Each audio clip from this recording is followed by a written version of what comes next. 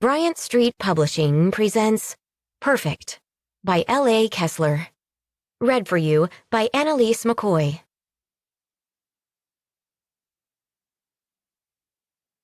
Dedication. This one is for my amazing daughter, Panda. I love you. Perfection is attained by slow degrees. It requires the hand of time. Voltaire. 1990. Prologue. Dr. James Turner's size 12 loafers clicked against the worn linoleum floor, echoing down the cold white hallway like a clock and marking the seconds as they ticked away. It was a constant reminder of the time slipping away. How long would this baby live? Dread sapped the energy from his body as he stared down at the small bundle he was holding in his arms. The newborn was healthy, and her parents were demanding to see her. He had no right to keep her from them, but he wished he had another option. Shaking his head, he kept walking, forcing himself closer to their room. This was the fourth daughter he'd delivered for Dr. and Mrs. Huff. None of the others had lived to see their first birthday. Crib death had claimed them all. CPS had inspected their home. There had been no signs of abuse or neglect, so police and child services had deemed the deaths tragic, but not criminal. Dr. Turner hoped this baby would be safe.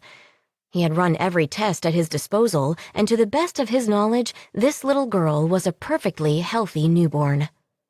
But the other infants had seemed every bit as healthy. Something nodded in his gut as he weighed her chances of survival. He was beginning to wish he had asked the nurse to bring the couple their baby. Looking the other way would have been so much easier. But he couldn't. Something was happening to these infants. It couldn't be coincidence that they had all died. Crib deaths happened, it was true, but it was extremely unlikely to happen 3 times in the same family, especially to otherwise healthy babies. But if they weren't dying in their sleep, then how? Deep down, he was afraid he already knew the answer. That was why he had insisted on bringing this child to them himself. He hoped that by talking to the Huffs, seeing them hold their little girl, that he might be able to make a difference in her future. That maybe this infant would survive. He had to try. With each echo of his footsteps, Dr. Turner's trepidation multiplied. He stopped when he reached the door and looked down one last time at the baby in his arms. For a split second, he yearned to keep on walking. Just wander out of the hospital and give this infant to a couple who couldn't have children of their own, people that would love her and keep her safe. But he couldn't do that, no matter how much it seemed like the right thing to do. Kidnapping was a crime, and he drew the line at breaking the law. He was probably overreacting. He had to be. Surely, if there was any chance of foul play, Child Protective Services would have taken action against the Huffs. But just in case, he'd documented every aspect of Mrs. Huff's delivery, as well as the infant's initial test results and prognosis. This time, if she fell to the same fate as the other babies, maybe his documentation might lead to an investigation. Shifting the tiny bundle into one arm, he carefully opened the door and entered the room. The baby's father spun around with cold, emotionless eyes. He was tall and slender, with a pronounced pointed nose and short brown hair. Dr. Huff uncrossed his arms. "We were beginning to wonder about you, Dr. Turner." "I apologize for the delay," he replied. "I was running some tests to be sure your precious little girl here stays nice and healthy. Given the previous family history, I thought it pertinent to be extra cautious in this case." A silent glance passed between the new parents, sending a chill down Dr. Turner's spine. While most couples who had previously lost babies were anxious, almost desperate, to hold their new infant, to touch it and love it, Dr. and Mrs. Huff made no such effort. In fact, they hadn't even moved close enough to see her yet. It was awkward, almost ominous to witness. The cool detachment in their eyes made Dr. Turner wonder if they even wanted this child. Maybe they were simply afraid to love the infant for fear she might die like the others had. He didn't know, but something about the way they were staring at each other concerned him.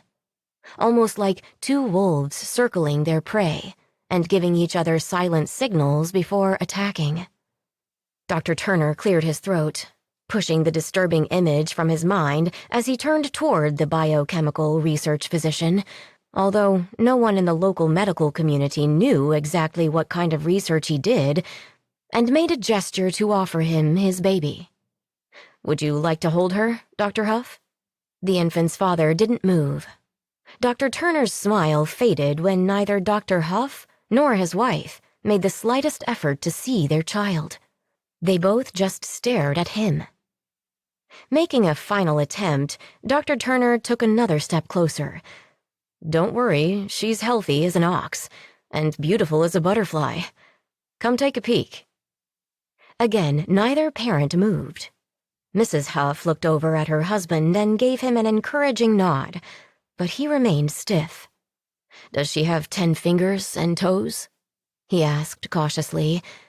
Dr. Turner started to frown. "Yes, 10 of each." "And she doesn't have a coned head, does she?" Mrs. Huff interrupted. He froze for a moment, caught off guard by their questions. "No." "And no nasty birthmarks?" Mrs. Huff's nose crinkled in disgust. Dr. Turner shook his head, hoping his uneasiness wasn't showing on his face as he approached Mrs. Huff's bedside. "None." Cautiously, he handed the infant to her mother. If he didn't do it now, he might find an excuse not to give her to them at all. She took her new baby girl and held her in the crook of her arm, her free hand gently caressing the infant's soft brown hair. Dr. Turner relaxed. Maybe he had been overreacting. "She's just perfect." Mrs. Huff looked up at her husband. Her lips curved into a thin smile and her eyes gleamed, but not with the joy Dr. Turner was accustomed to seeing in a new mother's eyes. There was a ferocity there he didn't understand. She focused on the tiny bundle. "Did you hear that, Ed?" Dr. Huff nodded and came closer to her bedside. They stared at their daughter for a moment and whispered together, "She's perfect." Be ye, therefore, perfect, even as your Father, which is in heaven, is perfect. Matthew, chapter 5, verse 48. 1999. Chapter 1. Billy pedaled his bike faster as he passed the large Victorian house. Something about the people who lived there bothered him. He couldn't put his finger on it, but a 10-year-old imagination could dream up all sorts of hideous reasons.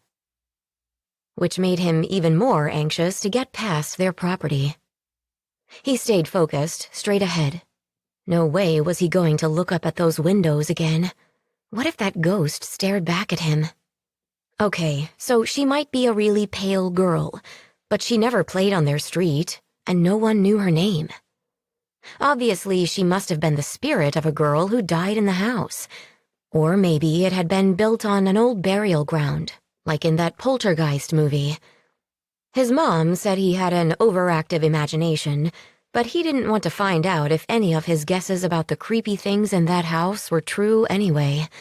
He just wanted to get to school. John Harding Elementary was small, but Billy liked it. He attended a larger school in downtown Los Angeles for kindergarten and first grade, but after his big brother passed away, his parents moved to the suburbs for a fresh start.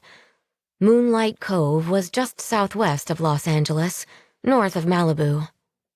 LA seemed like a lifetime ago. He entered Harding in second grade and never looked back. He was starting fifth grade today. The suburbs hadn't been bad. It was a nice change to have the whole school know your name. It made him feel like a big fish. So what if the pond was little? Billy pressed the pedals backward to slow his bike. This was the only intersection between his house and the school, and he swore to his mom on his comic book collection that he would always stop and look both ways for cars, even when no one was coming. Cars had a way of not seeing little boys on bikes, his mother would say. Arguing with her when it came to things like that was pointless. But he wasn't little anymore.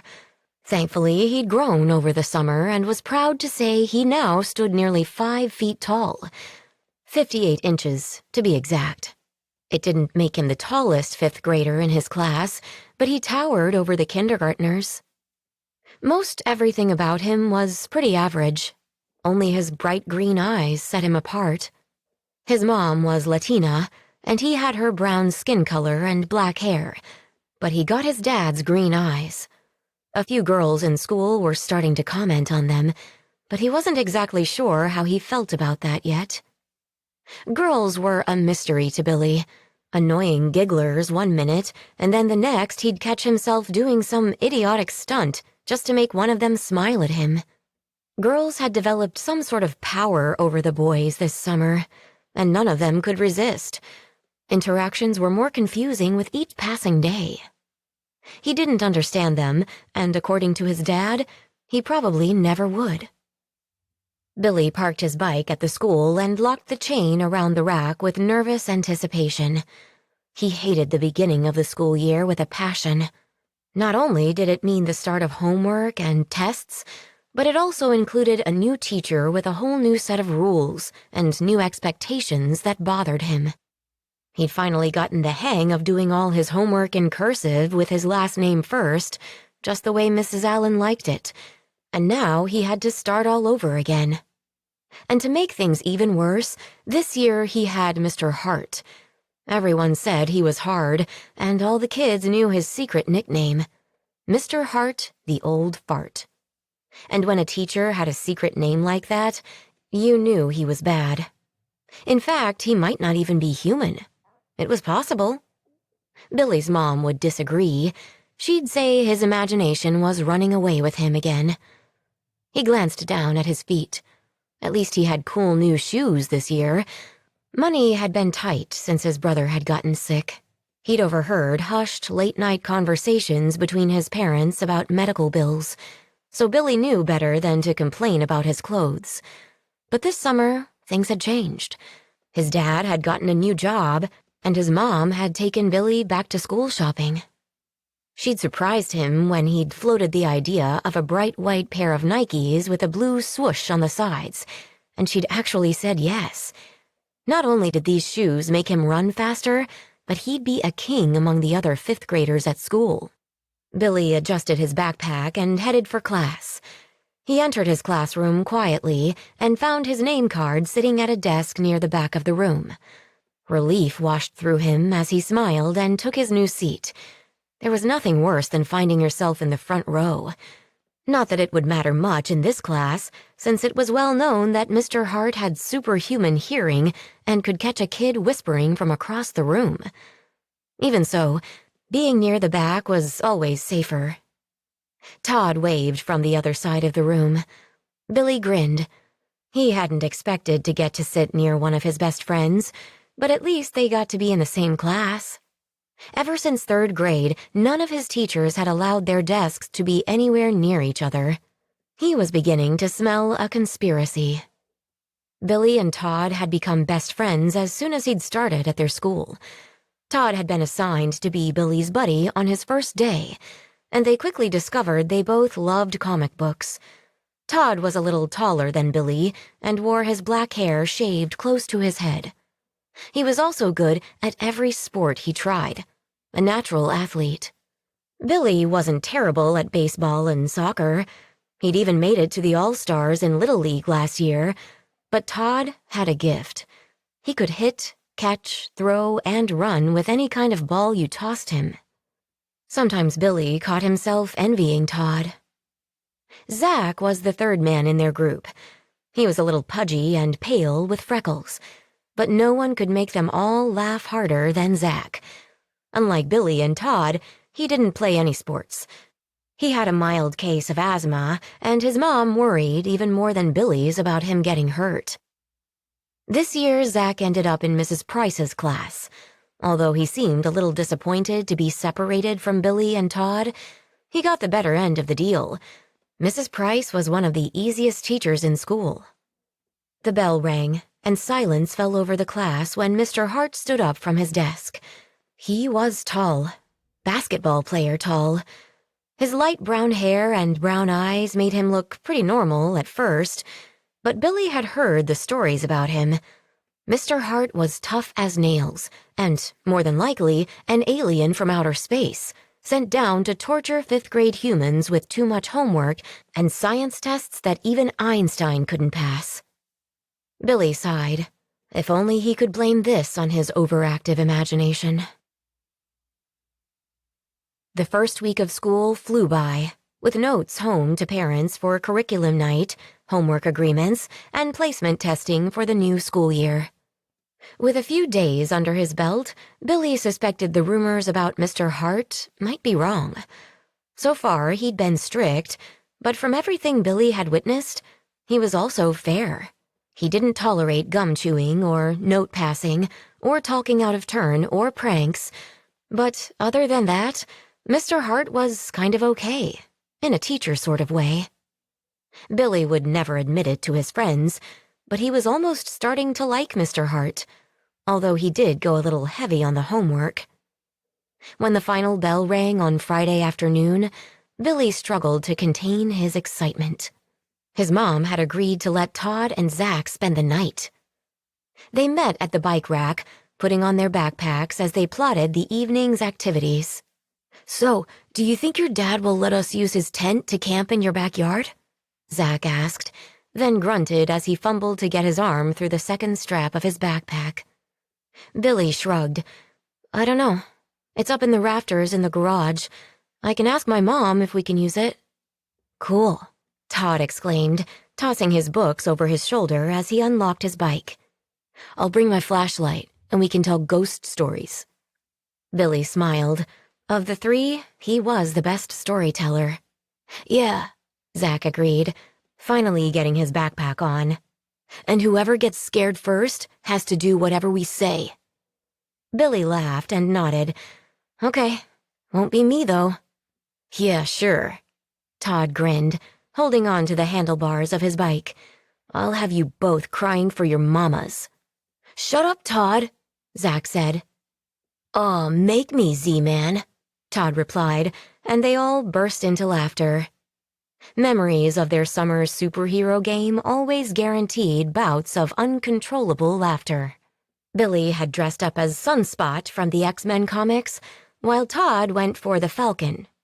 But when Zach showed up with a big beach towel tied around his neck and a huge Z painted on his t-shirt, declaring he was Z-Man, Billy and Todd cracked up so bad they almost wet their pants. Zach's angry whining about how he thought they were supposed to make up new superheroes only made it worse. But eventually he was laughing right along with them. A happy memory. Billy clung to those since he'd lost his older brother.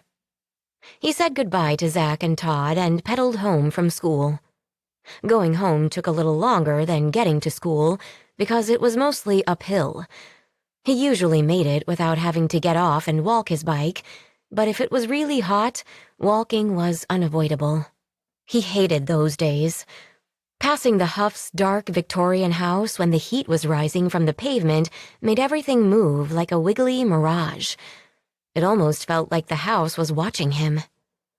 But today, he pedaled right by. He didn't stop until he coasted down the slight incline of his driveway and dropped his bike in front of the garage. Sure, his mom would yell at him to move it later, but for now, he had more important things to do. From her upstairs window seat, Juliet peeked through her blackout curtains, staring down at the outside world below. The boy from across the street pedaled his bike past, just as he did every day during the school year. She wished she could be normal, like him. She was 9 years old today, almost double digits. Juliet sighed. None of her siblings had ever lived this long. Her mama told her that made her special, but she didn't think that was such a great thing anymore. Being special was lonely. The only thing she wanted for her 9th birthday was to go outside, like the other kids, just like the boy riding by with his backpack hooked on his shoulders. School would be fun, too. She often imagined being in a classroom, but she knew that wish would never come true. She couldn't even open the drapes anymore. Her mama put a stop to that right quick. Now, if she wanted to see the kids, she had to be careful not to let anyone catch her peeking. "Juliet?" She flinched at the sound of her mother's stern voice and jumped back from the window. "Yes, Mama?" Her mother went straight to the window, jerking the drapes closed all the way. She spun around, pointing at Juliet. "The sunlight has ultraviolet rays. Remember what they can do?" "Damage my skin," Juliet recited, wishing she had heard her mother's footsteps on the stairs so she could have avoided this confrontation. "And?" Mama put her hands on her hips. "I could get freckles." Juliet had only seen them on the cover of a book once. "We can't have that, now can we, perfect girl?" They never openly discussed what would happen if Juliet ever did get a freckle, or a cut, or any other imperfection, but she suspected she knew. Her parents had already buried 7 of Juliet's baby sisters, and she wasn't sure how many had died before she came into the world. Perfection wasn't easy. None of her younger sisters had lived to see their 3rd birthday, and most of them never made it to their 1st. She'd asked once where the babies came from. Her mama patted her head and told her Papa made them, and then something called a surrogate held them in their bellies. Juliet wasn't exactly sure what that meant, but she didn't ask again. It didn't matter where her sisters came from. All that mattered was staying perfect.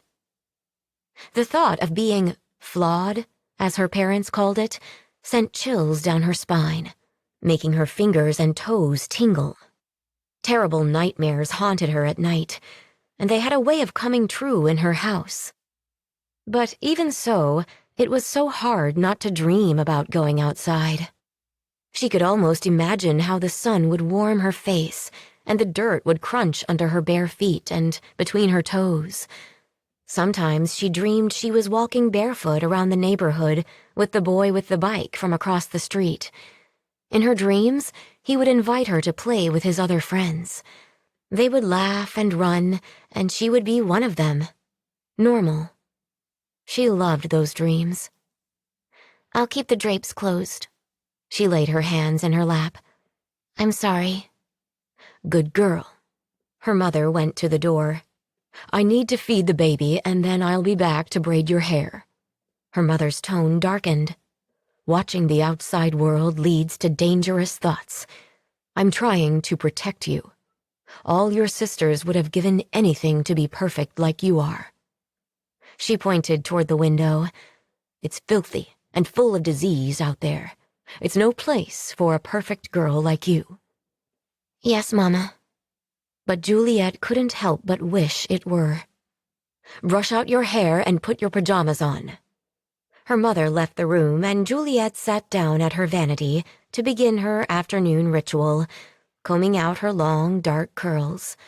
At least 50 strokes. That was Mama's requirement. Brushing her hair when her mother would just come and braid it anyway seemed silly to her, almost as silly as getting dressed in day clothes and then changing back into pajamas before it was even dark out.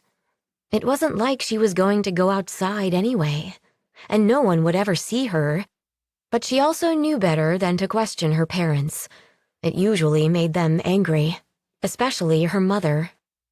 Martha Huff was nothing like the smiling moms in the cereal ads in the magazines.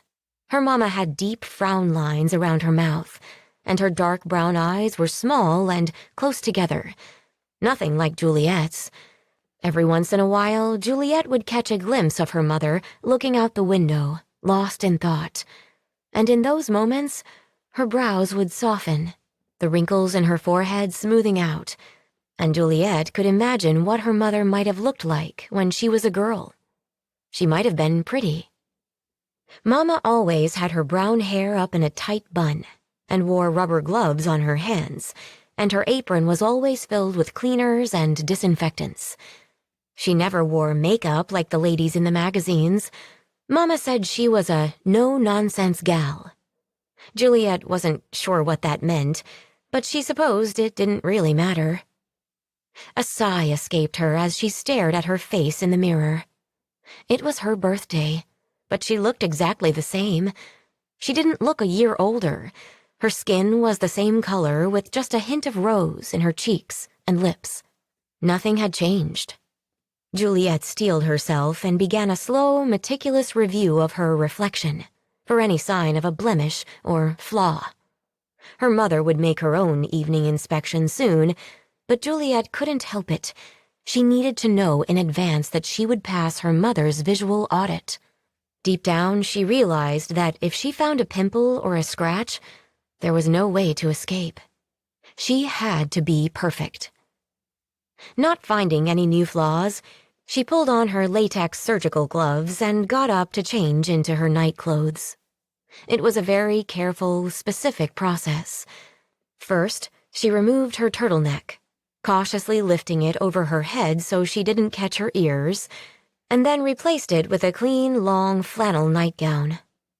Next, she slid the sweatpants and panties off and carefully stepped into a fresh pair. She picked up the day clothes and dropped them into the hamper with the others. Every day it was the same. The only thing that changed were the colors. She used to dream about owning a pair of jeans like the boys on her street, but her mother thought they were too dangerous. What if she caught her skin in the zipper? At least her mother allowed her to dress herself now. Until she was 8, that had been her mother's job too. "We can't have you trying to step into your pants and fall over. You might get a bruise, perfect girl," her mama would always say. Juliet shuddered at the thought.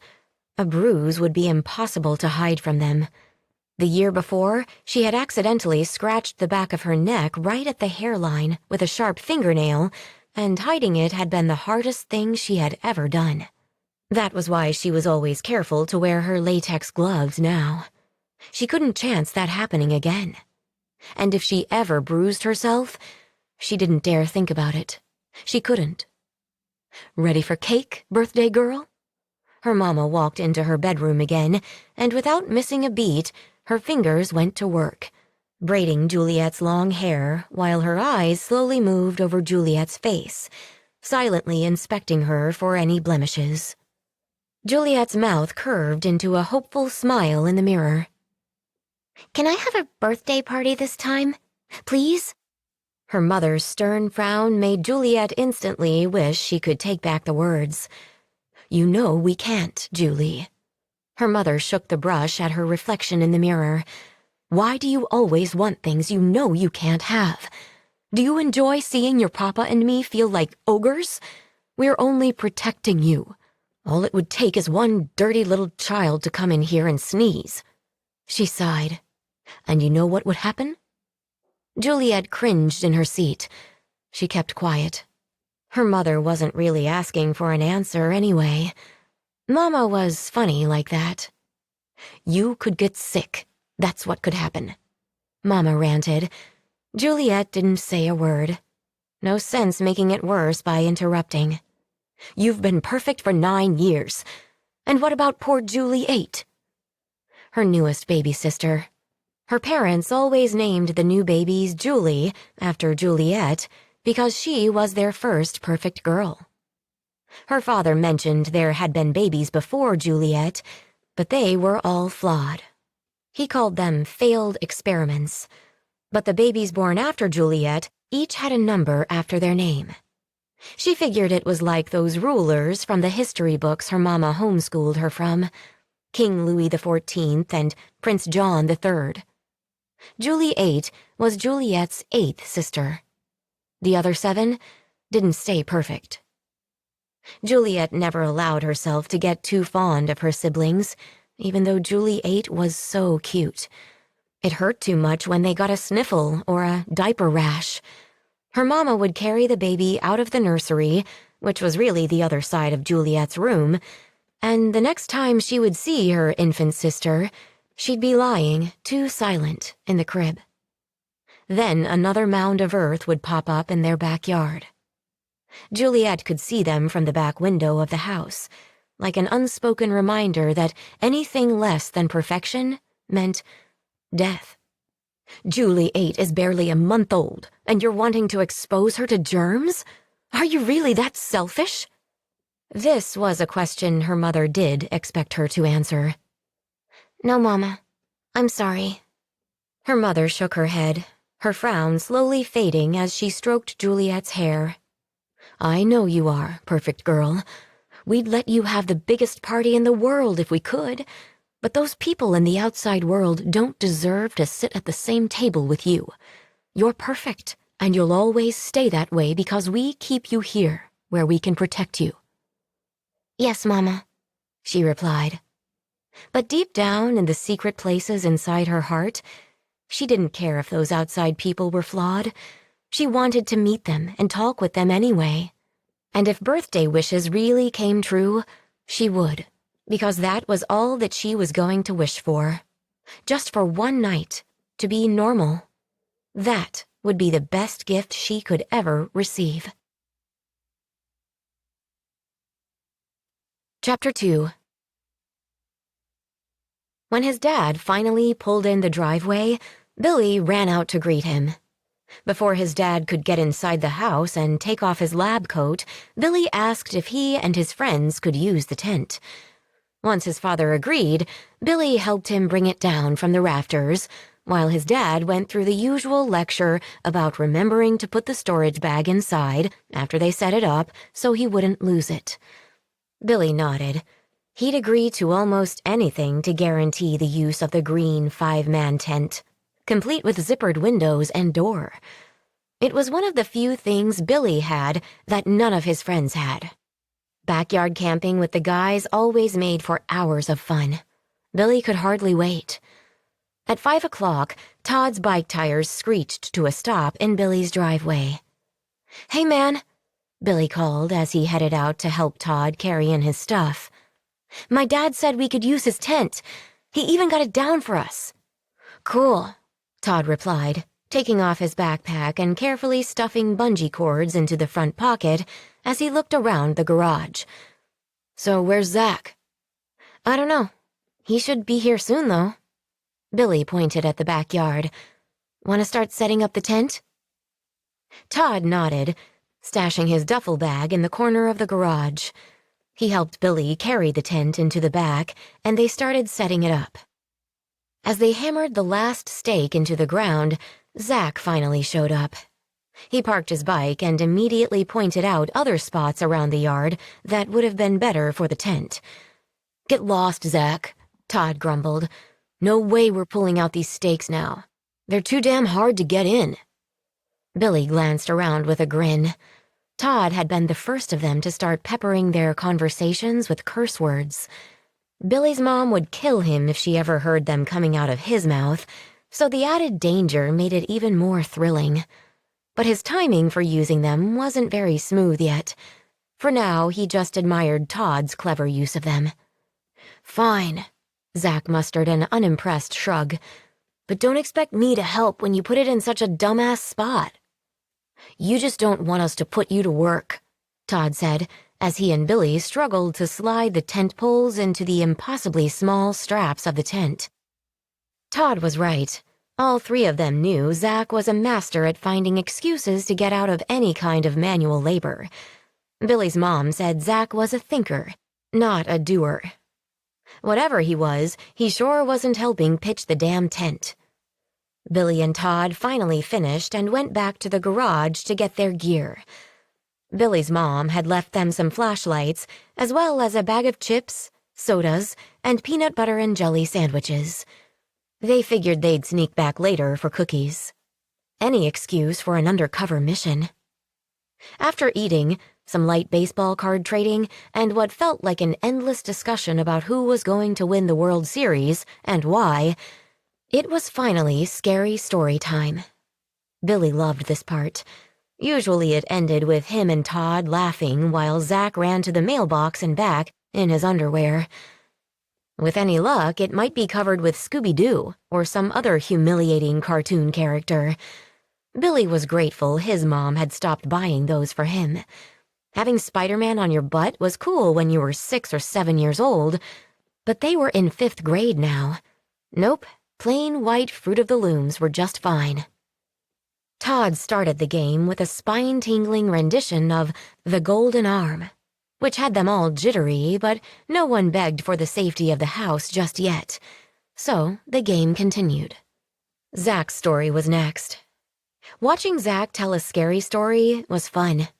His blue eyes would get so big inside his round face, he looked like he might explode if he got any more excited. And the further he got into a story, the faster he'd tell it. Okay, guys, you know the house across the street over there? The one with the pointed roof? Billy nodded, his stomach tightening into a knot. That was the house he sped by on his bike every day on the way to and from school. He'd never seen anyone go in or come out, and the stories about why were impossible to count, and none of them were good. Not one. Yeah, well, I heard my mom talking to Mrs. Briggs about it, Zach said. There's a girl up there in the top room, and they never let her out. No way. Todd rolled his eyes. This is supposed to be scary, Z-Man, not stupid. Oh, shut up, dumbass, and listen, Zach said. My mom says the girl's parents homeschool her 'cause she's got some kind of disease or something. And if she comes out of her house and touches somebody, she could kill our whole neighborhood. Todd laughed, and Billy tried to do the same, but it was forced. He had seen something, or someone, staring out of that high upper window before. It's true, you guys, Zach insisted. If she ever got out, there would be an outbreak, and we'd catch her disease and die. My mom says that keeping her here, so close to normal people, should be illegal. She needs to be locked up or something. The girl in the upper window flashed in his head again. It sounded like she was already locked up. Todd shook his head. Your mom's full of shit, Zach. Zach tried to punch Todd in the shoulder, but Todd blocked the weak attempt. She is not. Take it back. Does your mom know her name? Billy asked. Todd and Zach stopped fighting for a moment and turned to stare at Billy, making his cheeks heat at the sudden attention. I just wondered. Billy shrugged. Just makes it more believable if she has a name, you know? No way, Todd teased. You have the hots for disease girl. Shut up, Todd, I do not. Billy glared at Todd and then looked over at Zach. Never mind. It's all a lie anyway. I know the family's last name is Huff, Zach answered, and my mom said the mailman told her the inside of their house is covered with pictures of their daughter. He told my mom it was like a shrine or something. That was it. The story was getting a little too real and too creepy. Billy tightened his arms around his knees, pulling his legs in tight to keep the fear from showing. The last thing he wanted was to end up walking down the street in his underwear. If she's so contagious, how come her parents are still alive? Todd asked. Billy shifted, waiting for Zach to answer. It was a good question. I don't know, Zach shrugged. Maybe they wear those special suits, you know, the ones they gotta wear to work with radiation. Or maybe they're aliens. Or, let's go find out, Todd interrupted. The excited look of determination on Todd's face made Billy's heart sink into his shoes. There was no stopping him now. They would be going, even if Todd had to drag them after him. Zach gasped and shook his head rapidly. Oh no, no way. We could die, man. He crossed his arms and shook his head. I'm not going. Yeah, Billy nodded, relieved to see he wasn't the only one who didn't want any part of spying on the Huffs.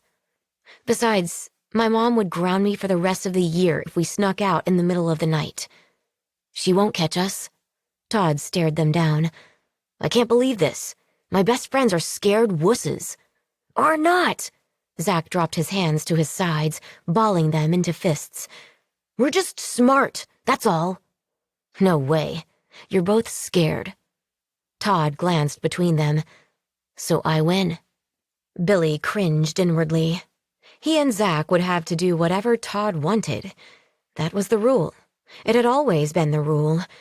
Billy wasn't going to try to weasel out of it now, but he caught himself hoping Todd would tell them to walk down the street in their underwear. In fact, Billy might be willing to run down the street buck naked if it meant he wouldn't have to go sneaking around that creepy house with Disease Girl and whatever else might be hidden inside. You don't win, Zach argued.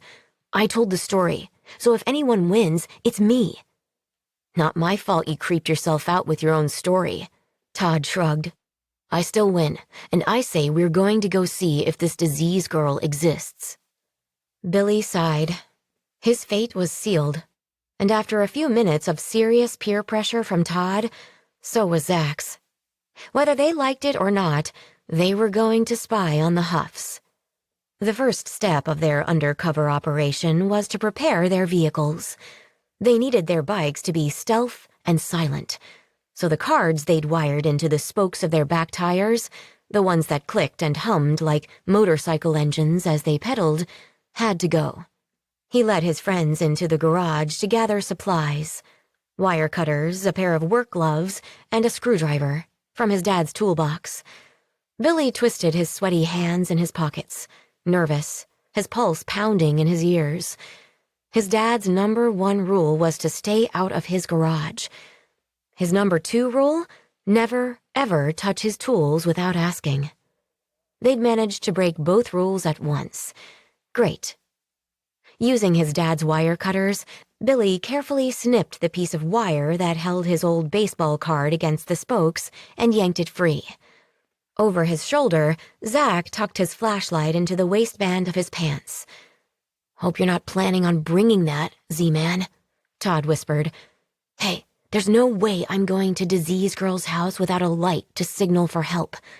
You're gonna get us caught is what you're gonna do, Todd said. Am not, Zach grumbled. I'm taking it just in case. Besides, we can use it for self-defense, too. Self-defense? Billy whispered. Sure. Zach shifted the light from hand to hand. If anyone tries to bother us, we can knock him out with the flashlight. Just whack him on the back of the head. Billy nodded, but he did not like where this was going. They weren't just sneaking cookies from his mother's kitchen cabinets. This was real. Real scary. Whatever, Z-Man. Just don't turn it on, okay? Todd got on his bike. You guys ready? Billy wanted to say no, but what was the point? He didn't want to be a chicken. Besides, the sooner they left, the sooner they could get back to the safety of the tent. He swung his leg over his bike. Ready. Zach finally got the flashlight adjusted to his liking and grabbed his bike too. Silent as 3 highly trained international spies, they rode out of Billy's driveway and down the street toward the Victorian house. Chapter 3. Juliet made her silent birthday wish, blew out the candles on her cake, and secretly prayed it might come true this time. Let this be the year she could go outside, even if it was just for a minute. Can I cut it, Mama? Juliet watched her mother's eyes shift to her father's. What do you think, Ed? Please, Papa, she pleaded. I'm wearing my gloves, and I'll be real careful. He finally nodded his consent, and she grinned. She'd never been allowed to hold a knife, let alone use one. Her fingers trembled as she took the knife from her mother. Mama cast one more questioning look at her father, and Juliet quickly plunged the blade through the cake, making the first cut before they had second thoughts.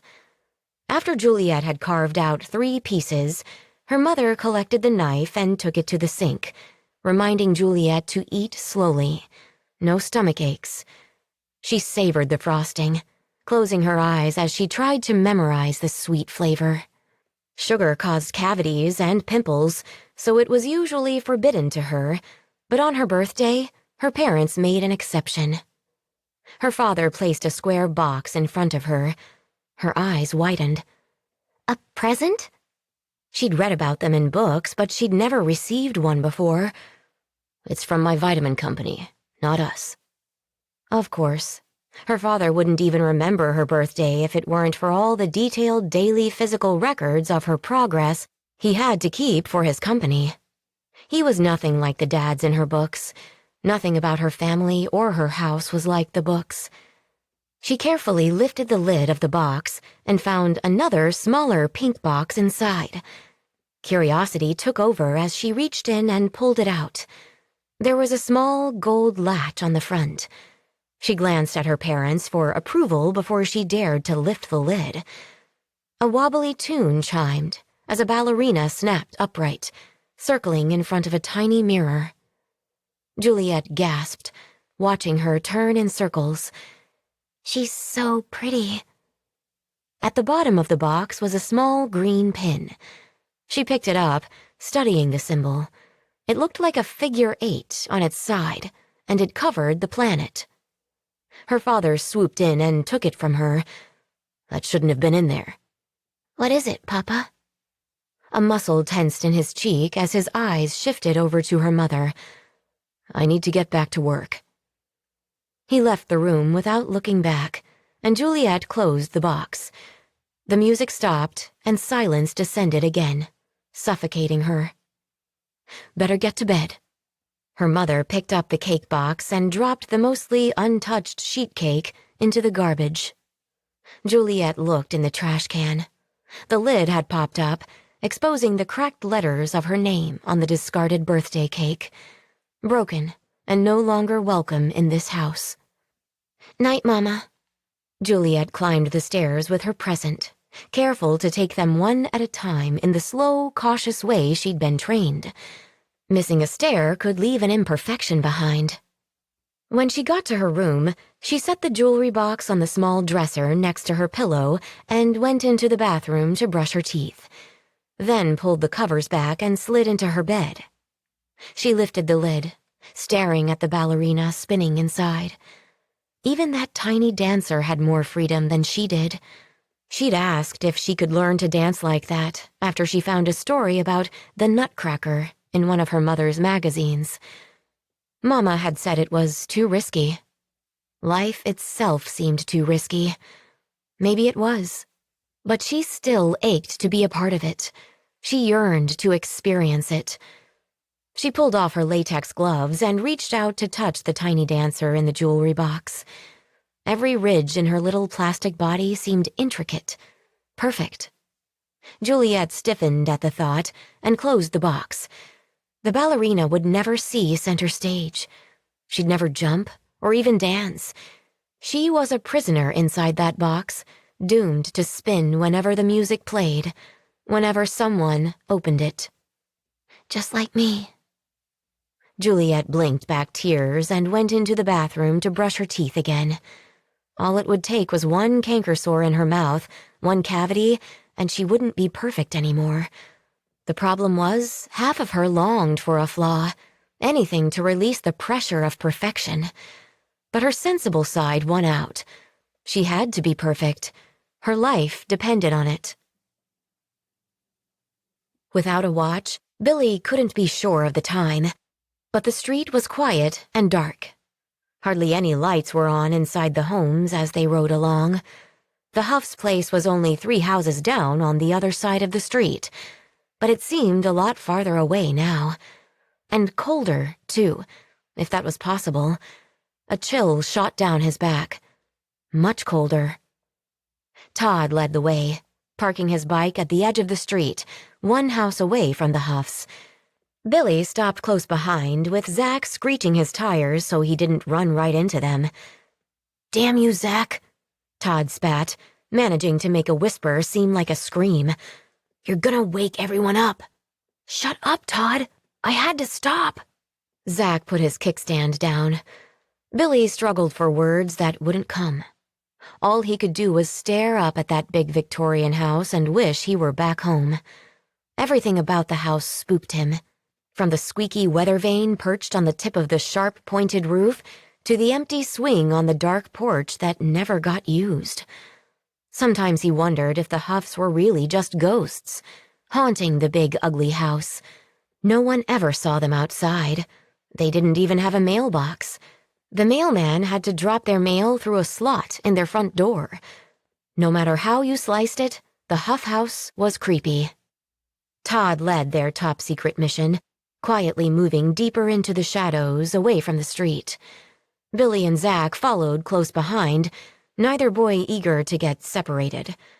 Every shadow lurking in the glow of the street lamps seemed cold and unfriendly.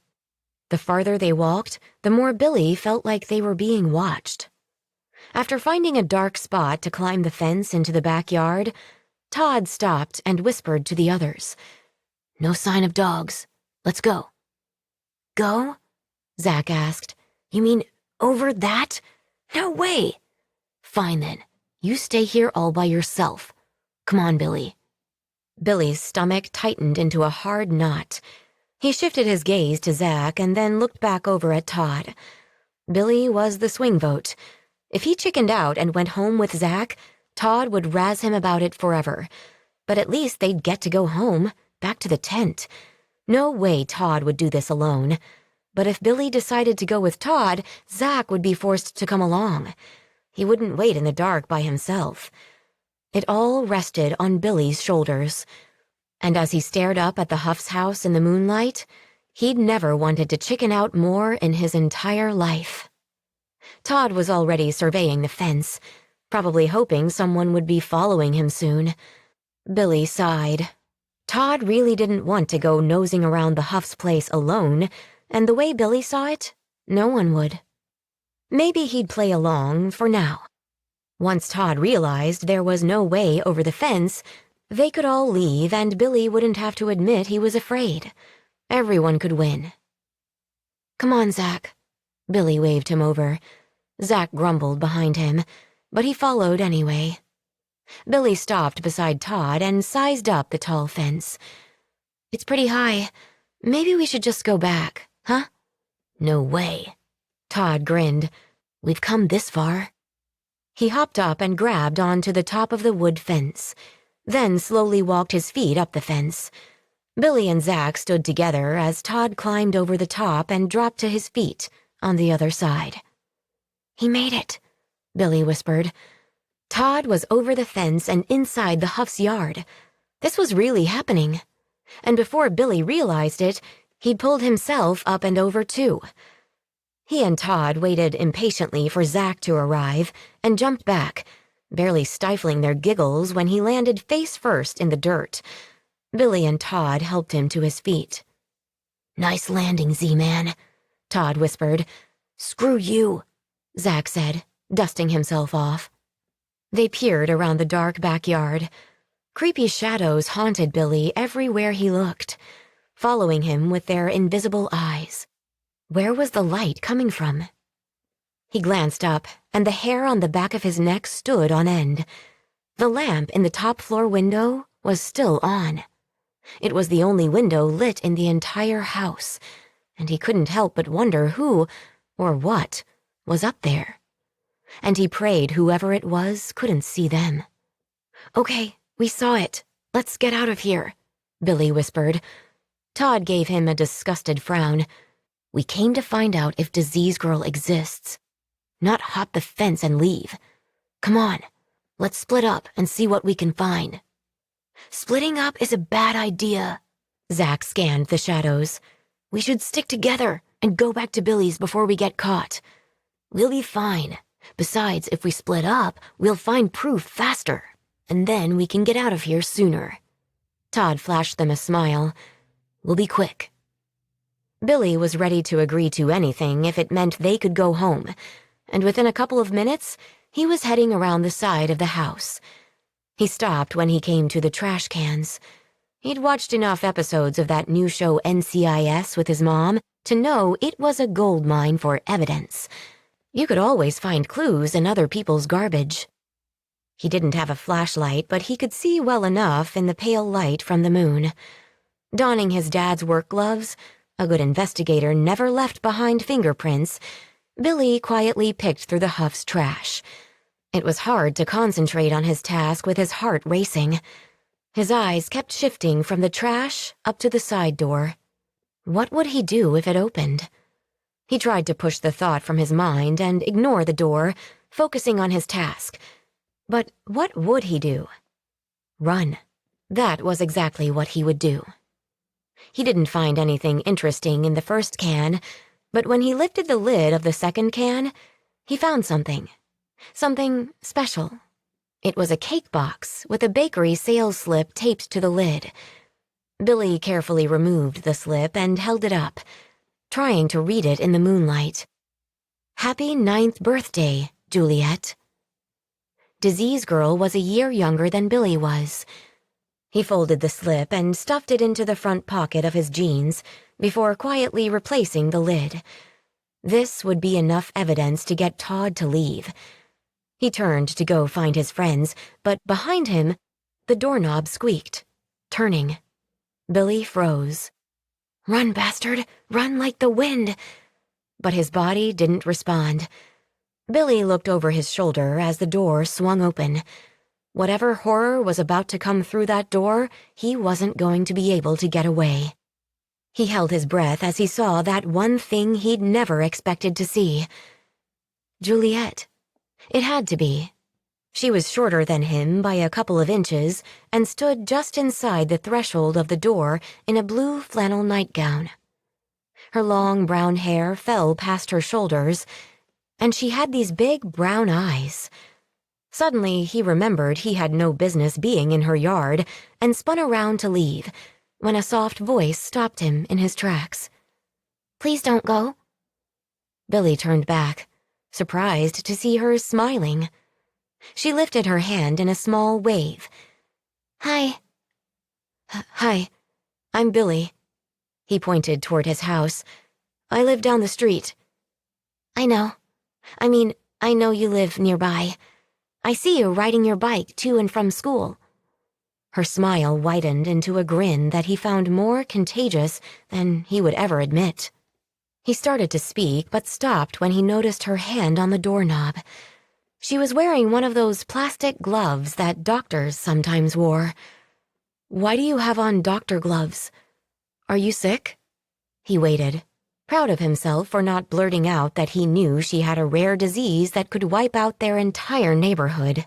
He kept his distance, but she didn't seem sick or diseased or anything.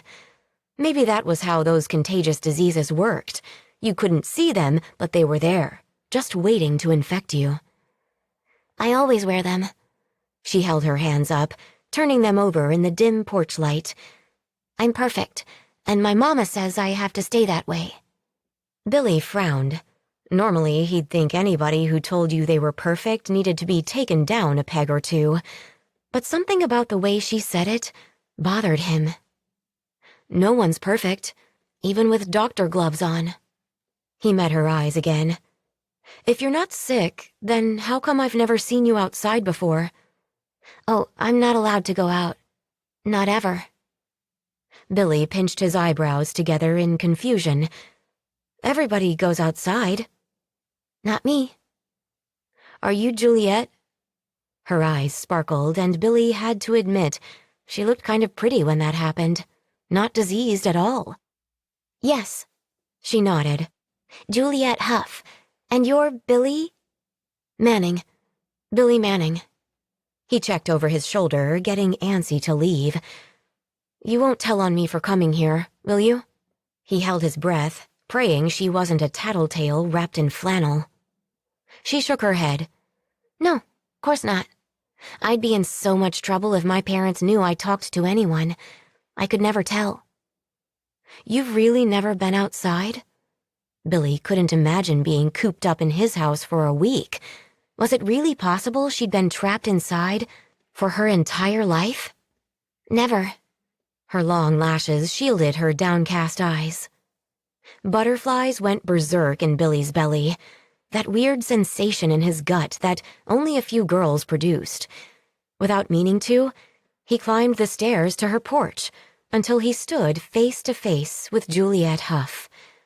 She didn't look anything like the disease girl he had pictured.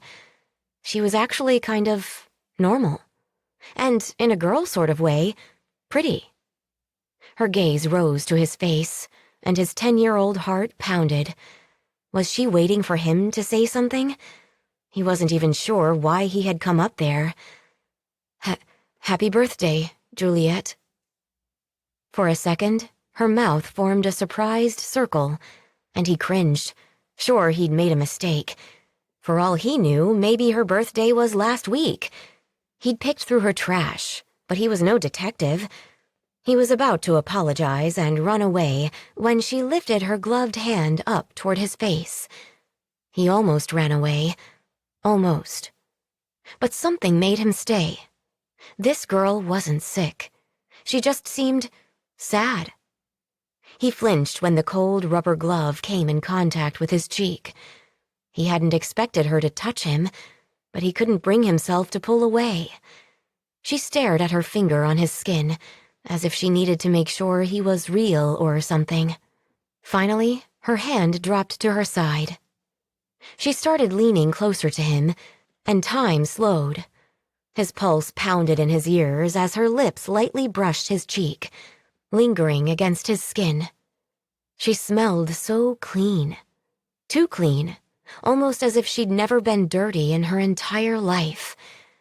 Her face lit up with a smile as she drew back.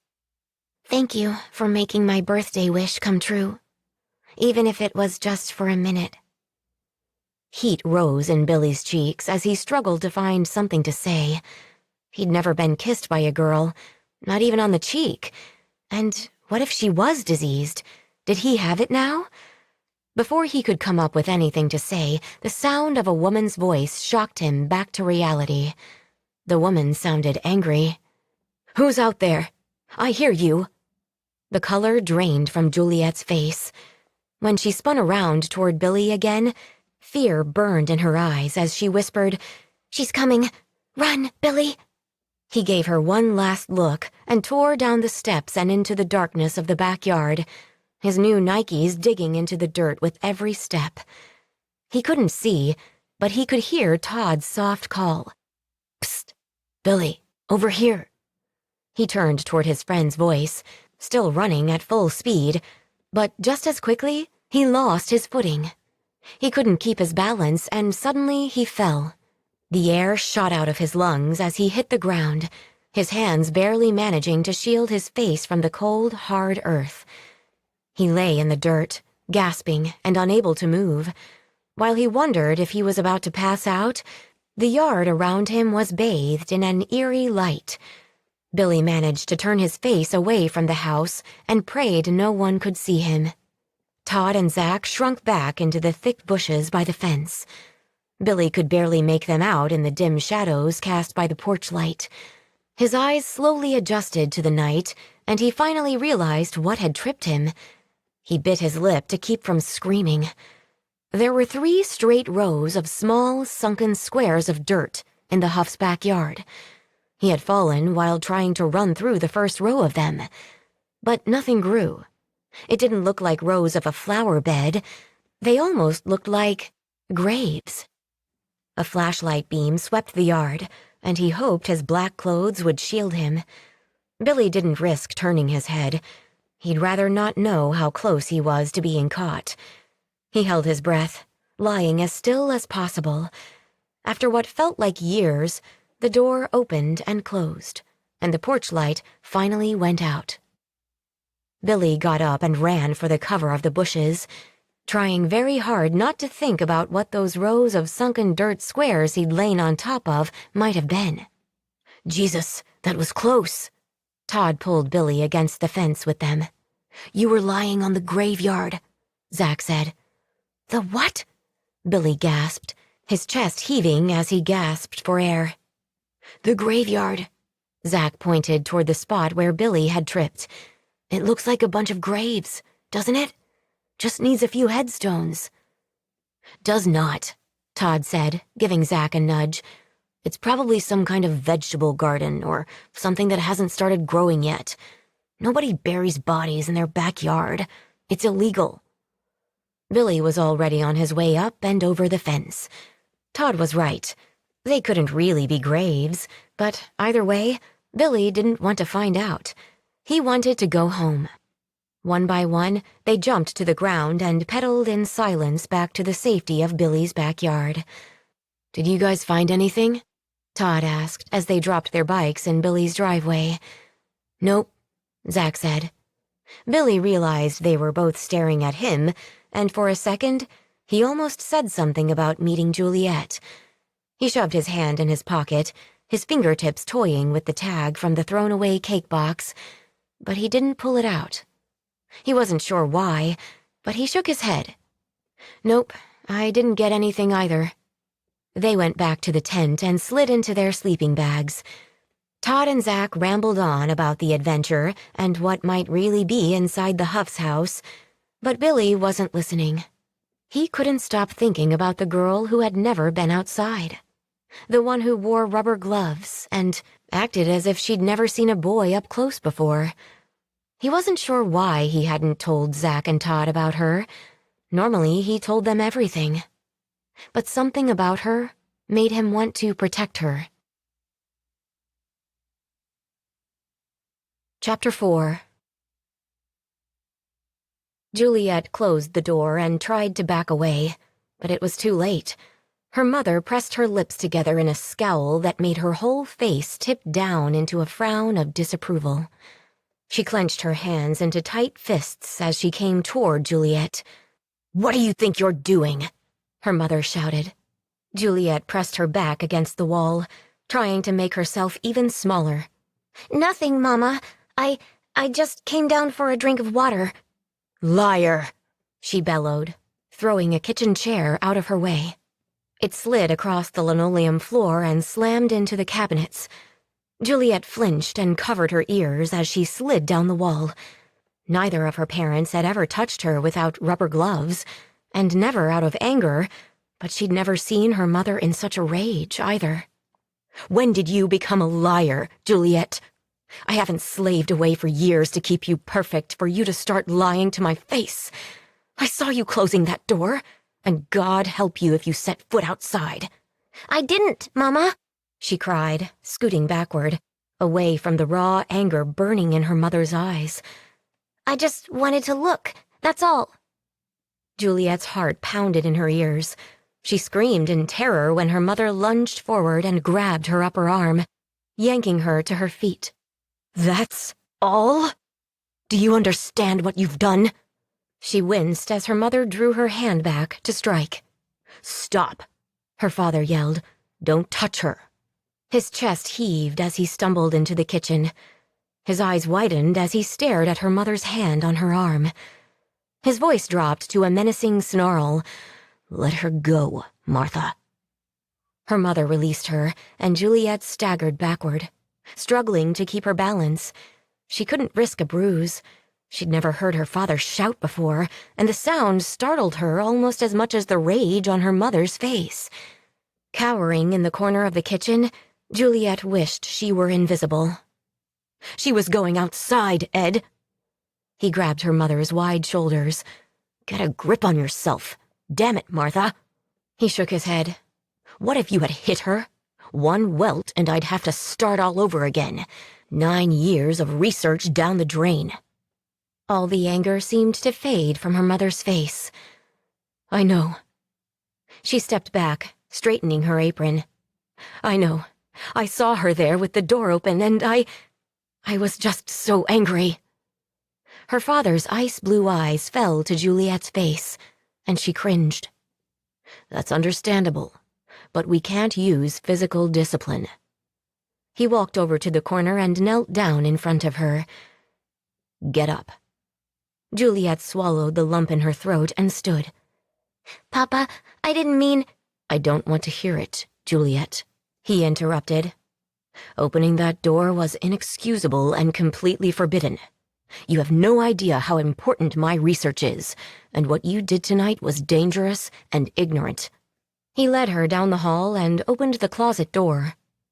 "I won't hit you, but I will teach you to obey the rules of this house." Juliet stared into the dark closet and slowly began to realize he was going to lock her in it. Her heart raced as she looked up into her father's unfeeling eyes. "I won't ever do it again, Papa. I promise." "You'd better not. Now get inside." Her mother stopped behind him. "We're trying to protect you." Juliet looked from one face to the other, searching for any spark of kindness. Her heart sank. There would be no mercy. Without a word, Juliet went into the closet. The lock clicked into place behind her, suffocating her in darkness. Beyond the door, her parents' voices were muffled. She couldn't make out their words over the loud pounding of her pulse in her ears. She reached out with her gloved hands for any source of comfort from the blackness. A long coat hung on a hanger. She pulled it free and wrapped it around herself. Closing her eyes, she sat down with her back to the wall and imagined she was outside again. She could still see Billy's smile in her mind, and his green eyes would probably be etched in her memory forever. He'd wished her a happy birthday. He didn't look dangerous and dirty, as her parents had always said the people from the outside world were. He seemed kind and friendly. A dangerous thought crept into her mind. What if her parents weren't protecting her at all? The safest road to hell is the gradual one. The gentle slope, soft underfoot, without sudden turnings, without milestones, without signposts. C.S. Lewis. 2008. Chapter 5. Bill's new silver pickup was everything he hoped it would be. This year he would drive himself back to UCLA at the end of the summer. No more depending on the parentals for a ride. Freedom. He was 19 now, and for the first time in his life, he had the entire house to himself, while his parents were on a 3-week tour of Europe. No curfews or required phone calls home to check in. So far, adulthood didn't suck. He was keeping his grades up in college and already registered to vote, and had bought his first losing lottery tickets. His future was right in front of him, for the taking. But he wasn't in a hurry to let the summer pass by. His friends, who were more like family, were home too, and part of him was already dreading leaving them behind again. None of them talked about what life after college might look like. Frat parties, co-eds they dated, and the joys of living away from home were their usual conversation topics. But once they graduated, this town might not be home anymore, and they all knew it. Zach was attending MIT and majoring in software engineering, like his father, and Todd had gotten a full scholarship to USC for football. No one had been surprised. Todd had led their mediocre high school team to the CIF state championships 2 years in a row. The college scouts had pursued him all through their senior year. Bill had managed to get a partial academic scholarship to UCLA. With dreams of being the next great American novelist, Bill majored in English literature while working part-time as a barista. It was the perfect job for people watching. He pulled into his driveway and turned off the headlights. He left the stereo on and opened the back window of the cab. It was too nice a night to go inside already. Bill got out and untied the sleeping bag he stashed in the back. Laying it out, he got into the bed of the pickup and lay down to stare up at the stars. He had planned on cruising into the city with Todd and Zach tonight, but Todd's girlfriend had thrown a fit, and they'd ended up canceling. She wanted to spend every minute with him before they went back to school on opposite coasts. Bill couldn't really blame her. After high school graduation, Todd and his girlfriend Cindy had decided to stay together, and so far they'd managed their very long-distance relationship. But this summer, Bill had seen the first signs of jealousy and cracks in their bond. They loved each other, but Bill had a sinking feeling that might not be enough. Could they last another school year? Even though Todd and Cindy had good intentions, she was attracting attention from New York while singing at the New England Conservatory of Music, and Todd was often interviewed on television as one of the star football players for USC. They were both outgoing and good-looking. It didn't take a brain surgeon to see that it would be an uphill battle for them to keep the Miles, and other people, from coming between them. But Bill hoped they would beat the odds. He was glad he didn't have a girlfriend right now. His last one had scooped his heart out with a spoon. He rubbed his chest, absently. She'd been in the drama department. He should have taken that as a sign. But he'd been dazzled by her laughter, her lips. Shit, everything about her had left him dazed. She'd been so free with her love and her body. He'd given her everything. His heart, his soul, his virginity. Enough. He didn't want thoughts of Cassie's betrayal fucking up his summer. Bill propped himself up on his elbows as a car passed by. He'd lived in this house since the 2nd grade. He could barely remember his other house back in Los Angeles anymore. Sitting up completely, he looked down the street. It didn't seem that long ago that he, Todd, and Zach had raced their bikes here, traded baseball cards, and camped out in his tent, and... His thoughts were cut short when a light in the top room of the Huff house flicked on. He stared at it, watching the silhouette of someone moving around up there. Over the years, he'd wondered about Juliet. Was she still trapped in that house? He'd never seen her again, but for the past 9 years, he gazed up at that upper window, hoping to catch a glimpse of her. But by the time he'd started high school, he'd let his boyhood theories about the disease girl down the street fade into distant memory. For all he knew, the Huffs moved away years ago. The light flicked off again, and Bill lay back down in his truck, searching the night sky for constellations and shooting stars. Summer in Southern California. He couldn't ask for much better. Julie 8 blew out her birthday candles, clapping her gloved hands together with a wide grin. "Hope my wish comes true." "I'm sure it will, perfect girl." Their mother nodded, reaching for the plates. Juliet forced a smile as she watched her younger sister pluck the candles off her cake. Smiles were tough to come by lately. Juliet would be 18 in less than a month, and while age meant freedom for characters in her books, she knew the milestone wouldn't matter for her. Nothing would change. She would still be her parents' prisoner. Julie 8 hadn't realized it yet, but wishes didn't come true in this house. Her sister still believed their parents' stories about protecting them, but ever since Juliet's 9th birthday, when she'd opened that door to the outside world, she'd been unable to hide from the truth any longer. They were keeping them, like dolls on a shelf. That night had not only changed her parents had added a security system on every door, not to keep people out, but to keep her in. All the exits that led outside were locked with keypads, and only her parents knew the combination. A few years later, after her 15th birthday, Juliet had tried to climb out a window, but before she could get completely out, her mother had carefully lifted her back inside. She'd spent nearly a week in the closet for that incident. When she'd finally been allowed back into her bedroom, all the windows had been barred. There would be no escape. With each day, her desperation to get out grew. She was practically a grown woman, and she'd never set foot outside her own house. What could they possibly think they were protecting her from? And along with her yearning for freedom, a pit of dread festered in her belly. There were similarities between her and her sister that seemed strange. When Julie 8 had turned 7 years old, Juliet had realized that she and her little sister had the same voice. Not just similar tones, but the identical inflection and the same rate of speech. Sometimes when they read books together, Juliet wasn't sure where she left off and Julie 8 started. That wasn't all. The chart that hung on the wall of her father's exam room and tracked their heights began to show a strange pattern.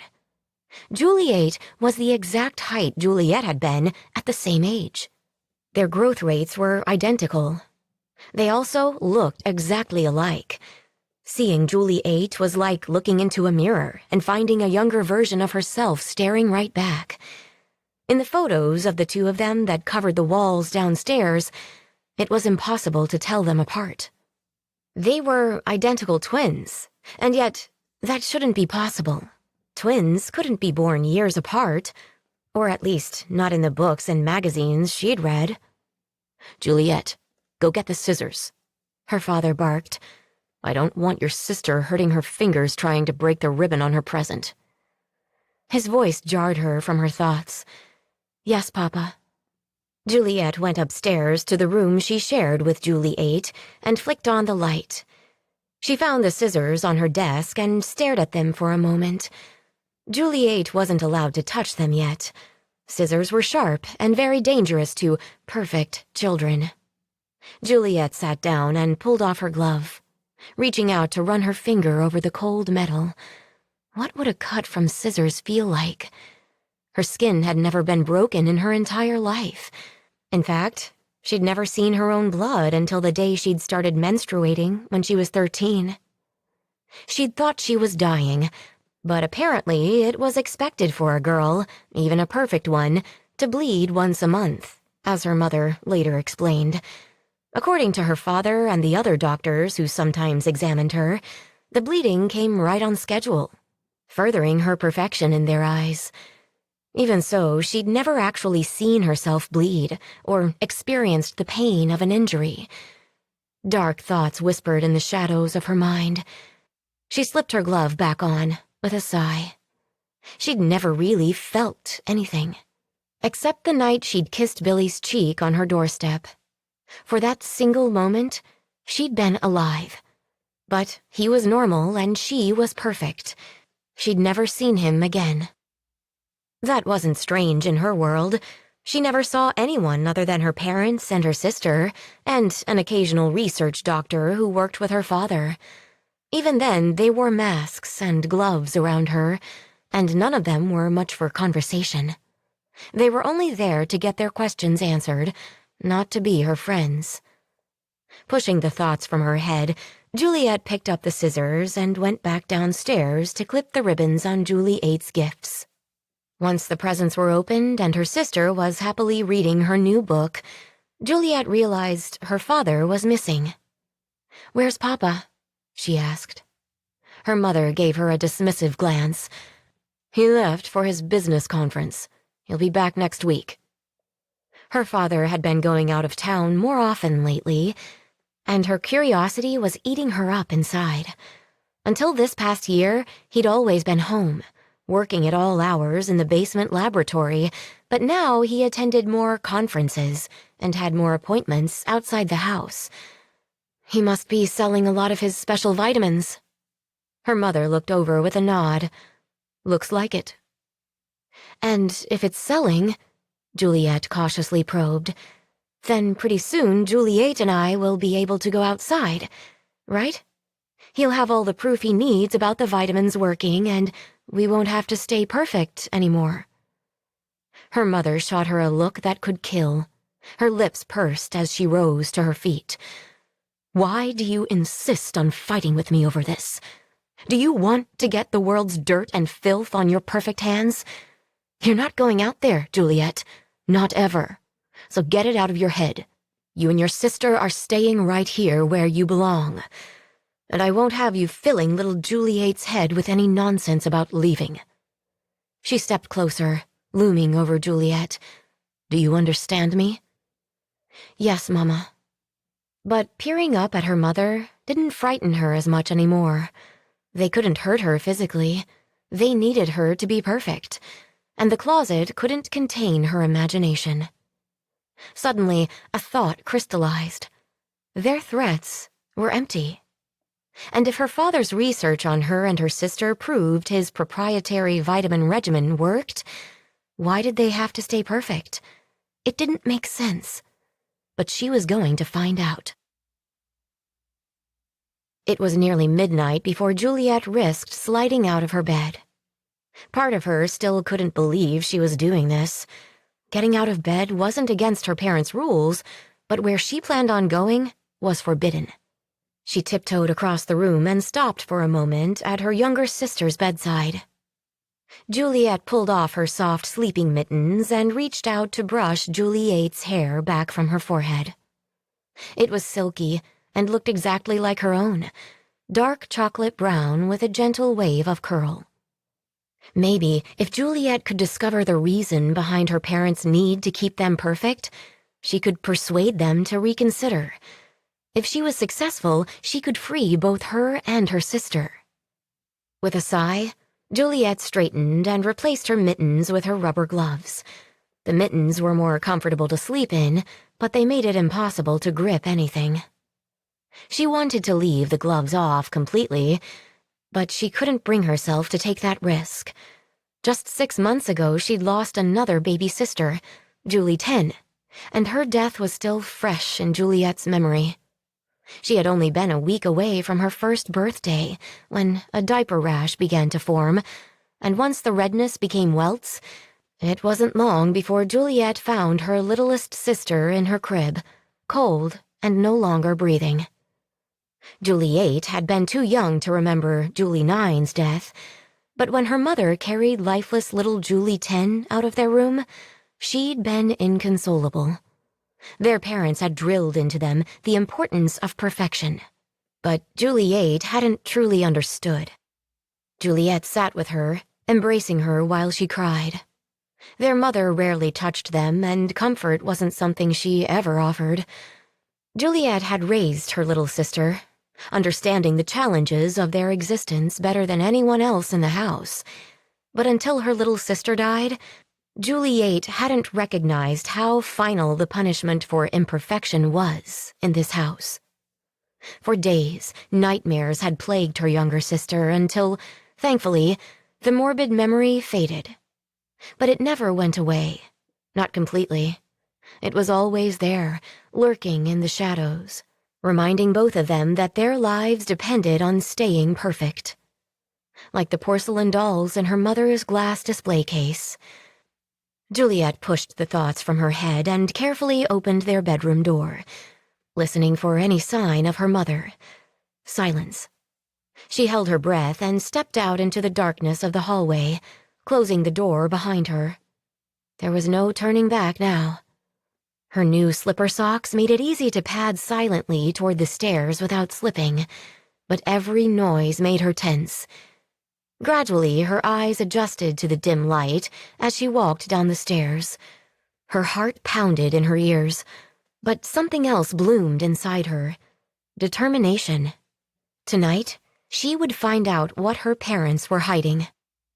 She wasn't a little girl anymore, and she refused to stay locked up in her parents' house forever.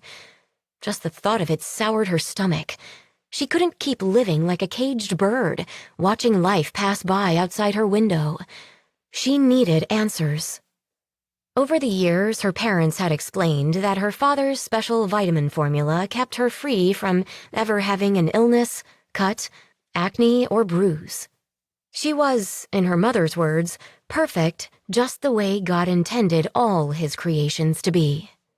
Her father's invention would save the world's children, she'd been told, and she was his living research. Her sacrifice would change the world, her parents would say. But in the past few years, she'd started questioning everything. She was almost 18 years old. She'd stayed inside and remained perfect, proving his vitamin formulation worked. But if that was true, why couldn't she leave now? They had what they needed. It didn't make sense. Besides, if the vitamins were really a success, then why didn't all her siblings survive?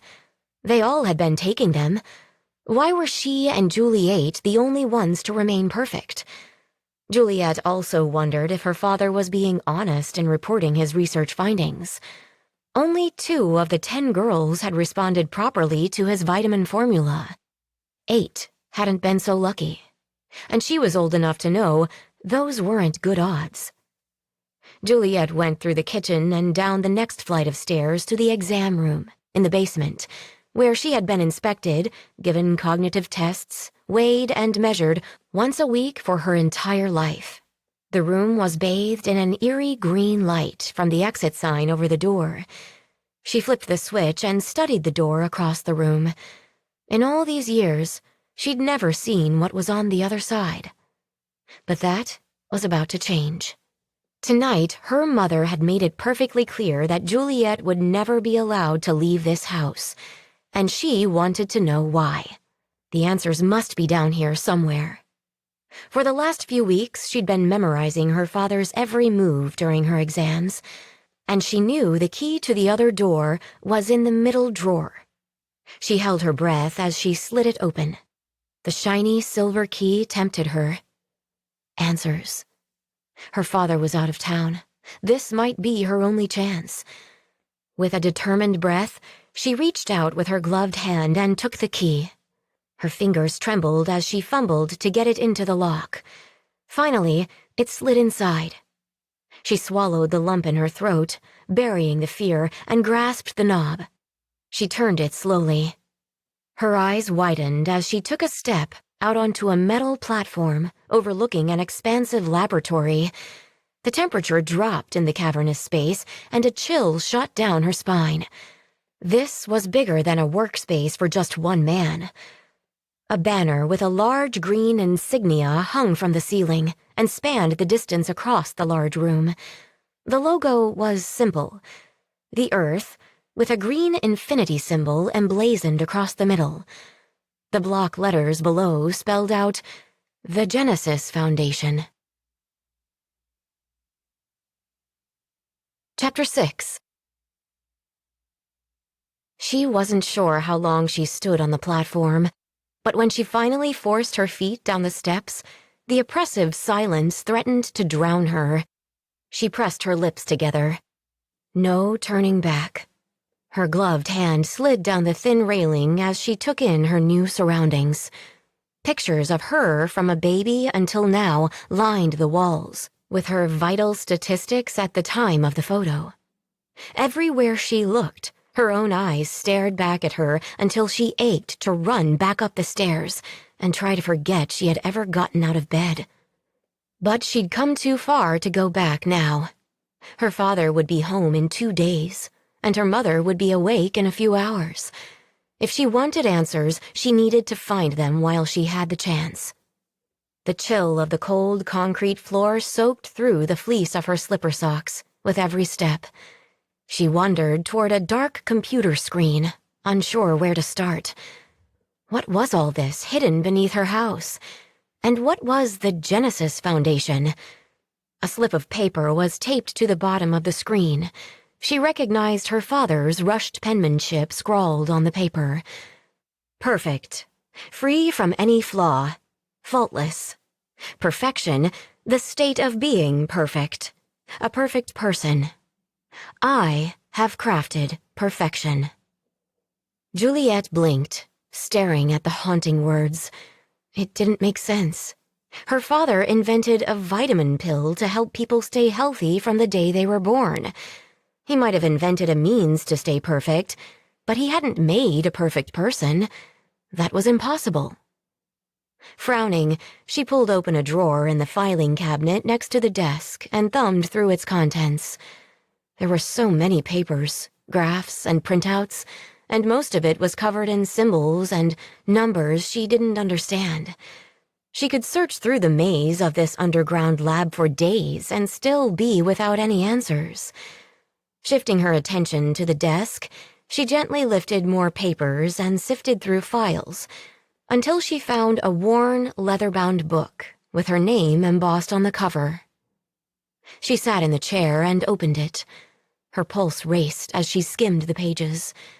This was her father's research journal, and it dated back to the day she was born. Although the notes had been scribbled by hand, the details were meticulous. Apparently, the doctor who delivered her, Dr. Turner, had taken it upon himself to run tests without consulting her father first. He was livid that the doctor had pricked the bottom of her foot for a blood sample. I've been examining her heel every few hours for any sign of bruising or bleeding. But her skin remains flawless. She might be the perfection we have been striving to achieve. However, if she exhibits any outward signs of imperfection, she'll have to be destroyed, like the others. I am doing all that I can to avoid this. I don't have time for the gestation of another fetus. Our funding depends on her survival. I need this research to be successful. Juliet must be perfect. A chill shot through her as she finished the entry. She skimmed it again, her fingers trembling. She didn't want to believe what she was reading. It couldn't be true. Her father wasn't worried for her safety. The only reason he cared if she lived or died was because he didn't have time to gestate another fetus. She put her gloved hand to her mouth, sorting through her jumbled emotions. Her father had never hugged her or told her he loved her, but he'd always professed he was protecting her, keeping her safe. He was the only man she'd ever known, and she loved him. She shook her head.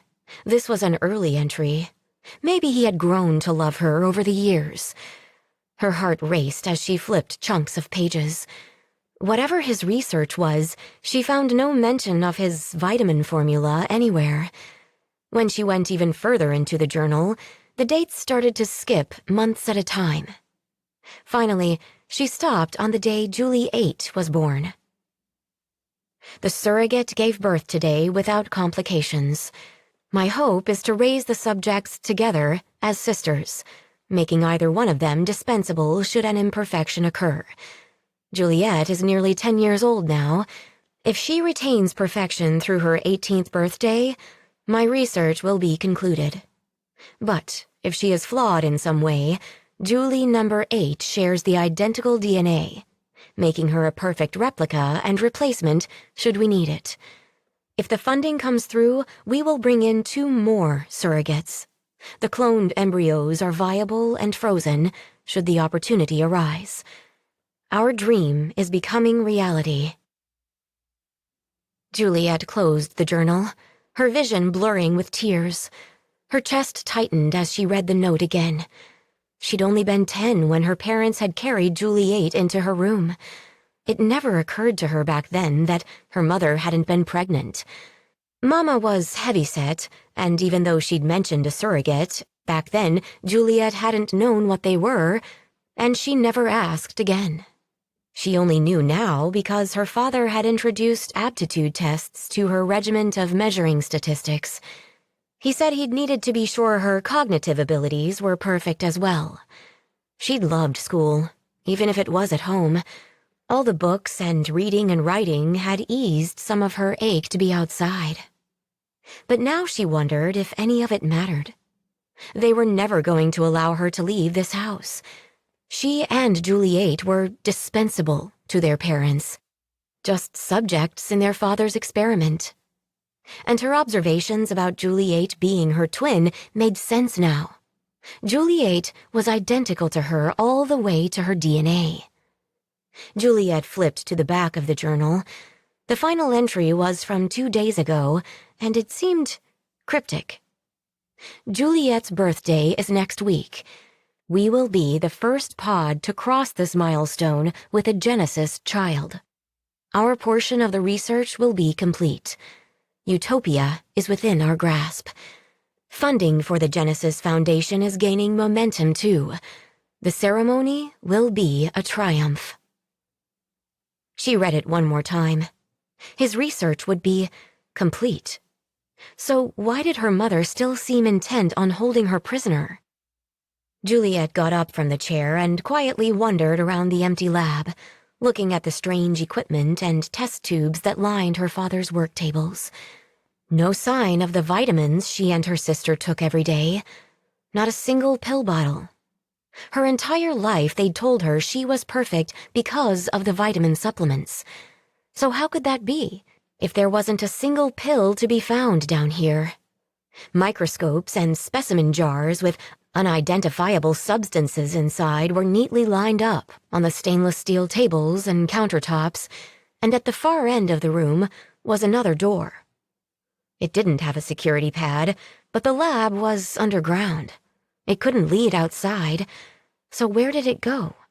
Maybe the vitamin inventory was stored inside. If not, at least she'd know it was all a lie. Juliet went to the gray metal door and turned the knob. The door creaked, but it wouldn't budge. She tried once more, tugging until her arms shook with tension, but still the door remained closed. Maybe it was for the best. If it suddenly burst open, she probably would have given herself a black eye or stubbed her toe, and it was obvious from her father's notes that she was expendable. They had Juliet to replace her if she had to be destroyed. Her eyes welled with tears again. Although her parents were never outwardly loving like the ones she'd read about in books, they were the only parents she'd ever known. Knowing they could just destroy her like a lab rat not only terrified her, it also hurt. But living like this, caged in this house, was destroying her too. Minute by minute, day by day. There was no hope of ever feeling the sunshine on her skin or the warm hug of a friend. Her only hugs were from Juliet. She didn't know how she would have survived until now without her younger sister.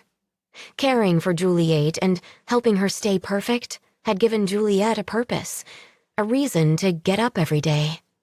She'd never have any friends, not that she'd know how to make any anyway, and even if she managed to get out of the house, she wouldn't know where to go or what to do.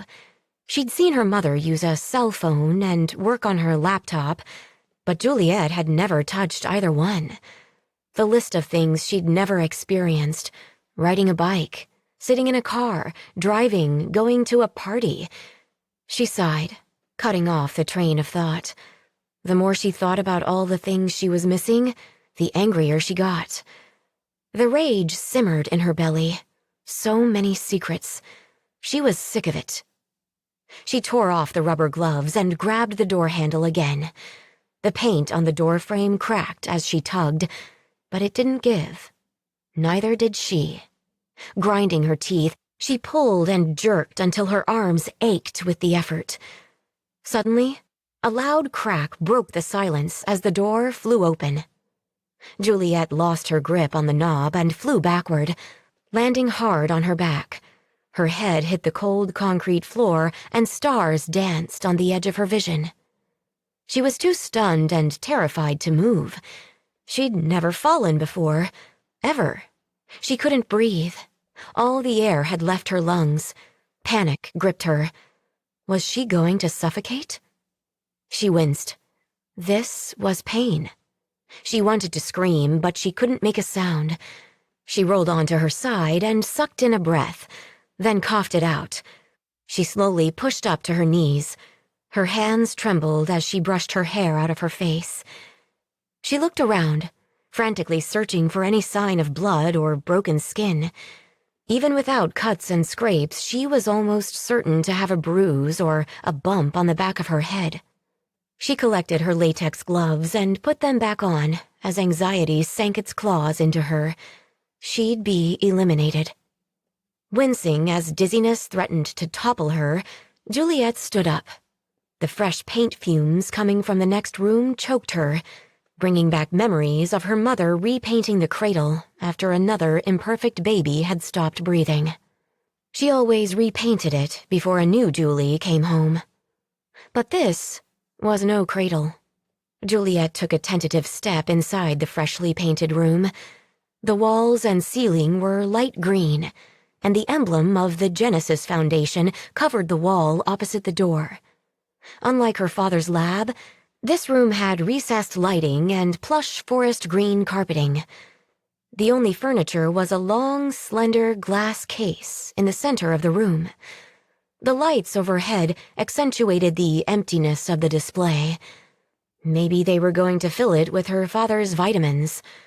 But pictures of her hung all over the walls again. She passed by them as she made her way to the far wall. Below the Genesis Foundation emblem was a bronze plaque. When she got close enough to read it, her heart hammered in her chest. Juliet Huff, perfect DNA specimen. What did her DNA have to do with vitamins? She stared at the final word, specimen. She'd done something none of her siblings had. She'd stayed perfect her entire childhood. Yet, she was still only a specimen to them, when all she ever wanted to be was their daughter, to be loved. Even being perfect wasn't enough. She wiped her nose and stepped back, suddenly eager to get out of the room. The cold glass case impeded her progress as her back pressed against it. Juliet turned around and noticed that this end of the case had a small pillow in it. In fact, the entire length of the glass box was padded on the bottom, like a coffin. Her pulse pounded in her ears as she ran from the room. No, that couldn't be right. There had to be some other explanation. She scrambled back to her father's desk in the lab. With shaking hands, she reached for the journal bearing her name and turned back to the last entry again. It mentioned a ceremony, but not what would happen. There had to be something else. She riffled through the drawers until she found a stack of papers she hadn't looked through yet. Most were from utility companies, asking for payments, but in the middle was a handwritten note. Dearest Martha, we have done the impossible. It took decades, but our struggle has yielded the potential to change the world. On Juliet's 18th birthday, the entire Genesis Foundation board will be here to share in our triumph. The first success. The first step in our ultimate mission. I've hesitated to give you this news. I know you spend more time with the subjects, blurring the lines between scientific objectivity and human connection. But I hope you'll understand. The board has made the decision to entomb Juliet's body in the shrine, in its current state of perfection. This will ensure she will never wither with age like the rest of the world, and she will never leave us. Juliet will be perfect forever. She covered her mouth to silence her scream. They were going to kill her. Next week. Tears rolled down Juliet's cheeks as she got to her feet. She paced the room, the rush of adrenaline making coherent thought difficult. One thing was clear, though. She had to get out of this house. It seemed impossible, but the only other option would end with her dead inside the glass case. She had no intention of being preserved forever in a box. No way. Freedom or die trying. It seemed that death would pay her a visit either way. She stuffed the letter into the journal bearing her name and tucked the book under her arm before she raced for the stairs. There had to be a way out of the house. She just needed to calm down so she could think clearly. But right now, calming down seemed more improbable than escaping the house. Anxiety taunted her with unanswerable questions every step of the way. Where will I go? What if they find me? How will I live? As she slipped back into the house and closed the door to the exam room behind her, she looked at the staircase leading up to her room. Her chest heaved for air as she checked the clock on the wall. She let out a relieved breath. Her mother wouldn't be up for another 2 hours, and their morning inspection was at least 3 hours away. After quietly climbing the stairs, she ducked into her room and shut the door. Julie 8 was buried under her quilt. For now, Juliet had made it. She carefully went to her bed, where she stuffed the journal under her pillow. She stared out the window, willing her breathing to slow. The sky was just beginning to color outside, the stars twinkling into oblivion before the sunrise. Was it cold out there? She raised her pale hand, removing the latex glove from the other, and pressed her bare palms to the glass. What did morning dew feel like when you stepped in the grass? She'd never been out in a rainstorm or touched snow. She wanted to live, not to be turned into some twisted version of Snow White in a glass case. This wasn't a fairy tale. It was her life. She dropped her hands into her lap and removed her other glove before putting her sleeping mittens back on her hands. Maybe she wouldn't have a bump on her head or a bruise from the fall, but there was too much writing on a maybe. A soft moan came from Juliet's bed. Juliet got up and crossed the room. She sat beside the lump of blankets that hid her little sister and stroked her back. As Juliet soothed Juliet, she realized her escape was going to be even more complex. Leaving Juliet behind wasn't an option, not now that she knew what was in store for them. Once they finished growing, the research was complete. They were only specimens for the Genesis Foundation. Who knows what they might do to her if they find out I'm gone? She didn't want to think about it. Somehow she had to take Juliet with her. But it wouldn't be easy. Her sister still thought of the house as a home, not a prison. Juliet wasn't sure Juliet would be willing to leave. She believed the stories about the outside world being filthy and dangerous. She thought their parents were keeping her safe by locking her up in the house. But Juliet had to get her out, even if Juliet wouldn't go willingly. I'll cross that bridge when I come to it. First, she needed to find a way outside. Chapter 7. Juliet, wake up. Mama's coming. What? Juliet blinked, trying to remember how she had gotten into Juliet's bed. Inspection. Juliet tugged at her arm. Mama will be mad if you're still sleeping. Come on, you have to get up. Juliet nodded and rose from the bed to stretch as memories from the night before filtered into her consciousness. Her head snapped over to her pillow. Her father's thick leather-bound journal was under it. If her mother tried to make the bed... Juliet rushed across the room as the doorknob squeaked. She straightened. Mama breezed into the room. Morning, girls. Good morning, Mama, Juliet replied like a trained parrot. Juliet turned to face her mother, praying her nerves wouldn't show on her face. Hi, Mama. The longer her mother stared at her, the more her stomach knotted and tightened. Why are you sweating? Her mother asked. Just a little hot, that's all. It's not too warm in here. Martha spun around to Juliet. Are you hot, Juliet? Her little sister's eyes volleyed between Juliet and their mother before she finally answered. I'm all right now, but it was warm under all my covers. Their mother faced Juliet again with a frown. Distrust shone plainly in her eyes. What are you up to, Juliet? You aren't... For the first time, concern flickered in her eyes. Are you sick? The word itself carried a mortal terror. Juliet shook her head quickly. I'm not sick, Mama. I promise, I'm fine. We'll see about that.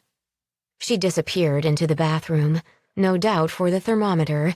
Usually their father documented their temperatures down in the exam room, but her mother kept one in the bathroom as a backup. She returned and held it up to Juliet's mouth. Under your tongue. Juliet sighed and did as she asked. Her mother went to the vanity, and Juliet sat down in front of the mirror. Mama picked up the brush and ran it carefully through her sister's hair, then started braiding it. Juliet stared at her pillow, struggling to think of a way to smuggle the journal out of her room. If her mother found it, she'd know Juliet had been inside the lab. Her younger sister jabbered away about the new book she got for her birthday, and Juliet's eyes welled with unwanted tears. She didn't want to think about birthdays. Hers would be her last if she didn't find a way out of this house. Juliet, did you hear me? She flinched with surprise and nodded. Then get over here so I can check your temperature. Juliet stopped at her mother's side and opened her mouth. Mama took the thermometer, squinting to read the numbers. Her frown softened. Perfect. Good girl. She looked at Juliet. Go brush your teeth and get dressed for inspection. I'll braid your hair as soon as I finish looking over Juliet. Juliet nodded and tidied her quilt on her way to the bathroom, hoping it would keep her mother from making the bed. It was the best she could do. She couldn't move the journal with Mama in the room. After closing the bathroom door, Juliet carefully removed her sleeping mittens and put on a fresh pair of latex gloves. She winced as she undressed. Her muscles ached. She straightened and looked at her reflection in the mirror with a curious stare. Was this how the normal people in the outside world felt?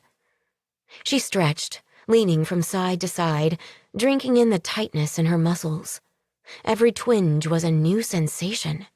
She was sore all over, but she also felt more alive than ever. Gradually, the thrill mutated into terror as she pulled off her shirt. A patch of her skin was purple. She stared in the mirror, lifting her shaky hand to touch the black and blue mark on the back of her shoulder. A bruise. She'd seen pictures of them in books, but never had one in her entire life. It must have happened when she had fallen the night before. She pressed her fingers into it and gasped as pain radiated through her. This was a physical sensation she'd never experienced before, and the sudden sting shook her out of her trance. This was bad. She had to hide it somehow.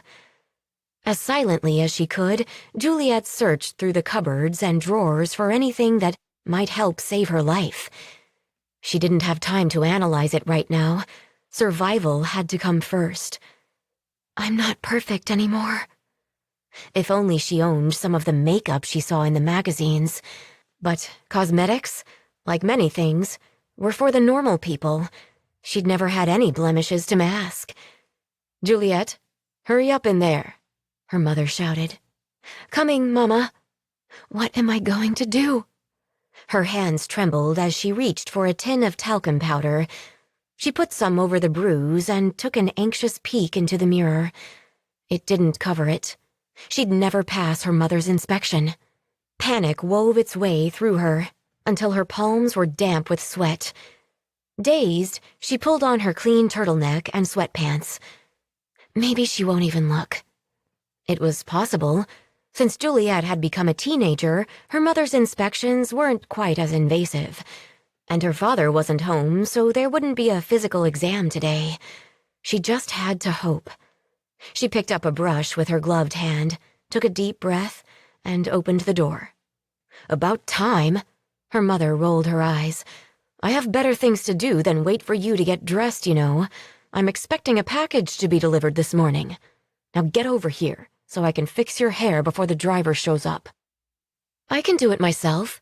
Juliet brushed her hair with slow, even strokes, praying her mother would leave the room.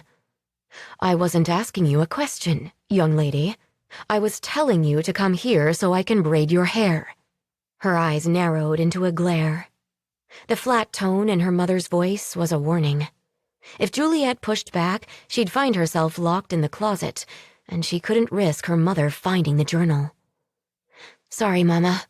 She handed her mother the brush. I just wanted to help. She sat in front of the mirror, and her mother started running the brush through her long brown hair. Juliet stared at her reflection, willing herself to sit still. The sooner her mother was finished, the sooner she could hide the journal and think.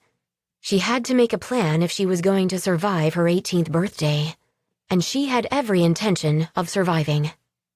Help, her mother scoffed, taking the brush out of Juliet's hand. She dragged it gently through Juliet's hair. You could help by staying put and not worrying your perfect head about...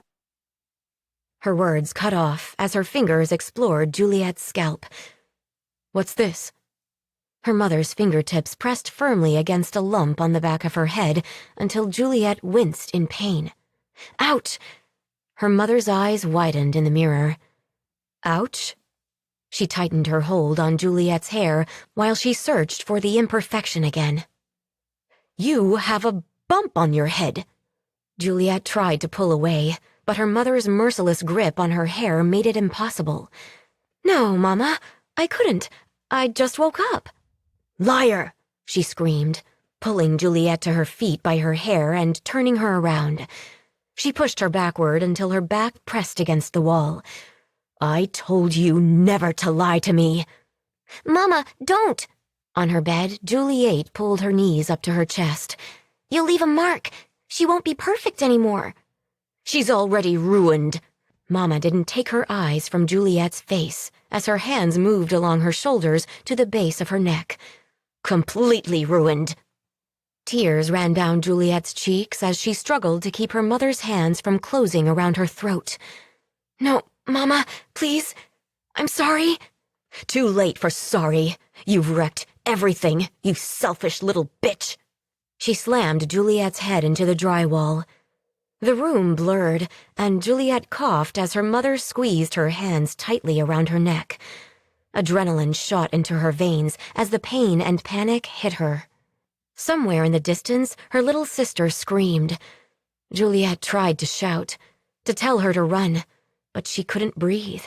The cold rage in her mother's eyes and the determined set to her jaw made it plain that Juliet might not take another breath. Juliet raced over from her bed and tugged at their mother's shirt, crying.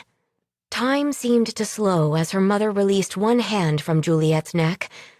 Juliet took a sip of oxygen as her mother backhanded her younger sister, sending Juliet to the floor, squealing in pain. Juliet's eyes widened as instincts she never realized she possessed took over. Protecting herself hadn't come naturally, but seeing her sister being hurt was too much. Somehow she was going to get them out, or she would die trying. When her mother brought her hand back to her throat, Juliet caught her wrist, clawing at her mother's face with her other hand, fighting for air. Her mother stumbled backward. Juliet coughed, barely pulling in a single breath before her mother was on her again, painfully crushing her tender throat. "You're so selfish," her mother hissed, as blood trickled down her face. "We sacrificed our lives for this calling. You're weak, just an imperfect piece of garbage." Juliet's vision blurred further, and an odd metallic taste burned the back of her throat. With the last of her strength, she slapped her mother's injured face, then closed her fist and hit her again. Mama yowled, releasing Juliet's neck to cover her wounded face. Sliding down the wall, Juliet wheezed and coughed, fighting to breathe again. "Look out!" her little sister screamed. Juliet turned as her mother lifted a marble bookend over her head. Mama swung, and Juliet dove forward, barely escaping being smashed in the head. She started to crawl for the shelter of her bed, but her mother dropped the weapon and bent over, grabbing her ankle and yanking her back. Juliet clawed at the floor with her gloved hands and kicked her legs, struggling to break free. But she was losing. There was a hollow thump behind her. Juliet rolled over to see her younger sister standing with the bookend still clenched tightly in her hands. She followed her sister's gaze to the floor. Mama lay quiet, a silent heap. Dragging herself up onto her bed, Juliet pulled her sister into her arms. "I'm bleeding, Juliet," she sobbed. "I'm not perfect. I'll die, just like Julie 10 did." Juliet looked down into her eyes and shook her head slowly. "We'll be fine. I promise. I won't let anything happen to you. But we have to get out of here, okay? We need to leave now." Little Juliet nodded, her swollen bottom lip quivering as she whispered, Is Mama dead?" "No," Juliet answered without hesitation, but truthfully, she wasn't sure and didn't want to risk checking. They had to go. "Come on, we've got to hurry." Her sister got up while Juliet retrieved her father's journal from under her pillow. "What's that?" "Papa's book, but it's ours now." Juliet took her sister's hand and hurried downstairs to the back door in the kitchen. The security keypad taunted her. They were so close to the outside world. "Where are we going?" Juliet asked. "I don't know, but we'll find some place." She looked at her younger sister and took her hands. "It's not an awful place out there, like they say. I promise." "How do you know?" Juliet's 9th birthday popped into her head, the night she'd met Billy Manning. She could still hear his voice like it happened yesterday. But there was no time to reminisce. "I just do, okay? Trust me." Her sister nodded, sucking on the cut on her lower lip. Juliet faced the keypad again. She didn't know the code, and she wasn't sure if an alarm would sound if they'd tried to break it open. Juliet glanced at the windows, wondering if there might be some way to unhinge the bars on the outside, when her sister shrieked. Juliet spun around, and Mama came at her like a freight train, blood oozing from her nose and her swollen eye. Juliet raised her arms up to protect her face just as her mother slammed her back into the door. "Where do you think you're going?" "Away!" she wrestled, trying to push her mother back. "You said we're ruined. Just let us go." Her mother slapped her again, and stars ignited on the edges of her vision. "You think I can let you walk out that door?" Mama shook her head. "You're too stupid to be perfect." "I never wanted to be perfect anyway." Juliet bit back tears. "We don't need you anyhow. Julie 8 only has 8 years left. Ed will be disappointed, of course, but all's not lost." "She's not perfect anymore either, Mama." Juliet's hands trembled. "You hit her." Her mother's eyes flashed with rage. She snatched a knife out of the butcher block and pointed it at Juliet. "She'll be fine by the time Ed gets back." She looked over at Juliet with her good eye and smiled, exposing bloody teeth. "We won't tell Papa a thing, will we, Julie perfect love?" She spun around toward Juliet, pointing the knife at her. "But we've got no use for you anymore." She closed the distance between them, raising the blade. Juliet grabbed her mother's wrist as she pushed the sharp edge closer to Juliet's neck. "Mama, no!" Juliet's arms trembled under the strain as her mother pressed harder. Every second the blade got closer. Juliet cried. "I love Juliet. Please don't hurt her." "I've loved every single one of you, and over you break my heart," Mama spat. "But this is bigger than all of us. Besides, I'd rather give you up than see you imperfect. No one else will ever know." The cold blade pressed against Juliet's skin until something warm trickled down her neck. Another dose of adrenaline coursed through her veins, and Juliet shoved her mother back a step. But she didn't let go. "Julie, go wait for me in the other room." "No, Mama," Juliet cried. "Don't do this, please." "In the other room," her mother ordered. "Now." Before little Juliet could move, the doorbell chimed. "Damned UPS man," their mother grumbled, stumbling back from Juliet with a threatening glare, knife still firmly in hand. "Don't take a single step, or Juliet will die too." She waved the knife as she spoke. "I'll bury you both. Don't think I won't. I love you girls enough to do just that." Juliet held her hand over her bruised and bleeding neck and watched her mother calmly wipe the blood off the knife and her face before going to answer the front door. Juliet rushed into Juliet's arms, clinging to her. Juliet lifted her up as she crept forward, trying to see her mother enter the security code on the keypad, but her mother's shoulders blocked it from view. Juliet's hope for escape evaporated. The knife was behind her mother's back in a tight grip, but as the door opened, a plan began to form. "Julie," she whispered, "I'm going to have to do something awful. You need to be ready to run. Understand?" Her sister nodded, and Juliet pried herself free of Juliet's arms. With her heart in her throat, she quietly moved closer to her mother. She'd never be able to do this, but if she didn't get Juliet out now, both their lives would be over. Her mother would see to it. The UPS man hurried back to his truck, but before her mother could close the door, Juliet leaped forward, reaching around to cover her mother's mouth with one hand and the other hand gripping her mother's wrist, pressing the knife against her back. "Run, Julie, run!" "But—" "Just go," Her little sister ran to the door and hesitated. Juliet understood completely. Neither one of them had ever stepped outside that front door, but they had no other choice. "Go!" Juliet bolted as their mother bit Juliet's fingers. She screamed, shoving her mother forward. They both fell to the floor. Mama uttered a guttural cry as Juliet crawled to her feet. The knife was embedded in her mother's side. Juliet had never seen so much blood. "Don't look at it, just run."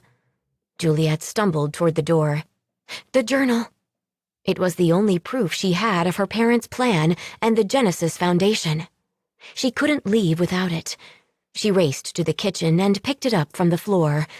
Clutching the book in the crook of her arm, Juliet sprinted past her injured mother and out the front door. Chapter 8. Bill wanted donuts from the moment he woke up. It was odd. He didn't usually crave sweets, but he couldn't get it out of his head, and nothing in his parents' pantry looked good, so he hopped in his Toyota and drove to the Yum Yum Donuts, a few miles down the street.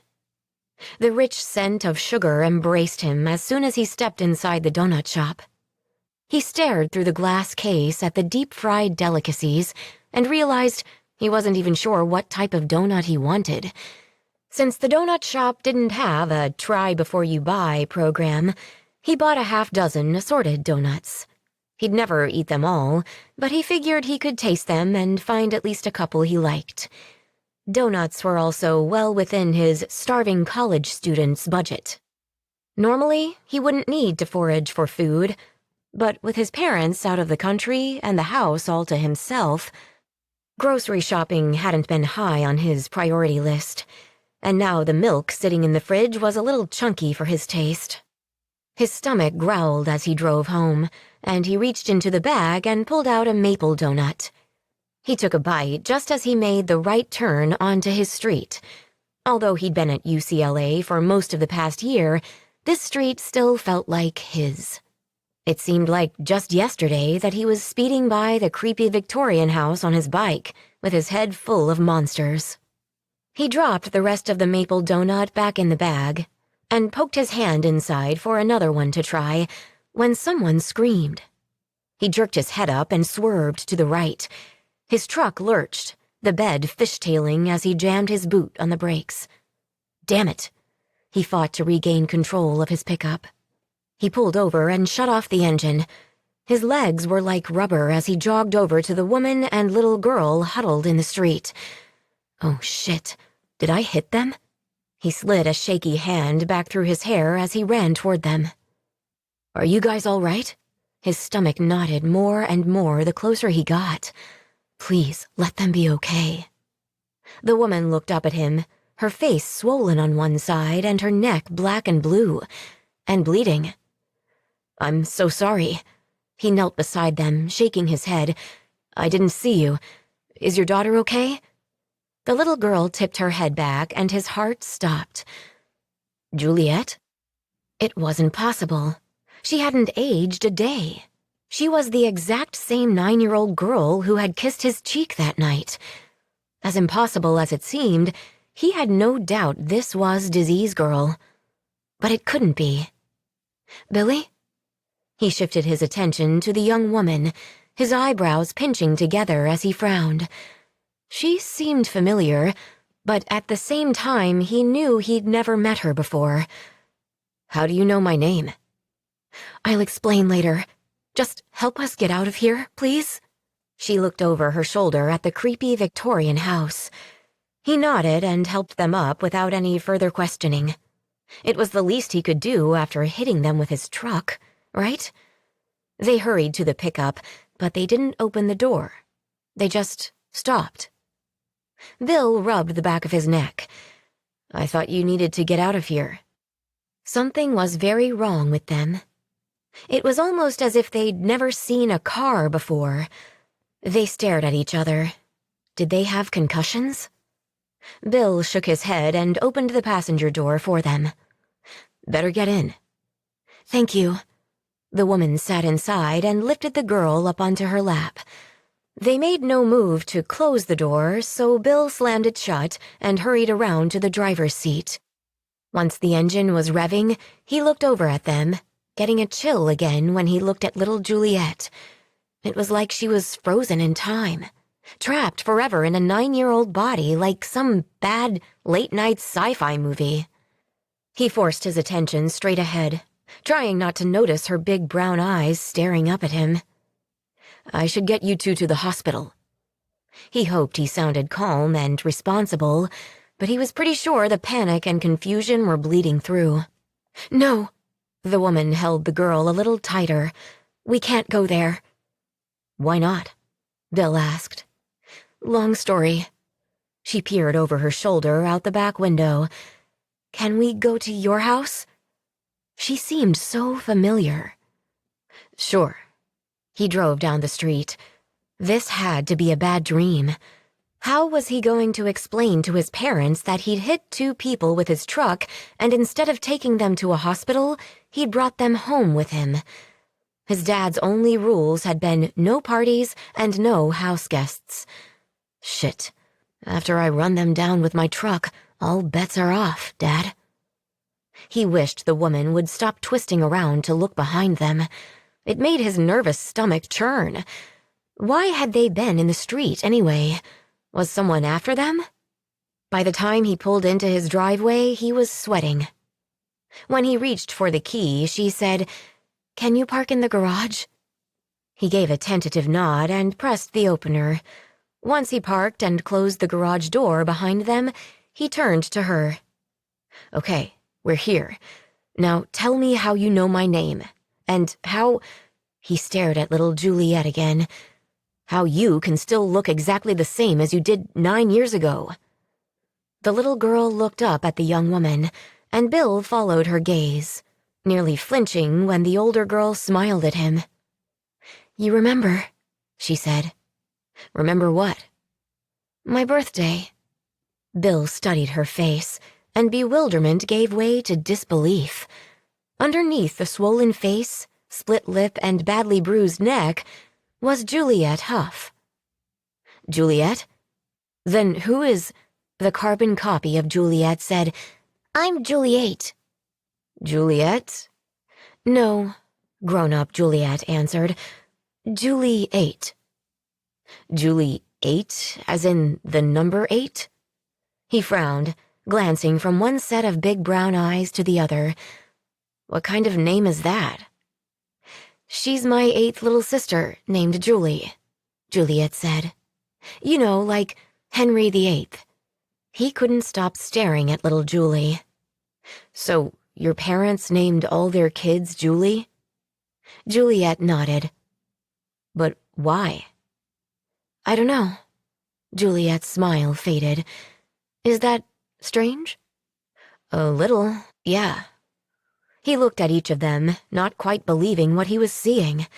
They were like identical twins, but 9 years apart. He met Juliet's eyes. "She looks exactly like you did. How is that possible?" "I'm not sure, but I think the answer could be inside this book somewhere." She showed him a leather-bound journal with her name on the outside. "What's that?" "My father's journal." He raised a brow. "With your name on it?" "It's all about me." "Like a baby book?" He had to be dreaming. This couldn't be real. "I've never seen a baby book," Juliet shrugged. "This has a lot of my dad's research notes in it." "Is your dad a scientist?" The little girl in her lap sighed. "Can we go inside?" "Sure." Bill nodded and got out of the truck, but Juliet and Julie-8 didn't move. He went around to the passenger side and opened the door. "Thank you." Julie-8 hopped out with Juliet close behind. He stepped in front of her, keeping his voice down. "You guys have never been in a car before, have you?" Juliet lifted her battered face, studying him. "We've never been outside before." Bill blinked, trying to put himself in her shoes. He was a writer, so stepping into another character's skin wasn't a big leap. He couldn't remember the exact date the night he and his friends had hopped over the Huff's fence, but Juliet had to be almost 18 now, and she'd never left that house. How was that possible? And why? Little Juliet came back to her sister's side and raised a gloved hand to her swollen lip as she looked up at her sister. This had to be overwhelming for them.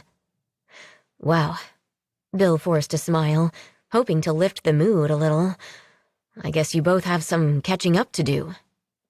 Juliet smiled, and his memories of that dark night when she'd kissed his cheek came rushing back. Now she was bruised and bloody. What the hell had happened to her? Come on. I have a first aid kit inside. What's a first aid kit? Juliet asked. He knelt to her level. It still unsettled him that she looked exactly like Juliet had when he'd met her 9 years ago. Maybe his memory was just foggy, playing tricks on him now. It has medicine and Band-Aids and ice packs for fat lips. Her brow pinched in confusion. Bill added, we have to clean the cuts and scrapes to keep them from getting infected. She stared at her socks. I've never had a scrape before. He hadn't noticed that neither of them had shoes on. It's okay. Juliet took her sister's hand. We're normal now. That's not so bad, is it? Juliet looked up at Bill, her eyes prodding him. No, he stammered, not quite sure what she wanted him to say. I've always been pretty normal. It's not half bad. Juliet knelt by her sister. See? We'll be fine. I promise. She gave her sister a little squeeze and followed Bill into the house. Juliet helped Juliet onto a stool at the counter. Billy called it a breakfast bar. She kept her arm around her younger sister's shoulders and scanned the room. They were free. Her heart raced at the thought. Billy came back and opened the first aid kit, pulling out all sorts of tiny packets, rolls of tape, a blue squishy pillow, and a few other things she'd never seen before. Okay, who's first? He asked. Juliet quickly pointed to Juliet. Juliet chuckled, shaking her head. I guess I am. He nodded and tore open one of the little packets. This might sting a little. It's an alcohol pad to clean the cuts so they don't get infected. Juliet held her breath as he came closer. No one other than her parents and her sister had ever touched her. She wasn't sure if she was scared or excited. Maybe both. She'd secretly borrowed a few romance books from Mama over the past couple of years, and she'd imagined being touched. But having a boy clean her bloody wounds wasn't anything like what she'd been fantasizing about. It was probably the first of many things that would be different from how she'd envisioned. She was just grateful she didn't have to dream about it anymore. She was on the outside, living. Hey. He covered her hand with his. It's not going to hurt that bad. You don't have to be scared. She hadn't realized she was holding her breath. Taking in a slow inhale, she readied herself. Sorry, I'm just a little nervous. Billy smiled, and for a minute he was the same boy who had come to her back door years ago. But he'd changed quite a bit in the past 9 years. He was tall and lean now, with broad shoulders. His face was thinner, and his large, curious green eyes seemed wiser somehow. But his grin was familiar, and it lit up the room. He dabbed the cool, wet square against the cut on her neck, and she gasped, her hand popping up to grab his. The touch sent an equally unsettling twinge through her, nearly as strong as the burning ache on her raw neck. Sorry. He pulled back, concern written all over his face. I'm trying to be careful of the bruises. No, I just wasn't sure what a sting felt like. She managed a smile and released his hand. Now I know. Okay, Billy chuckled, raising one brow. All right, almost done. Once he finished cleaning her wounds, Billy smashed one of the small blue plastic pillows against the counter and handed it to her. "This will be icy in just a second.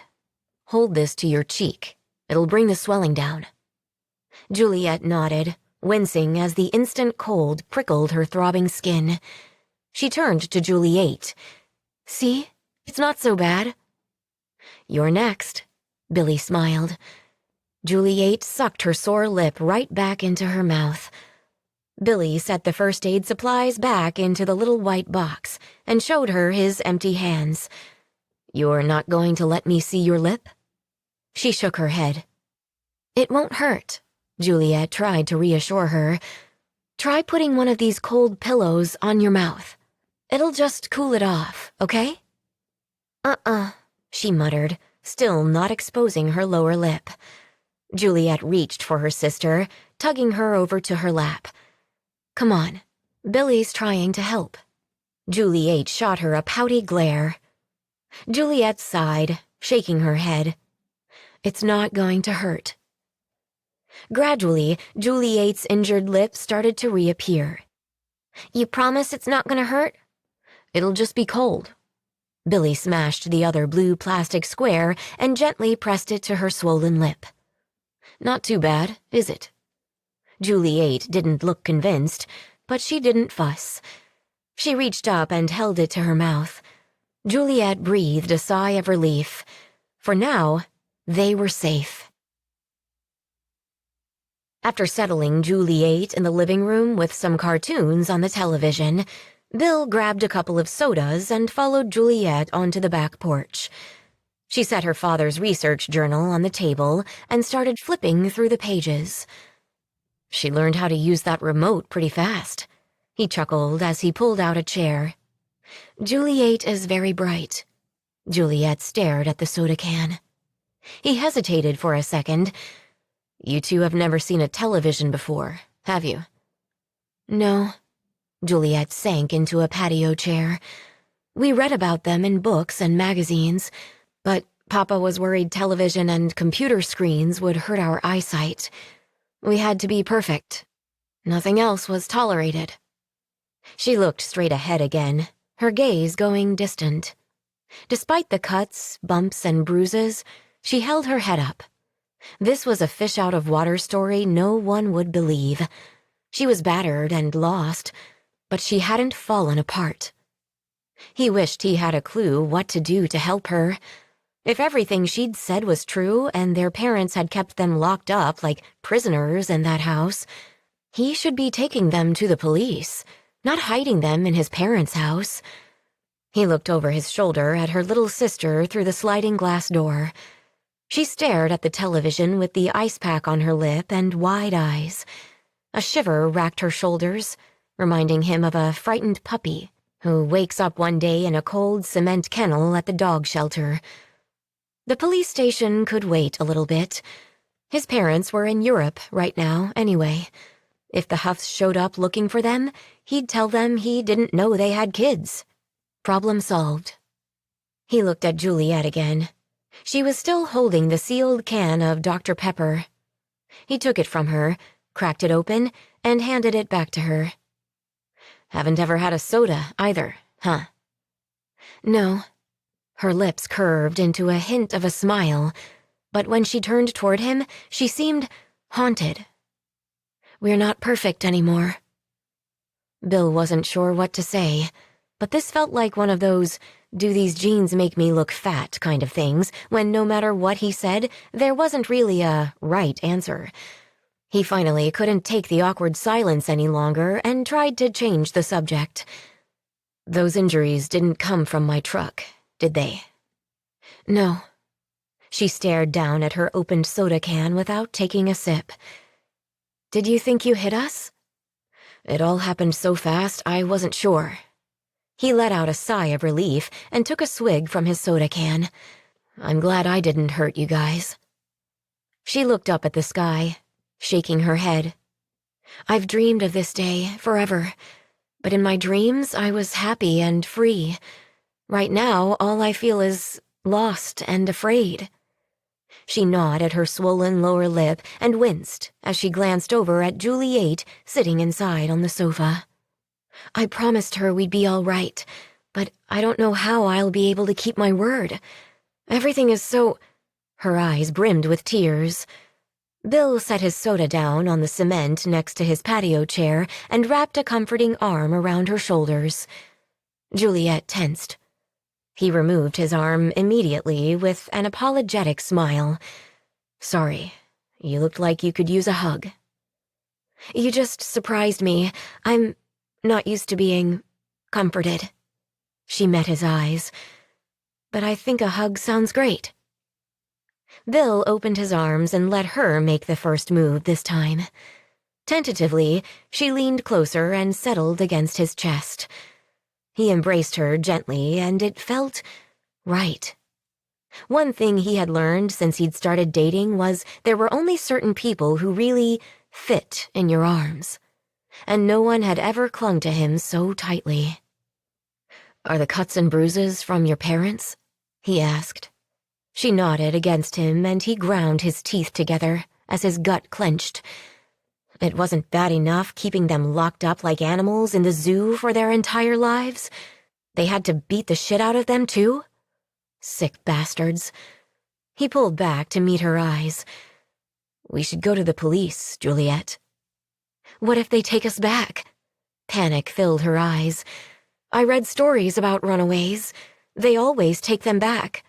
She swallowed and set her jaw as she lifted her gaze to his face. We're not perfect anymore.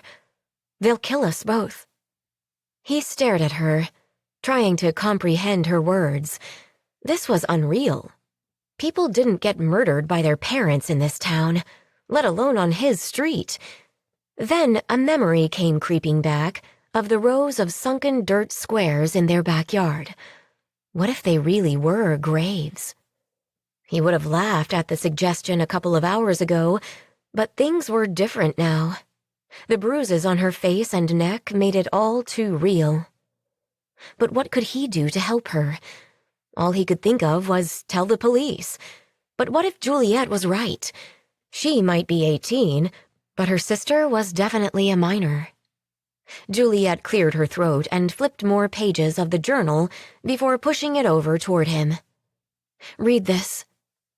He skimmed the words, faster and faster. He turned the page, his jaw slackening. He looked back at the little girl in front of his TV. She wasn't Juliet's sister. She was a clone. That explained why he'd thought Juliet had never aged. Juliet was the same age Juliet had been when they met 9 years before. He met Juliet's eyes. How? She shrugged. All my life I thought they were making some kind of supplement to keep kids perfect, but they were actually cloning my DNA. She shook her head. Juliet doesn't know. I'm not sure if she should. I don't know what to do, but we can't go back there. Ever. My parents are out of town. You and your sister can stay here tonight, and we can figure out what to do in the morning. It would buy them some time. They didn't have anywhere else to go, and he was out of ideas. I don't even know if my mother is alive. Her eyes welled with tears as she shook her head. But if she is, she'll call my father, and they'll be hunting for us. She picked up the soda can from the table. I don't know what we're going to do, and Juliet is counting on me. A single tear slid slowly down her cheek. Something inside him sparked, smoldering in his gut. He'd never had any desire to be a hero. That was Todd's department. Bill was usually the communicator, the one who smoothed out arguments and made sure everyone walked away as friends. But seeing Juliet beaten, bruised, and crying was more than he could take, and for the first time in his life, Bill wanted to punch someone. It wouldn't solve anything, but he was pretty sure it would feel amazing. Instead, he reached out to brush her tear away. No one knows you're here. You guys can get some sleep, and tomorrow we'll make plans. You don't have to do this alone, okay? I'm right here. She wiped her face and rested her head against his shoulder. as they stared into his backyard. He patted her knee, unsure if he was talking to her or himself. Everything will work out. You'll see. This shouldn't have been his problem. He was a college student home for summer break. But if he didn't help her, who would? He needed to talk to Todd and Zach. They'd come up with something. The three of them always did. The question was, would it work? Chapter 9. Juliet? She rubbed her eyes and squinted. Her younger sister's face was right in front of hers. Juliet frowned. What's wrong? I can't sleep, her little sister whimpered. Everywhere hurts. I didn't know what normal felt like before. I want to be perfect again. Juliet wiped her eyes, heaving a quiet sob. Make it stop hurting. Juliet sat up and winced as the room spun around her. She blinked her eyes hard, forcing the dark room into focus. Normal people get cuts and scrapes all the time. Remember the books we used to read? Then I don't want to be normal. I want to go home. We can't. She squeezed her hand. You heard what Mama said. We are ruined. You know what they'll do if we go back. Juliet pulled her sobbing little sister into her arms, rocking her slowly as she stroked her hair. She closed her eyes, wishing she had answers. It'll be okay, I promise. But it hurts. Where does it hurt? She loosened her hold on the girl and watched helplessly as Juliet pointed to scrapes on both her knees, a bruise on her forearm, the cut on her lip, and finally her right ankle, which was much puffier than her left. It seemed as if all her perfect skin was marred and aching now. Juliet sighed and rose from the sofa bed with a stifled groan. She could relate to her sister's unhappiness. Scraped knees seemed much more romantic from her bedroom window when she used to sit and watch the other kids playing stickball in the street. She'd had no concept of real pain, and now that she did, she didn't blame her younger sister for being less than thrilled. She took Juliet's hand and carefully led her down the hallway toward Billy's room. The carpet felt good under her bare feet. She tried to focus on the new experiences instead of the loss and fear. They had a lot to learn about this outside world, but it wasn't all bad. She opened and closed her fingers on her free hand. She'd never miss sleeping in gloves, that was for sure. She tapped on his door and eased it open. Billy? It was too dark to see, and she had no idea where the light switch might be, so she called to him again, a little louder. Billy? Just 10 more minutes. The grumbled voice came from her right, and Juliet blindly followed it. It's Juliet. Juliet needs help. The bed rustled, and suddenly the room was flooded in light. Juliet gasped, shielding her eyes. Sorry, I should have warned you I was turning on the lamp. He sat up and looked at them. Is she sick? No. Well, Juliet quickly corrected herself. I don't think so. We've never been sick before. Billy swung the blankets back and strode toward them. Heat flushed her cheeks. Was she blushing? She stepped back as he knelt in front of her little sister. Juliet wasn't sure where to look. Until tonight, she'd never seen a boy in just boxer shorts. Billy's chest and abdomen were toned with a dusting of dark hair in the center. His legs were muscular, too, more defined than her own. She was tempted to touch his tan skin, but thought better of it. Right now, she should be paying attention to Juliet, not the way Billy's muscles tensed every time he moved. Is she going to be okay? Juliet knelt on the other side of her sister. I think so, but I'm no doctor. I think she's just sore. Nothing looks infected or broken. He stood up and offered his hand to Juliet. Come on, I think we've got some Bactine and Advil in the bathroom.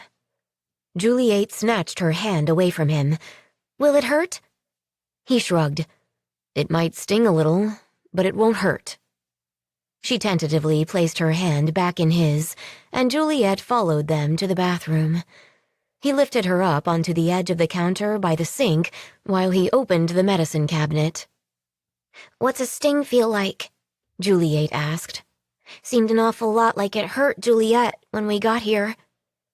Billy had a white bottle with a green lid in his hand. He popped it open and smiled. "You know, I've never really thought about it. I guess a sting just kinda hurts for a minute, and a real hurt goes on for a long time afterward." Juliet cringed. "So a sting is a hurt?" "Only a little temporary one." He reached for a cotton ball. "But it'll make the scrape hurt less if you let me put this medicine on it." She sighed. "I don't like being normal." Juliet draped her arm around her sister's shoulder and gave her a little squeeze. "This will be much better than staying locked away trying to be perfect." Juliet squealed when the moist cotton touched her scraped knee and kicked out at Billy, her toes connecting with his bare stomach. Okay, I'm all finished." He blew on her wound, and she let out a sigh of relief. "That makes it feel lots better." He grinned, putting the Bactine away. "It's an old trick my mom showed me." "Thanks." She inspected her red knee with the curiosity of a scientist. "Will it be like this forever?" Billy frowned. "No way. It'll heal up under the scab and be good as new. You'll never know you scraped it." "Really?" She smiled up at him. "I'll be perfect again?" A crease formed in the middle of Billy's forehead, but he quickly recovered and lifted her down to the ground. "A banged-up knee doesn't make you any less perfect. It just makes you a kid." Juliet took her sister's hand and led her back to bed. "Now you should rest so your body can get better." "Okay." She crawled into bed and snuggled in. "Good night." Juliet leaned down to kiss her temple. "Night, Juliet." Bill lay in his bed staring up at the ceiling. He couldn't fall back to sleep. What was he doing?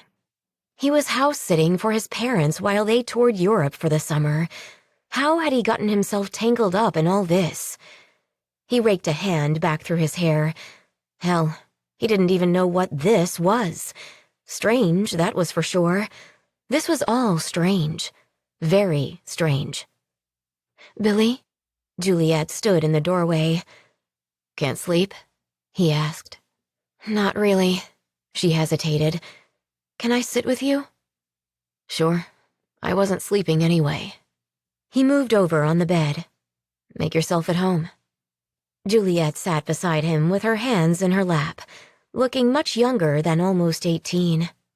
Ever since that night when he and his friends had snuck into her backyard, he'd never forgotten the sparkle in her eyes, her soft kiss on his cheek.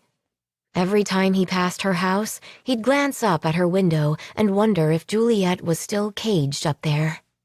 It had never really occurred to him that she might want to get out. "Want to talk about what happened today?" he asked softly. She turned toward him, and the haunted look in her eyes made his gut clench. God, what had he gotten himself mixed up in? "I don't know where to start," she said. "How about with your little sister? Do you think she'd mind if I just called her Julie? Calling a little girl Julie 8 seems kind of off." "Julie?" She looked as though she were tasting the word, trying it out in her mouth. "It won't draw as much attention. People will ask questions if she starts telling them her name is Julie number 8. It's like she's a lab experiment or something." "I think we both were." Juliet sighed, and then nodded slowly. "I'll talk to her about it in the morning." He sat up beside her and reached over to brush her hair back from her temple so he could see her bruised eye. The swelling had gone down a little, but she definitely had a shiner going. "Does it hurt?" She shrugged. "It doesn't not hurt. I'm still getting used to all this." She turned her head, meeting his eyes. "In a weird way, it almost feels good, if that makes any sense. I've spent my whole life in gloves and socks while you and your friends played on the street. I'd see you falling off your bikes and I'd wonder what it would feel like if I didn't have to be perfect." He frowned. "I don't understand this whole perfect thing." "I'm only just beginning to understand it myself. I've never known any other way to live until today." He waited for her to go on, but she just stared into the dark. "Tell me why you think your parents would kill you if you go back." "Because we're not perfect anymore." Her eyes welled with tears. "Our skin has been broken. We're useless to them, ruined. My father would never accept anything less than perfect for his research, Billy." He frowned. What kind of research was he doing over there? Then Bill took her hand in his, trying not to notice the zing of electricity shooting through his body. He almost asked her to call him Bill. No one had called him Billy since he'd graduated from elementary school. But something about the way Juliet said it, he sort of liked that she was the only person who called him by that name. "You two are his daughters, not his research. I bet they're just overprotective. Right now, your father is probably really worried about you and your sister. Worried he'll lose his funding." She brushed a tear from her cheek. "I ran away because I found out my parents are going to kill me in a few days, on my 18th birthday." Bill frowned. "That doesn't make any sense. They've been so overprotective your whole life. They must love you." "I don't think they do. They require me. There's a difference." She met his eyes, no longer looking like a lost deer. Instead, he saw a spark of defiance that could ignite a forest fire. Determination. "If I stayed perfect until I was 18, my father's research finally would be complete, or at least my part of it. They wouldn't need me anymore." "What?" He shook his head. "Of course they'd need you. You don't stop being their daughter because you become an adult." "It's not that." She shot up from the bed, wringing her hands together. "I saw my coffin today. It had my name on it." He fought to keep from pinching himself. This could not be real. A coffin? Memories of the sunken square plots of dirt in the Huff's backyard filled his head. The graves. He wished he were dreaming. Juliet's hands gradually slid down her sides. "The room had pictures of me everywhere. It looked like a shrine or something." Moonlight sparkled on her wet cheeks when she walked past the window. "And I might have killed my mother during our escape." "Wait, you said earlier you weren't sure if she was alive, but what happened?" "She had a knife, and I was trying to get Juliet out, and we fell." She let out a sob, covering her face. Bill was at a loss. He didn't know what to say or do. Quietly, he climbed out of the bed and went to her, then carefully embraced her. This time, she didn't tense. She melted against him, crying. It broke his heart, and at the same time, his legs felt wobbly. Think, man. Keep your head. What if her mother really was dead? Would they take Juliet to jail? When he'd found them in the street earlier, Juliet had a cut on her neck. If her mother had been holding a knife, had she been attempting to slit Juliet's throat before they escaped? This was some sick and twisted shit he'd just stepped in. Juliet was talking about murder. No, not murder, an accident. Self-defense. But what if no one believed her? Bill helped her back to the bed. He was afraid he wouldn't be able to stand much longer. He was in way over his head. She sniffled and looked up at him. Even though I wanted to get out, I didn't want to hurt her. He believed her. If we can't go to the police, who can we trust? We can't hide you here forever. I've been thinking about that too. She met his eyes. My father works for the Genesis Foundation. I thought they made vitamins. That's what my parents always said. But that journal I found doesn't even mention supplements. If we can find proof of what they were doing or planning to do to me, maybe then we could make the police believe us. I don't know what else to do. Bill didn't know what to do either. First, let's try to get some sleep. I'll call Zach and Todd tomorrow. They can help. Who are they? Friends. We can trust them. I've never met other people before. Bill smiled in spite of himself. They're gonna love you. He lay down and moved all the way over to the other side of the bed. He'd never slept with a woman in his bed before. He and Cassie had had sex at college, many times, but it had been a dorm room thing. Sock on the door, sweat, grind, and then run back to your own room so your roommate could get some sleep. He wasn't sure where to lie, or what to say, or how to sleep, but he didn't want to creep her out either. Juliet curled up beside him. Her breathing gradually evened out, slowing down, and finally, she dozed off. He kept watch over her battered body, wishing like hell he was the hero she needed him to be. She deserved that. He stared at his ceiling again. Genesis. Tomorrow he'd read through the journal. Maybe he'd be able to make sense of some of the notes, and if he couldn't, he could call his dad. Sure, they'd probably lecture him about having someone over while they were on vacation, but it wasn't like he was having a party.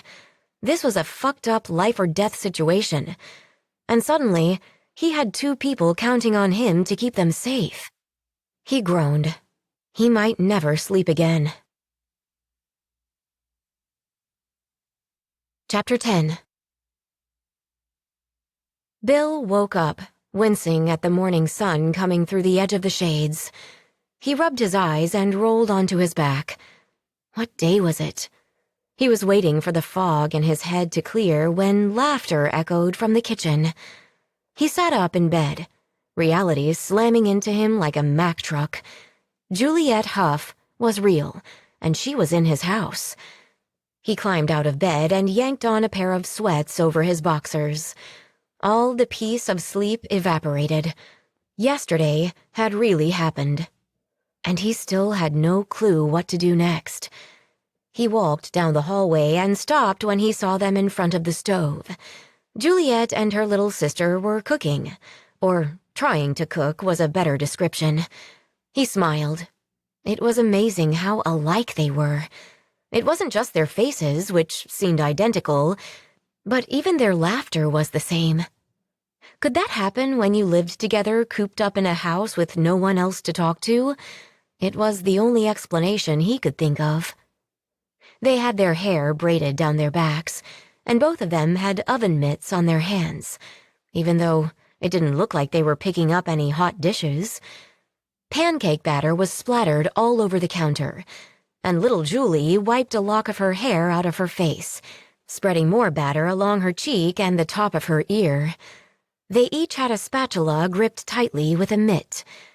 Instead of cooks, they looked more like mad scientists eagerly anticipating the perfect moment to flip a pancake. He couldn't swallow the chuckle that escaped him. Juliet looked up and grinned. "Morning, Billy."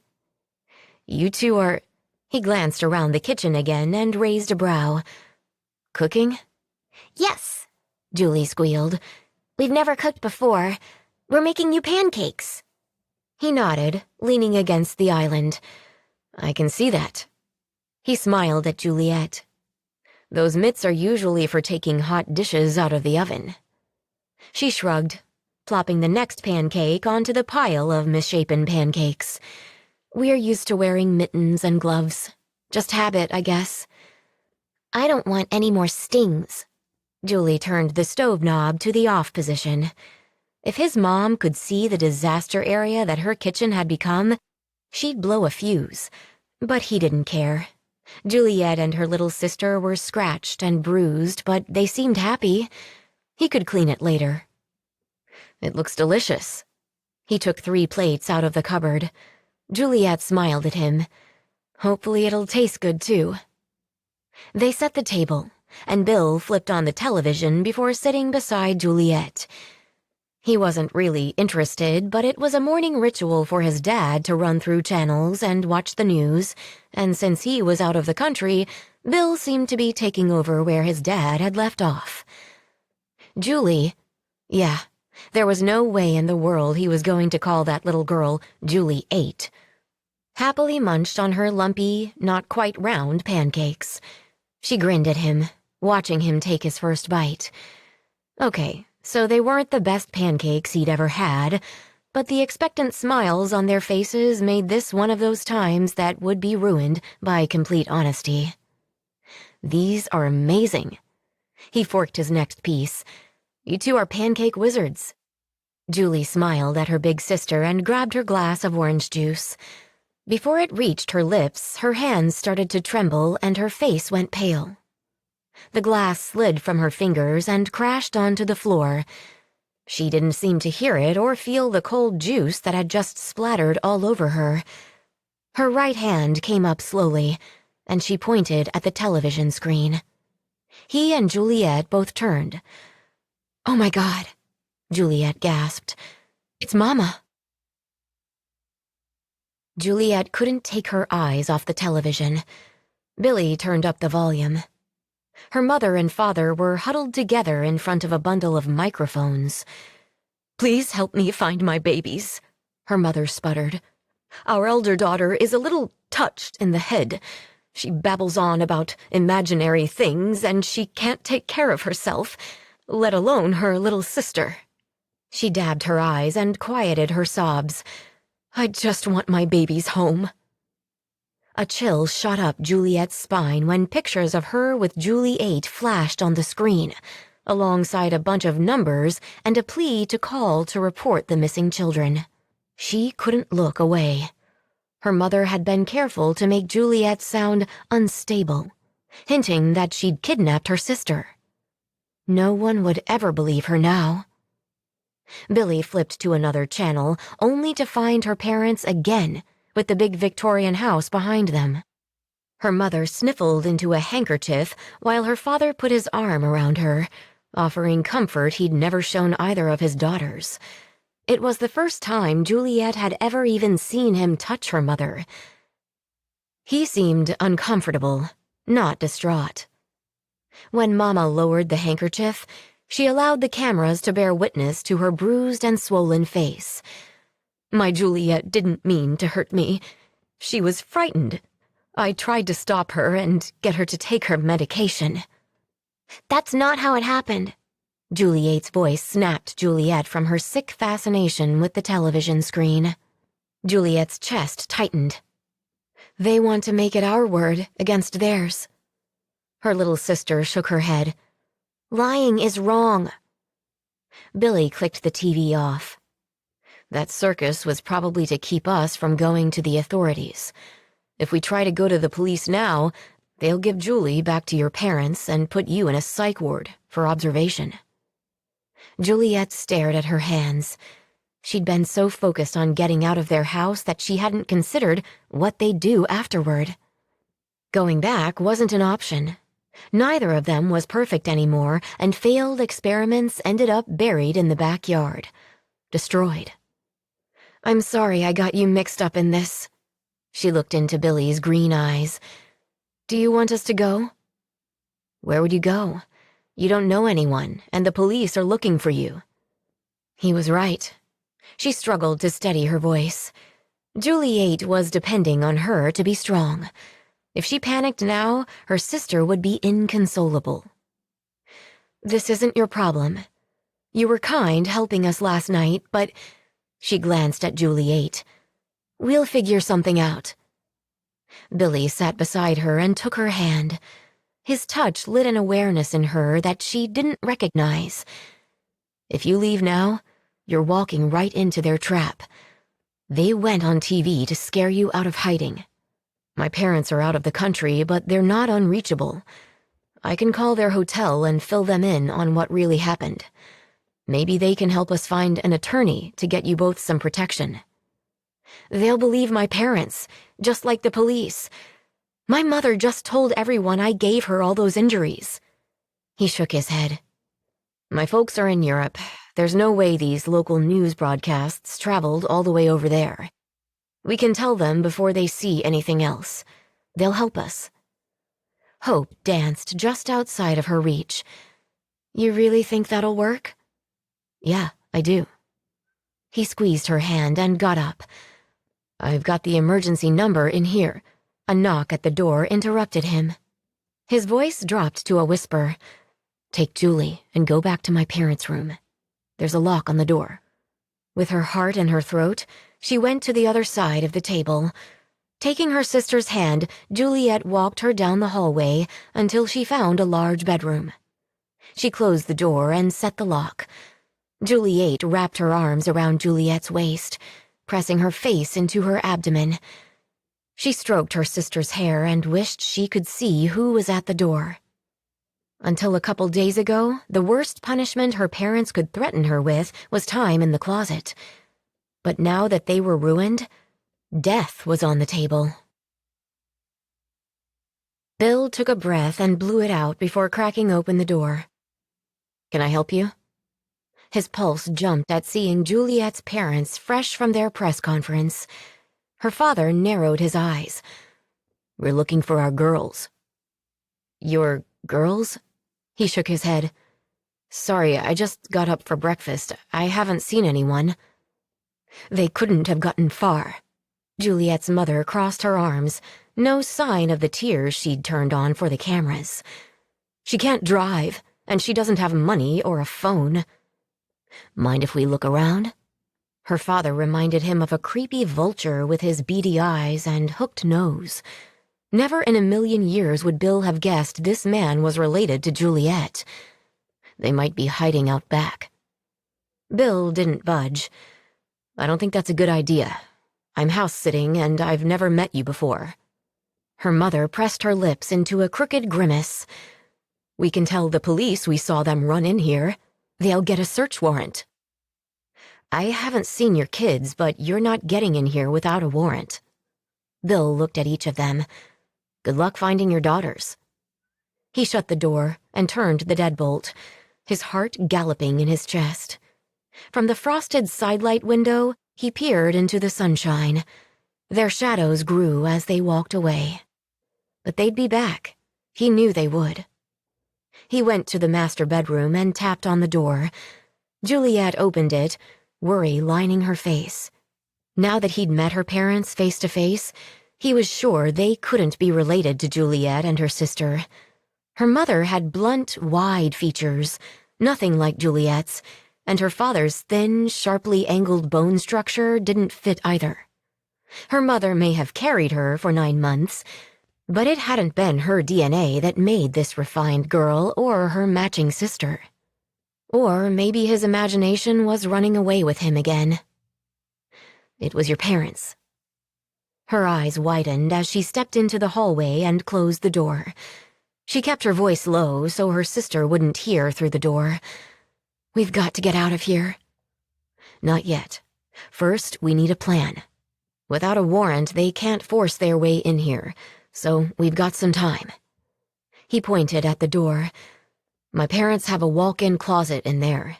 You could find something to wear. She has some hats in there, too. My folks left me some money for emergencies. We could stop at Walmart on the way out of town to grab something for Julie." Juliet caught his hand, her gaze locked on his. "You don't have to do this." Without thinking, he brought his other hand up to her soft cheek, hating every bruise on her skin. He swallowed the lump in his throat. "I want to." A crease formed between her eyebrows. Why? That was a good question. How many times had he sat in this house and imagined himself as some kind of superhero rescuing his school? But those were kid dreams. Her cuts, her bruises, her little sister, this was real, not some heroic fantasy. "Because you're special to me." He leaned closer, his voice dropping to a whisper. "You were my first kiss." Her lips curved into a tentative smile. "That night on my birthday." "Yeah," he nodded. "I never told anyone that I saw you." "Why?" He looked at his hands, deciding not to reveal that they'd all believed she'd had a highly contagious disease. "Just He shrugged. I guess I wanted to protect the memory. And you. He met her eyes again. I didn't want to share it. Juliet rose on her toes, her warm breath caressing his lips. Her gaze never left his eyes as she brushed her lips to his mouth. His heart pounded in answer as he slid his arms around her. When he straightened, her eyes sparkled. She took his breath away. Sorry. Her face flushed with color. I always wished I'd kissed you on the lips, and I may never get another chance. She cleared her throat and turned to the door. I guess I'd better get changed. He fought the urge to reach for her. If he was going to help them, he needed to focus. Yeah, I'll call my dad and let him know there's trouble. Maybe they can find a lawyer who can protect you from the police, and your parents. I'll get Julie 8 ready, too, and we can go. About that. He waited for her to look at him. I don't want to hurt your feelings, but you can't call her that anymore. Not out here. It'll attract too much attention. Can't call her what? No one has siblings with the same names and a number after them. Remember? Realization dawned in her eyes as she nodded slowly. Just Julie. Yeah. I forgot to talk to her. He took her hand and gave it a squeeze. I know it's hard right now, but we'll figure it out, okay? She didn't reply. He let go of her hand and went back to the front room to grab the cordless phone off the base. His parents' emergency cell phone number was on the fridge. He stared down the hall as he punched the buttons. His mom finally answered. Bill? Is everything okay? Hey, Mom, I need some help. Are you out of money? Hearing her voice settled his pulse. His mom was one of the smartest people he knew. I still have money. He paced around the kitchen island, trying to figure out where to begin. Remember the weird Huff place down the street? He didn't wait for a response. Turns out they've been keeping their daughters locked up like prisoners, and yesterday the girls broke out. I know this sounds like I'm making it up, but it's real. I need to get them out of here, but I'm in a little over my head. I think they need a lawyer. Whoa, slow down. How did you get involved? That doesn't matter right now. Do you know a lawyer I could take them to see so they'll be safe? They can't go back there. That's not your decision to make, honey.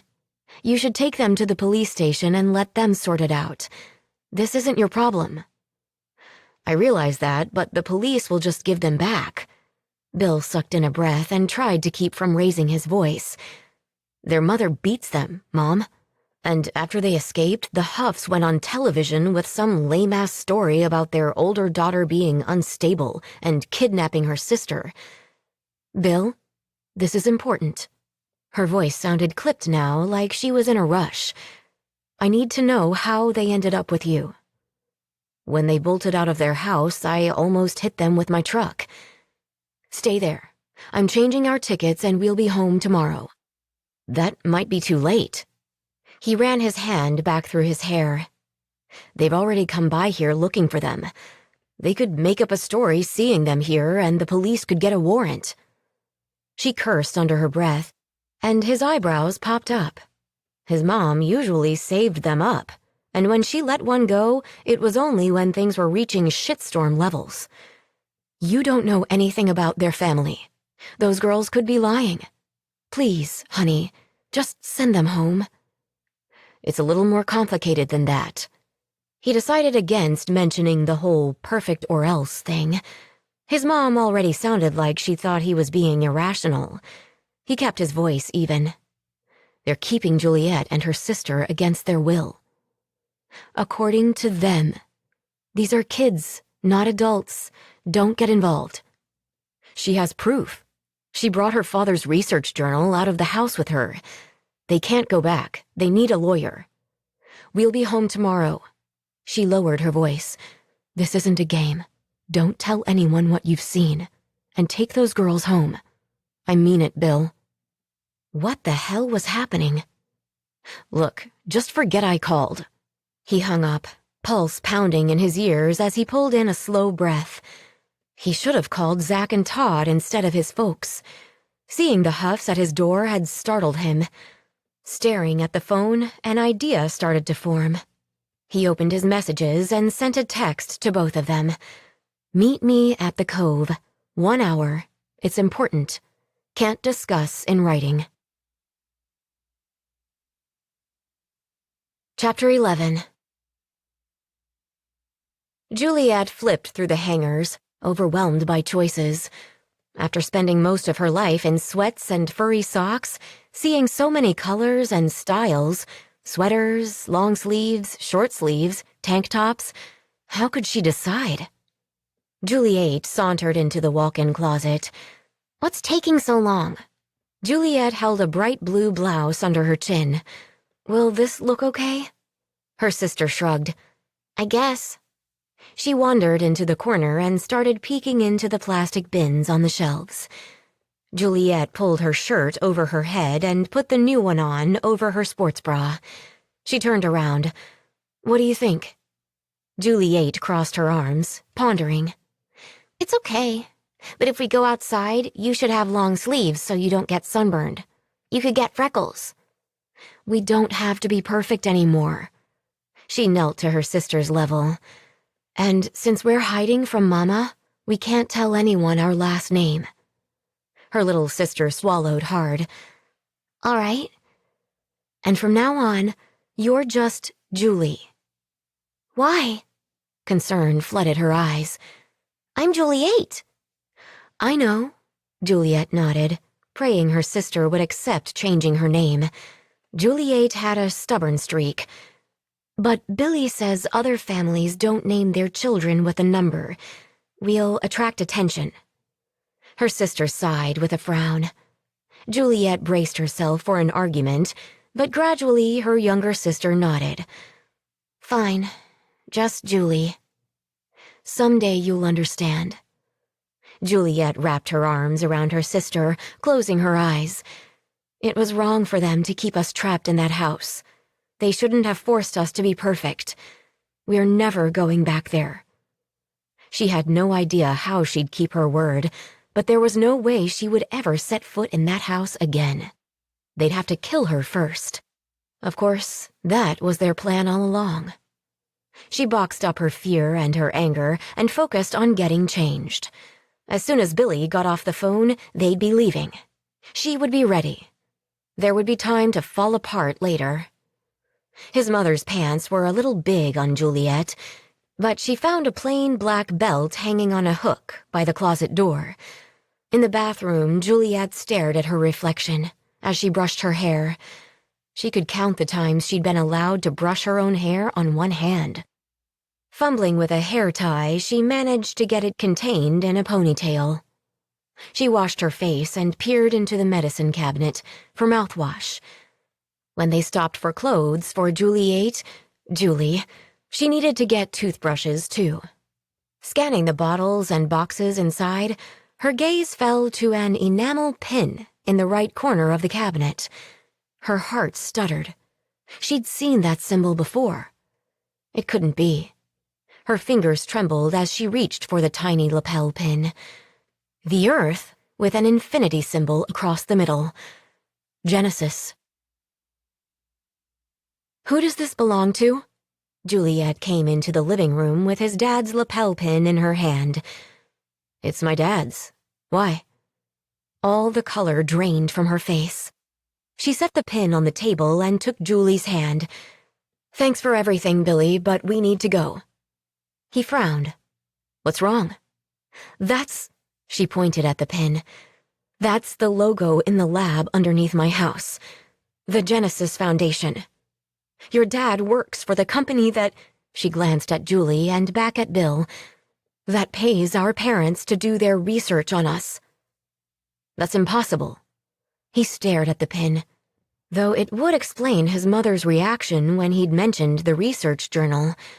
Dread twisted in his gut. His parents couldn't have been involved in this. No way had they known about Juliet and her sister being locked up in that house. They never would have looked the other way. And if they had, no, he couldn't believe it. There had to be some other explanation. He picked up the pin and shook his head as he lifted his gaze to her face. You can probably guess how much help my parents were on the phone. She backed away, eyes wide like a deer in headlights. I'm sorry I got you involved. We'll go. Just please don't tell them we were here. He rubbed his hands down his face. Too late for that. They're coming back from Europe right now. They'll arrive tomorrow. What? Juliet put herself between him and her sister. We need to get out of here. I swear I didn't know who my dad worked for. Bill jammed his hand in his pocket, trying to figure out what to do. If they walked out that door, their parents would find them. Juliet didn't have any money or a phone. She probably didn't know how to use one for all he knew. My dad is a scientist. He used to work for UCLA. I don't understand what he does exactly, but something with mapping DNA. We moved here after my brother died. They told me it was for a fresh start. I didn't even know he switched jobs. She didn't look super convinced, and he wasn't sure why he was trying so hard to earn her trust. It would be easier if they left. But if his parents really had looked the other way while these girls had been locked up and treated like prisoners, how could he do the same damned thing? He couldn't. Juliet, I can help you. Todd and Zach are going to meet us at the cove. We'll come up with a plan. He took a step closer. We can figure this out. I have to protect my sister. I'm all she has. Julie looked up at her sister. Where will we go? Juliet sighed. I don't know. She lifted her gaze to Bill's face. I wish we had some other option. But we don't. Bill handed the pin back to Juliet. Put this back where you found it. For now, it's probably best if my parents don't realize we know who my dad works for. Juliet took it and vanished down the hall, leaving him alone with little Julie. With their eyes locked on each other, he sat down, keeping his gaze on hers. You're going to be all right. Tears shone in her eyes. How? They're all grown-ups. That doesn't give them the right to keep you locked up. A tear spilled down her cheek. We were perfect. That's the thing. Bill's mouth curved into a sympathetic smile. You still are. Juliet came back, and he went into the kitchen and grabbed the envelope of emergency money out of the drawer. He stuffed it in his pocket as he hustled them into the garage. Let's get out of here. Bill helped them into the truck and instructed them to keep their heads down, so no one would see them. He opened the garage door and held his breath. The driveway was empty. Good. He started the engine and pulled out onto the street. He gripped the wheel so tight his knuckles ached. He couldn't reconcile his parents being involved with the Huffs. Did they know Juliet? Had they met her and left her imprisoned in that house? Once they were a few miles away from the neighborhood, Bill looked over at his passengers. You can sit up now. Julie straightened on the bench seat between them, her legs on either side of the gear shift, and Juliet stared out the window, her father's journal clutched in her hands. He wanted to ask what she'd discovered in it, but not with Julie there. She was scared enough. When they reached the aging strip mall parking lot, relief swamped him. They'd made it. He pulled into a spot and turned off the engine. Juliet looked around and frowned. This is the cove? He pointed to the last store at the end of the strip mall. It's the arcade down there. What's an arcade? Julie asked. He did his best to keep his jaw from hitting the floor. He kept forgetting how sheltered they were. It's a place with lots of video games inside for you to play. It's usually loud and full of kids. Perfect place to hide out from your folks while we make a plan. They got out, and he scanned the parking lot while they walked to the arcade. No police. That was a good sign. He opened the glass door and let them in first, then followed them inside. The cove was dimly lit, and the sense of body odor and bubblegum lingered in the air. A few kids were scattered at the machines. Bill finally noticed Todd and Zach seated in the Sega racing game. He led Juliet and Julie over and leaned on the frame, watching his friends, and just for a second, the normalcy made him almost forget why he'd set this meeting. Todd looked up as he made a turn on the virtual track. "Hey, Bill. Good to see you, man." He focused on the screen again. Zach's car flipped over the barrier on the screen. "Damn it." The screen flashed for him to insert more quarters to continue his game. He got out and came over to stand with Bill. Zach was no longer the chunky kid in their group. He'd grown to about 6 feet tall, a couple inches taller than Bill, but he was lanky and bony, the opposite of Todd. After Todd finished, he stood up and smiled. Since he started playing football for USC, Todd had been working out, and it showed. His Trojans t-shirt could barely contain the muscles in his chest and arms. Bill shook his head with a chuckle. "Too bad Trojans football gave you a shirt 2 sizes too small." Todd flexed his biceps with a grin. "You're just jealous." He sobered as he looked past Bill. "You brought friends?" "This is Juliet and her sister, Julie. Come on." Bill led the group to the back corner of the arcade near the vending machines where they could be alone. He lowered his voice. "They escaped from the Huff place last night." Todd raised a brow. "Escaped?" Juliet nodded. "Yes." "Disease girl?" Zach asked. Bill cringed inwardly. "Her name is Juliet, and she's healthy." Zach studied her for a second, then focused on Bill again. "What do we have to do with this?" "I'll fill you in later." Bill fished out a $20 bill from his pocket and handed it to Zach. "Julie has never played a video game before. Can you show her while we talk?" The concern vanished from Zach's face as he grinned and looked down at Juliet's sister. "Never?" Julie shook her head. "We should fix that right away. Come on." They headed for the flashing lights. Juliet grabbed Bill's hand. "Are you sure about this?" He nodded, meeting her eyes. "Zach's a good guy. I just wanted to keep Julie distracted. I don't think it's a good idea for her to hear the plan. She's scared enough, you know?" Juliet looked over her shoulder as Zach scooped the quarters out of the change machine. He and Julie went to the Dance Dance Revolution game, and Juliet faced forward again. "Okay." Bill turned to Todd. "Any chance Cindy could watch Julie for a few days?" Juliet's brow furrowed. "Who is Cindy? I can't just leave my sister." "Just hear me out." Bill hadn't had time to discuss this plan with her alone, and all the pieces were just starting to fall into place organically. "My parents aren't going to pay for an attorney, and we don't have the money. So, the way I see it, we need to dig up more evidence on the Genesis Foundation and take it to the press." He paused. "We can't do that with Julie tagging along. It's too dangerous. If people see you two together, they're going to call the police." Todd crossed his arms over his chest. "What the hell is going on?" "You didn't see the news this morning?" Bill asked. "No." Todd frowned. "What did I miss?" Bill sighed. "Her parents work for a company called the Genesis Foundation. They kept them locked in that house so they could keep them perfect." Todd's eyebrows shot up as he looked at Juliet. "So you didn't have a contagious disease. They just wanted to be sure you didn't catch one from us?" "Yes," Juliet nodded. Her voice sounded a little tentative at first. "I bumped my head, and my mother found the lump yesterday." She cleared her throat and lifted her chin. Bill couldn't help but admire her. Everything was new to her, including speaking to strangers, but here she was, doing what she had to in order to protect her sister.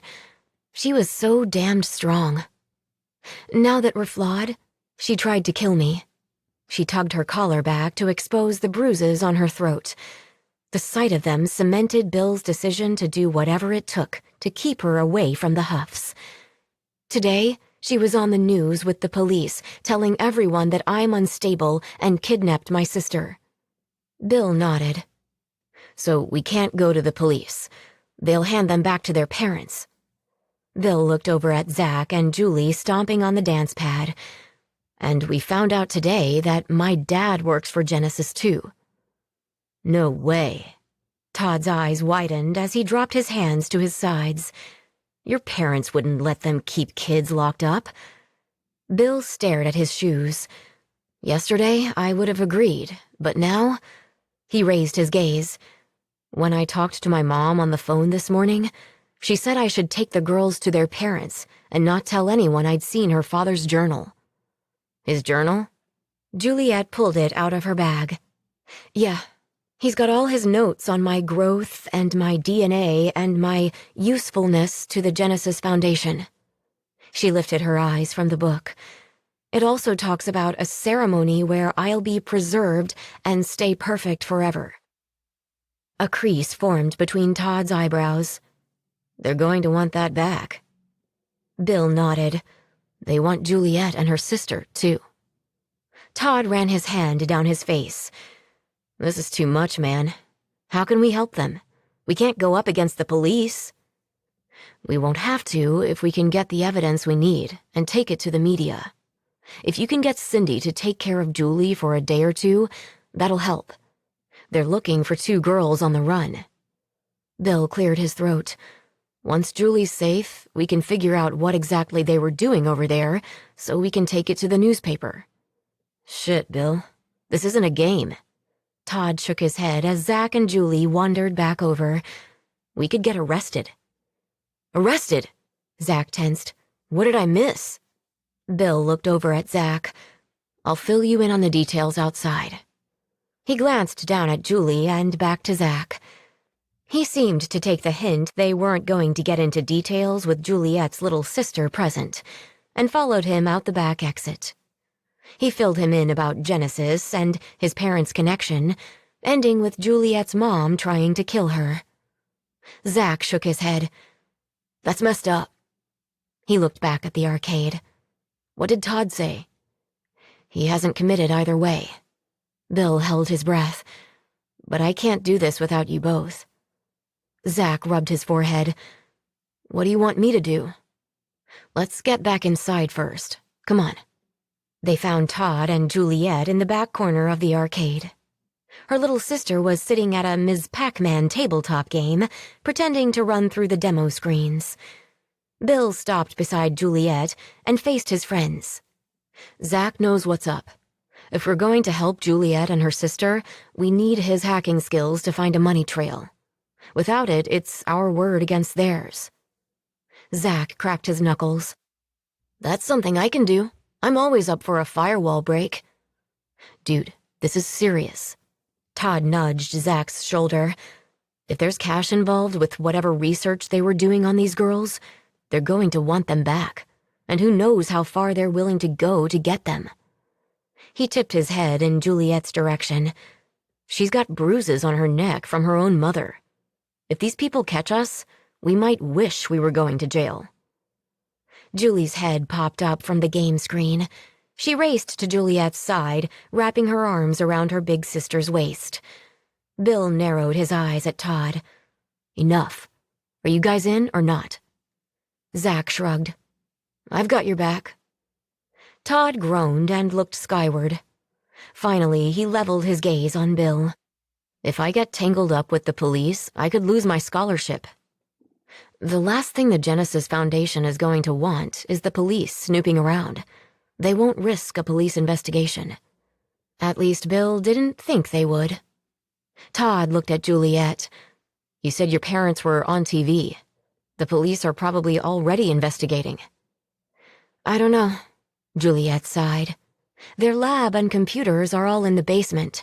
For all I know, they cleared them out before they called the police. Her gaze wandered over the group.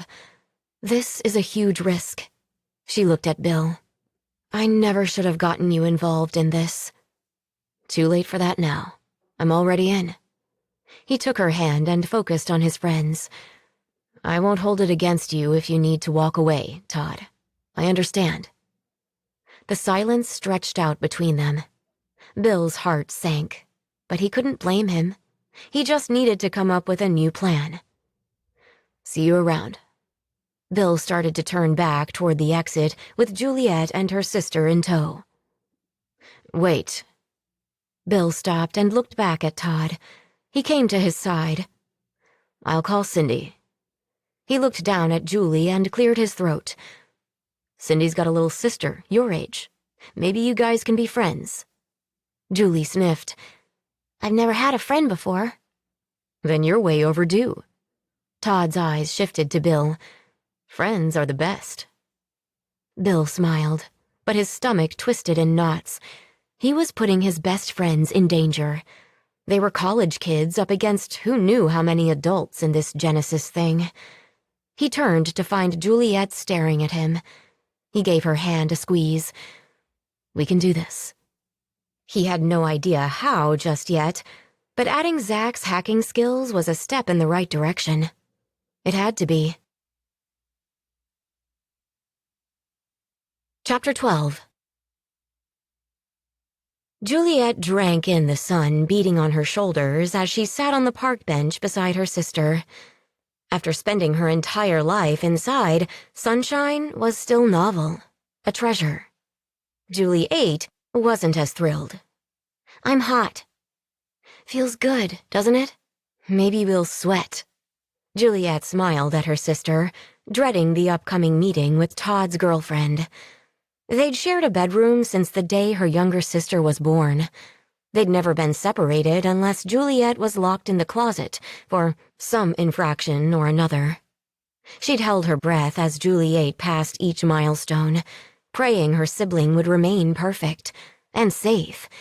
And while their parents rarely offered them any physical contact, the girls had learned to comfort each other. Juliet had rocked her sister to sleep after nightmares, and Juliet had often gotten Juliet's punishments lightened by pleading on her sister's behalf. Now Juliet had freed them both, but at what cost? With no money, no friends, no family, and no place to go, they were dependent on boys she'd watched from her upstairs window. Billy jogged across the grass, smiling as he got closer. Her heart fluttered in response. He was the only bright spot in this mess. Even if her parents caught her in the end and put her into that glass case with her name on it, she wouldn't leave this world without experiencing that jolt of excitement the moment she'd kissed him on the lips. Reading about it in the books didn't even come close to the real thing. He sat beside her on the bench. I checked out the park and the lot. No sign of the police or your parents, and Todd sent me a text that he and Cindy were on their way. They should be here in a few minutes. Juliet glanced at her sister and back to Billy. If Julie doesn't like her, we'll make another plan. She doesn't have to go, right? She silently patted herself on the back for leaving the 8 off her sister's name. Right. He shifted his focus to her sister. You won't have to stay away long, anyway. Maybe a couple days, while we dig up more information to protect you guys. What if they find me? Juliet asked. They won't. Billy shook his head. They're looking for Juliet. They think she has you. This way, you'll be even safer. There's nothing to connect you to Cindy. Juliet put her hands on the edge of the bench on either side of her legs. What about us? Where are we going to go? He rested his elbows on his knees. That's a little trickier. I'm still working on that part. I'm assuming Genesis doesn't have a website, so we need to find something else that might be connected to them. They must have a fake business front, especially if they need to pay employees like my dad. If Zach can find a way to hack into their records, we might not have to hide long. Maybe the vitamin supplements. She didn't have money or a phone, but she had her wits. That had to be worth something. The bottles said Eden Incorporated. She half expected Billy to brush her off, but he surprised her, straightening up. You could be onto something. I know where all the tax records are at home. We could see if Eden is paying my dad. That's a great place to start. Hope blossomed inside her. Bill looked over at her. Any chance you have other names we could give to Zach? He could work those angles while I try to find a connection to Eden. Her heart sank. The few times my father had other doctors in to see me, he never told me their names. Then we'll start with Eden and see if we can find a connection there. Maybe Zach can dig into them while we check the tax records. Billy got up as a silver car pulled into the parking lot. Todd waved. Bill looked over his shoulder at them. Come on, let's go meet Cindy. Juliet gripped Juliet's hand. I want to stay with you. You heard Billy. They're looking for me. You'll be safer if you're not with me right now. She gave her hand a squeeze. Just meet Cindy. If you don't like her, we'll figure out something else. If we're not perfect anymore, then why do they want us back? Before Juliet could answer, she mumbled, They just want to find us so they can... She didn't finish. They both knew what would happen. Juliet clenched her jaw, digging deep to keep her voice even. She was finished being afraid. What they're doing in that house is wrong, and they don't want us to tell anyone. But you're going to anyway? Juliet stopped and knelt, her gaze locking on her sister's identical eyes. We're going to make sure they don't do this to any more kids. Never again. Juliet wrapped her arms around Juliet's neck, clinging to her. When I grow up, I'm going to be brave, like you. Juliet closed her eyes and hugged her sister. When Juliet stepped back, she wiped her eyes and sniffed. I'll go with Cindy. Her sister turned and walked over to Todd and his girlfriend without looking back. Juliet struggled to hold herself together. She'd read enough of the journal to know that Juliet wasn't really her sister, not genetically at least. Juliet was Juliet. Identical DNA. Cloned. They were the same. All the Julies, the babies, were all clones of Juliet. But despite the laboratory, the imprisonment, the forced perfection, little Juliet was still her own person. They liked different foods, and when their father played his classical music recordings, Juliet favored Mozart while Juliet loved Beethoven. She wasn't just a carbon copy. Juliet lifted her chin. She would fight with her last breath to keep Juliet safe, even if it meant letting her go. Billy came over. Ready to meet Cindy? Juliet nodded, although she was shaking inside. Sure. She cleared her throat. What's she going to tell her family when she brings a little girl home to hide? She won't have to say anything. Billy turned toward his friends. Cindy's got a trust fund. Oh, what? He shrugged. Her parents have lots of money, and they set aside some for her. After she turned 18, she started getting a monthly allowance. It pays for her own apartment. Her parents are on a cruise for another week, and she's watching her younger sister. Almost on cue, a willowy blonde girl got out of the car. What's her sister's name? Vanessa. He touched Juliet's elbow, and she slowly let her hands drop to her sides. The sooner we do this, the sooner we can go to the media, and this will all be over. She nodded and cleared her throat. I'm ready. They had barely taken a step when a police cruiser rolled through the lot. Billy moved in front of her and pulled her into his arms, fusing his lips to hers. She gasped into the kiss. This wasn't tender and slow like last time. It was intoxicating, making her heart race and her toes curl in her shoes. She tilted her head, bringing her arms up around his neck. He tightened his hold on her, coaxing her mouth open. His tongue brushed past her lips, and her pulse pounded in answer. He tasted sweet, like the pancakes. Her body warmed, heat pooling low in her belly as time slowed and the world around them faded away. Gradually, he pulled back, resting his forehead against hers. Are they gone? The police. She'd forgotten everything. Juliet stayed close to him, scanning the parking lot over his shoulder. No sign of the police car, or Todd's. She stepped back. They're gone. Billy turned around. Good. No, it's not. She grabbed his elbow, pulling him to face her. My sister is gone too. You said we'd give her a choice. I promised her. I didn't even get to say goodbye. She's safe. He shook his head. If they had stayed, the police might have taken her. Both your faces have been all over the television today. The realization sank in. That's why you kissed me. He cleared his throat, color creeping up his neck. Sorry about that. I didn't want them to see you. I panicked. She wanted to smack herself when she realized that a tiny part of her was disappointed. Her sister was with virtual strangers, and the police were hunting her. She had more important things to worry about than why he'd kissed her. But she couldn't turn off the heat he'd stoked inside her.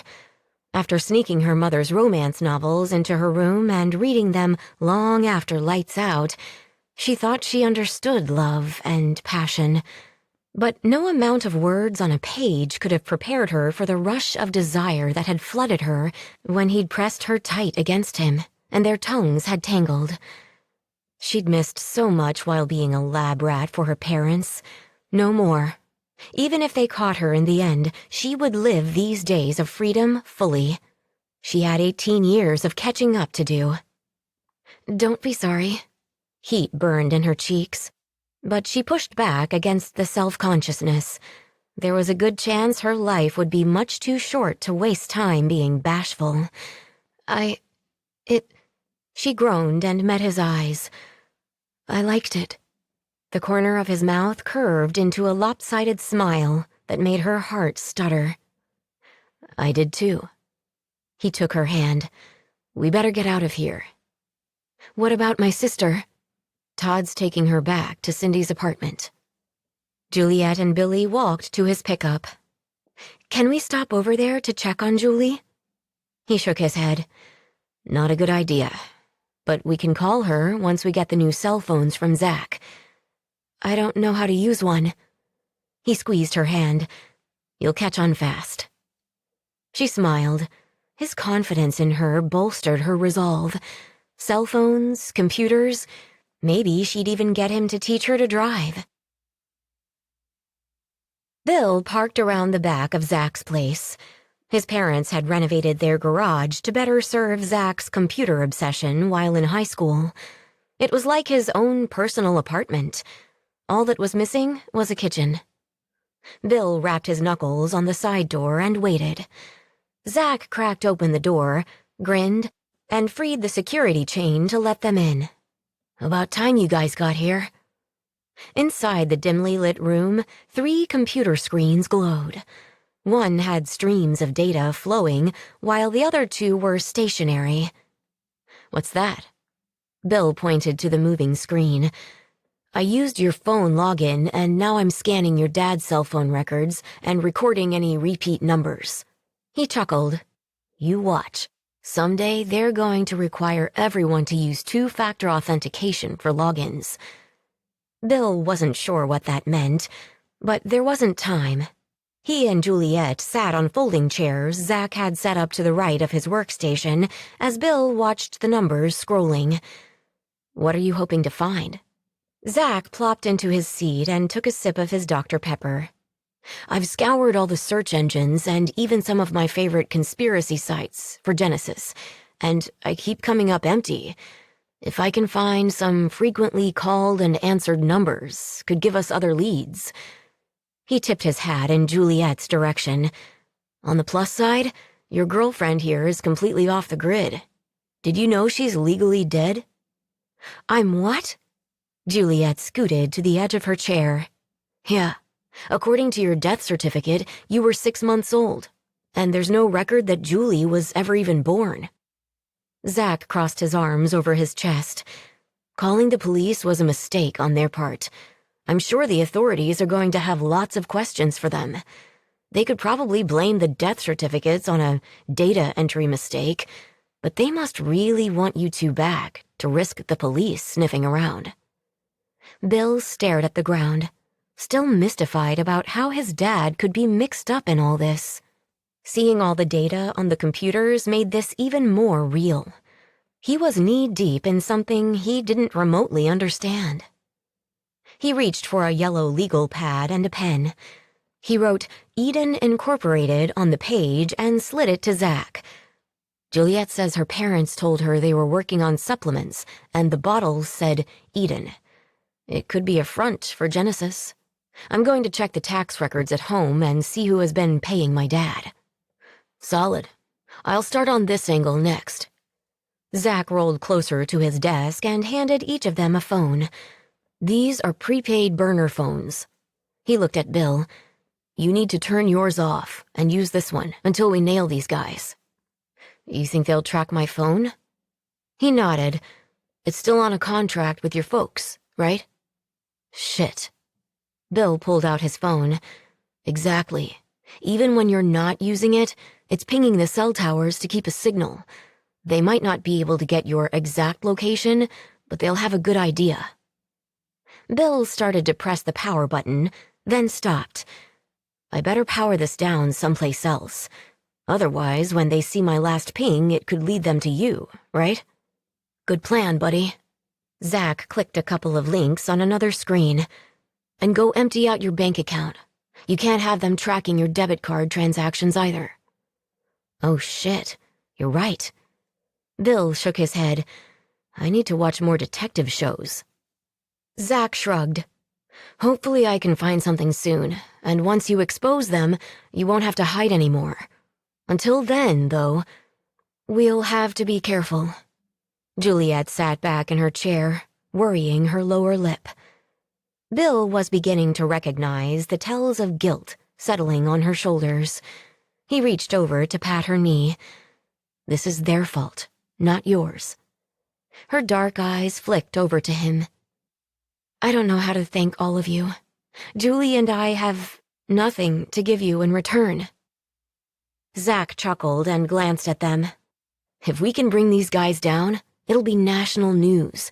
I'll probably get job offers. Bill will get a book deal to write the story, and Todd will be a media hero. He paused, basking in the glow of his fantasies. Bill gave Zach's chair a gentle kick. What we get out of this isn't the point. Zach flinched and added, Oh yeah.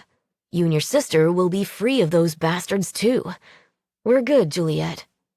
She laughed, and for a second Bill forgot all about the threat. Beautiful didn't begin to describe this woman. She'd had her life stolen for no other reason than some faceless company's gain. And instead of bitterness or crippling fear, she was sitting with him in Zach's garage, laughing. He wanted to laugh with her and his friends again, without having to look over their shoulders. And the next time he kissed her, it wasn't going to be because he was trying to hide her face from the police.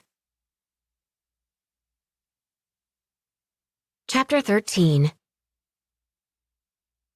Juliet dried her eyes in Cindy's bathroom.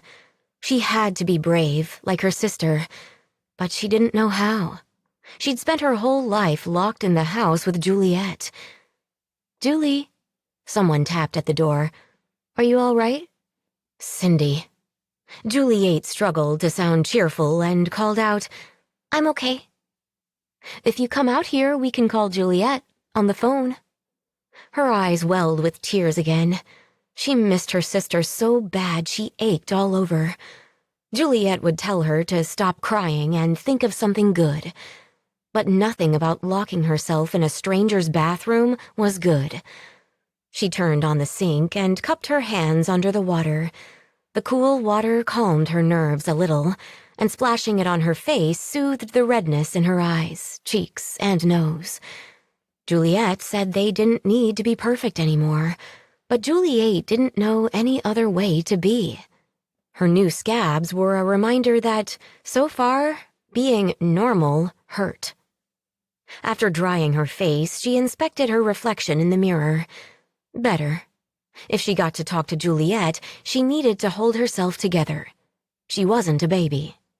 She grabbed the knob and opened the door. Cindy looked over from the couch and smiled. "There you are. I saved you a seat." Juliet did her best to keep her head up and shoulders back as she walked over to sit down with Cindy. She didn't feel brave yet, but she could pretend. Cindy's little sister, Vanessa, sat on the floor watching the television. She didn't seem to notice Juliet existed. Cindy touched Juliet's knee. She flinched, and Cindy retracted her hand with sympathy in her eyes. "You've had a rough couple of days." Juliet nodded, gnawing at the inside of her cheek. She was done crying. Can we call my sister? "Yeah."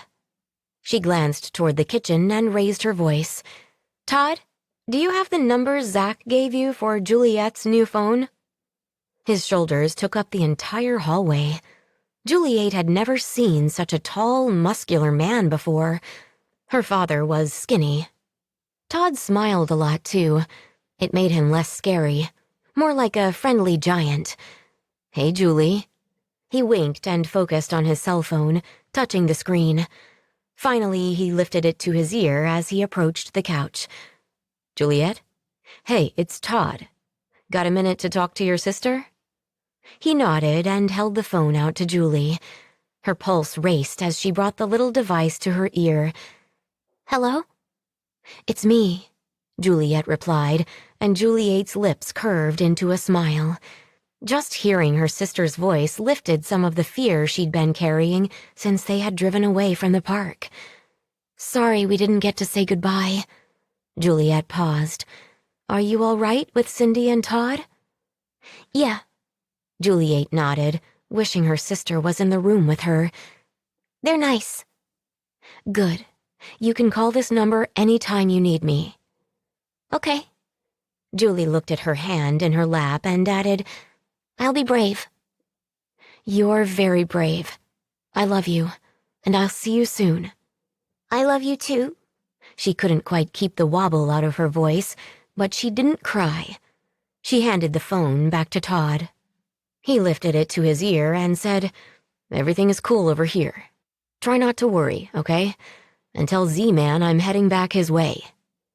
He ended the call and put his phone in his pocket. "Zach is a wizard on a computer. You'll be back with Juliet really soon.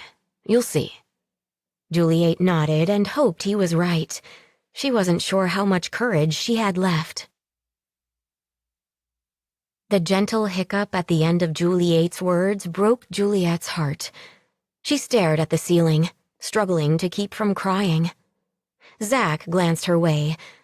"Everything all right?" "No." She wiped her nose and set the cell phone aside before wrapping her arms tightly around herself.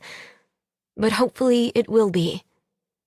Hearing Juliet's voice had flooded Juliet with relief. She was safe.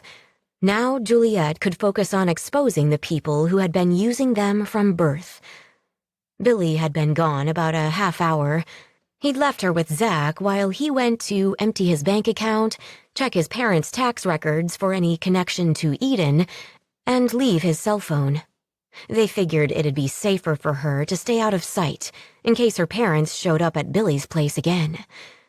Sitting still wasn't helping the dread building inside her. "Is there anything I can do?" Zach had gentle eyes, like an old soul, a dreamer. His lips curved into an awkward smile. "Sure." He picked up the cell phone. "You need to learn how to work this thing.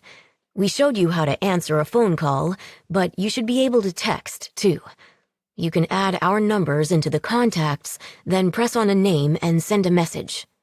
He wrote a few numbers on a slip of paper and slid it to her. "Once you master using the cell, then you can help me look for patterns in these phone records, so I can focus my efforts on a target." He spoke English, but she wasn't sure exactly what he meant. Patterns of what? But he was already facing the screens again.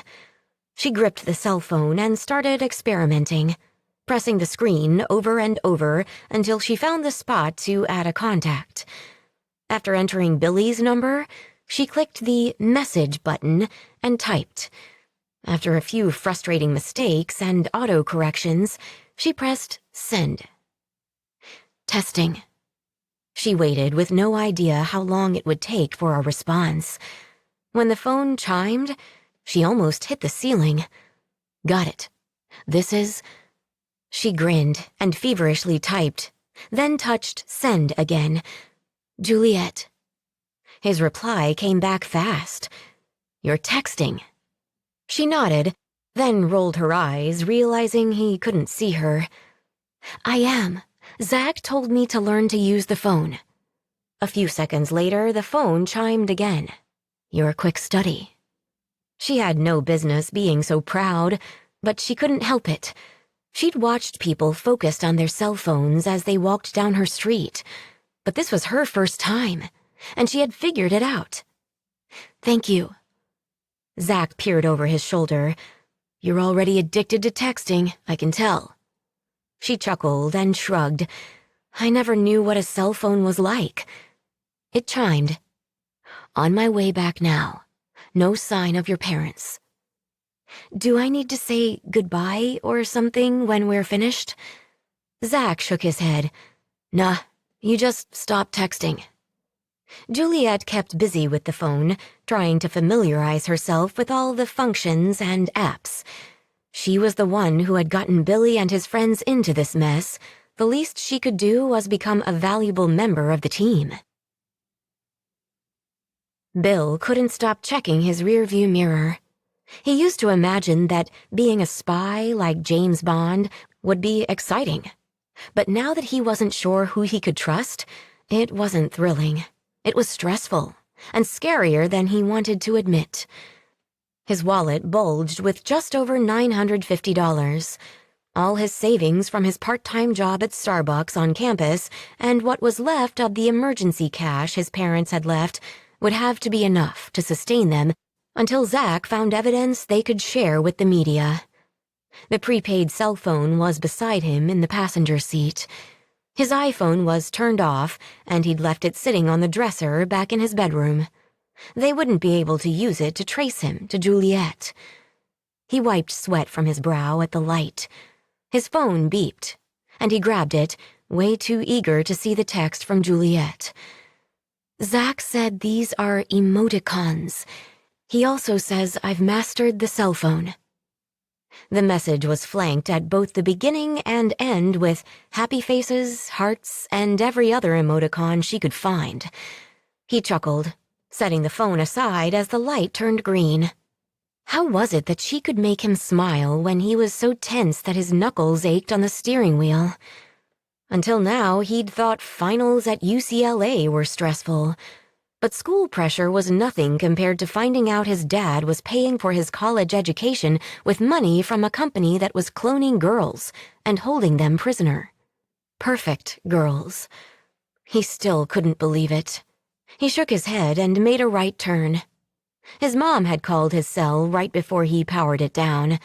They were in New York.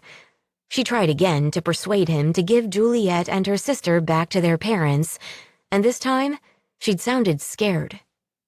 That was the only reason he'd agreed to meet her tomorrow morning. Nothing she could possibly tell him would make him hand Juliet and Juliet over to their evil excuses for parents, but he wanted to understand how his dad had gotten involved in this foundation and, more importantly, why. If he got lucky, maybe he'd get some information that might help them expose Genesis to the world. A guy could hope. He pulled into Zach's place and parked. Juliet came out the side door as he slammed the truck door. He frowned, scanning the street. Juliet, you can't be out here. Your picture has been all over TV. Someone might see you. Her smile faded, and she slipped back into the garage. Bill rubbed his nose, sighing as he stepped inside. Sorry, I didn't mean to bite your head off. I just don't want... I know. Her arms were wrapped around her middle. I get it. Being out of that house makes me forget I'm still not really free. Not yet, but you will be. She didn't look convinced, and he couldn't blame her. He was a 19-year-old undergrad with no super spy experience attempting to take down a corporation that was secretly cloning humans and trying to achieve some twisted perfection. This was way above his pay grade. How's it going, Z-Man? He clasped his friend's shoulder. Zach looked up from the screen. Getting closer. I have a list of frequently called numbers, and one has an out-of-state area code. He stopped typing, his hands dropping from the keyboard. You left your cell? Yep, it's back in my room. Bill held up the new burner phone. I'm only using this one. Did you dig around your parents' tax records? His chest tightened as he pulled an open envelope out of his back pocket. These were in my mom's tax bin from last year. He laid 2 W-2 forms on the table. My mom works for Eden Incorporated, too. Both of his parents were mixed up in human cloning. He couldn't reconcile it. They'd always been good parents to him. How could they have turned their backs on Juliet and her sister? Zach slid the papers over and shook his head. Damn. He looked up at Bill. I'll see what I can find with Eden. This is a good lead. Let me know if there's other info that you need. I'm meeting my mom for coffee tomorrow morning. Maybe she'll tell me something we can use. Zach and Juliet stared at him as if he'd sprouted 2 heads. Bill shrugged. I'll be fine. We'll be at the busiest Starbucks in town during the morning coffee rush. Plus, she's my mom. She's not going to hurt me. She thinks she's protecting me. Zach raised a brow. Being overconfident never ends well. I'll drive you and wait in my van just in case. Juliet nodded. I'll go too. Bill turned to Juliet, shaking his head. Bad idea. You're the one they want. But if something goes wrong, I can protect you. By giving yourself up? Bill pulled a chair over and sat down. No, they'll kill you. Her arms tightened around her middle. They were going to do that anyway, perfect or not. Zach whistled. This is messed up. Yeah, Bill nodded. But if my mom lets some information slip that could incriminate Genesis, or hands over any proof of what they're really up to, then meeting with her is a risk worth taking. He met Juliet's eyes. And you're my insurance policy. As long as I'm their only link to you, they can't take me out. They need me, or they'll never find you. A car pulled up outside. Bill peered through the slats of the mini blinds and smiled. It's Todd. It was stupid, but having Zach and Todd on his team made him feel invincible. They'd been the 3 musketeers since elementary school. If they stuck together, they could get through anything. And right now, he was betting his life on it. Chapter 14. Juliet toyed with her cell phone while Billy made plans with Zach and Todd. This wasn't how she'd pictured her life in the real world. It would have been naive to think she'd fit right in, but she sure hadn't imagined she'd be hiding again. The cage was bigger now, but it was still confinement. For years she'd watched these 3 guys from her window and yearned to go outside, to make friends. She'd witnessed games, fights, and best of all, unity. They were part of a greater whole. Billy's logic for leaving her behind in the morning made sense, but it didn't make it hurt any less. Maybe she was never destined to be normal, to go on dates, to get a job, or even try for college like they were doing. Her destiny had been a glass box in her parents' basement. Todd separated himself from Zach and Billy. He stopped beside her, but his gaze lingered on his friends. Your sister is a trooper. Sorry you didn't get to say goodbye.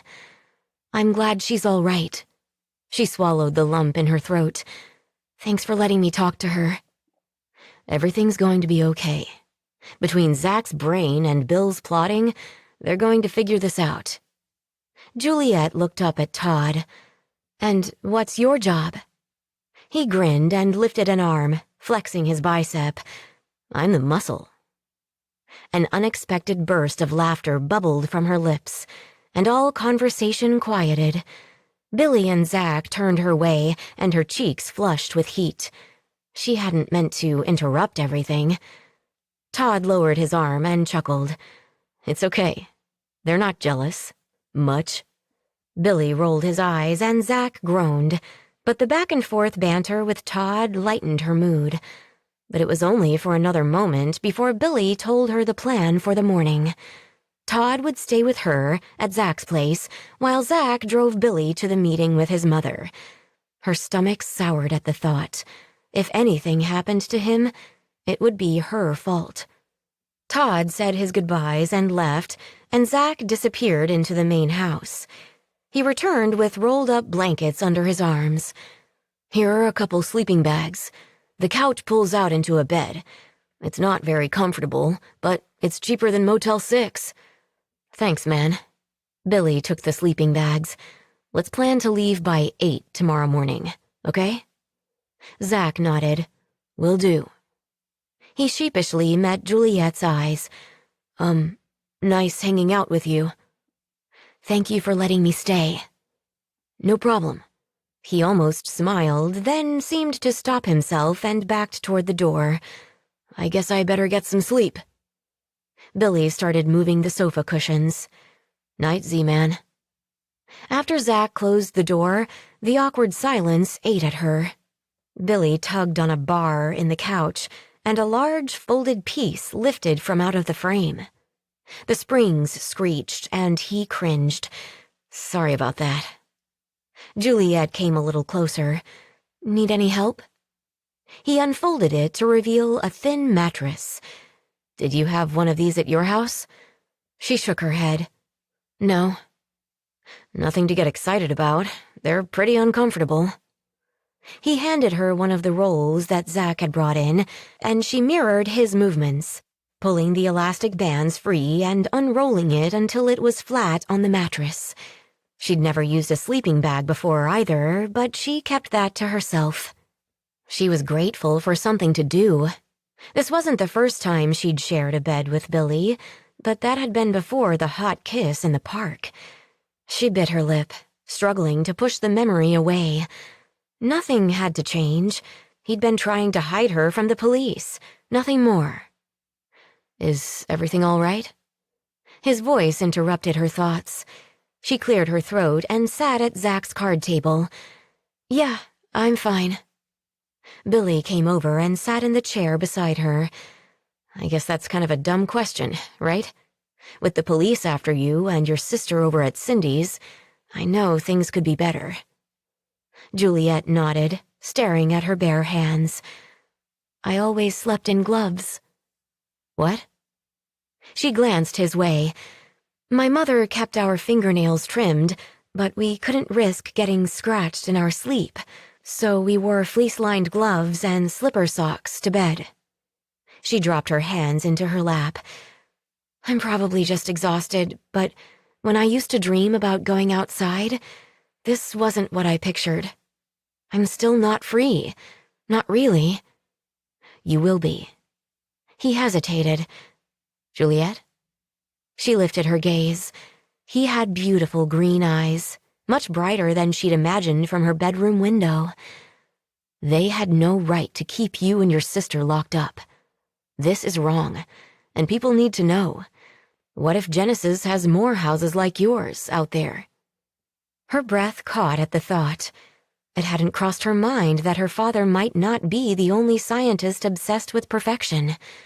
Genesis could be in other towns, too. Could there be more copies of her out there? Clones like her sister? She didn't want to think about it. One step at a time. She stood up and glanced over at the notes Zach had written and the pages of phone numbers he printed out. When you came to my door that night, after my birthday, I spent lots of time daydreaming about when I'd get to go outside, and we could be friends." She shook her head and stared up at the ceiling. "It never looked like this." She sighed and met his eyes again. "I'm sorry I got you mixed up in this." Billy got up and came closer, raising his hand like he might touch her cheek. He paused and slowly lowered it to his side. "You had no choice." The corner of his mouth twitched. "I was the one who almost ran you over with my truck." She laughed as a tear spilled down her face. He wiped it away with the pad of his thumb. His tender caress tied her stomach in knots. She wished she had more experience. Okay, any experience with guys. Standing there like a frightened rabbit wasn't really the message she wanted to send. Clearing her throat, she forced a smile. "Whatever the reason, I don't want anything bad to happen to you." "Can I tell you something?" His voice was soft, his gaze intense. She nodded, holding her breath. "My whole life I've been the storyteller in our group, the writer. Hell, I'm getting a degree in English Lit with the dream of writing the great American novel someday." He rolled his shoulders back with a nervous chuckle. "Telling someone this out loud is harder than I thought it would be." His eyes met hers again. "Until you ran into the road, I'd spent my life watching the world, taking notes, writing stories about it, like an observer. Right now," he pointed to the printout of phone numbers on Zach's desk, "I can make a difference. I'm in this." Billy paused and slowly turned toward her. "I'm not leaning on my folks or witnessing a conflict. I'm living this story, Juliet, with you. So no more apologizing. I chose to be involved, and so did Zach and Todd." Her pulse thrummed as she sat on the edge of the sofa bed. The fire in his eyes and the determination in his tone made her knees rubbery. Again, she wished she had a clue how to relieve the tempest of unfamiliar emotions he conjured inside her. All she could think of was to change the subject. "What's college like?" He shrugged and pulled a chair over. "It's all right. I like living in the dorm on campus. The freedom of not having my parents watching over my shoulder or a curfew is nice. The term papers and final exams aren't fun, but overall, I like it. I've only read about it in books. Do you have many friends there?" Billy nodded. "Yeah, my roommates are cool, and I have some friends in the English department now." "Do you have a girlfriend?" She almost gasped when the question came out of her mouth. Could she have been any more obvious? And what if she didn't like his answer? Her cheeks warmed. No doubt her pale skin was bright red. Billy glanced at his hands. "I did." He looked at her again. "We broke up." "I'm sorry." She backpedaled. "It's none of my business." "No."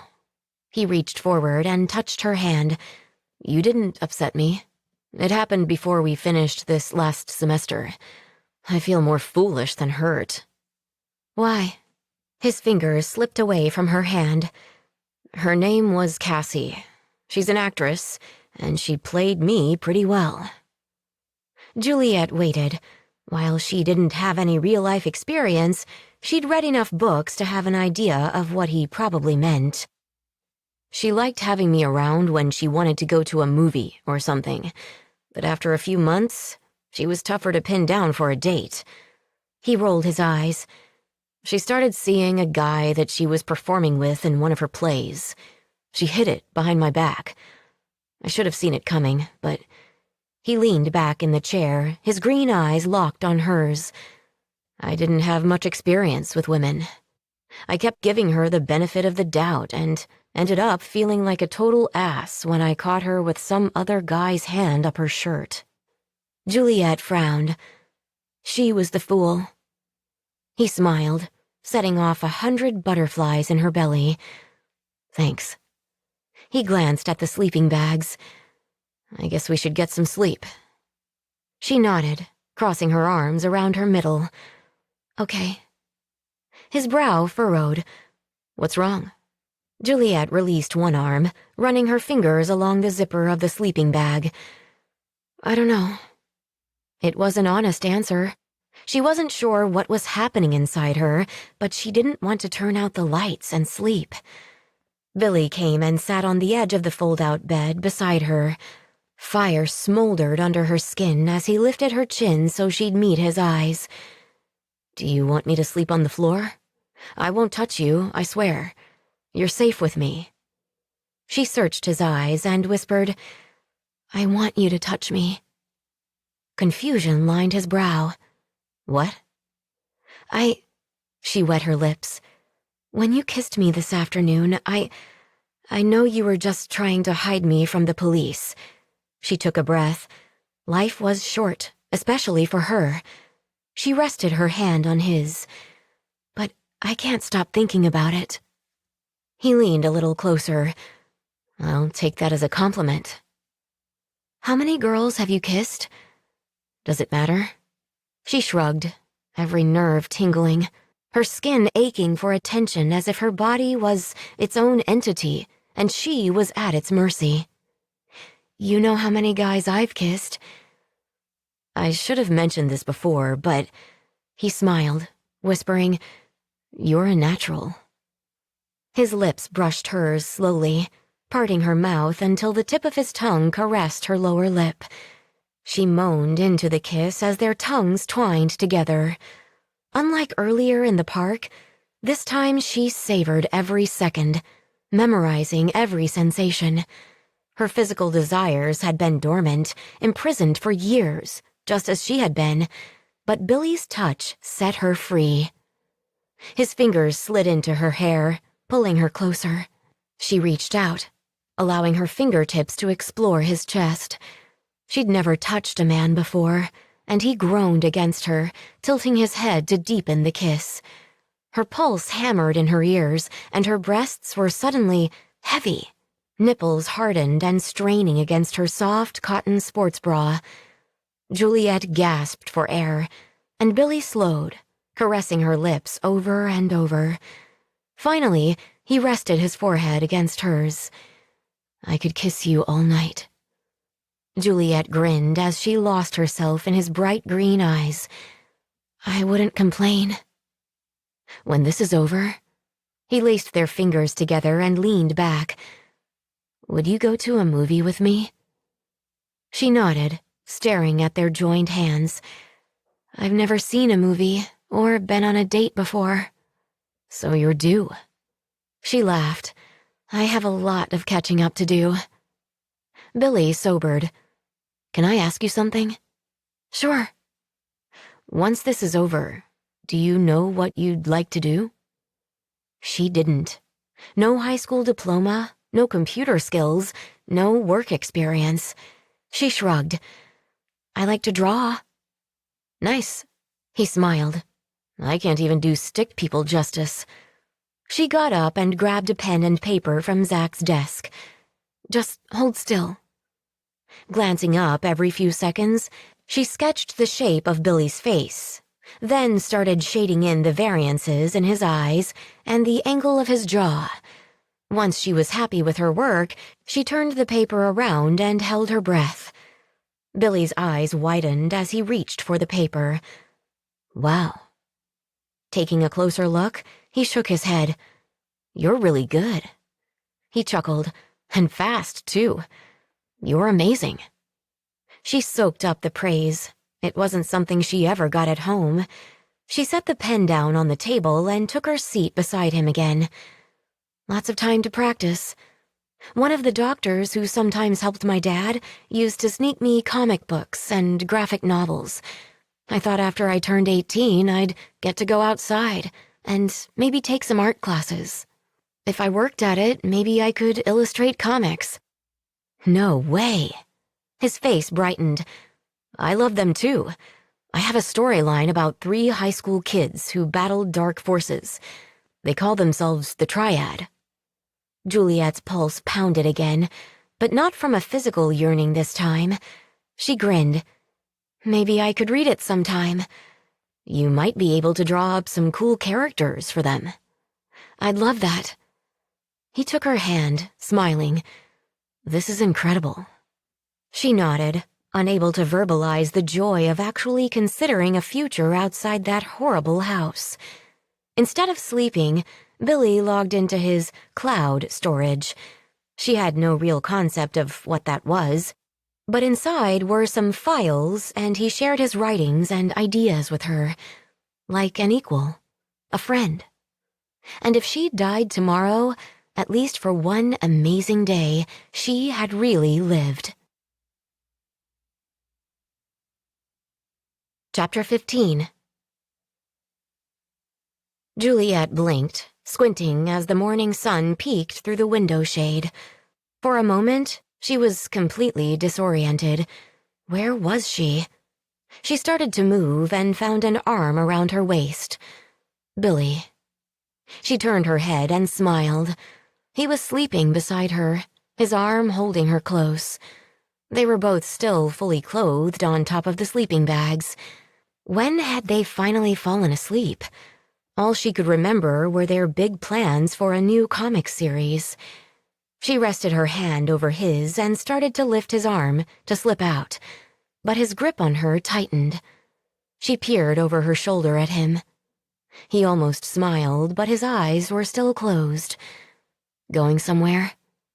She laughed. "I think you're the one going. I have to stay here and hide, remember?" "My mom." He let go of her, reached for the cell phone, and groaned. "Shit, it's almost 8. I've got to get ready." While Billy rushed around, grabbing clothes out of his duffel and brushing his hair, she sat up, staring at her hands. No gloves. There was an imprint of the sleeping bag's zipper on her skin. An imperfection. For a split second, adrenaline dripped into her bloodstream before she remembered her days of being perfect were behind her.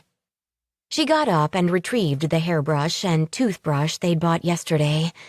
Without realizing it, she counted the brush strokes, just like Mama. When she finally noticed, she set the brush down, repulsed. How long would it take for a lifetime of programming to wear off? Her reflection in the mirror reminded her of the danger. The bruises on her neck had shifted from purple and red to black and blue. Pretty. She frowned and walked away. Zach came around the corner with a white bag in hand. "Brought you some donuts." Donuts? His brow creased, and gradually his eyes widened. "Oh my God. No, this can't be. You've never had a donut?" She shook her head, sheepishly. "Are they good?" He pulled out something fluffy and round. It looked like a bread roll topped with chocolate. He handed it to her. "Food of the gods." He plucked out another braided one for himself. "Careful. Yours has a surprise in the middle." She took a cautious bite and let out a euphoric groan. Wow. Juliet had tasted chocolate before. Her mother coaxed good behavior from them with little squares of Hershey's bars. 1 square per week. She'd said they couldn't risk more. 1 pimple and they wouldn't be perfect anymore. But Juliet had never bitten into a cream-filled donut with chocolate frosting before. The single square of a chocolate Hershey bar wasn't even in the same league as this. Zach licked the sugar off his fingertips and raised a brow. "Well?" She grinned. "Delicious. Right?" He dug into the bag. "Here, try one of these. It's an old-fashioned." It didn't look old-fashioned to her, but she took it anyway, humming in delight. Billy walked in and chuckled. "Your first donuts?" She nodded. "They're amazing." Billy pulled a slender, rectangular donut with chocolate frosting from the bag and nudged Zach. "We need to get going." The door opened and they all jumped. Todd laughed, shaking his head. "Oh yeah, you guys have this undercover thing down. Nerves of steel." "Screw you, Todd." Zach bumped his shoulder as he pushed past him to go outside. Billy came toward her with his hands in his pockets. He cleared his throat and met her eyes. "We'll be back soon. Hopefully she'll tell me something that might help us." Juliet nodded and moved a little closer. He made no move to touch her. Maybe she was expecting too much. She didn't know anything about relationships, but the kiss last night had her thinking he liked her too. She'd even woke up with his arm around her. But it was broad daylight now, and they weren't alone. She forced herself to say something. "Be careful." He nodded. "I'll be fine." For a moment he leaned in, staring into her eyes, but he turned away at the last second and went to the door. Billy glanced at Todd. "You've got my number, right?" Todd patted the pocket of his jeans. "Yep." Billy's gaze shifted to her and back to Todd. "Keep Juliet safe." The door closed, leaving her alone with Todd. "How's my sister?" "I haven't talked to Cindy yet today, but Julie and Vanessa were getting along okay last night. Cindy said they were introducing Julie to Pixar movies." Juliet smiled, even though she didn't have a clue what a Pixar was. "I hope Billy finds something we can use to expose Genesis." "He and Zach will find something, and you and your sister will be together again before you know it." And what would happen then? They had no money, no job, and no place to live. Juliet didn't have a birth certificate, and according to Zach, their parents had declared to the government that Juliet had died before she'd turned 1. All this worrying and waiting was making her antsy. She sat at the desk, skimming the pages of Billy's triad stories. Snatching a piece of paper from the printer, she escaped into her sketches and hoped for the best. Zach parked at the back of the lot. Bill didn't see his mom's car, but that didn't mean she wasn't here someplace. "Be careful, man." He nodded at Zach. "I'll be fine." Zach pulled out his laptop. "I'll work in here so we can be ready to roll fast." He glanced up. "Just in case." "Okay." Bill slammed the door. His palms were slick. Until now, he hadn't been nervous. This was his mom, not some stranger. She arranged the meeting because she wanted him to be safe. But his muscles didn't relax. Something wasn't right. He kept scanning the lot for his mom or her car as he sat at one of the outdoor tables in the corner. "Bill." He spun around toward the whisper. A woman in a large floppy hat with big sunglasses and red lipstick motioned him to sit. His mom rarely wore more than mascara, so her bright red mouth distracted him. She didn't remove the dark glasses. "Did anyone follow you?" She was still whispering, too. "No." Bill followed her lead, keeping his voice down. "What's with the disguise?" She sat across from him and leaned in closer. "This research, Genesis, it's more important than my life or yours. That's why you need to take those girls back. They won't stop until they have them." Bill gripped the edge of the table, straining to keep quiet when he wanted nothing more than to shout bullet questions at her. "I know you're both involved with these people. Did you know they kept these girls locked up like lab rats for their entire lives? And the others," he whispered. "Mom, they killed the other babies." "You don't understand." She pressed her lips together, but he couldn't see her eyes behind the dark glasses. "This is a chance to make sure no more boys lose their big brothers." Bill sat back for a moment, stunned. He opened his mouth and closed it again before leaning forward again. "This is about David?" How many years had it been since he'd said his brother's name out loud? It seemed foreign on his lips now. Leukemia had taken him right after his 10th birthday, and gradually his name had vanished from family conversations. At first, Bill had figured it was too painful for his folks. But as time went by, they'd moved to the suburbs and he'd found Zach and Todd. Day by day, the grief had faded. But maybe his parents had never recovered. His mom reached out to squeeze his hand. "Bill, Genesis has a vision. A world with no more disease or deformities. Our children will be healthy. They'll be perfect. We can change the world. They're so close." "Is that what they told you?" He recoiled, frowning. "Can you hear yourself? These aren't rats in a cage or cloned sheep. These are human beings with hopes and dreams, and according to Dr. Huff's notes, if one of those babies got so much as a snotty nose, they were terminated." "It's not that simple." She scanned the lot. "They aren't normal children. They're test subjects. We created them. Every aspect of their growth is being monitored. This project is expensive, and since the FDA is decades behind in approving cloning research, they need to acquire private funding. Positive results are vital for financial backing." He winced, shaking his head. Suddenly, his mother was a complete stranger to him. "Results? Mom, they killed defenseless children. Some of them weren't even babies anymore." He leaned in closer, whispering, "They're planning to kill Juliet on her 18th birthday and preserve her body in a glass case. Did Dad sign off on that?" His stomach roiled at the thought. He shook his head. "Jesus, is he the one who will shoot her up with a drug cocktail to stop her heart so she can be some kind of twisted sales brochure for more funding?" His mom reached across the table, grabbing his hand and squeezing it, tight, stunning him into silence.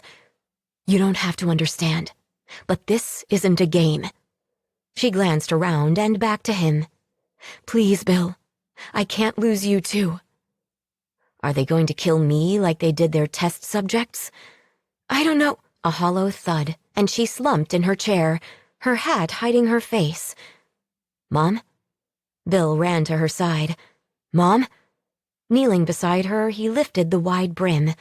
Her glasses hung at the end of her nose. She stared up with lifeless, empty eyes. Blood trickled from a tiny hole in her forehead. Bill fell backward. "Shit! Call 911! She's been shot!" Chaos erupted. People scattered, screaming and running away. Bill caught her as she slipped from the chair. "Mom?" Rationally, he knew she was gone, but he couldn't allow that to be true. It couldn't be. It had to be a dream. His mom was alive. Zach's voice cut through the noise. "I know this is all kinds of wrong, but we can't stay here." Bill's eyes widened. A silent sob strangled his throat, stealing his voice for a second. He looked up at Zach. "I can't leave her. Not like this."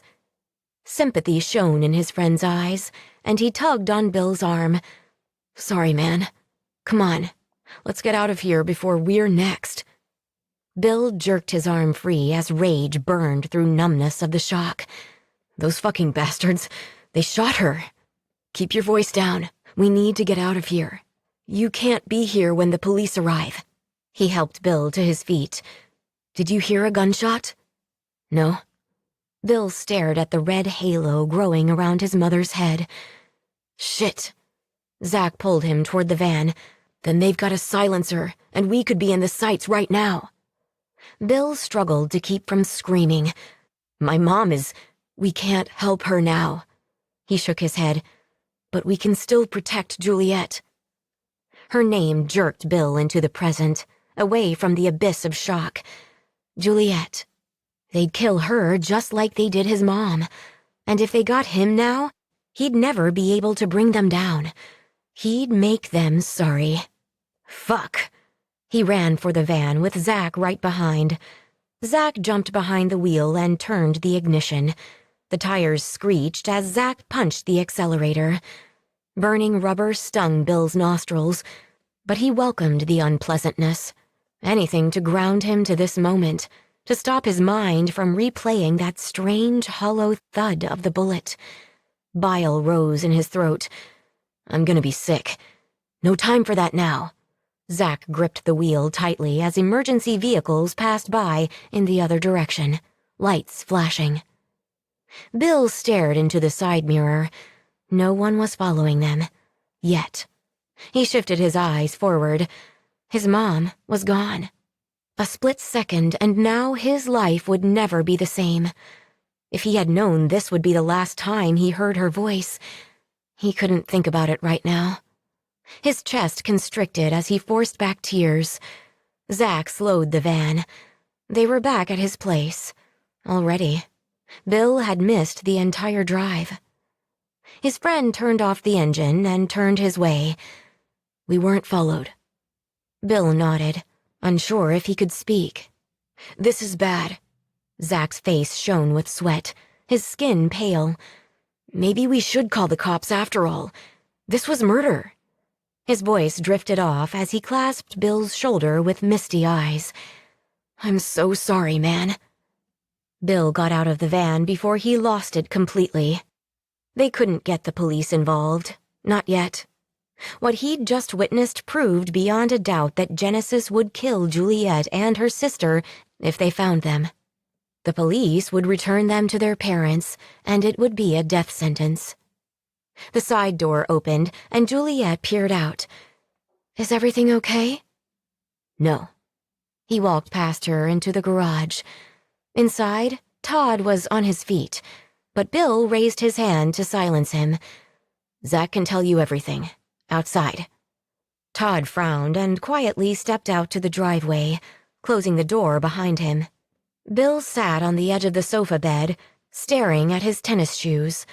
There were red speckles on them now. Juliet came to sit beside him, her voice barely audible. What happened? He lifted his head to meet her eyes, his throat constricting. My mom. He struggled to breathe. Tears blurred his vision. Those bastards shot her. Shock lined her face, but she stayed quiet. In the middle of a crowded coffee shop, they put a bullet in her head to silence her, forever. He swiped a tear and stared at the ceiling.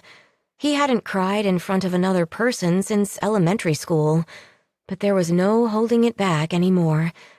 She rested her hand on his thigh, not tentative, firm. I'm sorry. My mom was talking, and then she was gone. His gaze met Juliet's, and her dark eyes seemed much older than her years. My sisters, or clones, I guess, they killed them too. Any imperfection, even just a cough or runny nose, and in the morning, I'd find them too quiet. He hated these people. Why even leave them for you to find?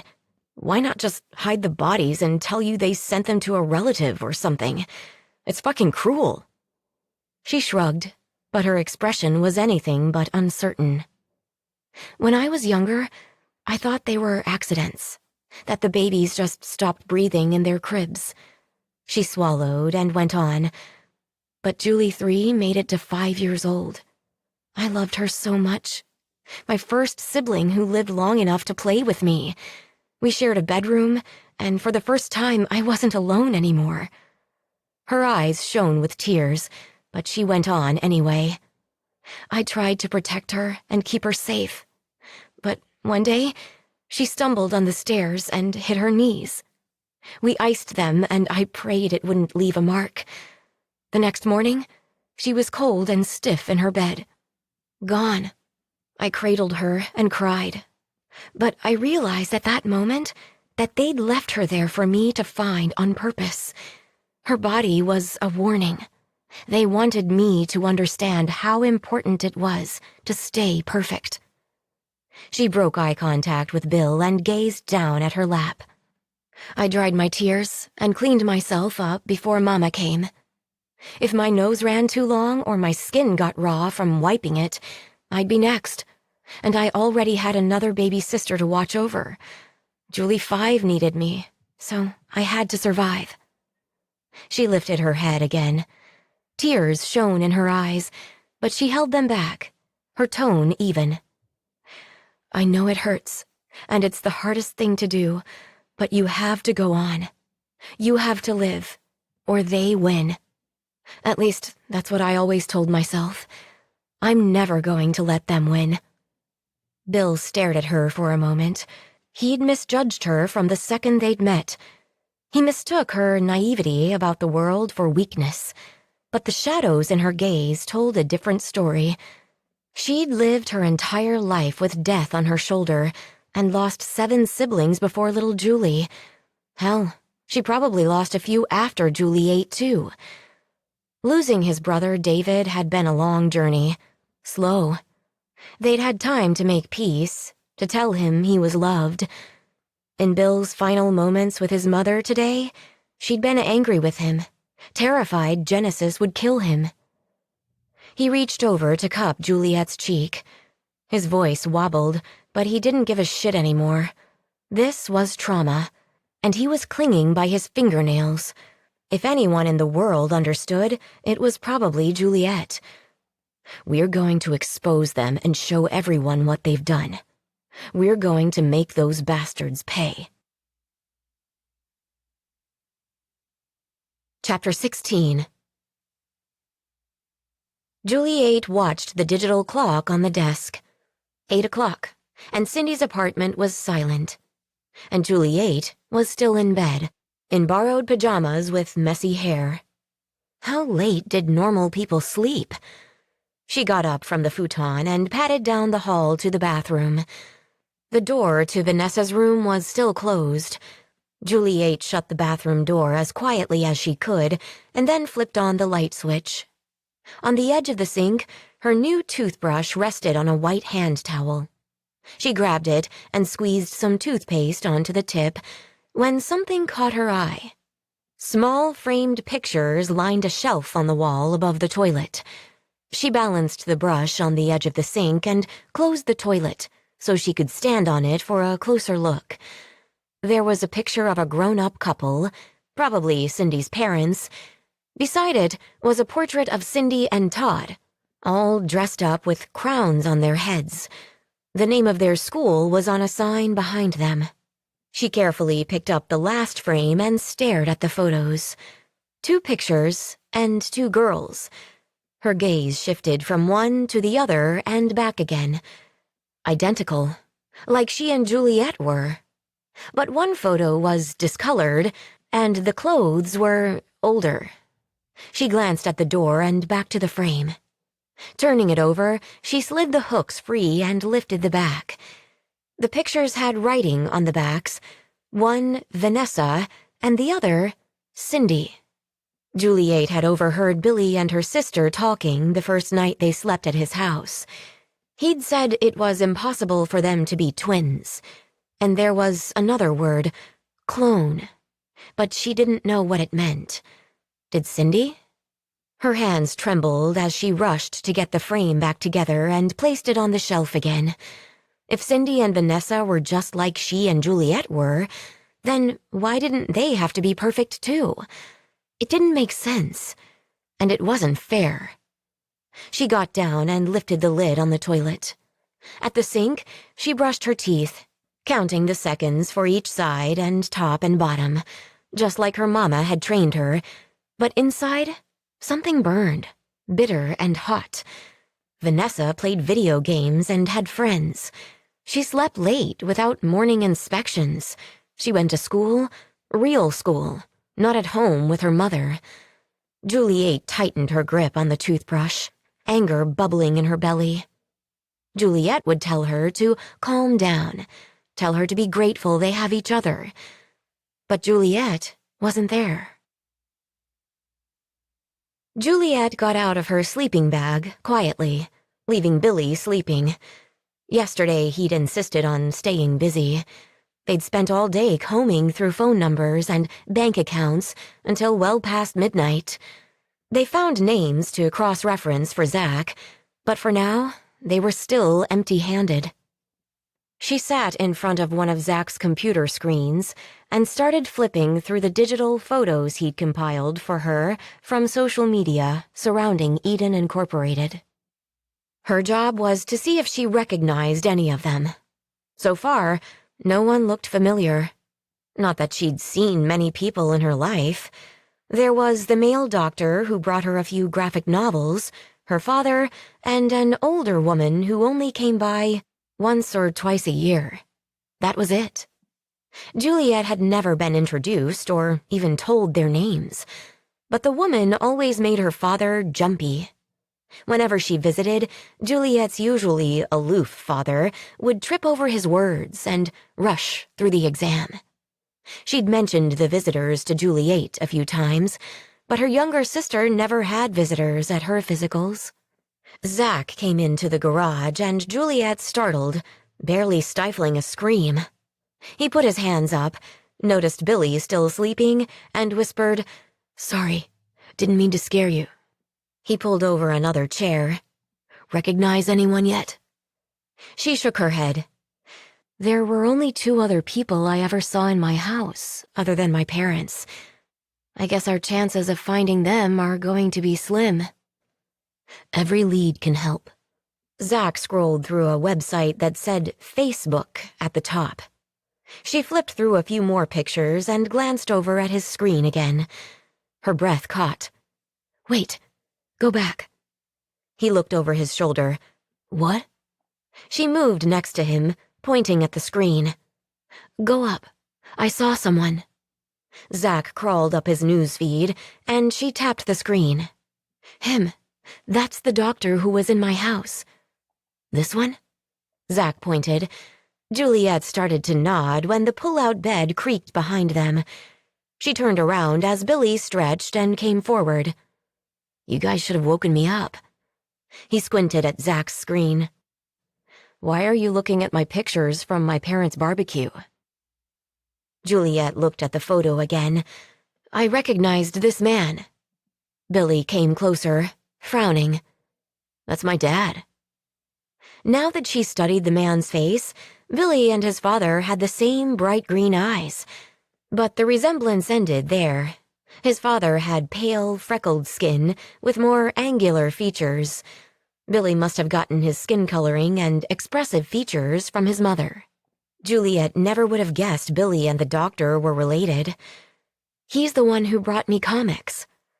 Billy pulled a chair over to sit beside her. "I still can't believe he's involved in this." She glanced at Billy. "He was only at my exams a few times a year. Maybe he didn't know what happened to all my sisters." He raked his fingers through his hair. "My mom said the research was more important than her life or mine." He met her eyes. "She wore a disguise to our meeting yesterday and whispered the entire time." He cleared his throat, looking at the screen where his parents smiled together. "I think she knew what had been going on inside Genesis, and she was risking her life by telling me anything. How could they rationalize raising kids in captivity and killing them if they weren't perfect?" Juliet's stomach twisted as he clicked through the photos. His mother was beautiful. He definitely had her smile. Had she known what was happening to Juliet and her sisters and looked the other way? The final photo was his dad smiling in front of a grill. She couldn't believe he'd lived just down the street all this time. She used to look forward to his visits. Being trapped in a house with only her parents and sisters had turned any outsider into an exotic treat. She'd never really gotten to talk to him, but his secret gifts of comics and graphic novels had been treasured.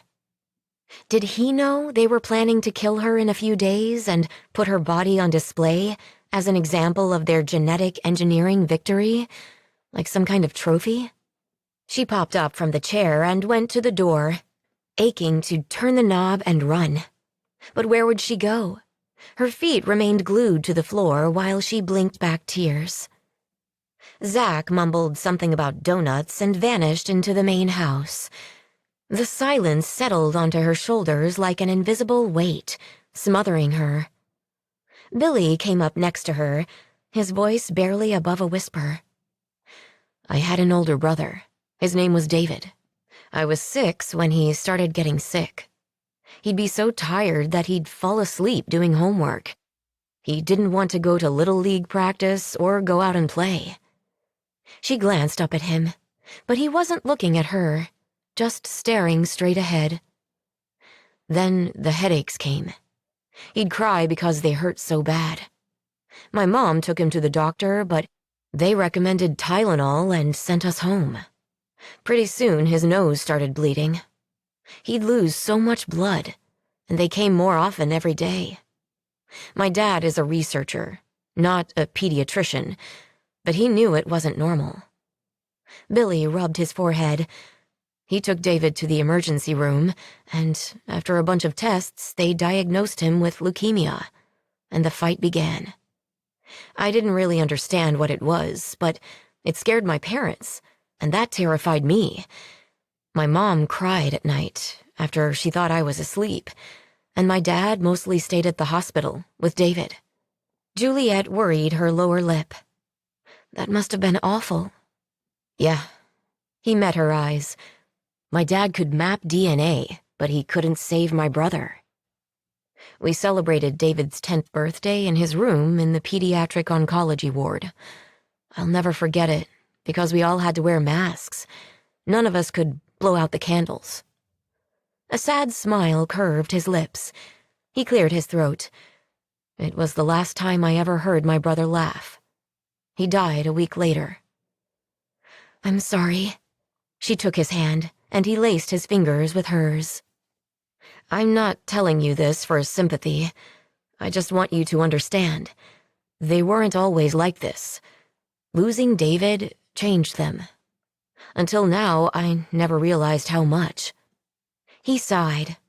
For a while, my dad lost his faith in science. He even quit his job at UCLA, but after a month, he found a new one. That was why we moved here. I didn't know it at the time, but he must have heard about Genesis, and he gave her hand a squeeze. My mom said they were on their way to ending childhood diseases and birth defects. My parents think they're saving other families from going through what we did. But the research is flawed. She swallowed the lump in her throat. They killed any children who were anything less than perfect. A cold, a bruise, it didn't matter. Making more copies of my DNA isn't going to keep children from dying. We know that, but they probably don't tell their donors anything about the failures. As far as the money people know, you and Julie are the only specimens. And they may not even realize you were kept locked in that house. We have to tell someone. And we will. He nodded. Once we have a few names other than your parents, so we can back up your story. We have the journal, but they're not going to believe us unless they can corroborate it. We need proof. Zach cracked the door to the garage and poked his head inside. Hey, Bill. Regret lined his eyes. They just had a news spot about your mom on television. The police are asking for witnesses to come forward. Bill ground his teeth together. He'd sat right across the table from his mother and had heard nothing. With the long-range rifle and a silencer, the shooter could have been anywhere. I hope someone saw the shooter. Zach raised a brow. You're not going to talk to them? There's a hotline you can call, anonymously. And tell them what? Bill shook his head. I didn't even realize she'd been shot until it was too late. He sat in Zach's computer chair, eager for something else to focus on. The grief sat in his chest like an anchor, ready to drown him if he stopped treading water. Can I check my email on here? Sure. Just open a new window in the browser. Zach set a bag on the table. Donuts are here if you want them. I've got to run a couple errands for the folks, but I'll be back soon. Bill opened a fresh window in Zach's high-tech Firefox browser, went to his email, and entered his password. Later, Z-Man. After the door closed, Juliet scooted back over to her computer screen, clicking through photos while he deleted spam messages from his inbox. The simple, hollow clicks seemed surreal. His mom had died yesterday, and yet the offers for male enhancement products and lottery winnings were still coming. The world moved on, despite his unrealistic urge to stop it, to scream, to curse, and maybe even cry. He wanted to call his dad, but after yesterday, he worried any contact might put his father's life in jeopardy, too. He stopped clicking and glanced at the pictures Juliet was flipping through. When this was over, would his father go to prison? How deep was his family tied to Juliet's? She looked his way. "Are you all right?" "Not really." He shook his head and focused on his inbox again. "But hopefully I will be." A subject line caught his eye. It was only one word: iridescence. That was the safe word his parents had given to him on his first day of school, in case of an emergency, so he'd know it was safe to go with the person they sent to pick him up from school, if they couldn't for some reason.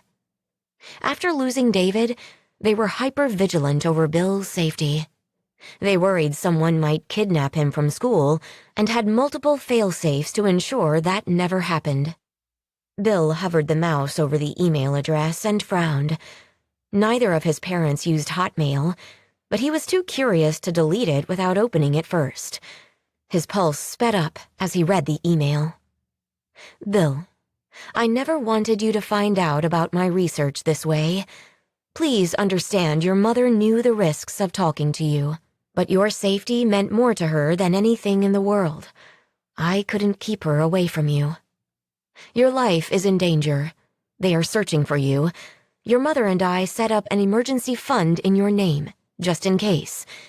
The account information is attached. Go to the bank, withdraw the money, and get out of town. Hide. You're all I have left in this world. Stay safe. Love, Dad." Bill stared at the screen. It could be a trap. Would his own father lead him to the slaughter just to protect his work? He didn't want to believe that, but he also didn't want to dwell on the fact that this email made it clear his father wasn't going to the police for justice for his mother's murder. How could he stay and support the people responsible for killing her? Bill shoved the bitter thoughts aside. Maybe his father was trapped, unable to talk to the authorities. Or maybe this was all a trick to get Bill out in the open so the Genesis Foundation could grab him. After losing his mom in the middle of a Starbucks patio, he wasn't going to take any chances. Bill grabbed his cell phone and started texting Zach. "What's wrong?" Juliet asked. He stopped, his eyes darting to her face. "I got an email from my dad, but I want to see if Zach can trace the email address or the IP address. Maybe it can help us find Genesis." "You don't think your dad sent it?" He shrugged. "I don't know. According to the email, my dad has a secret bank account in my name. He told me to use the money to get out of town, but it could be a trap. I don't know if I can trust him." Saying those words out loud hurt, but he forced himself to press on. He sent the text to Zach and logged out of his email. If it really was from his dad, that money would be a big help. He could take Juliet to Los Angeles. It'd be much easier to hide in a big city, and the longer they stayed at Zach's, the more danger they put him in. But what about Juliet's sister? She was safer with Cindy. There was nothing tying the Huffs to Todd's girlfriend. There would be no reason for the police to come sniffing around. If they brought her with them, there was a better chance someone might recognize the two missing sisters. Bill ran his fingers through his hair. Juliet wouldn't like leaving Julie behind, but she was probably safest with Cindy. Todd's girlfriend had no ties to Genesis or Juliet. They'd have no reason to look there. He just needed to convince Juliet. Chapter 17. The television came to life in the other room, and Juliet lifted her head from the book she was reading. She'd never even seen a TV until a couple of days ago, but already it called to her like the Pied Piper. She closed her book and looked at the door. Since she'd found the photos on the shelf in the bathroom, she'd been trying to figure out what to do. She thought about talking to Todd. He was supposed to be coming over today. But he probably wouldn't be able to keep such a big secret from his girlfriend, and they'd be upset with her if she told them they were like her. Or at least, she thought they would. Vanessa already didn't seem to like her much. What she needed was to talk to Juliet, but her sister wasn't here. Juliet sighed and slid off the bed. then wandered out to the living room. Cindy and Vanessa looked up at the same time as Juliet walked in. "Hi, Julie." Cindy smiled and patted the sofa next to her. "Come on over and watch Beauty and the Beast with us." Vanessa kept her eyes on the screen as Juliet came over and sat down. Just as she started to sink into the animated world, there was a knock at the door. Cindy tensed, her back suddenly straight and rigid. She turned down the television and whispered, "Wait here. Don't make any noise. I'm sure it's nothing." Juliet's pulse raced. Cindy might have said it was nothing, but she sure seemed worried. Juliet ran down the hallway to the guest room and closed the door. Muffled voices from the other room relaxed her a little. They weren't loud or upset. Maybe it was a friend of Cindy's. Even so, Juliet had no desire to venture out. These people were hiding her. They didn't care about her like Juliet did. She gasped when the door opened. Vanessa giggled. "Scaredy cat. It's just my grandma. You can come out and meet her." "That's okay. I'll just play in here." Vanessa frowned. "You don't like my grandma?" Juliet shrugged. "I just don't know her." "Because you haven't met her yet." Vanessa rolled her eyes. "Come on." Vanessa grabbed her hand and tugged her out. Juliet tried not to smile as she groaned. This was the first time Vanessa had shown any interest in her at all. It was tough not to be happy about it. In the living room, Cindy and her grandmother turned toward them. Juliet had never met a grandparent before. If she had any, they'd never come to visit. The older woman had pure white hair that curled under at the ends, just below her ears, but she didn't have any wrinkles. The only part of her that looked old was her hands. Big gemstone rings shone on a few of her crooked fingers, and the jewelry was held on by swollen knuckle joints. Vanessa's grandma smiled wide. Her teeth were very straight and white. "Well, well, who is this?" "This is Julie," Vanessa said. "She's a friend from school," Cindy interrupted quickly. Vanessa frowned at her older sister. "No, she's not." Cindy narrowed her eyes at Vanessa and then smiled at their grandmother. They weren't in the same class. She glanced at Juliet. "This is my grandmother, Claudette Sutter." Claudette held out a hand. "It's nice to meet you, Julie." Juliet swallowed hard and took Claudette's cool hand. Her twisted fingers tightened around Juliet's hand. "You look so familiar.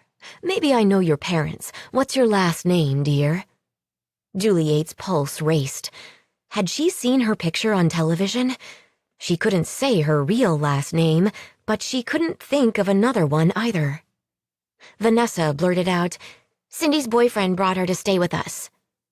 Cindy narrowed her eyes at her sister. Vanessa crossed her arms. "I was telling the truth." Cindy chuckled, but she wasn't smiling as she straightened to meet her grandmother's eyes. "My parents were smarter than I thought by having the two of us so far apart."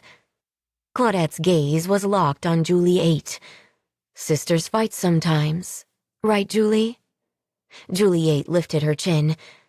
"I never fight with my sister." Something in Claudette's expression, the way her eyes glinted in the light as her eyebrows pulled up in surprise, made Juliet uncomfortable. She'd said too much. "Where is your sister?" The older woman scanned the room. "Is she here too?" Cindy swooped in.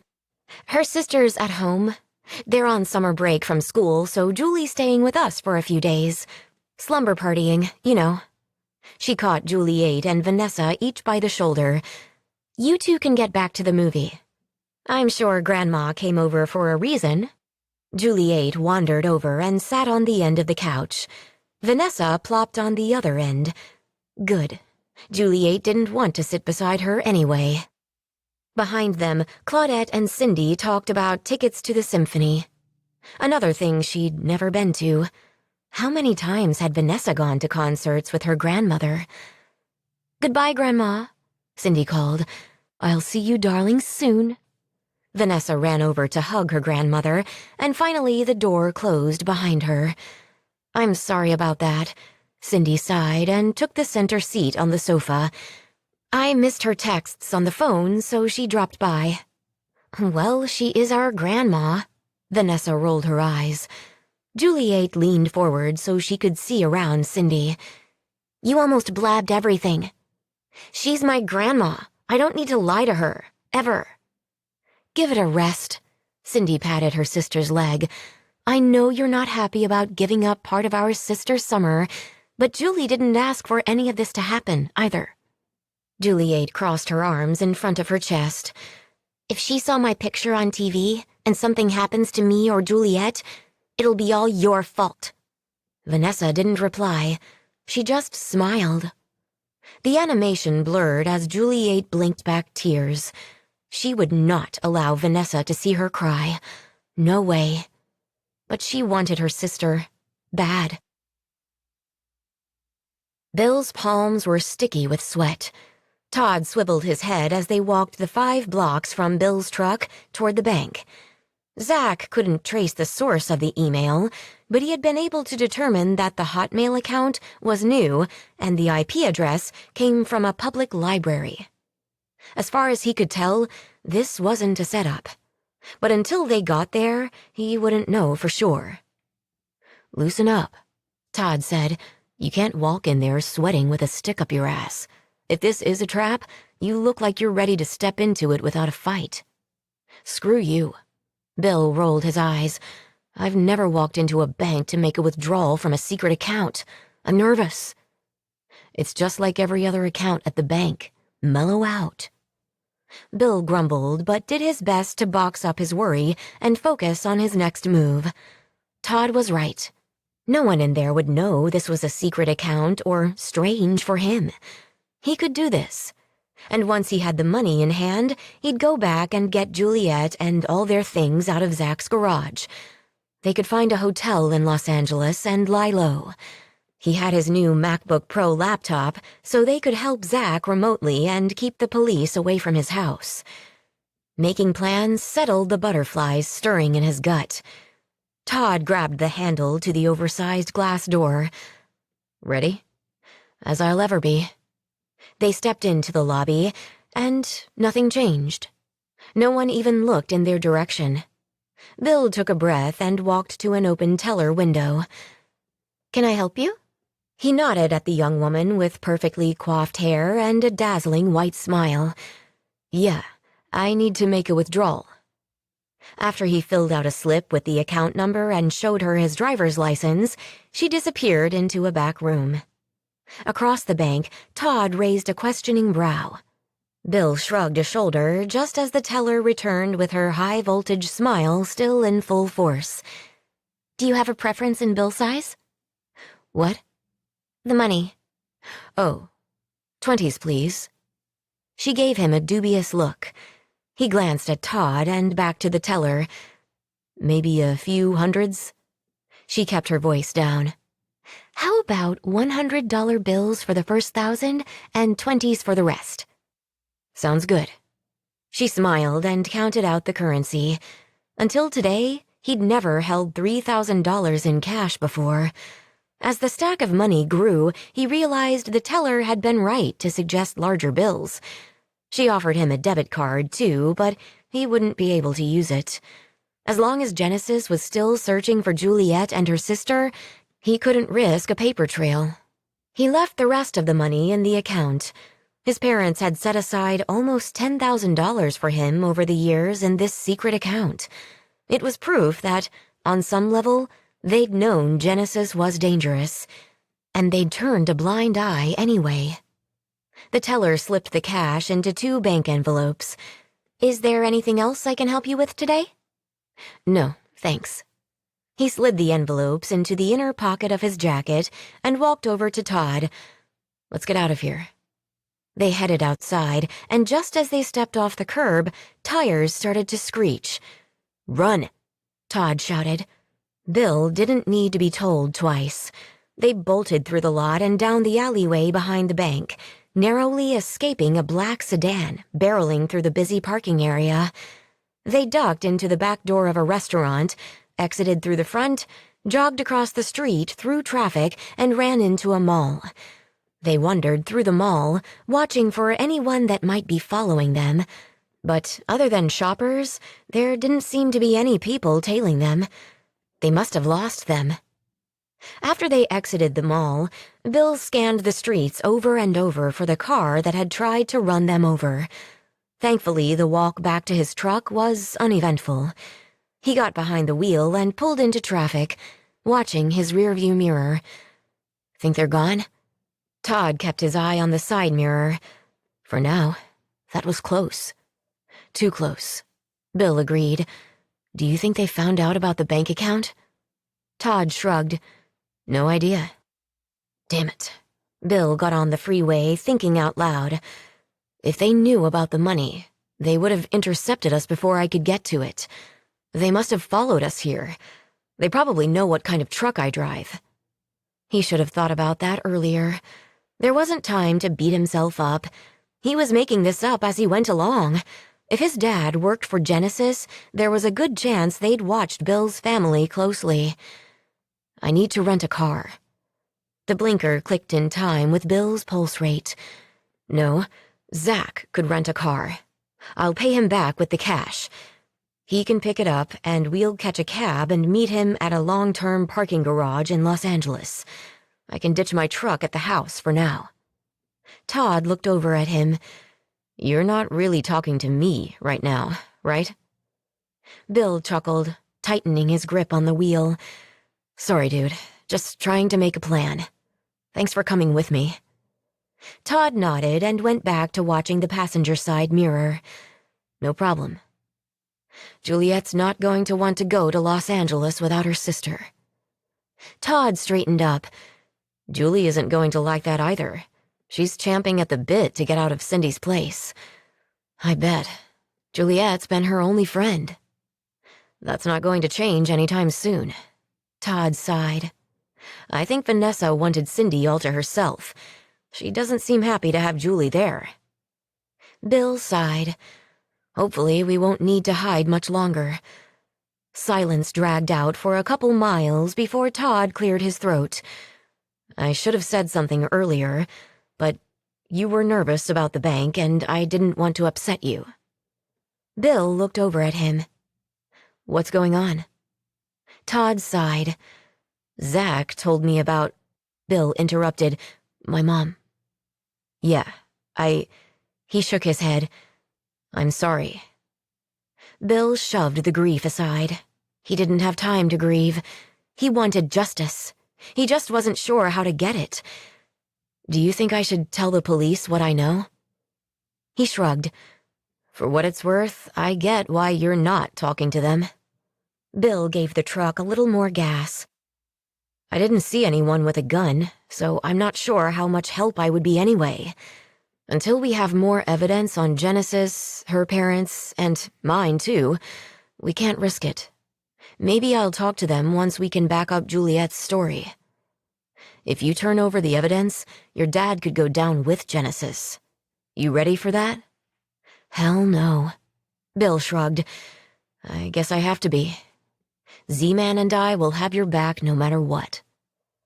Bill nodded, keeping his gaze on the highway. He couldn't risk eye contact right now. His emotions were too jumbled. He swallowed the lump in his throat. I owe you guys. Nah. Todd nudged his shoulder. You do the same for us. Chapter 18. Juliet shook her head, her eyes widening. I can't go to Los Angeles and leave Julie behind. Bill sat in front of her and took her hands in his. I know this sucks, but Genesis is already closing in. They'll find us if we stay here any longer.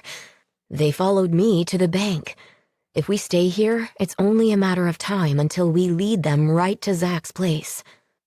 He rubbed her knuckles with his thumbs, wishing he could give her a better option. What if they find Julie? Her voice cracked. We'll be too far away to get to her in time. Todd and Zach will be here. He glanced over his shoulder to his friend. Tell her, Z-Man. Zach stopped typing and looked at them. You won't need to hide much longer. I tracked some money from Bill's folks' financials, and it's connected to private charity foundations. I should be able to connect the dots and get some names now. See? Bill hated pressuring her, but after seeing his mother gunned down in front of him and being nearly run down by a car today, the threat to their lives was very real and front and center in his head. I've got cash now. We can lie low, and in a couple days, when Zach has the information we need, we'll go to the media and this will all be over. I already put you in danger. I can't spend your money, too. Regret lined her eyes. You're not. I'm in this now, too. Bill shook his head. They took my mom from me, and I'm going to make them pay. Okay, she nodded slowly. I still want to take Julie with us. Todd came over and stood beside them. They've been broadcasting a picture of the two of you together all over the news. Keeping you and your sister apart is probably the only reason Julie is still safe. She sighed and looked down at their joined hands. Bill held his breath, praying she'd come around. I can talk to her on the phone? Bill squeezed her hands. Every day, if you want. She lifted her head. I've never been so far away from her. She turned her attention to Todd. You'll keep Julie safe for me? Of course I will. Todd nodded. She took a deep breath, and her gaze locked on Bill's. All right, let's get out of here. Bill released her and shot to his feet to gather up his things and put them back into his duffel. The plan was to leave his truck parked at the mall. Zach would rent a car and swing by the food court to give them the keys, and Todd would take Zach home in his car. Then Bill and Juliet would take the rental, get a hotel room in Los Angeles. But Juliet hadn't said a word since he'd pulled out of Zach's driveway to head over to the mall. You're pretty quiet over there. It's making me nervous. She looked out the passenger window. I figured you've got enough on your plate watching for anyone following us. So far, so good.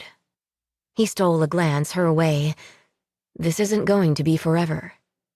I know. She finally faced forward. I just can't shake the feeling that she needs me. She needs you to stay safe. Juliet sighed. Tomorrow is my birthday. Since she was born, I've never celebrated one without her. When we get through this, we'll get a cake and candles and throw a real party, okay? She nodded and stared out the window. The silence was going to kill him. Bill slid his hands down a little on the steering wheel. Have you thought about what you want to do while we're away? Los Angeles is a huge city. We can hide in plain sight there. Her shoulders relaxed a little. I wouldn't know where to begin. There's so much I've never done. She adjusted her seatbelt. This is the first time I've ever been on a freeway. Bill switched lanes. Well, how do you like the highway so far? The corners of her lips twitched, and his pulse surged. He'd never wanted to make someone smile so bad before. The past couple of days had been a nightmare. It was easier to pretend none of it had happened. I thought being inside a car when it's going fast would be scarier, but it's not much different from driving on your street. All right, so we can cross being on a freeway off your never-tried-before list. What else do you want to mark off? She shrugged. I've never seen the ocean or played a sport. The beach he could manage, but a sport? That was more Todd's area of expertise. Other than stickball and catch on their street as kids, he never... Wait a minute. He tried to peek into the back of the cab, but he could see if his bowling bag was back there. During the school year, he'd been in a league with a couple guys from his dorm building. Bowling at the Bolero once a week was fun. Less pressure than when he'd been more competitive in high school. Is there a camouflage bag with wheels on the little seat behind us? She twisted around and then nodded. Yeah, it's back there. He smiled. Good. I'll take you bowling. What's bowling? He tried not to gape. You've never heard of bowling? She shook her head. No television. If it wasn't in one of my mom's books or the graphic novels your dad gave me... Wow. He watched the rearview mirror. No unmarked black sedans nearby. Good. Bowling is a sport. You roll a ball down a lane and try to knock down these pins at the other end. My mom didn't want me playing full-contact sports in high school, so she got me a bowling ball and lessons. I think you'll like it. She almost smiled. Sounds fun. Good. Then we'll go to the beach, and I'll teach you to bowl. Anything else? Maybe a movie? He chuckled. You've never seen one on a big screen, have you? A sheepish smile curved on her lips. No movies on any screen. We can hit the movies tomorrow, for your birthday. He reached over and took her hand, enjoying the way it fit in his. You're going to love it. I wish we could take Julie, too. When this is over, we'll take her everywhere. And he meant it. They just needed to get rid of Genesis first. Zach chuckled as Bill put his bowling bag into the trunk of the rental car. You're taking your bowling balls? Juliet tried not to notice the way Billy's tan biceps pulled at his t-shirt sleeve when he lifted the heavy bag. He'd told her the balls were each for different lane conditions. None of it made sense to her, but seeing him fired up about his sport made her smile. I'm going to teach Juliet to bowl. I can't be using house balls and rental shoes. Zach raised a brow and looked her way. Did he tell you he won the city championship in high school? He's got a 235 average. She smiled. Is that good? He grinned. Let's just say you've got a great teacher. Billy slammed the trunk closed. Got everything? She nodded, and Zach handed Billy the keys. Be careful with this thing. I had to pay a bunch of underage surcharges to get it. Billy took out some cash and gave it to Zach. Thanks for all your help, man. Happy to help. Zach gave Billy a tight hug. Stay safe. We will. Billy released him and took a step back. I have my laptop and we're ready to help, so if you get anything on Genesis, I'll text you if I need you. His gaze wandered over to Juliet, then back to his friend. Please show this girl a good time. She deserves it. Juliet did her best not to blush. We're not on a vacation. Maybe not, Zach chuckled, but you slipped through Genesis' fingers and got out of Moonlight Cove. That's worth a celebration. Live a little. Billy clicked a small black remote control, and the lights flashed on the rental car. Thanks again, Z-Man. See you soon. You know it, buddy. She got in the white car. Prius, what's that mean? Prius is the model of the car. Billy got in and pressed a button. The screen came to life. It's a hybrid. A what? He grinned. It uses both gas and electricity. The world kept getting bigger. How would she ever catch up? Sorry about all the questions. He took her hand, and she lifted her gaze to meet his. You don't need to apologize. He searched her eyes. You remind me of how amazing some of this stuff is. I take it all for granted. Being around you makes me see things for the first time again. He smiled.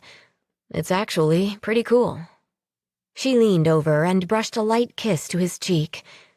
Thank you, Billy, for everything. Los Angeles overwhelmed Juliet's senses. She'd had no concept that a city could contain so many people. The freeway slowed to a crawl, stopping for a few seconds, only to roll forward several car lengths and start the process over again. Billy pointed out the Hollywood sign on the hill and some kind of castle for a sci-fi church. Tall glass buildings were everywhere. He merged onto another freeway. Not that it went any faster. The setting sun blinded her for a moment. Are we almost there? Yeah, we have a room in Santa Monica at the DoubleTree. It's not fancy, but they'll give us free cookies and free breakfast in the morning. He pulled down a flap of plastic from the ceiling of the car. It's a visor. You have one too. She flipped it down, breathing a sigh of relief. Mama used to bake cookies sometimes. She never let us help, though. Too dangerous. My mom wasn't much of a cook. His voice tapered off. Juliet regretted mentioning her mother. Guilt weighed on her shoulders as she placed her hand over his and gave it a squeeze. If she hadn't escaped, his mom would probably still be alive. But Juliet couldn't go back in time. I'm sorry about your mom. At least we're doing what she would have wanted. We're using the money to stay safe from Genesis. Not exactly. He laced his fingers with hers, sending a jolt of electricity up her arm. She was trying to talk me into taking you and your sister back. Keeping his attention on the slow traffic, he sighed. I'm an English major, and there's a saying that every villain is the hero of his own story. I can't stop hearing her in my head, telling me that this research is more valuable than our lives, than your life. She believed in what they were doing. She thought their work was going to change the world. He shook his head. It's all bullshit. He looked over at her for a second. They lost their way. Killing anyone deemed less than perfect is far from heroic, no matter what your goal was in the beginning. You're right. She worried her lower lip, unsure what to say. She'd lost so many sisters. But according to my father's journal, we're not really people. We were creations and test subjects. That's bullshit too. Maybe they told themselves that to keep their distance from you, but you and your sister have your own minds. You're just as human as I am. He pulled off the freeway and stopped at a light. It's pissing me off all over again. Let's talk about something else. Okay. She was drawing a blank, though. He looked over at her. Learning to drive didn't make the top 3 on your things to try list. She shook her head. Until I escaped from the house, I'd never even been inside a car. I don't think I'm ready to get behind the wheel of one just yet. Fair enough. He drove across the intersection.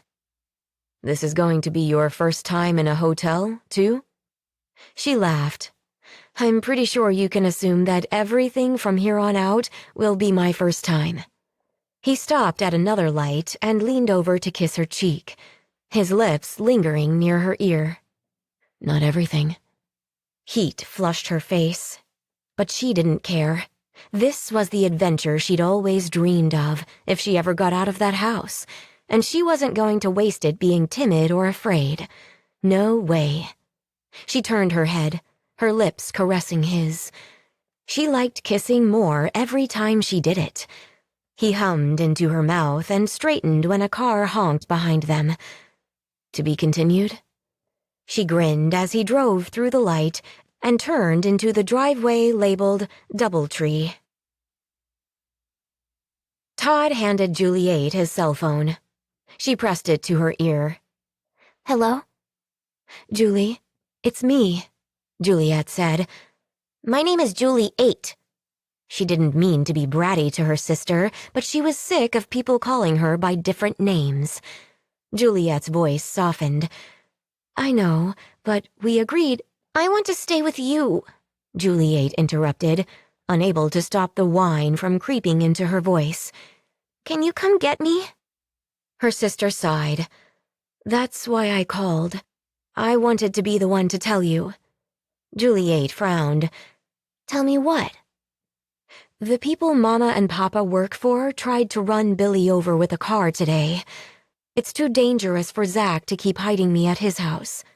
She paused. We had to leave Moonlight Cove for a few days, just until we find the proof we need. Juliet's heart pounded like an angry drum in her ears. Her grip tightened on the phone. "Where are you?"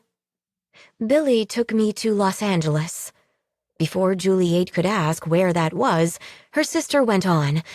"You can call me any time, and I'll check in with you every day." "I don't want to call you. I want to see you." She cleared her throat, struggling to blink back tears. "You left me." "No," Juliet sighed. "You're safe with Cindy, and I'll be back as soon as I can." Juliet ran down the hall with the phone stuck to her ear and locked herself in the bathroom. She whispered, "Please come get me." "I can't." Juliet's voice cracked. "Not yet." Juliet turned on the faucet to cover her voice. "I can't stay here. Vanessa and Cindy are like us." "They're sisters too." "No, that's not what I mean." Her words spilled out in a rush. "They're twins born far apart, like you and me." Silence. Juliet waited, biting at her lower lip as she stared at the door. Her sister had to believe her. Finally, Juliet asked, "Why do you think that?" "Because there's a picture frame with two pictures." She looked up at the photo on the shelf. "The back of one says Cindy, age 8, and the back of the other says Vanessa, age 8, and they look exactly the same. They're twins." "That's impossible." Her brow furrowed. "I'm not lying." "I didn't say you were." Juliet paused. "There's got to be an explanation." "Come get me." Juliet closed the lid on the toilet and sat down. "Let me talk to Billy. He and Todd can see if there's any way Cindy and Vanessa could be like us." "No." Juliet frowned. Why didn't her sister believe her? "You can't tell Todd. He'll tell Cindy, and then they'll know what I found out. They'll take me back to Mama." "No one is taking you back there." Juliet's tone was firm. "I'll handle this. You stay where you are for now, and I'll be back with you soon." Juliet blinked hard. She would not cry. "You can't leave me here." She lowered her voice. "Cindy's grandmother was here earlier, asking me questions. It's not safe." Juliet sighed. "She just met you. Of course she's asking about you. If anyone sees us together, they'll call the police, and we'll both be back in that house. You need to stay with Cindy, far away from me." Juliet's voice wobbled. "You promised you'd take care of me." "I know." Juliet's voice cracked. "I'm trying." "You are not." She clicked end on the phone, turned off the faucet, and shot out of the bathroom before the hot tears could spill from her eyes. She tossed Todd his phone, sprinted to the guest room, and closed the door. She fell onto the little daybed face down on the pillow and screamed. Her emotions teetered between heartbreak and rage. Juliet was out seeing the world without her. Her sister had broken her promise. Juliet was alone. After bawling into the pillow for a while, a knock at the door snapped her out of her thoughts. "Go away." Cindy cracked the door open. "Want to talk about it?" "No." Juliet blinked back hot, angry tears. "It won't bring Juliet here." "She'll be back soon." Cindy came in and sat on the bed. "Bill is trying to keep her safe." "He is not." She crossed her arms tightly over her chest. "I saw him kiss her when we left the park. She's outside, free with her boyfriend, and I'm trapped here, hiding." Her emotions tipped from fury back into sadness as her voice cracked. "They're in love, and she forgot me. I just want my sister." "She would never forget you." Cindy ran a hand up Juliet's back. "Todd told me as soon as they have the evidence they need, Juliet will be right over here to get you. You'll see." Juliet glanced around and frowned. "Where's Vanessa?" "She went out with our grandmother to the symphony. I told her I couldn't go." "I don't think she likes me." "Vanessa?" Juliet nodded. "Todd said to be patient, but I don't think that's it. She took me out to meet your grandma and then tried to spill everything." She wants me out. It's not you. Things with my sister are complicated. Cindy sighed. Can I tell you something? It needs to stay just between us. Juliet wiped her eyes and sat up beside her. Sure. My parents butt heads with my grandmother a lot when it comes to my little sister. Butt heads? Juliet tried not to laugh at the mental image. It means fight, like mountain goats ramming into each other with their hard heads.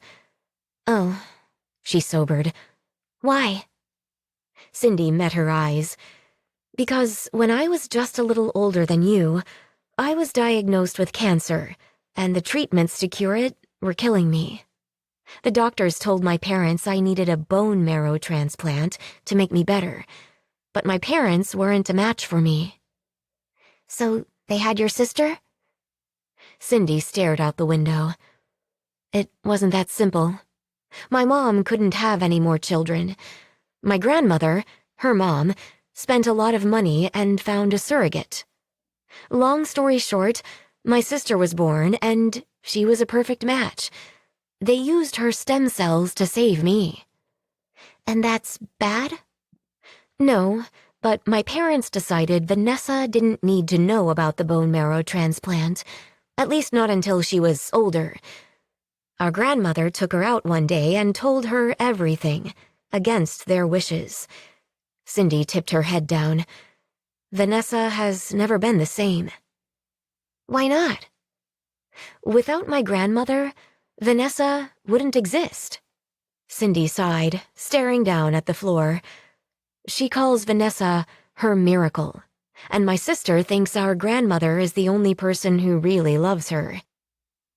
Juliet wasn't sure what to say. The photo in the bathroom popped into her head. Juliet had said it was impossible, but what if there were others like them? Others who weren't locked up in their houses and killed if they weren't perfect anymore. Vanessa is really angry. Cindy finally met Juliet's eyes. She thinks the rest of our family only wanted her for her bones. Juliet pressed her lips together. Vanessa wasn't the only one who was angry. Chapter 19. Juliet tossed the cell phone onto the bed and covered her face. I can't leave her there. We have to go back. We knew she wouldn't be happy about this, but it's to protect you both. Billy came over and embraced her. She didn't deserve his comfort. She'd taken her sister away from everything she'd ever known and then left her behind with strangers. She had every right to be angry with Juliet. She stepped back and turned toward the window. She's convinced herself Vanessa is Cindy's twin, just like we are. He sat on the edge of the bed. There's no way. If Genesis is trying to attract donors, they wouldn't risk allowing one of their clones to go out in the world. It's too risky that someone might find out. That's why they want you back so badly. She wanted to believe him, but what if... Juliet? She looked back at him. Yeah? Julie is in good hands. The determination in his eyes reassured her. Todd isn't going to let anything happen to her. She sighed and sat beside him. We've never been apart like this. I'd be mad too. It's not fair. You can make it up to her later when you're both safe. He took her hand and laced his fingers with hers. The connection between them still surprised her, surreal after so many years of daydreaming from her window. Billy reached for her chin with his free hand, raising her gaze to meet his.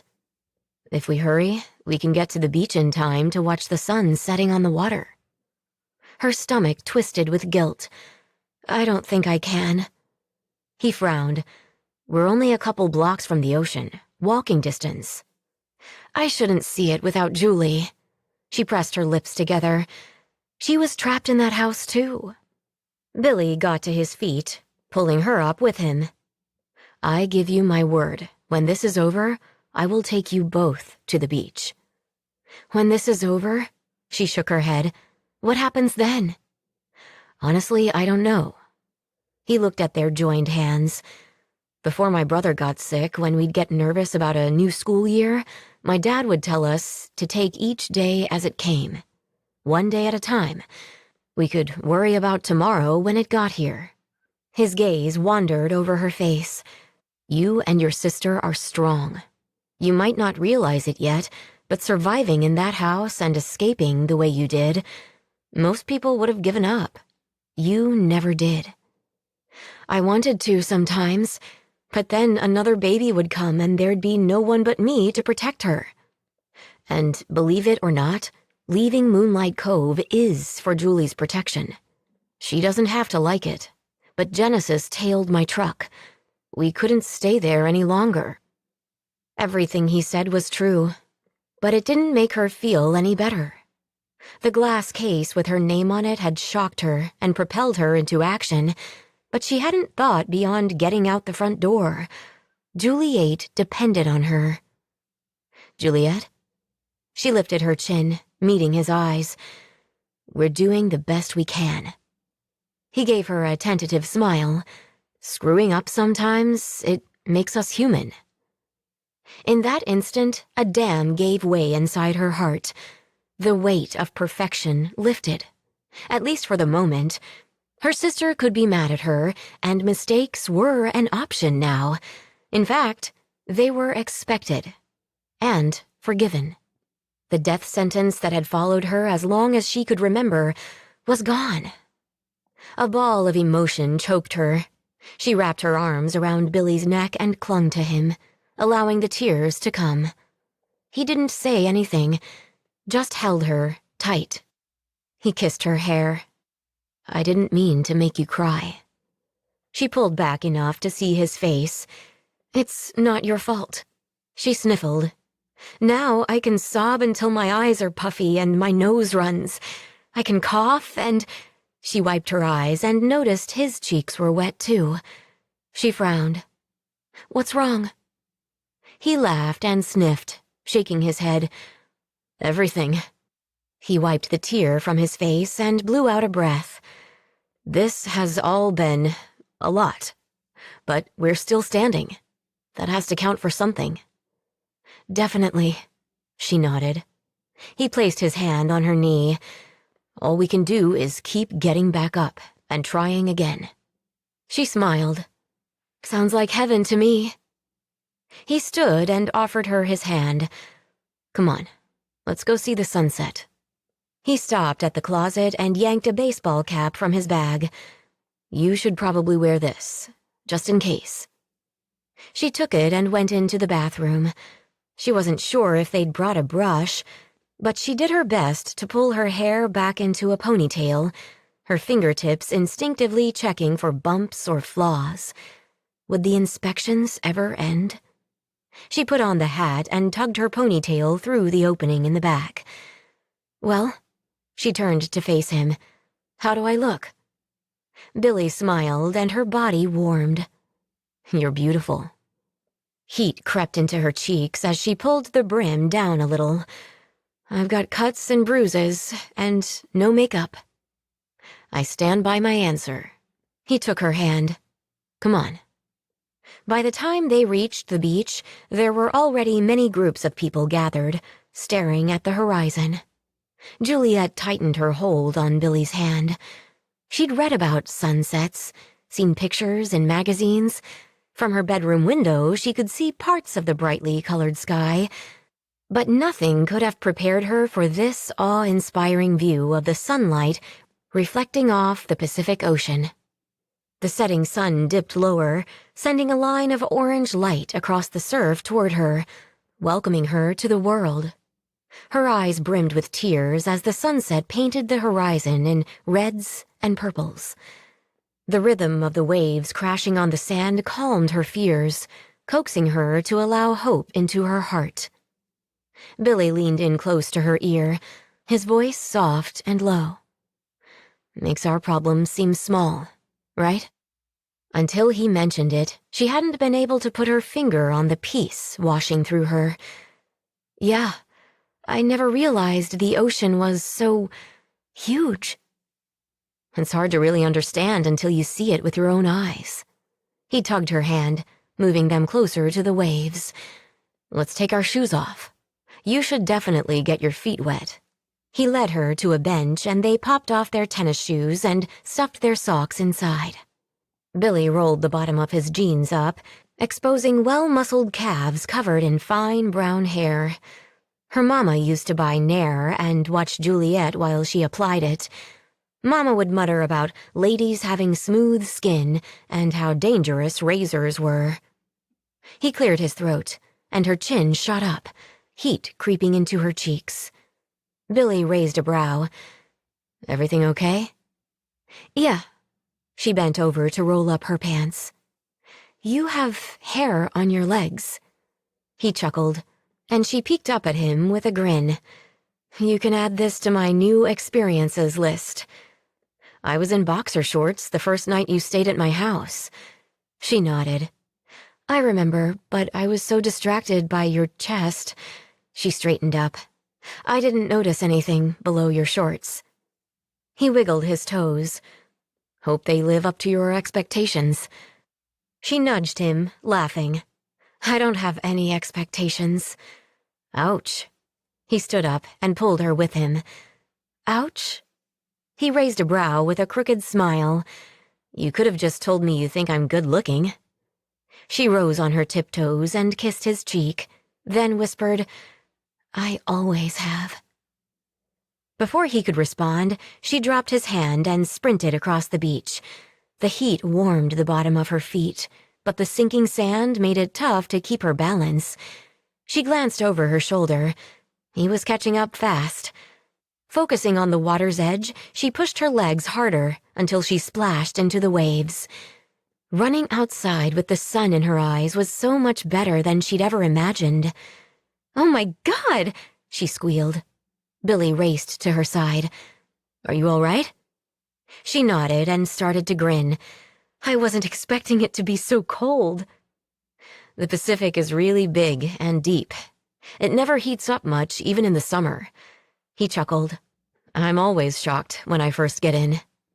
Another one crashed and rolled up the sand, swirling around her calves as the sun dipped below the horizon. Thank you for making me get out of the hotel room. I never dreamed it could be this amazing.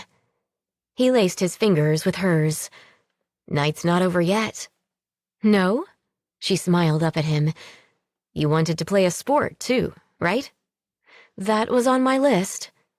We can head back to the hotel and get the rental car. The bowling alley is only a few miles away. The dimming light sparkled in his bright green eyes. She bit her lower lip. He squeezed her hand. What's wrong? I still don't really know what bowling is. The warm tone of his laughter coaxed her to join in. Can't believe none of the books and magazines in your house ever mentioned bowling. He shook his head, biting back a smile. I'm offended. She started to apologize, but he grinned. I'm also kidding. So you'll teach me? You bet. He turned away from the ocean. Juliet stole one more look at the colorful sky, memorizing it. She was struggling to keep the truth from stealing the beauty of the moment. There was no guarantee she'd ever see it again. Chapter 20. Juliet giggled as her character pummeled Todd's on the TV screen. Video games were much more fun than the puzzles they did back home. She still had lots of catching up to do to have a chance against Vanessa in this Super Smash Brothers game, but Todd was struggling to keep up with her. Geez, girl. He nudged her with his shoulder, mashing all the buttons on his controller. I'm getting good at this. A few more combo moves, and it was over. Juliet sprang to her feet. I did it! Todd set his controller on the table. You won, fair and square. He raised his hand, and she smacked it. Todd told her it was called a high five. Since Juliet had gotten them out of their house, Todd had become Julie's only real friend. Cindy was nice, but she didn't play with her like Todd did. Are you going to stay for dinner? He glanced over his shoulder at Cindy. "Sick of me yet?" Cindy rolled her eyes and came out of the kitchen. Leaning over the back of the sofa, she draped her arms around his shoulders and pressed her lips to his temple. "I'll never be sick of you." He tipped his head back and kissed her. Juliet tried not to stare. Until she'd gotten outside, the only physical affection she'd ever seen was in magazines. Her parents never touched like this. Cindy straightened up. "How about grilled cheese sandwiches and tater tots?" "Should we wait on Vanessa?" Todd asked. "No, I'm sure they'll grab dinner after the symphony." Cindy's gaze shifted to Juliet. "Would you like to help me make it?" Her eyes widened. "Can I?" Cindy nodded. "Course you can. Come on." Juliet raced around the couch and wrapped her arms around Cindy's middle, smiling when she got hugged back. Cindy stepped back and led the way into the kitchen area. It was about half the size of the one back home, with a tiny oven and a refrigerator small enough to fit inside her mama's. Cindy opened the top door and pulled out a plastic bag.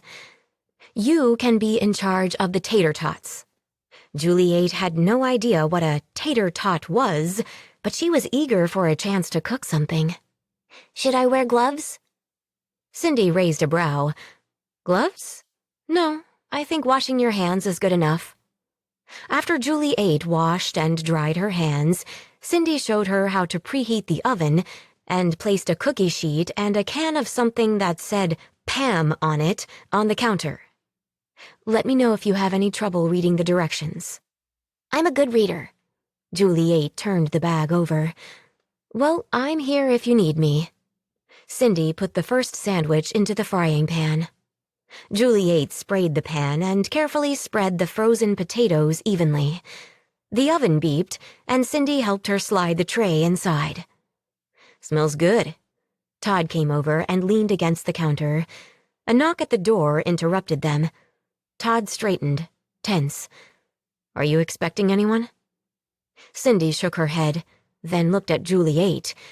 "I'm sure it's nothing, but go hide in the bedroom just in case." She sprinted for the hallway as the lock turned and the door opened. She looked back over her shoulder as 3 men dressed in black came in the room. Bill walked back to their lane and handed Juliet a 10-pound bowling ball off the rack. "See if your fingers and thumb fit in the holes." "This is heavy." She smiled up at him, and time slowed.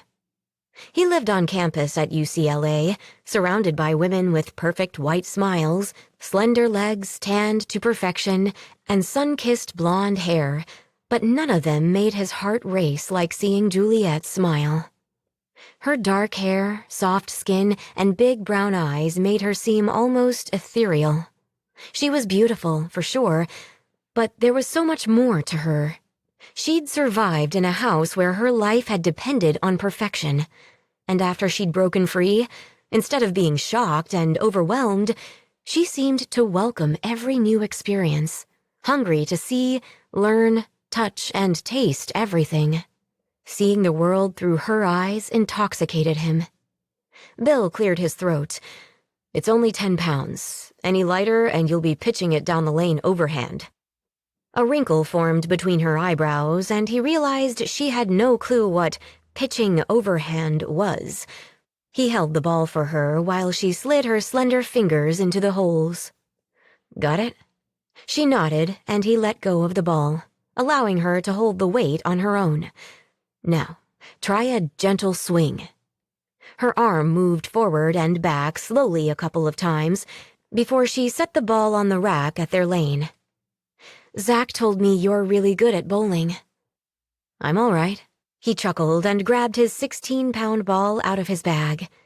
This ball was drilled to fit his hand perfectly, and, unlike the plastic house balls on the racks, this one was made of urethane and gripped the oiled wood of the lanes. He stepped up on the boards, found his mark, and focused. As he exhaled, his body moved with the fluid motion he'd honed through years of practice and repetition.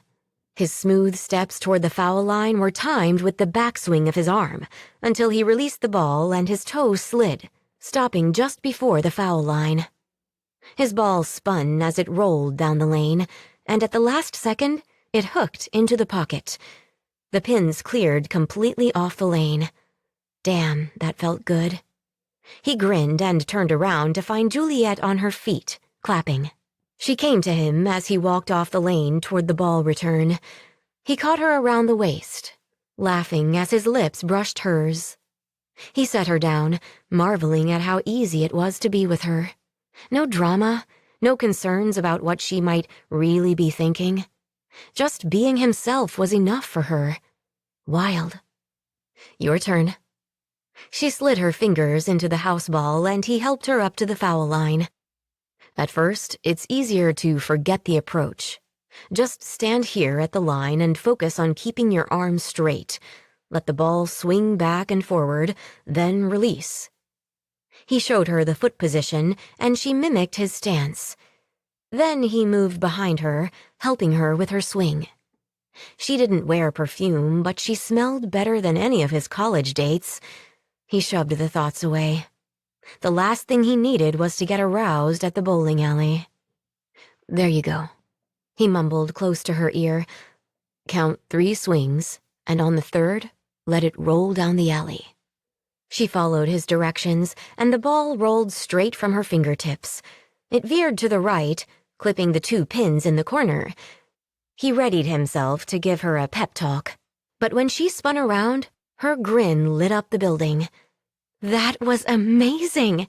She bit her lower lip, her eyes sparkling. Warmth spread through his chest. It would be so easy to love her. He could almost hear his psych professor talking about bonding through shared trauma. Genesis had touched both their lives now. But this felt like more. He arched a brow. Not bad for your first time. She came back to the ball return and grabbed the bright red 10-pounder.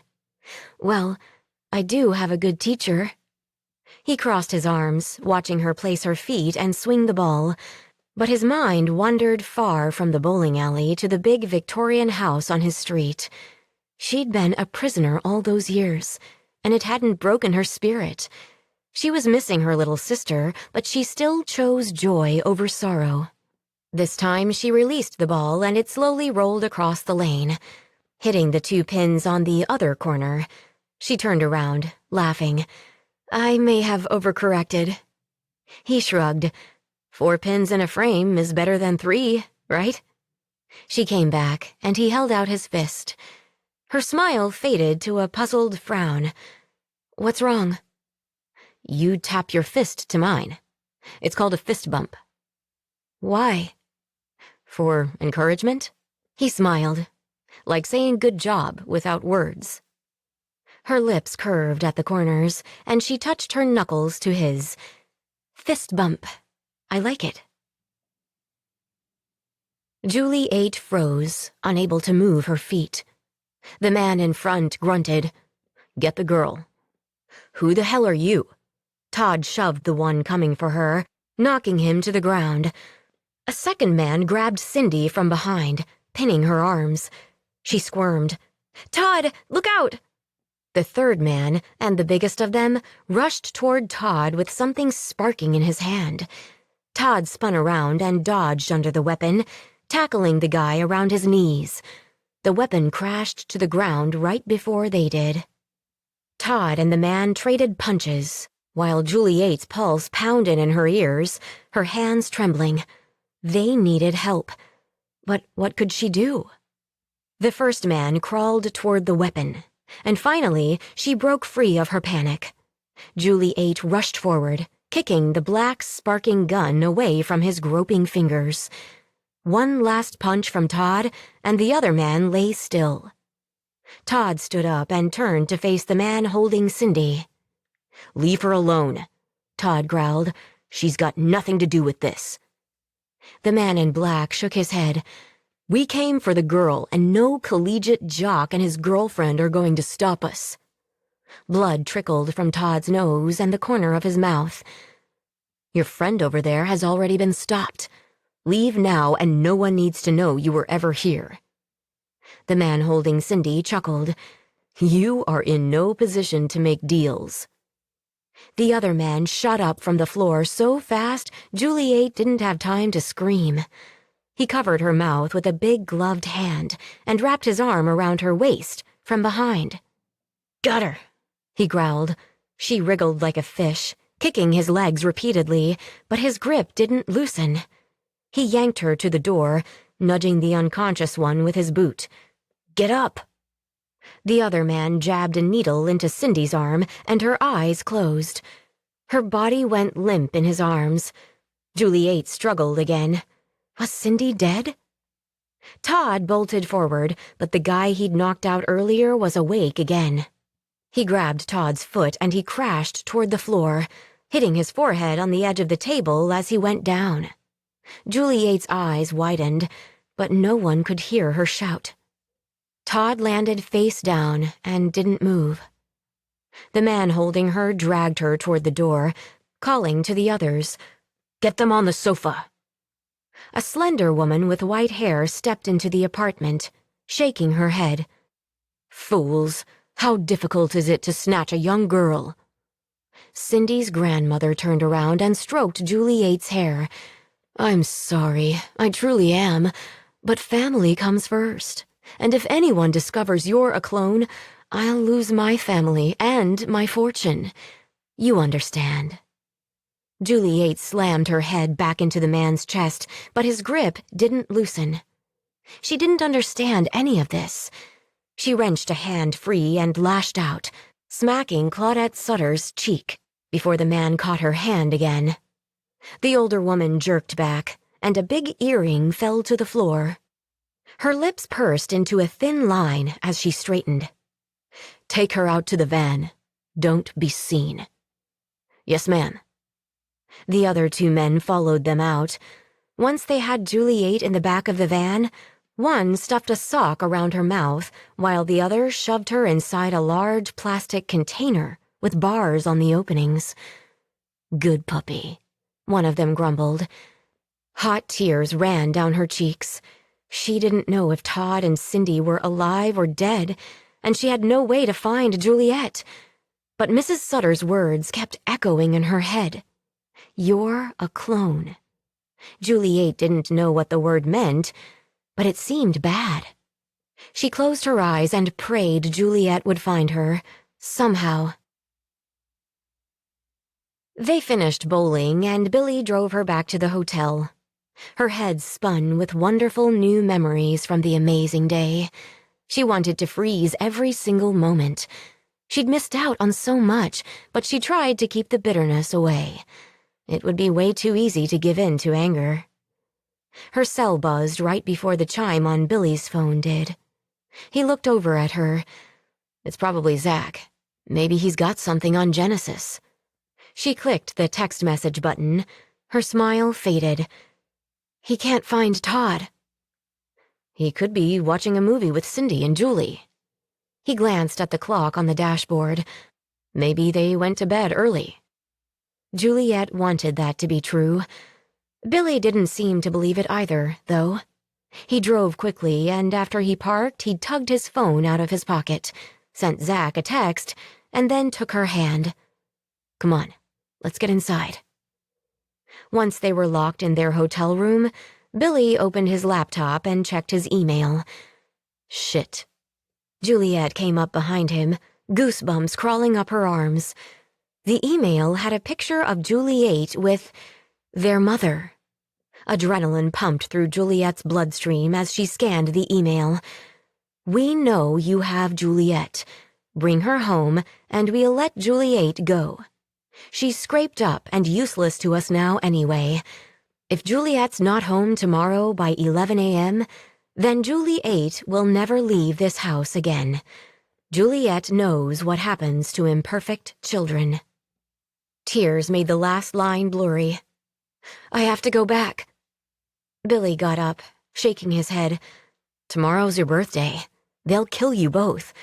Even if you give them what they want, they won't let Julie walk away. She's too big of an exposure risk for them to let her go. You know that." "I can't leave her there to die." Juliet choked on a sob. her hands trembling at her sides. They were going to kill me anyway. At least I got to be free, even if it was only for a few days. She forced her gaze from her sister's picture to Billy's face. You'll take me back tomorrow morning, and then you have to run. You can still expose them with my father's journal. He gripped her arms. I'm not doing this without you. You have to. She searched his eyes. Please. He let her go and went to the window. She waited for him to say something, anything, but he stayed silent. An eerie calm settled over her as she digested her decision. There was no other choice. They'd created her for this moment. She didn't want to die, but if her death gave Juliet the chance to live, then Juliet's life meant something beyond being perfect. Her end would be painless. They wouldn't risk harming her perfect form. She reached up and pressed the sore lump on the back of her head as a sad, defiant smile curved her lips. Deep down, her parents would know she'd ruined their perfect specimen. Her only regret would be leaving Billy behind. Juliet crossed to stand beside him. I wish I could stay with you. He caught her hand in his grip tight. There's got to be another way. He lifted her hand to his lips. We have to try. His resolve to change her fate warmed her heart and made her wish it were possible. But what could they do? Between her parents using her sister as leverage and the Genesis Foundation and the police searching for her, it seemed impossible to beat them.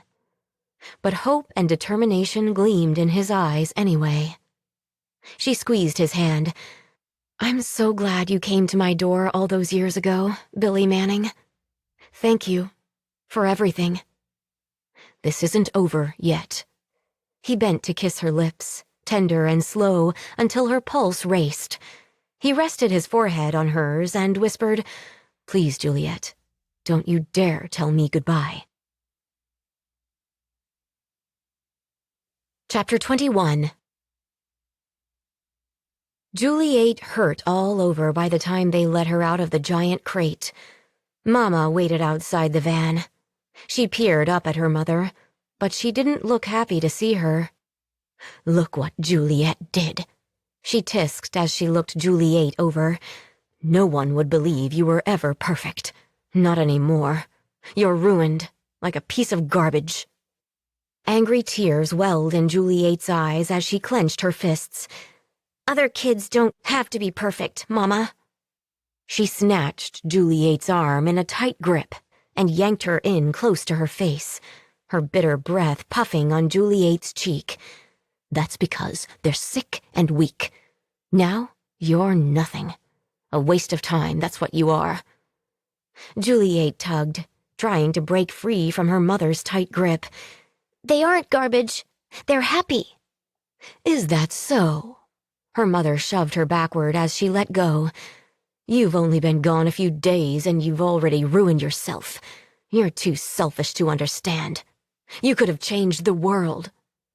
An unwanted tear rolled down Juliet's cheek. I never wanted to change the world. I just wanted to be a kid, like everyone else.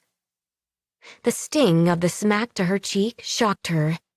Her mother grabbed her arm again and dragged her through the back door into the kitchen. Juliet's face burned, and she touched the corner of her mouth. She stared at her fingertips. Blood. You've needed that for years. Her mother tucked a lock of hair behind her ear. Juliet started to reply, but thought better of it.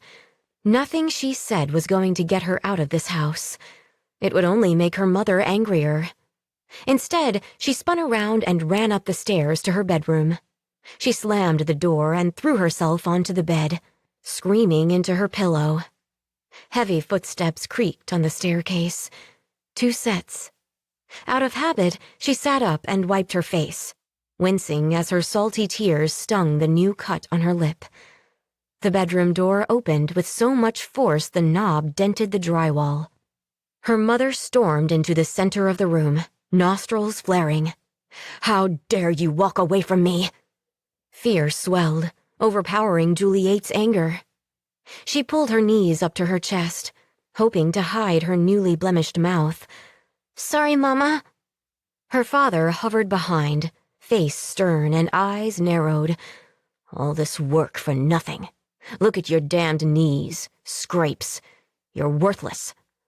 A tear rolled down Juliet's cheek.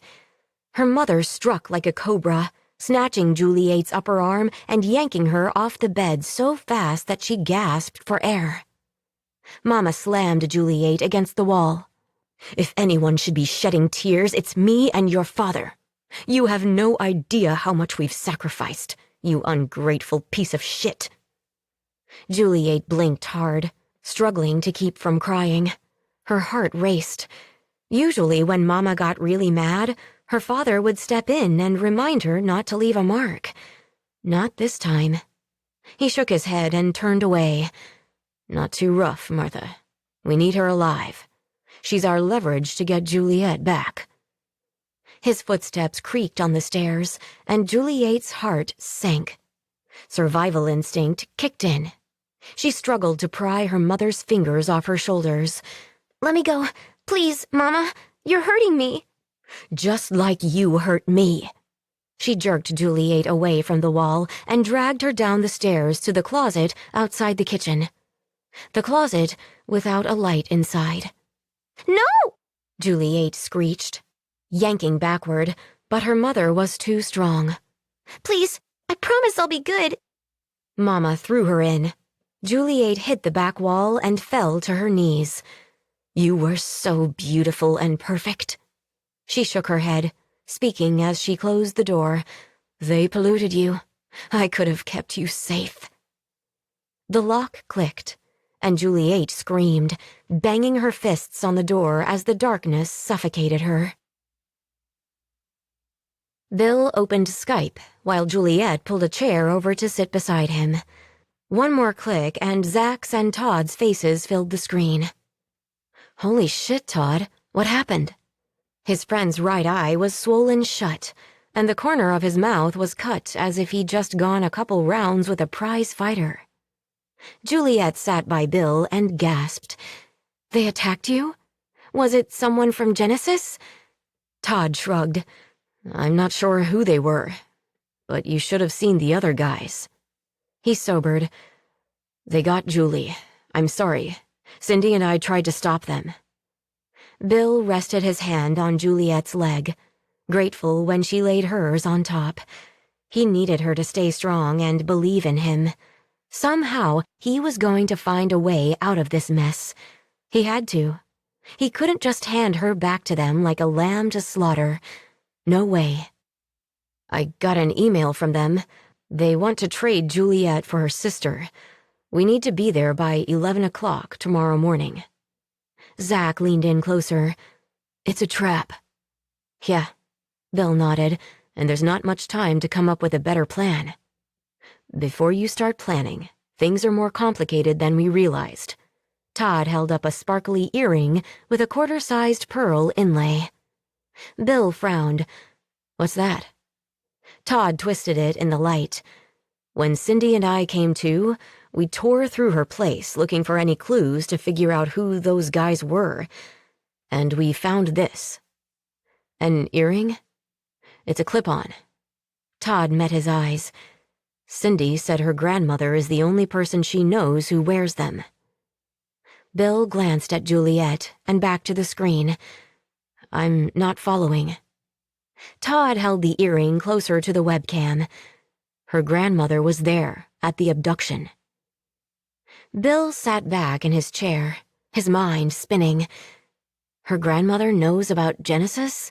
How is that possible? The color drained from Juliet's face. "My sister said Cindy's grandmother was asking her lots of questions.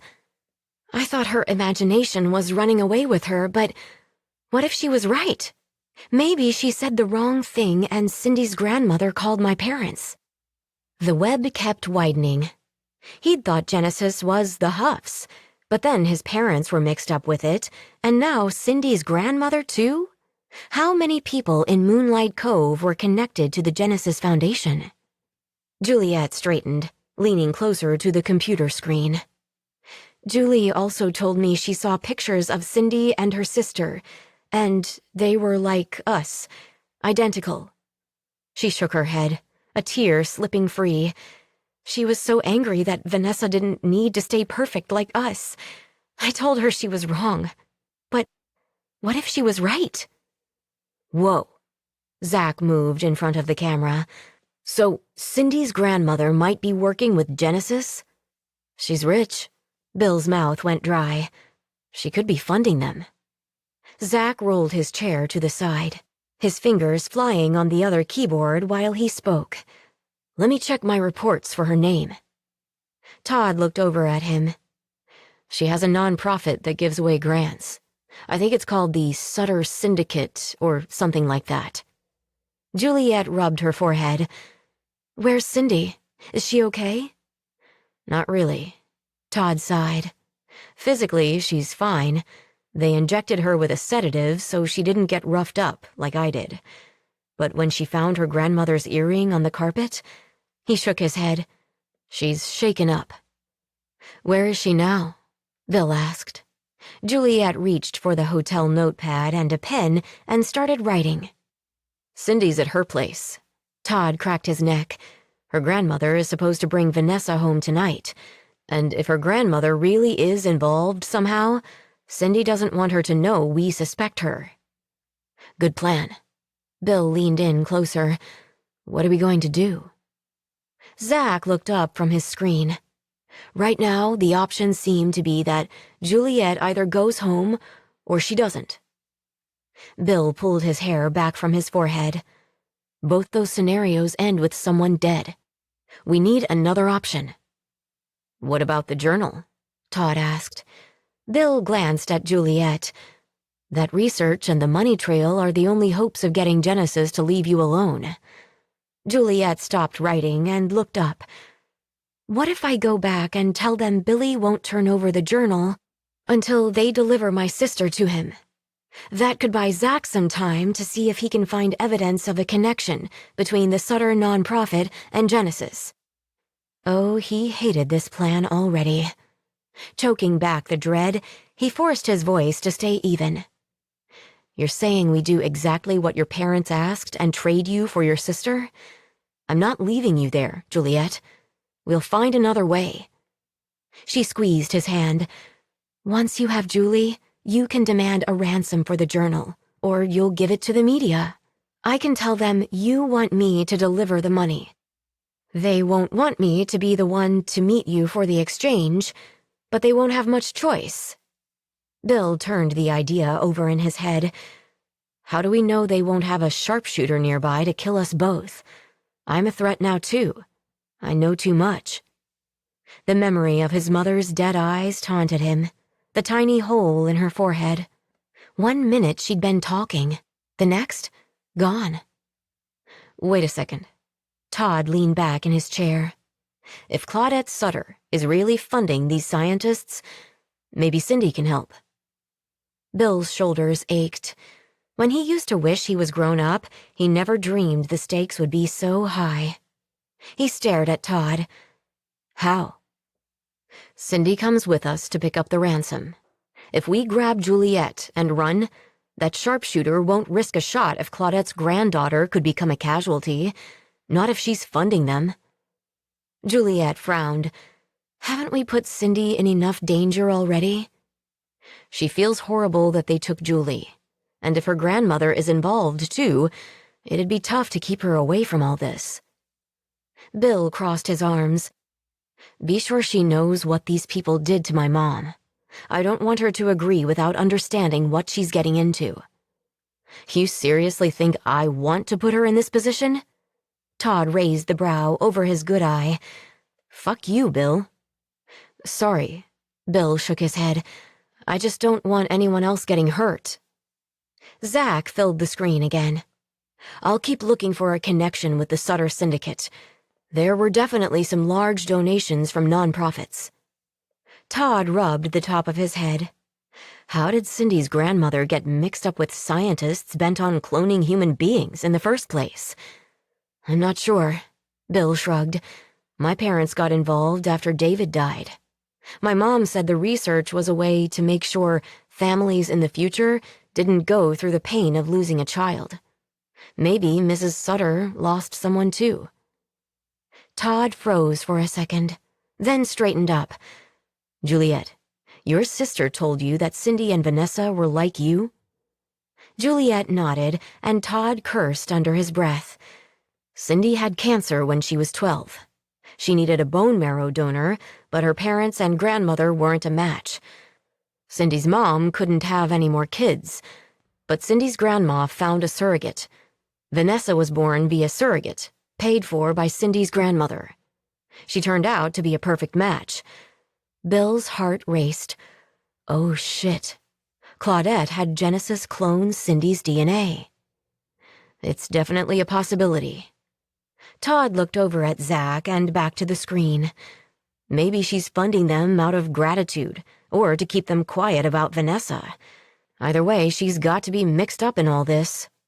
Bill blew out a pent-up breath. Okay, since she's involved, and her love for Cindy was what got her tangled up in this mess, having Cindy with us at the exchange might work. Zach stopped typing. If I can get proof that the Sutter Syndicate is tied to Genesis, we'll have the upper hand. Juliet set her pen down. But if you don't have it by 11 o'clock tomorrow morning, I'm going back. When my parents release Julie, I'll tell them Billy has my father's journal, and if they want it back, they'll need to pay $50,000. And I have to deliver the money or he'll give the journal to the media and the government. Bill was not a fan of this plan, but at the moment, he couldn't come up with anything better. Zach turned back to his keyboard, calling over his shoulder. If the money trail exists, I'll find it. I'll talk to Cindy and be sure she's ready too, Todd said. Maybe this would work. Or it could all be wishful thinking. He shook his head. Thanks, guys. I owe you big time. We'll check in with you early in the morning. Bill ended the Skype call and closed the laptop. He looked at Juliet. Talk to me. Do you really think this will work? She shrugged, wiping a tear from the corner of her eye. I have no idea. He took her hand. I wish I could call the police, but they'll take you back even sooner. I know. She slid her hand free to dry her other eye.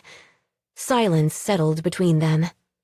He grabbed the remote and turned on the television, eager for a distraction. He watched the clock. It was almost midnight, almost Juliet's birthday, and he'd be damned if it passed without notice. I'll be right back. Don't answer the door for anyone. He held up the plastic card. I have my key right here. Okay. She paused and added, Where are you going? It's a surprise. He slipped out and went to the lobby. He couldn't risk leaving Juliet at the hotel alone, so he'd have to improvise. Luckily, the guy at the desk was willing to help. With 2 warm chocolate cookies in hand, Bill stopped at the soda machine. He opted for 2 Sprites and headed back up to the room. He opened the door and stepped inside. Happy birthday, Juliet. She got up and came over with a soft smile on her lips. It's after midnight. I guess I'm officially 18. He handed her a cookie and set the sodas down. They didn't have any cake. I figured a cookie was better than nothing. She took a bite and hummed. Thank you. This is good.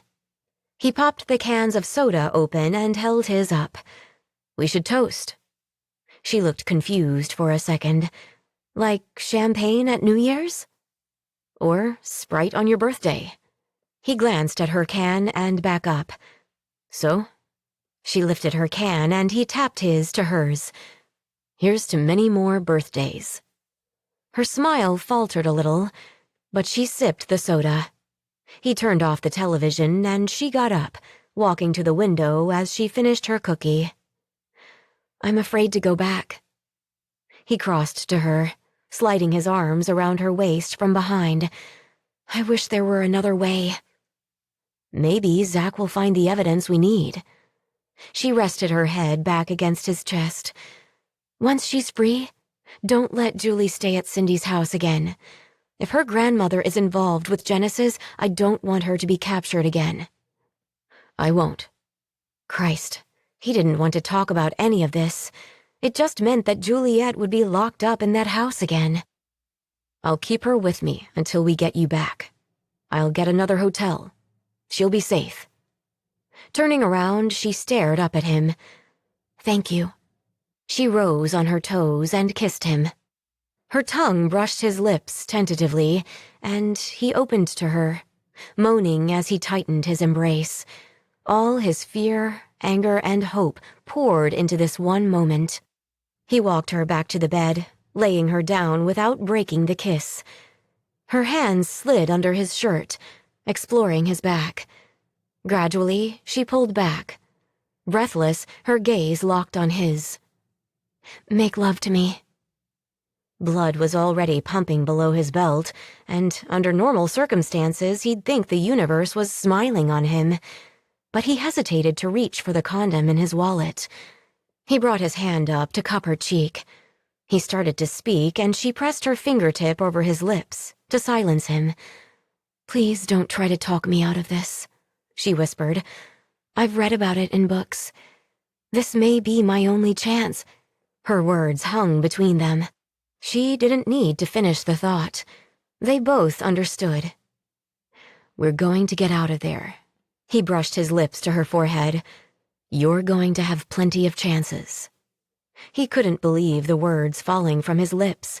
He wanted to shake himself. His erection pulsed between them, aching for release, but he still didn't make a move for the condom. We don't have to rush anything. The corner of her mouth twitched, hiding a smile. From what I've read, guys like to rush in this particular area. He didn't know what she'd been reading, but he loved that she never stopped surprising him. He chuckled, whispering against her lips. I've done my fair share of rushing at college, but I'd like to take my time with you. Her teeth teased his lower lip. I'd like to forget about tomorrow and live for tonight while I can. His heart pounded in his ears. He stared down at Juliet, his voice hoarse. You're sure about this? Yes. She nodded, a sparkle in her eyes. I'd like to be completely imperfect. Imperfect? No way. He shook his head, eager to forget about tomorrow, too. Juliet, nothing we do together could make you imperfect, or broken, or whatever those assholes told you. You're beautiful and intelligent and brave. No one can take that from you, unless you let them. She smiled, running her fingers through his hair. Before we leave this room, I want you to know something. Was she going to say what he thought she was? He'd never told Cassie that he loved her. In fact, he'd never said those words to anyone he wasn't related to. But he was ready to put his life on the line to save Juliet. Spending time with her made the rest of the world fade away. He wasn't ready to give that up yet. Maybe he'd never be ready. Was that love? He blinked. The words were on the tip of his tongue, but telling her he loved her now terrified him, like they were giving up on having a future together. No way. He kissed her before she could say anything more. When he drew back, he whispered, Tell me when we get you out of that house. Right now, there is no tomorrow. Only tonight. She nodded and fused her lips to his as he reached for the condom in his wallet. Chapter 22. For hours they touched, tasted, and explored each other's bodies. It was exciting and overwhelming, introducing her to a whole new kind of hunger. They'd had sex, twice. She'd imagined the act would instantly make her feel like a woman. Some nebulous line would be crossed and she'd be an adult, mature. Mostly, it just made leaving him behind even harder. Now she knew what she'd be missing locked up in that house. Billy drifted to sleep on his stomach, his arm draped across her waist. His back rose and fell, peaceful. She smiled in the dim light of the hotel room. He'd managed to keep her mind off the coming morning and showed her another thing worth living for. But there was a good chance she didn't have much more time left to live, and sleep was the last thing she wanted to waste it on. The clock on the nightstand ticked away, counting down the seconds until she was back in that suffocating house. She flicked her gaze to the ceiling. Her parents had told her religion was myths and superstition. Maybe they were right, but just in case they were wrong, she sent up a silent prayer for Juliet, for herself, and for Billy and his friends. It couldn't hurt. In the darkness, bitterness swelled. None of this was fair. She was 18 years old. She should be able to fall in love just like other girls. But she and Juliet weren't like other girls. Damn it. She slipped out of the bed and into a hotel robe. Somehow her first curse word wasn't as fulfilling as she'd imagined it would be.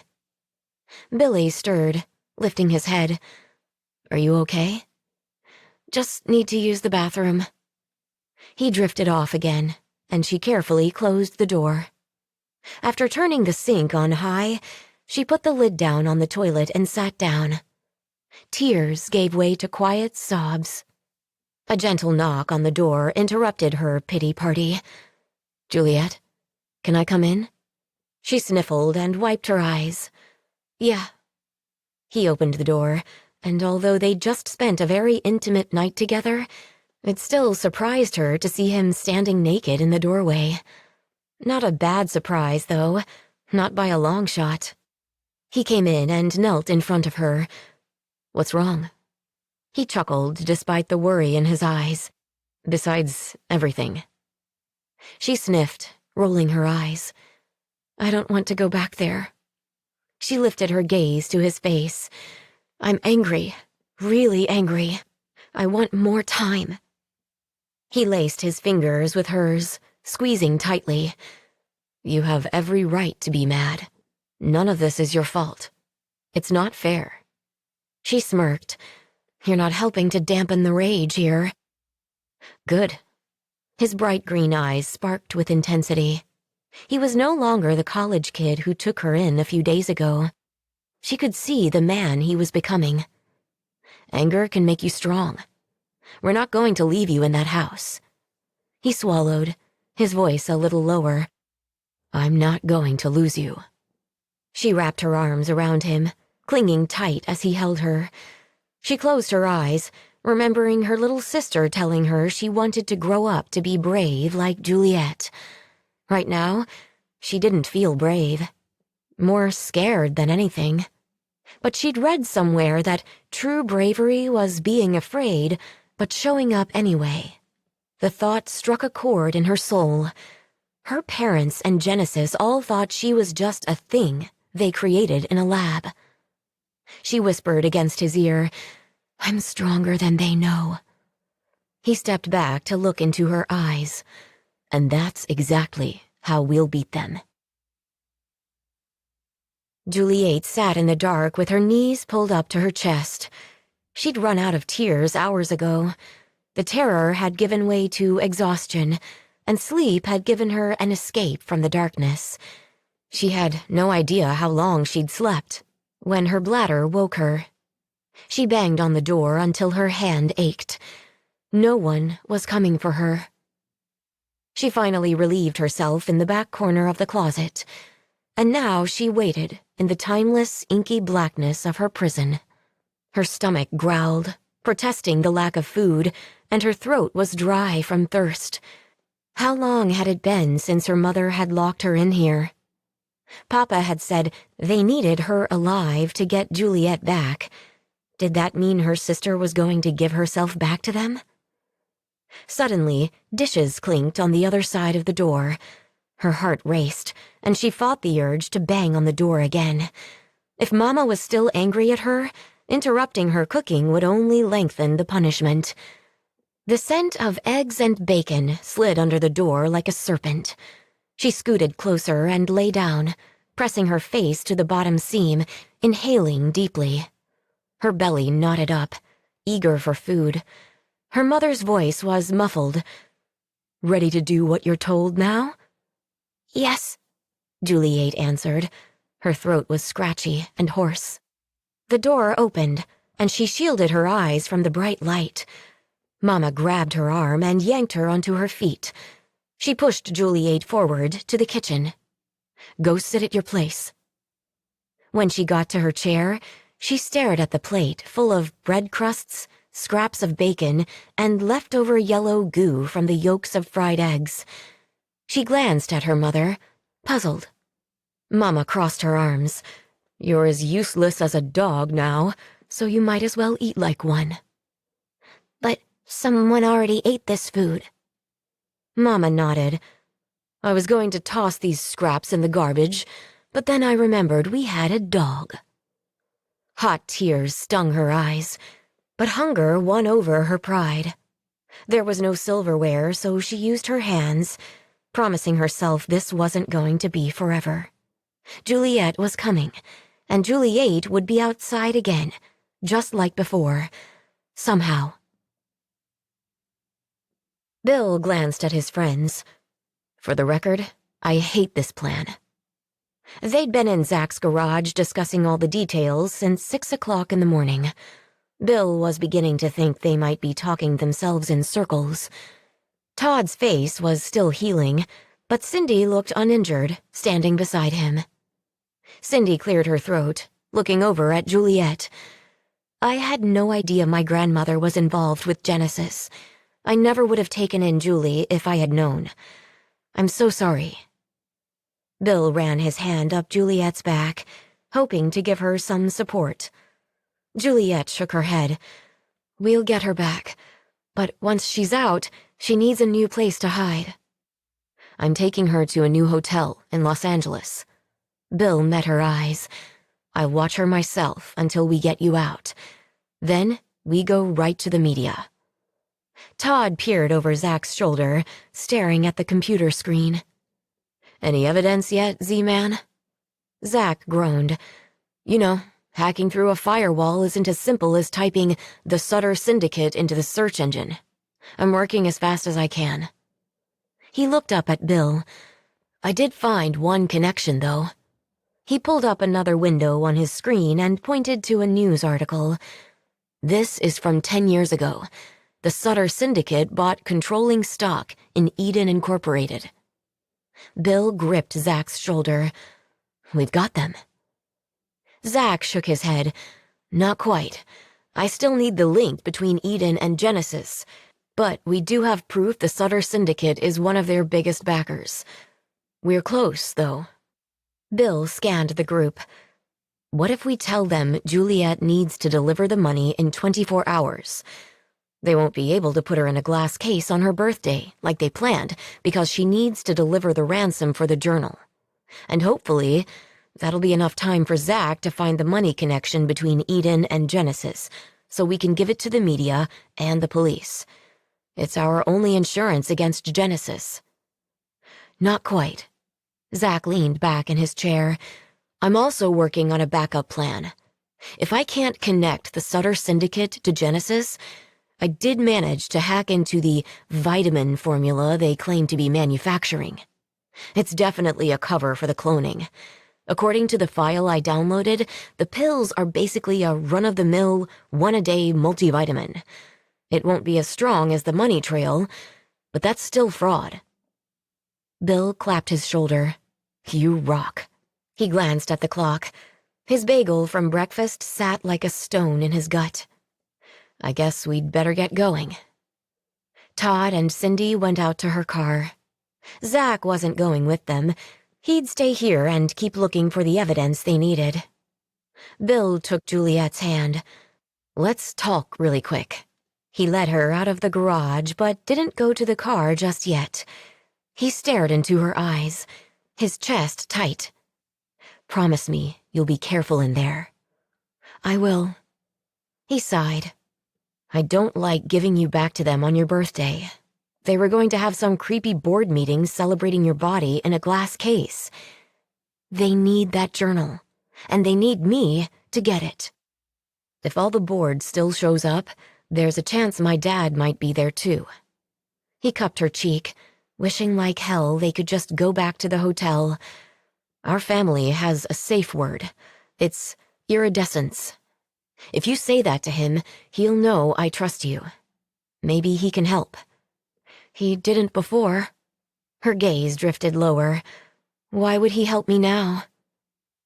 Bill caught his finger under her chin, lifting it until she met his eyes. Because you're going to tell him that I love you. The words fell from his lips so naturally. He hadn't realized he was going to say them until they were out of his mouth.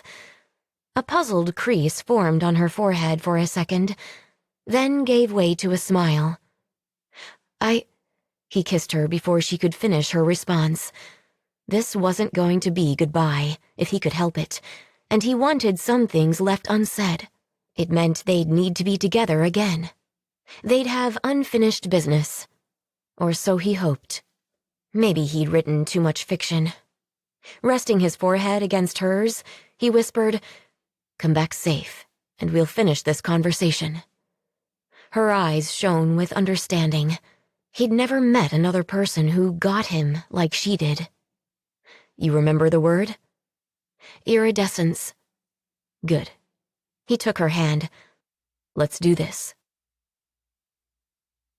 When Cindy parked on the street in front of the towering Victorian house, nausea bubbled in the back of Juliet's throat and panic churned in her belly.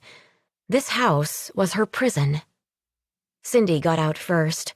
If everything went according to plan, Billy would grab Juliet and stay close to Cindy.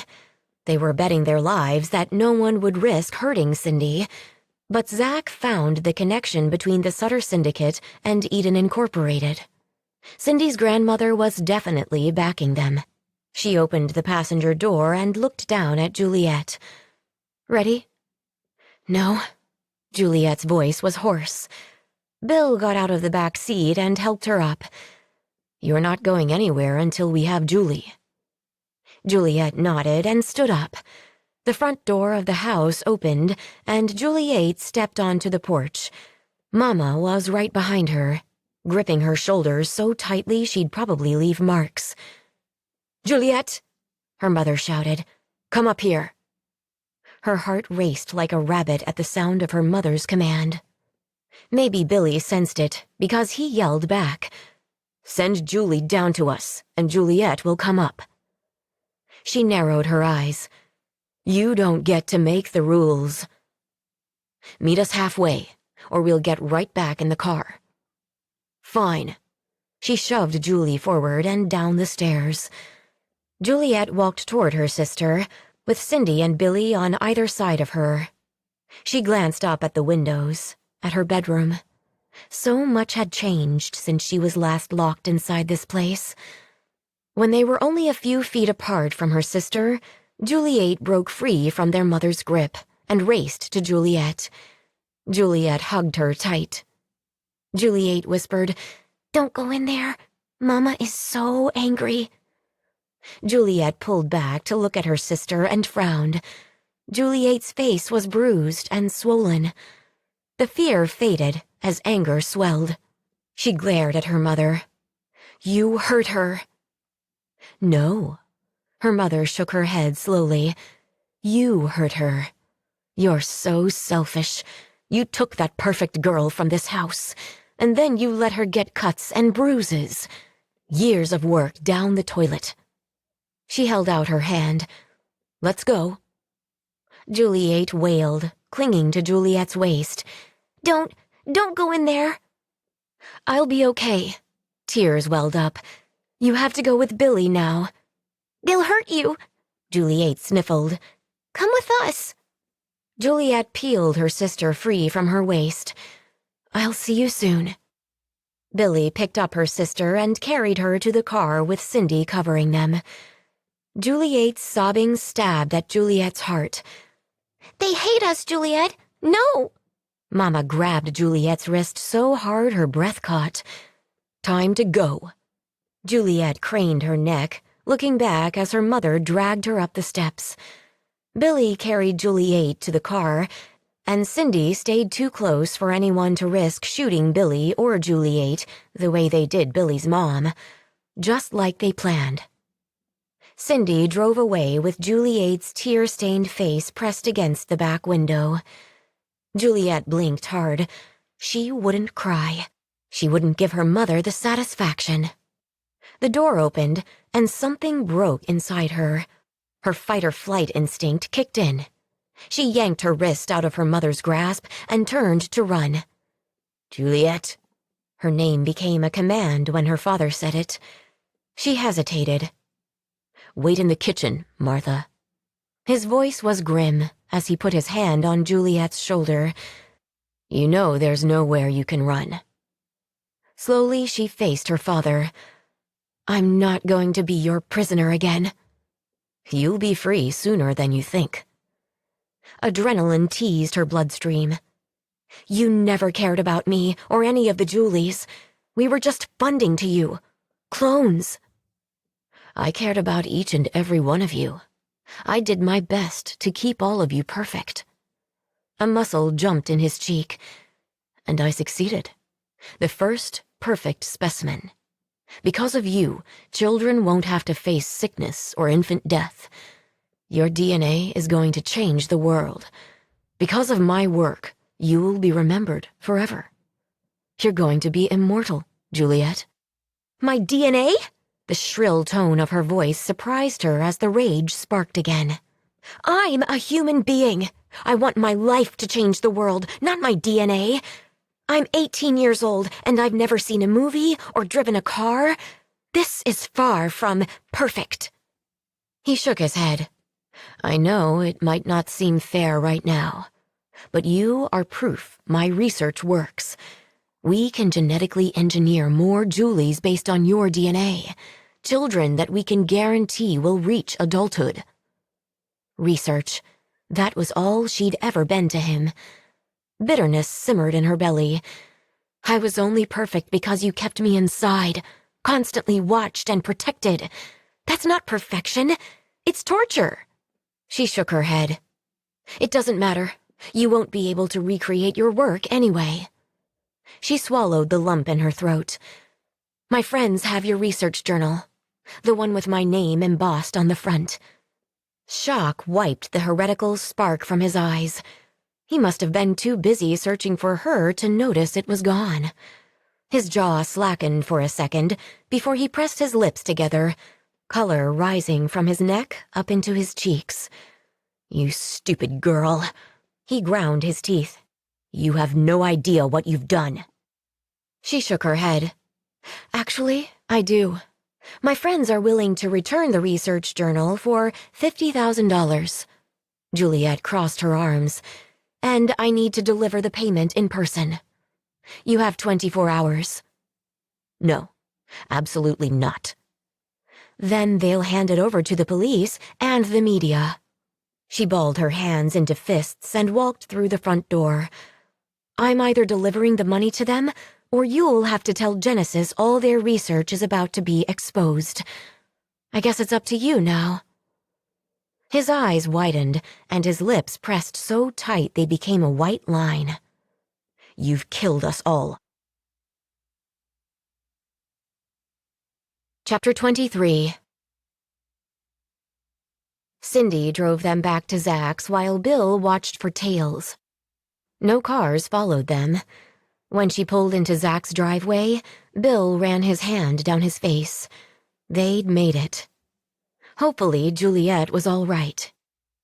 Zach came out to greet them with a tentative smile. "How'd it go?" Apparently, Julie's bruised face and Bill's bleak expression gave him his answer. He sobered. "Shit, what happened?" Bill pushed his hair back from his forehead. "We left Juliet there with her cruel parents." Julie sniffled, and he instantly regretted his words. Damn it. He knelt beside her. "I'm sorry. I shouldn't have." She clamped her arms around his neck, sobbing against his chest. Bill held her tight and lifted her up. He glanced at Todd. "She should probably see a doctor to make sure she's okay." Todd shook his head. Too risky. I know, but all of this was too risky. What the hell were they doing? Did he honestly believe they could handle this on their own? If anything happened to Juliet, he didn't even want to think about it, so he changed the subject. Did you find anything else? Claudette Sutter paid Eden in 3 payments, and according to Cindy, one of the dates is Vanessa's birthday. I'm still trying to get the money trail between Eden and Genesis. Zach sighed. I know it's there. I just haven't found it yet. You will. Bill carried Julie to the rental car and opened the door. After setting her on the passenger seat, her hold on him loosened. I'm going to take you to Los Angeles. They won't find you there, I promise. Cindy bent over close to Julie. I'm so sorry. She frowned as she looked over the girl's banged-up face. Did they do this to you? Julie nodded.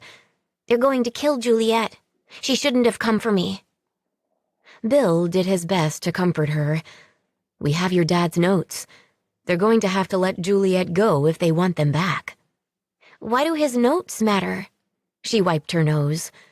Because they can't make more girls like you and Juliet without them.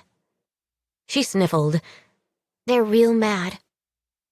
Seeing the bruises on her face and arm tormented him.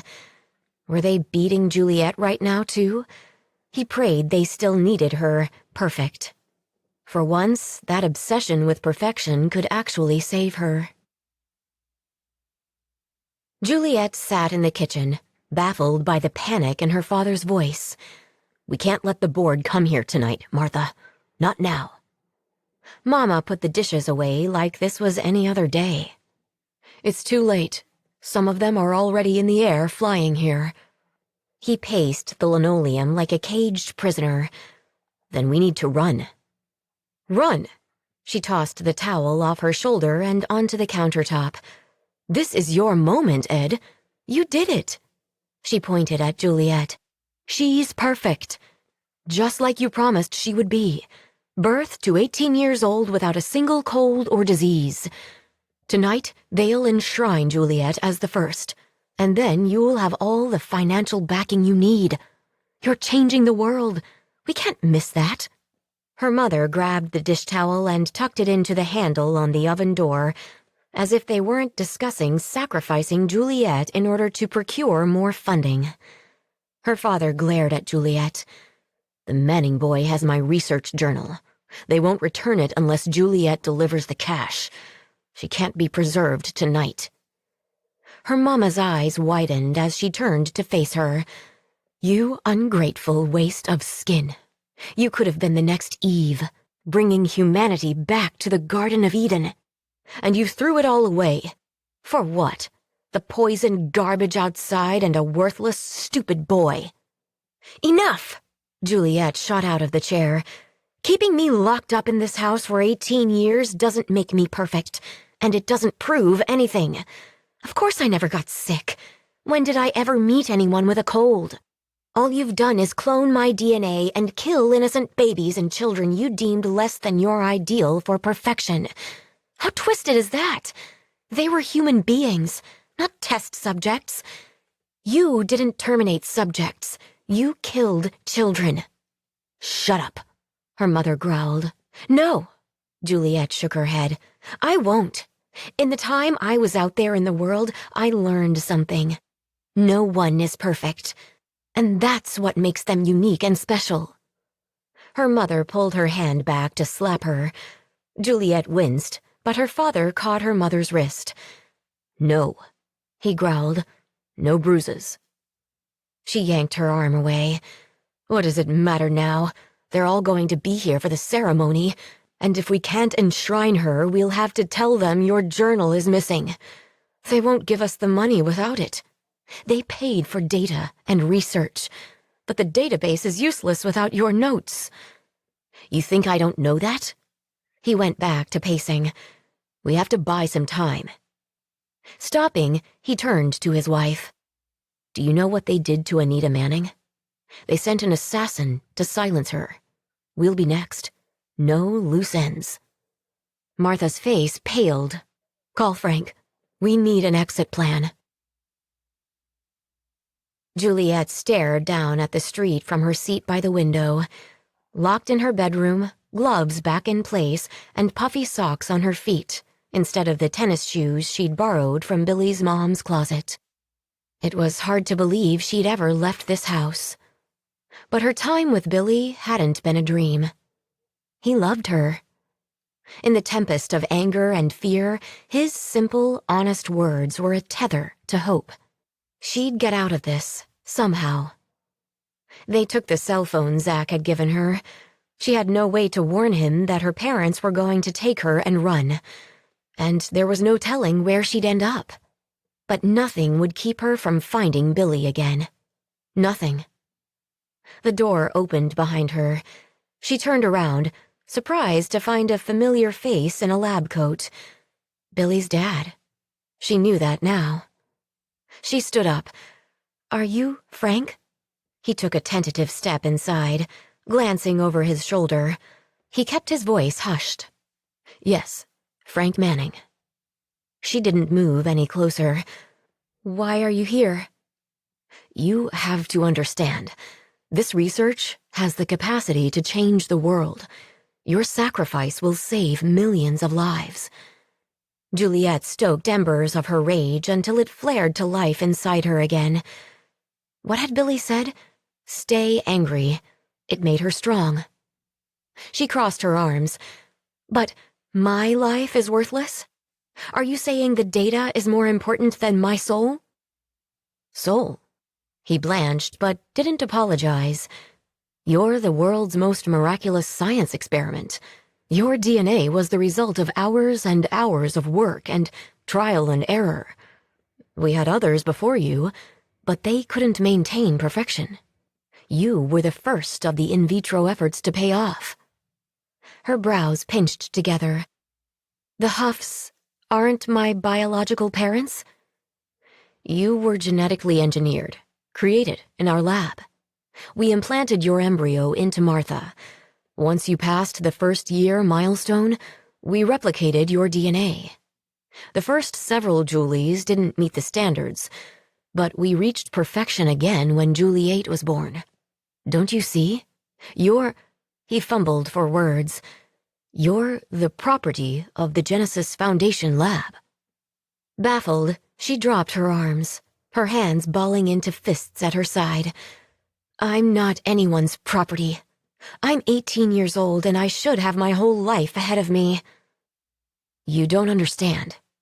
How could you raise Billy to be such a good person, and meanwhile you're working for people who kill children for being imperfect?" He cocked his head. "Billy is exactly why I'm doing this work. I don't want him to have a child who might die of cancer, or have a birth defect, or countless other maladies."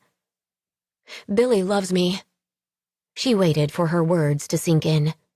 "He will never forgive you if anything happens to me." He frowned, then raised his eyebrows. "I'm impressed with your high level of manipulation.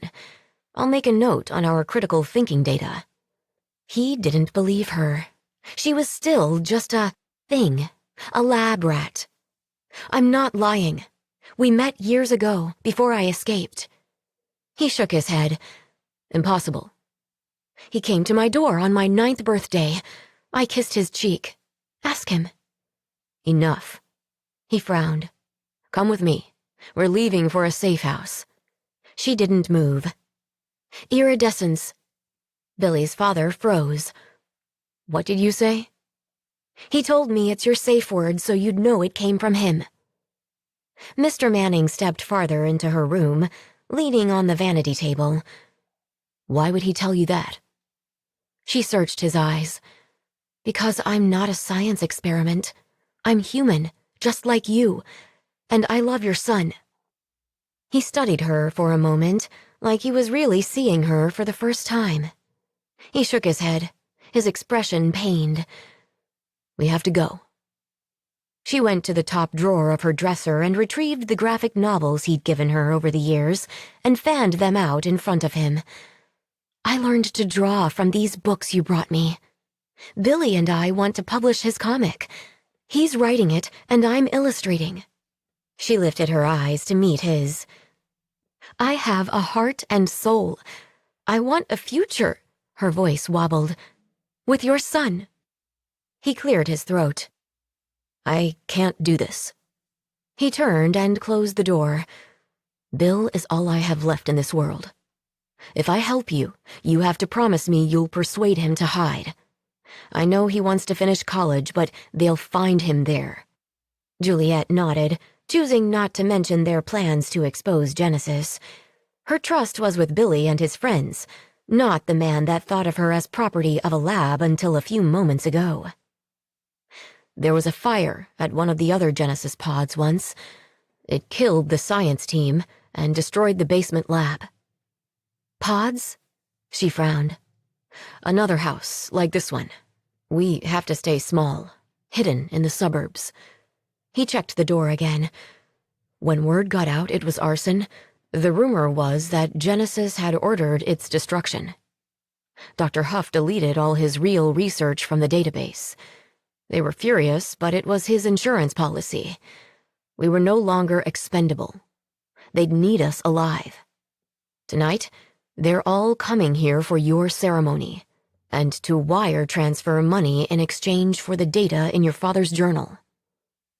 That's why he's running. He doesn't have the journal. He nodded. Whatever you and Bill have planned, it won't work. All that matters is the research. Your lives are worthless to them. You're wrong, she swallowed. We know one of the donors funding Genesis, and her granddaughter is helping us. His jaw dropped. That's impossible. We don't even know the donors. We also know this donor paid for her granddaughter to be cloned. They live in town here. Confusion shone in his eyes as he shook his head. No, it's too risky. I'm not lying. I've met them both. Frank, her father yelled up the stairs. Bring her down. We need to go. Frank glanced at the door and back to her. Promise me you'll force Bill to hide. Juliet nodded. I will. All right. He reached for the doorknob. His hand trembled. Be ready to run when I give you the signal, and don't look back. He grabbed some clothes from her dresser and tossed them into a tote. Let's go. Zach dropped his piece of pizza back on the plate and stared into the webcam. Bill, I think I found something. Bill looked over at Julie, passed out on top of the comforter of the hotel bed. She looked tiny, all curled up on the California King. Keep your voice down. She finally fell asleep. Okay.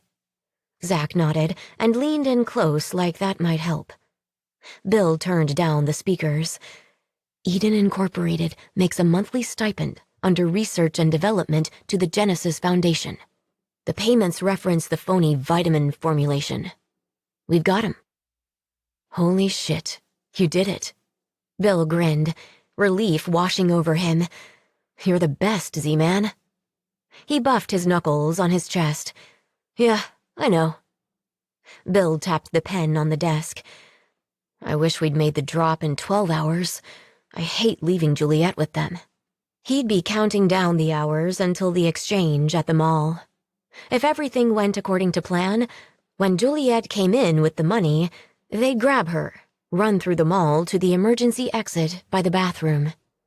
Pulling the door would set off the alarm, emptying the mall.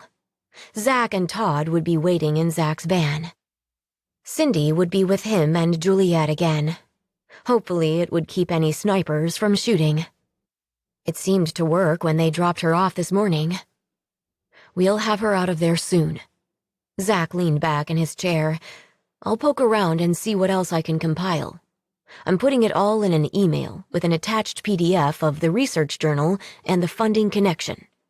I'll set the email to send on a delay, just in case something goes wrong and we need to hold it back. And if things go south and they come after us, the LA Times will have the story tomorrow night, regardless of what happens. Bill took a slow breath, trying to relax a little. Thanks for everything, man. I'm sorry you got pulled into this mess. He shrugged off the praise. We've been friends for way too long for me to leave you hanging.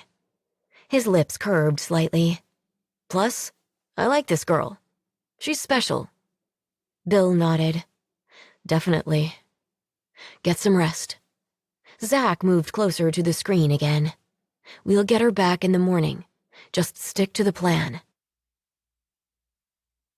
Juliet's father held up a black velvet bag. This will be over your head. Behave, and we won't have to bind your hands. You can't tie me up anyway.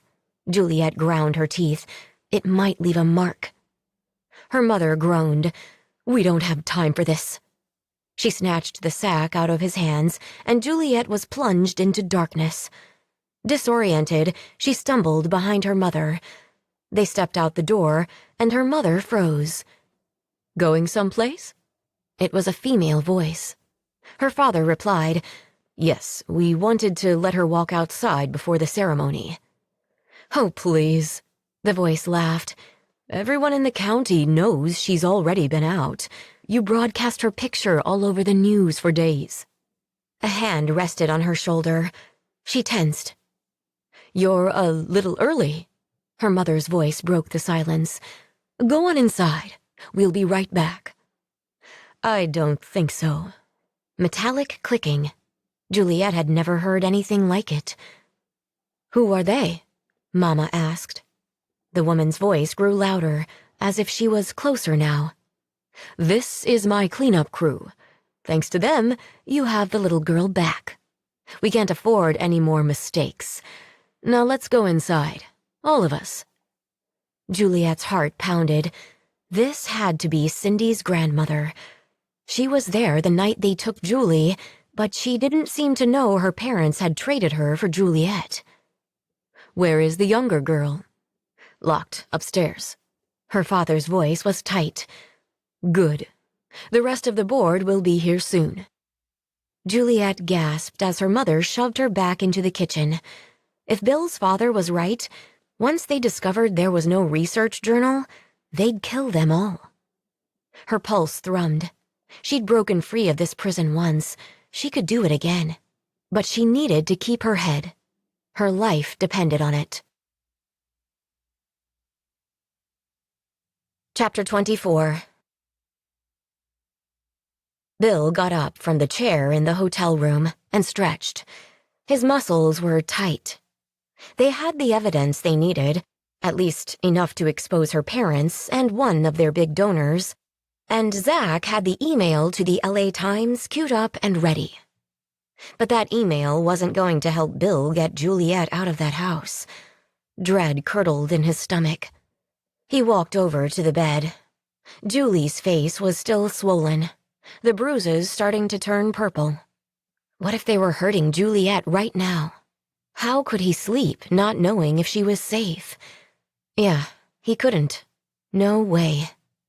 He flipped on the television, hoping for a distraction, when his cell phone chimed. He pulled it out of his pocket, and his breath hitched. He had a new email, with iridescence in the subject line. The board is here. We can't delay the ceremony. I'm sorry. Dad. No. Bill stood up, backing away from the computer screen. No, no, no. Julie stirred. What's wrong? There wasn't enough time to explain it all. We need to go get your sister, now. She immediately got off the bed and put her shoes on. He grabbed the car keys and they hurried out to the rental car. Bill pressed Zach's name on his phone and waited for him to answer. Hey, Zach, they're doing it tonight. What? Papers rustled on the other end of the line. But we have the journal. I know, but apparently that doesn't matter. Bill unlocked the car. I got an email from my dad. He glanced at little Julie, tempering his words. The ceremony is happening tonight, unless we can stop it. Shit. So what are we going to do? Grab the journal and meet me at the Huff's place. Call Todd, too. We're going to need Cindy. And a lighter. Bring a lighter. He hung up the phone and checked Julie's seatbelt in the passenger seat. "When we get there, I need you to stay in the car with the doors locked. And you have to stay hidden so they don't try to take you while we're helping Juliet." She nodded, and tears welled in her eyes. He patted her knee. "I'm not going to let them hurt her." She didn't answer. He pulled out of the hotel lot, scraping the bottom of the Prius on the way out. He had no idea what time the ceremony would take place, but the clock was ticking loud and clear in his head. Juliet needed a hero tonight. But all she had was him. The ride back to Moonlight Cove was silent, other than the damned click of each second passing by inside his head.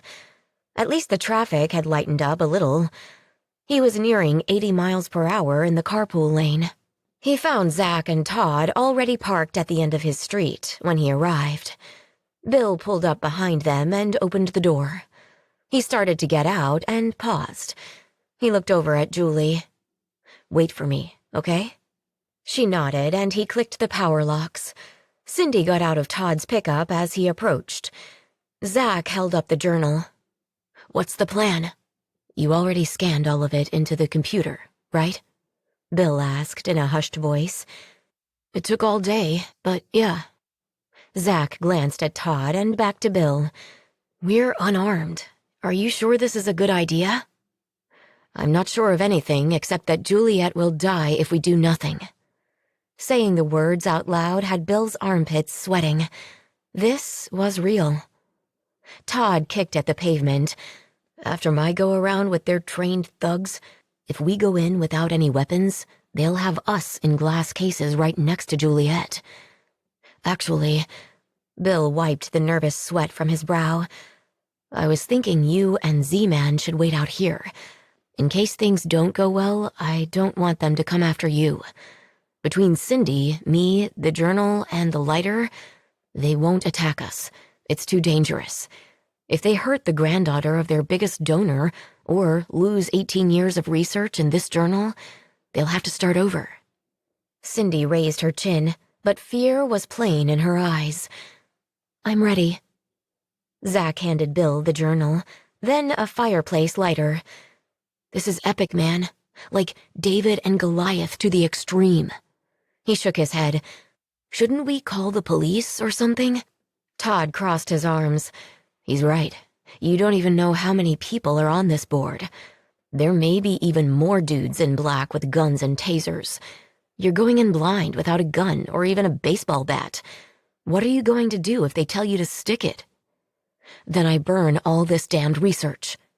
Bill's mouth was dry while he struggled to dig up some heroic bravado. One of his characters in the triad would have a much better speech prepared to fire up the team before they headed into battle. "It'll cost those bastards a fortune. Plus, it'll take them years to recreate if they have to start over. They need this book, and once your email hits the LA Times, they're finished. We hope." Zach jammed a hand in his pocket. "They won't print it instantly. They'll want to fact-check my reports. The Sutter Syndicate has power around here. They fund a lot more than Genesis. The paper won't smear them until they're sure it's true." "Shit, Zach. Reality isn't what I need right now." Bill rubbed his hands on his jeans. "Give me an epic speech, like Aragorn in The Lord of the Rings before the final battle." He looked between his two best friends. "At least tell me I'm doing the right thing." Todd sighed, dropping his arms to his sides. "You always do the right thing, and I hope this works." He lowered his voice. "Look, I know you care about this girl, but this isn't fiction, dude. These bruises on my face are real. They could have killed me." Bill stared at his friend's swollen, discolored eye. Todd was right, but there wasn't time for backup. And if he called the police, the Huffs could say he kidnapped Juliet. Then they'd find little Julie in his car. Shit. He couldn't protect Juliet if he was locked up in a jail cell. "If anyone gets how real this is, it's me." His voice cracked at the thought of what these pricks had taken from him. They murdered my mom while she was sitting right across the table from me. Juliet will be next if I don't get my ass in there." Todd embraced Cindy. "You sure about this, babe?" She nodded. "My grandmother won't let them hurt me." He chucked her chin. "Who's the hero now?" "Did you think you were the only one in this relationship?" Cindy cracked a small smile. "Not a chance." Todd sobered. "Be careful." Bill tossed the Prius keys to Zach. "Julie is in the Prius. If things go south, get her as far from here as you can." Time to go upstairs and change into your birthday dress. Juliet didn't move from the kitchen chair. "I'm not putting on a dress for you to parade me around like a science experiment." "That's all you are. Martha treated you like a child to make it easier for you, but you were the product of my lab." Her father stalked across the kitchen until his nose was almost touching hers. "So either go back up there and get changed, or I can strip you naked right here and dress you myself. Your choice." Repulsed, she rocked back. "You're sick, all of you." Juliet got up and ran up the stairs. By the time she reached her bedroom, tears welled in her eyes. None of this was going according to plan. The ceremony was still happening. These people didn't see her as a daughter or a young woman with a life ahead of her. She was a trophy to be displayed on their shelf. Nothing more. And she wasn't going to be able to escape it. She had no way to get a message to Billy. She'd be long gone while he waited at the meeting place in the mall to exchange the journal. A tear rolled down her cheek as she approached her bed. A white formal gown was laid out on the mattress. It had a beaded bodice with a full skirt that billowed like clouds. A wedding dress for her eternal marriage to death. No one would miss her. They would clone her over and over again. They'd taken so many samples from her during her lifetime, they probably had enough DNA for an army of little Julies. Juliet's face popped into Juliet's mind, adding to the suffocating pain in her chest. She'd never see her sister again. She hadn't gotten the chance to tell her she loved her and that she could be anything she wanted to be now. At least Juliet wouldn't be sacrificing her life in vain. Juliet was out of this house. She was safe. Juliet changed clothes, imagining she was Anne Boleyn, bravely facing the king's executioner. But there wouldn't be any pain for Juliet. God forbid they left a mark on her perfect skin. She stopped in front of the mirror and dried her cheeks. But she wasn't perfect anymore. Not by their standards. She ran her finger along her lower lip. It seemed like ages ago that she'd kissed Billy and explored his body with these lips. She tried to cling to those memories, when she was just a girl in love with a boy and being perfect wasn't a requirement. Whispering outside of her bedroom door caught her attention. She moved closer, holding her breath so she could hear them. "Ed, we have to tell them," Billy's dad whispered. "I'm trying to get out of this alive. You saw what they did to your wife. That journal is the only leverage we have, and now it's gone. As long as Juliet is breathing, we can get it back." Mr. Manning paused. "Just explain we need a little more time." A body thudded against the door. "I already told you the plan. We go through with the ceremony, and while the board is sipping champagne in celebration, we slip out the back door." Mr. Manning's voice was choked. "You're willing to lose everything?" "We'll still have our lives. I made perfection once, I can do it again. We don't need Genesis to change the world. We're the ones with the science to make it a reality." More rustling, and finally her father spoke again. "I'm going downstairs to welcome the board. Bring Juliet down before they have time to start asking questions about the data. The sooner it's done, the sooner we can escape." Footsteps creaked on the stairs, and Juliet backed away from the door. She went to the window and sat on her bench for the last time. Her stomach knotted with regret. She should have made Billy listen. She should have told him she loved him, too. If she could just see him one more time. She froze, narrowing her eyes. Billy was walking toward the porch, but there were armed guards inside. Juliet had to warn him. She tried to open the window, even though it was screwed shut. She waved her arms, willing him to look up at her. He stopped at the base of the porch stairs and tipped his head back, staring up at her window. Their eyes locked for a moment, and her heart lurched. What was he doing here? This wasn't the plan. And Cindy was right beside him. He broke eye contact with Juliet and vanished onto the porch. Her door opened, and Juliet gasped. Mr. Manning stood in the doorway, his voice soft, defeated. "It's time." Juliet came closer and whispered, "I saw Billy. He's outside." No. Concern lined his eyes. "I told him the ceremony was happening anyway. He knows the board is here. He shouldn't have come." His gaze met hers. "If you get the chance, run, and take my son far from here. I'll try to give you a head start." She nodded solemnly, her heart racing.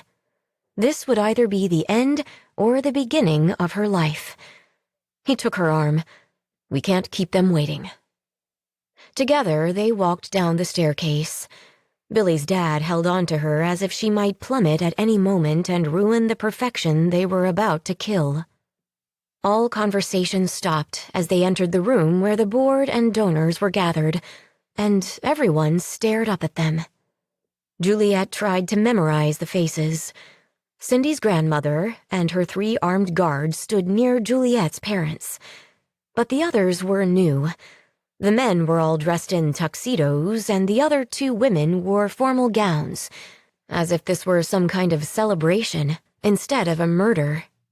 Mr. Manning's words echoed in her mind. "You're the property of the Genesis Foundation." She was only a doll to these rich people, and they were putting her in a box to keep her in mint condition. She froze 3 steps from the bottom. Mr. Manning tugged her arm gently, but she didn't budge. Scanning the crowd, Juliet found her voice. "Thank you for coming to my 18th birthday. My parents imprisoned me in this house since birth, so I don't have any friends to share this day with." A few of the board members shifted their weight uncomfortably, glancing at the Huffs. Maybe they hadn't realized she could speak. Her father stepped forward. "Unfortunately, Juliet has discovered the purpose of our meeting tonight. I had hoped she would peacefully drift away, but she's made that impossible now." "Peacefully?" Angry tears filled her eyes. "Were you going to give me a birthday cake laced with sedatives?" She tore her gaze from her father to the rest of the crowd. "I'm not your property. I have hopes and dreams, just like all of you." She scanned the crowd for anyone who might help her. "I fell in love. Experiments don't do that, right? I have a heart and a soul. Please, I want a life too." The elderly woman pressed her red lips into a stern line. "Silence her, or I will." She turned and pointed her perfectly manicured crimson fingernail at Juliet's father. "This is all because of your incompetence. Your experiment only exists because of our money, and we didn't fund this research to be made to feel like murderers." She glanced at Juliet and forced a pitiful attempt at a smile. "You must understand. Even if we wanted to let you go, it would be impossible. You know far too much, and this project is too important to the human race to be stalled by bureaucrats and sentimentality." She lifted her chin a notch. "Regardless of what you may think, you are an experiment. Without Genesis, you wouldn't even exist." The other board members seemed to relax. Mr. Manning whispered, "We have to keep going." Juliet didn't move. Suddenly, the 3 bodyguards pushed through the crowd and shoved Mr. Manning aside. Juliet screamed as they carried her to the center of the room and placed her on a stool. The board closed in around her, some touching her hair, fingers stroking her back and down her arms, as awed whispers surrounded her. Perfect. We've done it. Perfection. The 8th prototype is perfect too. Julie 8? Her parents still must not have told them her sister was gone. A knock on the door gave her a reprieve from the nightmare unfolding around her. Cindy's grandmother glared at the Huffs. Expecting company? Her father shook his head. Juliet's heart pounded in her ears as she made eye contact with Mr. Manning. It had to be Billy. Her father went to the door and cracked it open. We don't want any. Instead of Billy, it was Cindy who pushed her way inside. Billy right behind her. She scanned the room and sighed, staring at the older woman. I hoped I was wrong. Cindy? The woman frowned. What are you doing here? I found your earring. Cindy's voice cracked. After I woke up from being drugged. You were there when they kidnapped a little girl. Her grandmother rolled her eyes. It's so easy for you to judge. You're too young and idealistic to understand. This project is bigger than any of us. We can end childhood diseases. By cloning kids like me without their knowledge? Her grandmother's jaw went slack. Billy came forward, his gaze locked on Juliet. Her grandmother's posture stiffened. I saved your life. Vanessa is a perfect match in every way. You told Vanessa, didn't you? That's why she's so angry. You told her she's a copy of me. A clone. Billy slid through the crowd and reached for Juliet. She stretched out her hand, but one of the bodyguards shoved him back. He stumbled and scrambled to stay upright. Holding the journal over his head, Billy clicked the lighter, igniting a long flame below the pages. I'm here for Juliet. Just let her go, and I'll leave the research notes. Otherwise, you can all watch them burn.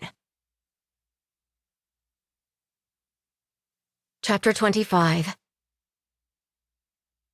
Bill held his breath. This was the moment of truth. They'd either kill him like they did his mom, or they'd negotiate. But it was his only chance to get Juliet out, so whatever happened, he had no regrets. One of the guards pulled a gun from his holster and cocked it. Give us that stolen property, and we won't shoot you dead where you stand. Bill's pulse skyrocketed as adrenaline coursed through his veins. But as he opened his mouth to respond, Cindy moved in front of him. You'll have to kill me first, but maybe that wouldn't matter.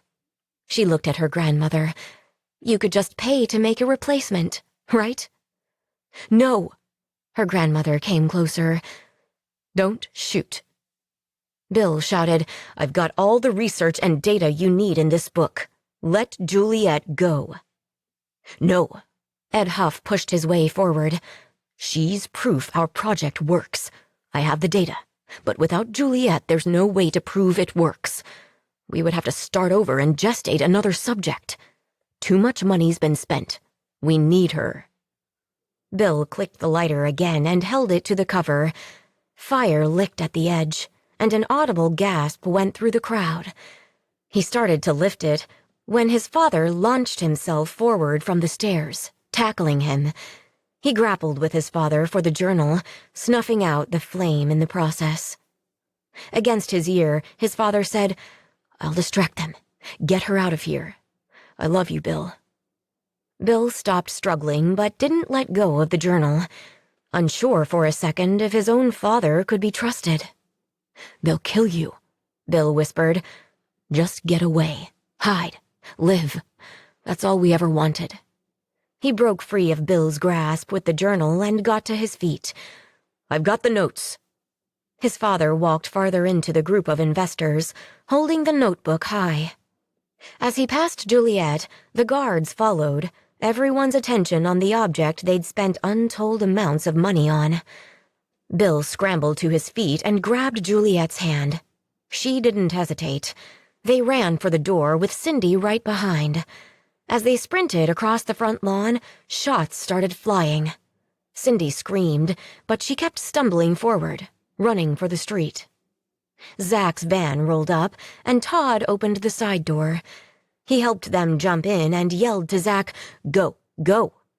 Zach punched the gas, and the tires squealed while Todd slammed the door closed. Little Julie scooted toward them, hugging Juliet. 2 bullets hit the back of the van, startling them all, but Zach kept driving. The Victorian house shrunk in the distance. "I can't believe it worked." Bill started to laugh. "We did it." But Juliet stiffened, moving away from her sister. "Cindy?" Zach called from the driver's seat. "Everything okay?" Cindy's face was pale. Sweat beaded on her forehead. She lifted the hand she had pressed to her side. Blood.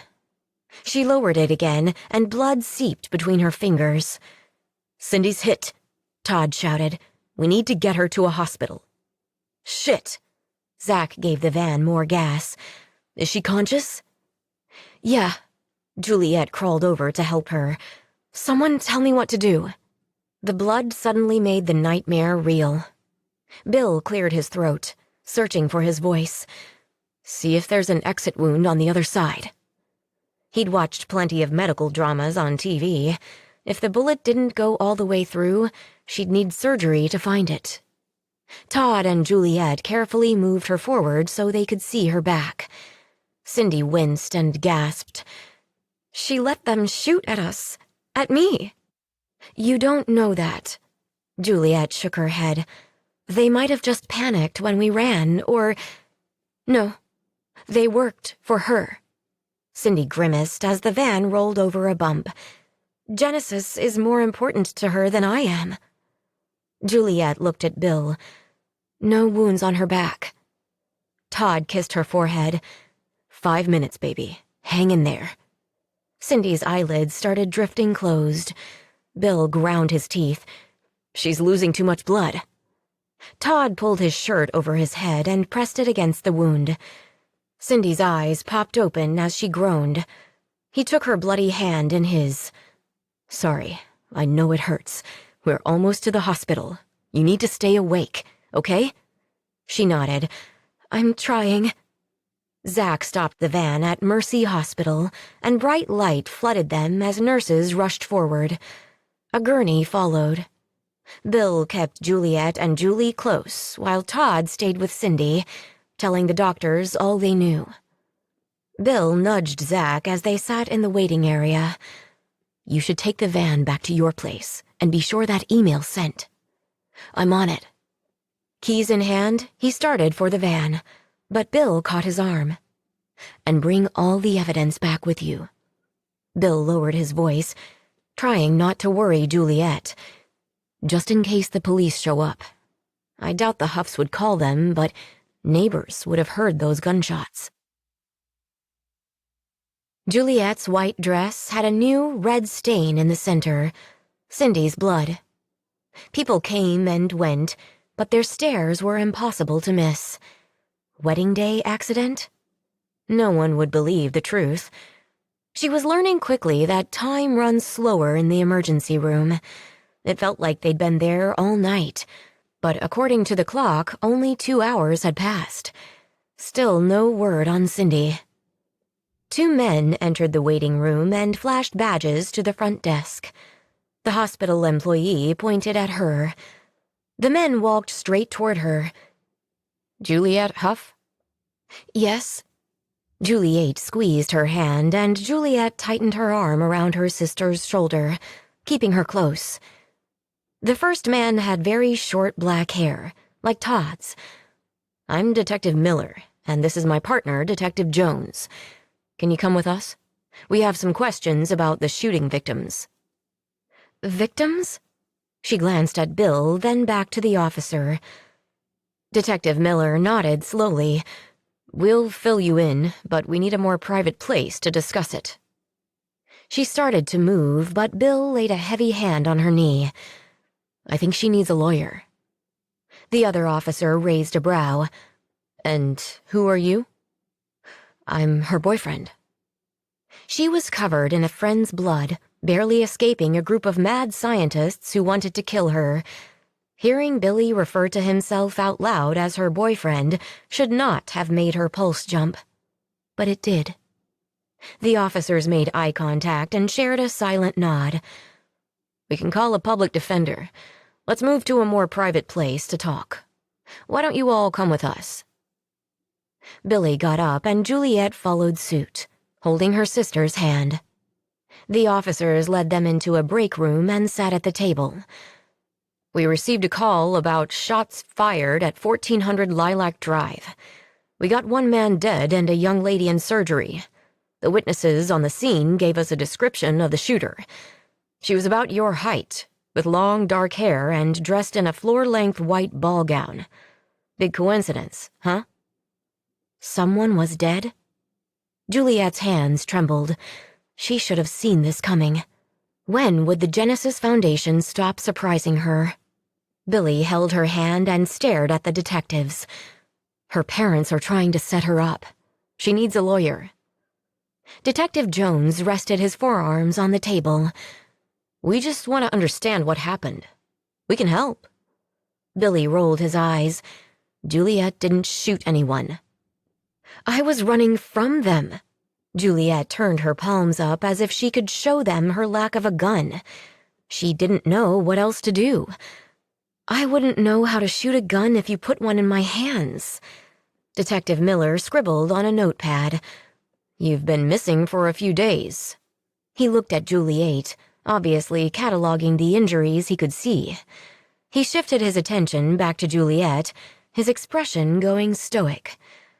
You kidnapped your little sister. To Juliet, he asked, Did she hurt you? Her sister shook her head, her brow furrowed. Juliet saved me. My mama did this to my face. They hate us. They were going to kill my sister today on her birthday. Juliet would never hurt anyone. The officer remained focused on Juliet. We should have a doctor look you over. They can make you feel better. He offered his hand, but her sister leaned away, hiding her face against Juliet's side. I'm not leaving Juliet. The detectives shared a silent look, and Miller sighed.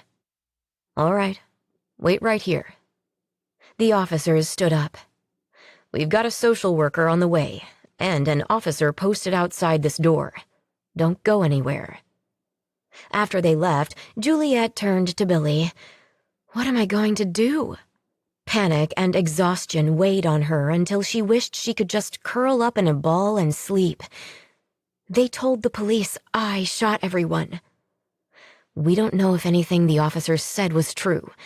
They're trying to scare you into confessing to something. He took her hand. They can do a test on your hands for gunpowder residue, and you won't have any. I'm sure Genesis is just hoping to slow the police down enough to give them time to cover their tracks and empty your father's underground lab. Juliet poked her leg. Juliet, what's a social worker? She glanced at Billy. She'd never met one in person, but in books they protected children, usually by taking them away. She tried to keep her expression calm, but inside, she wept. Without any schooling or a job, she couldn't take care of her sister. They'd put Juliet in foster care, and most of the stories she'd read about them weren't good. They protect children when their parents treat them badly. So they'll help us? Billy met her eyes. He knew too. Juliet swallowed hard. I hope so. Eventually, Detective Miller returned with a woman in a gray pantsuit with thin white pinstripes. Her auburn hair was short, and her eyes were kind. She took a seat across from them. Hi, I'm Hannah. You're Juliet and Julie, right? Her sister shook her head. My name is Julie 8. Hannah frowned, making a note on her pad. Like the number 8? Juliet nodded. I'm sick of people changing it. It's Juliet. Okay, Juliet. Did your sister take you away from your parents without their permission? A crease formed in Juliet's brow. Well, they never would have given their permission. So she abducted you. Juliet frowned. No, that's not how it happened. Hannah sobered, meeting her eyes. It might be best for me to chat with Juliet alone. Before Juliet could reply, Bill's cell rang. It's Zach. Juliet stared at the social worker. His friend has documents and a digital copy of my father's research journal. They prove our parents kept us locked in that house, as prisoners. Research projects. Juliet wrapped an arm around Juliet's shoulder. I didn't kidnap my sister. I set her free. After 2 hours of questions from the police and the social worker, Todd finally joined them. Cindy's parents are in the waiting room with Vanessa. They have a lot of questions. I can imagine. Bill nodded. How's Cindy doing? The surgeon found the bullet. They had to remove her spleen, but it looks like she'll make a full recovery. That's good news. Bill pulled him into a tight hug. Thanks for everything tonight. Todd stepped back. Just glad we're all going to make it. He frowned, lowering his voice. Sorry, I meant us. He shook his head. I'm screwing this up. Sorry about your dad, man. What? A vice tightened on Bill's chest. Oh, He couldn't string his words together.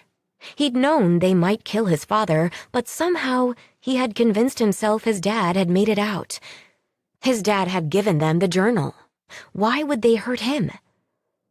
Bill's eyes burned, his vision blurring as he dropped back into his chair, resting his forearms on his legs. Oh, shit. They didn't tell you, did they? Todd sat beside him. I'm an asshole. Bill's voice was shaky. I'd rather hear it from a friend. He pinched the bridge of his nose, struggling to hold back the tears. He could cry later. For now, he needed to keep a clear head. Did they tell you what happened? Not exactly. Todd sighed. They claim witnesses saw Juliet shoot him and Cindy, but I told them it must have been a trick shot, since she was running away from the house right next to Cindy. I'll never know what really happened. A tear slipped from the corner of Bill's eye. Juliet took his hand, her touch like a lifeline. He loved you. He saved us both. Yeah, he did. He laced his fingers with hers. Todd stood and rested a hand on Juliet's shoulder. Stay with him. She nodded. I'm not going anywhere. Bill wasn't so sure about that, but he kept his mouth shut. Even after the police figured out Juliet wasn't a suspect, that social worker wasn't going to let her stay with her sister. Juliet had just turned 18 years old. She wasn't eligible to go into foster care with Julie. Julie ate. Todd knelt in front of Juliet's chair. Hey, kid. How are you holding up? I'm okay. She lowered her voice. The social workers said I don't have to go back to Mama's house. Todd nodded. Good thing. I'd have to break you out again. They both had crooked, swollen smiles right now. She scooted forward in her chair and hugged his neck. Bill swallowed the lump in his throat. In the past couple of weeks, he'd discovered his parents weren't the people he thought they were, and before he could reconcile it, they had been taken from him by the Genesis bastards. The social worker came in and frowned at Todd. Who is this? Todd straightened up. I'm Bill's friend. He's my friend, too. Juliet crossed her arms. This is Todd. Hannah's expression brightened. Friends are good. She looked over at Juliet. Maybe I can take Juliet and Todd to the snack machine. I'm sure she's hungry. Juliet grinned. Can I? Juliet looked at Todd, but he answered before she could say a word. I won't let her out of my sight. She smiled at her sister. All right. Juliet took Todd's hand and they followed Hannah out of the room. Bill stared at his hands, his mood darkening with revenge fantasies. when Juliet's voice cut through the darkness. "Billy, I need to say something." He blinked, lifting his head to meet her eyes. "Okay." She glanced at the door and back to him. "This probably isn't the right time. I'm so sorry about your dad." He swallowed hard. "If tonight has taught me anything, it's that there might never be a right time." Her dark lashes brushed her cheeks as she stared down at their joined hands. With his free hand, he lifted her chin. "I need to tell you something, too." "All right," she whispered. "My parents had a trust set up for me. I don't know all the details, but you can stay with me until we figure things out, okay?" His pulse thrummed, reminding him he was still alive. "Thank you." A single tear tracked down her face. "When I thought they were going to put me in that glass box tonight, I had one regret." She caressed his cheek. "Through all this hell, I fell in love with you. You gave me hope, and for the first time, I have dreams about a future outside that house." A bittersweet smile curved on his lips as he leaned in to kiss her forehead. "Does this mean I'm not in trouble for telling the police I was your boyfriend?" She chuckled, but it didn't reach her eyes. "Actually, I liked the sound of that." His smile faded. "Why do I get the feeling you're saying goodbye?" She blinked back tears. "I love you, Billy Manning." Shit. He couldn't lose her, too. He took her hands in his. "You're not going to stay with me, are you?" She broke eye contact, focusing on their joined hands. "I'd like to, but I have to figure out how to please that social worker. I've read horror stories about foster care in magazines and books." She lifted her gaze, tears shining in her dark eyes. "They're going to give Juliet to strangers. I have no way to support her. I took her out of that house and brought her into a world without any skills to care for her. How do we live in it?" Her voice cracked. "I'm all she has left." He tightened his grip on her hands. "You're not alone, Juliet. We'll figure this out, just like we did with Genesis." His heart raced like a thoroughbred while he struggled for words. "Finding you has been the only good thing to come out of all this. I can't lose you, too." Chapter 26. Juliet wiped her eyes as the door opened again. Detective Miller came in with his hands clasped in fists. He had a new partner with him. "Ms. Huff, this is Agent Hank Kitterman. He'll be taking lead on this case from here out." Agent Kitterman was dressed in a black suit with a crisp white shirt and black tie. He was tall, with short, copper-colored hair and light green eyes. He offered Juliet his hand, and she gave it a tentative shake. "Are you working with Hannah?" He frowned and glanced at Detective Miller. The detective filled in the blank. "She's the social worker assigned to the case." With an almost imperceptible nod, Agent Kitterman's attention shifted back to Juliet. "Where is she now?" "She took my sister to get a snack. They should be back soon." "I'll wait." He turned to Detective Miller. "I can take it from here." A muscle tensed in the detective's cheek, but he complied and left the room. Agent Kitterman took a seat, his attention settling on Billy. "You're the boyfriend?" "Yeah." Billy squeezed her hand. "I'm Bill Manning." The agent opened a folder. "Good to meet you, Bill. Your parents worked for Genesis, am I correct?" Juliet glanced at Billy. How did this man know about Genesis already? The police detectives hadn't mentioned it. Billy nodded slowly. "They did?" Before he could go on, Juliet's little sister burst through the door and ran to her side. "Who is this?" Agent Kitterman's eyes narrowed, his head tilting slightly as he studied Juliet. Juliet's throat tightened up. He definitely knew her sister was really her clone. But there was no way the newspaper report had come out yet. Had he already read the information Zack had turned over to the police? Or was this man part of the Genesis Foundation? She didn't know who to trust. Her heart raced, but she forced herself to speak slowly, contemplating every word before she said it aloud. "This is Agent Kitterman. He's going to help us." Hearing her voice seemed to snap the agent back into the moment. He flipped through the papers in the folder and plucked one out for Hannah. "I have a court order remanding the Huff girls into my custody. Social services won't be needed on this case." "Your custody?" Hannah frowned, skimming the document. "Which branch of the government do you work for, exactly? She's a minor." Her voice trailed off as she continued reading. She looked up at him and shook her head.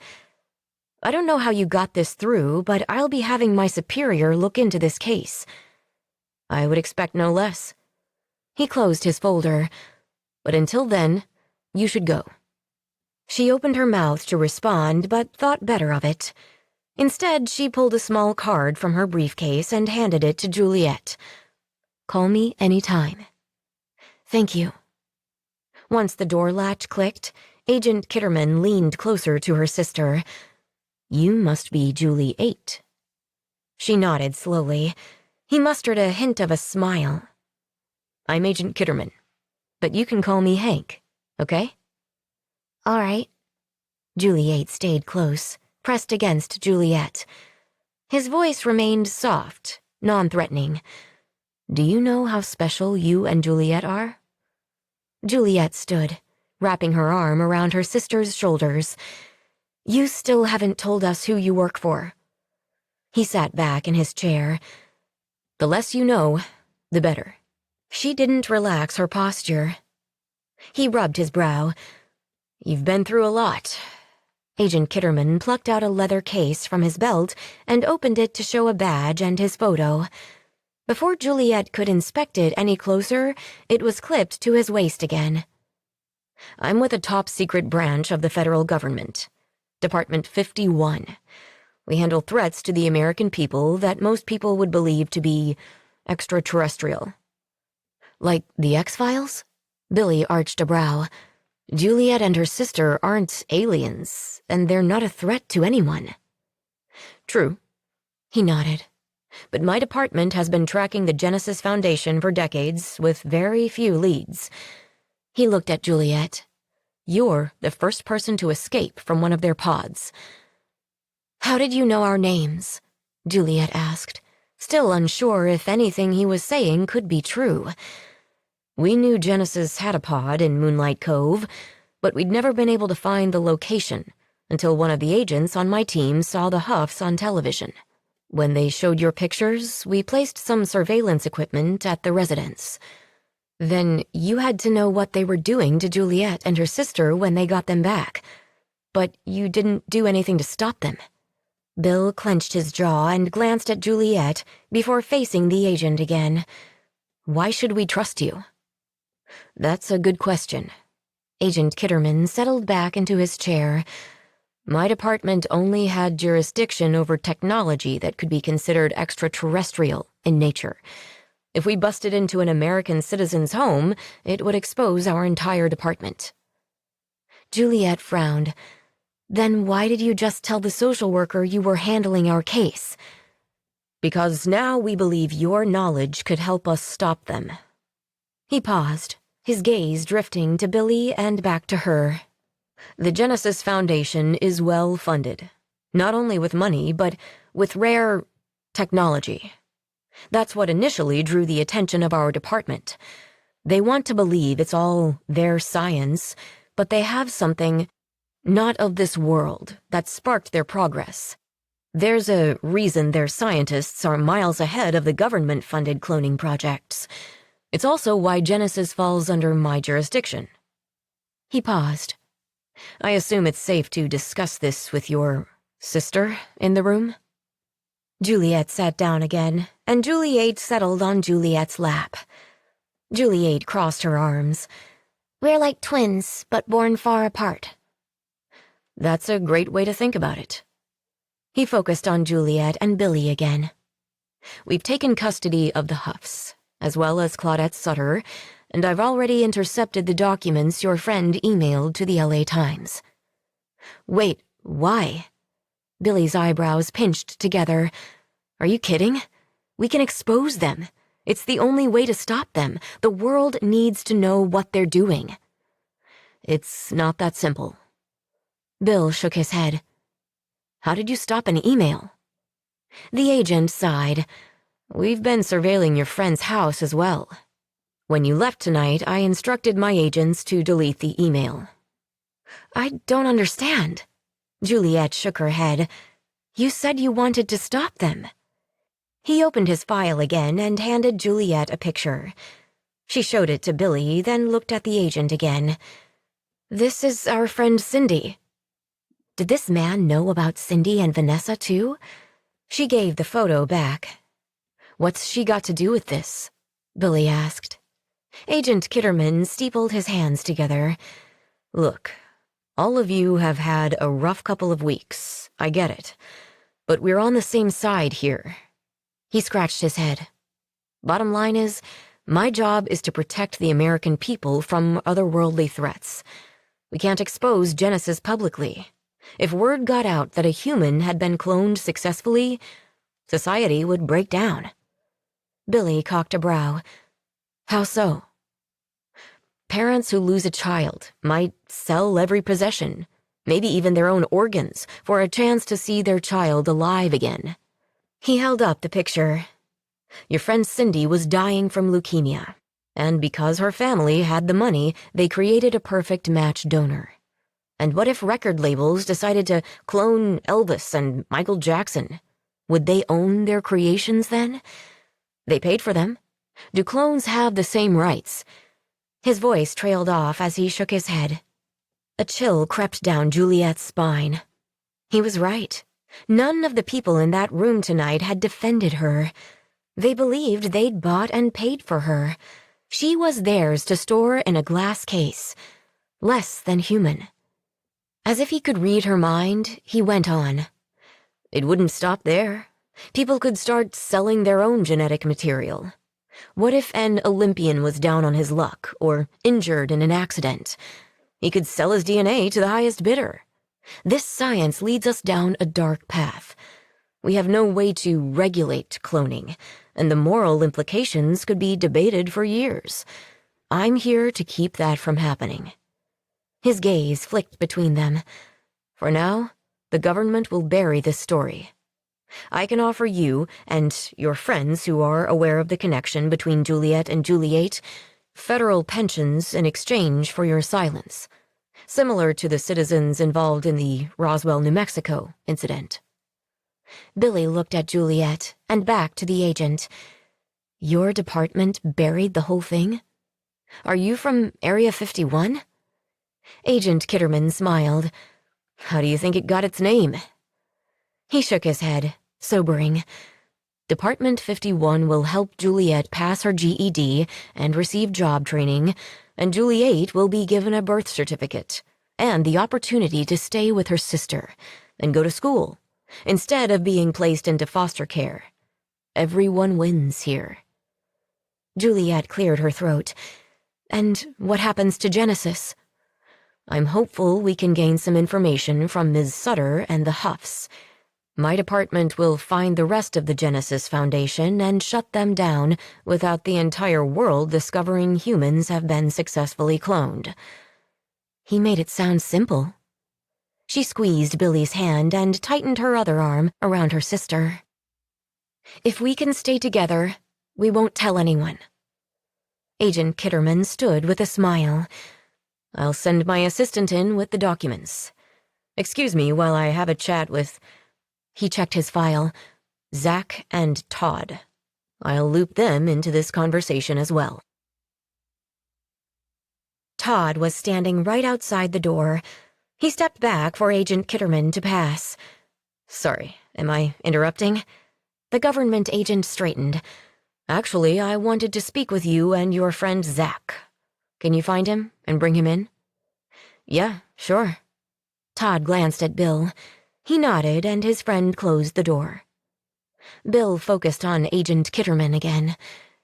Genesis killed my parents and kept Juliet a prisoner inside her house for 18 years.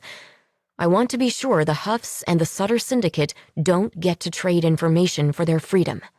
My parents, Juliet, her sister, and our friend Cindy, deserve justice. We won't offer them any plea deals. He shook his head. And we've got top agents digging into the Genesis Foundation investigation. We won't stop until we're certain we've shut them down. Permanently. You have my word on that. The door opened again, and Todd and Zach both entered the room. Agent Kitterman filled them in on the federal pension, and Zach's eyes lit up.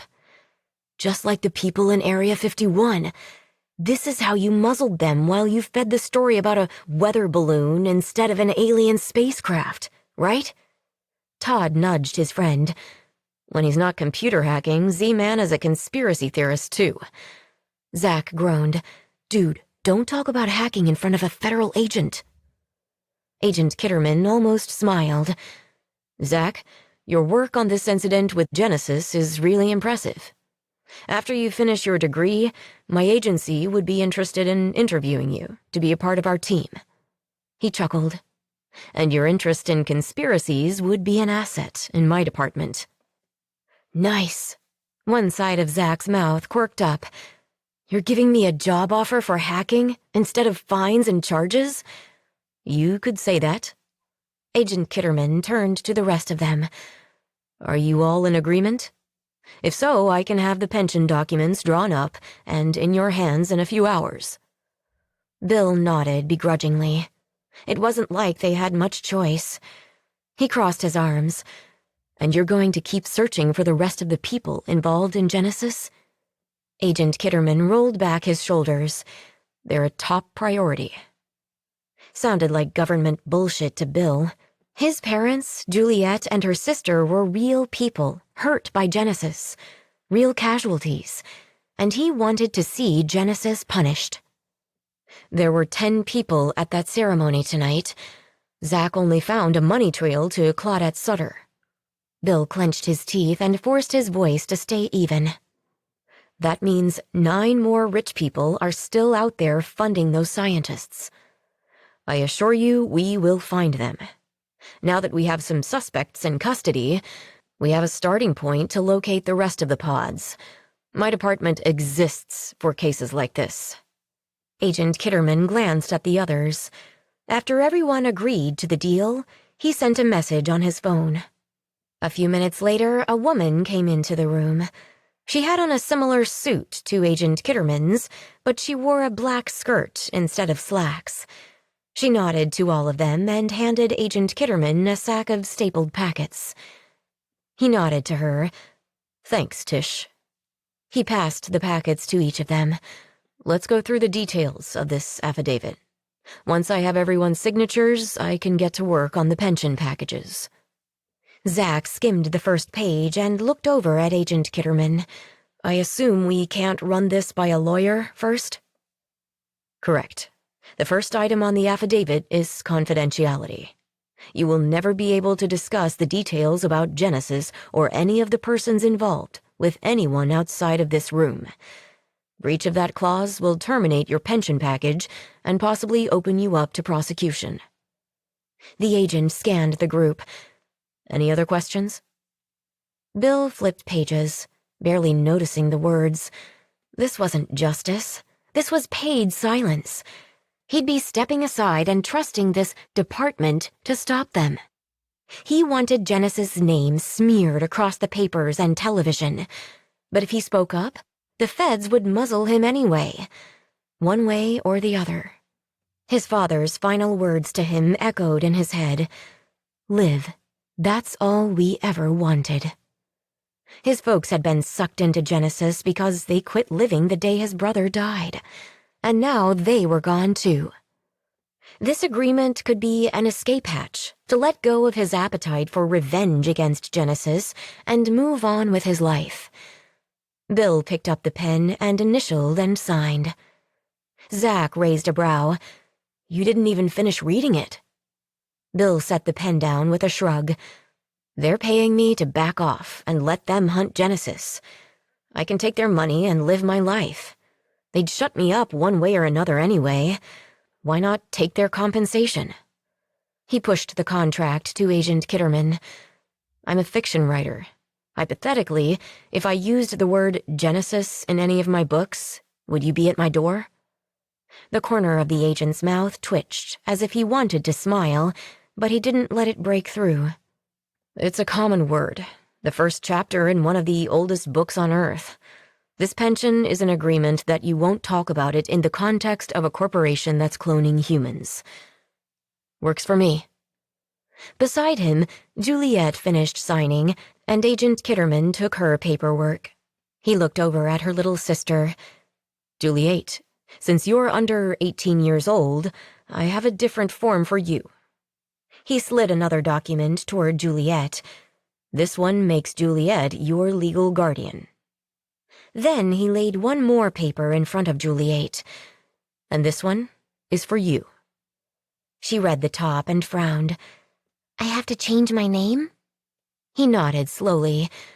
Only the people in this room know that you're the 8th replication of your sister. To the rest of the world, you can be whoever you'd like to be. And I'm guessing you are much more than a number, right? He winked, drawing a smile from Juliet's sister. I can pick any name? She asked. Yep. He tapped the blank on the page. Fill this in, and my office will produce a birth certificate and social security number with whatever name you choose. Juliet's heart raced. This could be the fresh start she'd been dreaming of. A new beginning without perfection weighing on them. Juliet stared at the paper and finally smiled up at Juliet. I want to be Mary from The Secret Garden. Her favorite book. Juliet laughed and hugged her sister tightly. Mary, I love it. Once all the documents were signed, another man in a plain dark suit opened the door. Kitterman, Cindy Sutter is awake. Good, I'll be right there. He gathered all the paperwork. I need to go have this conversation with Cindy and her sister. He checked the file. Vanessa. He looked over at them again. Because we're still looking for the other investors, we're assigning officers to monitor your houses for the next couple of weeks, just to be safe. His gaze settled on Juliet. We'll be taking custody of the Huff property and clearing all evidence of Genesis.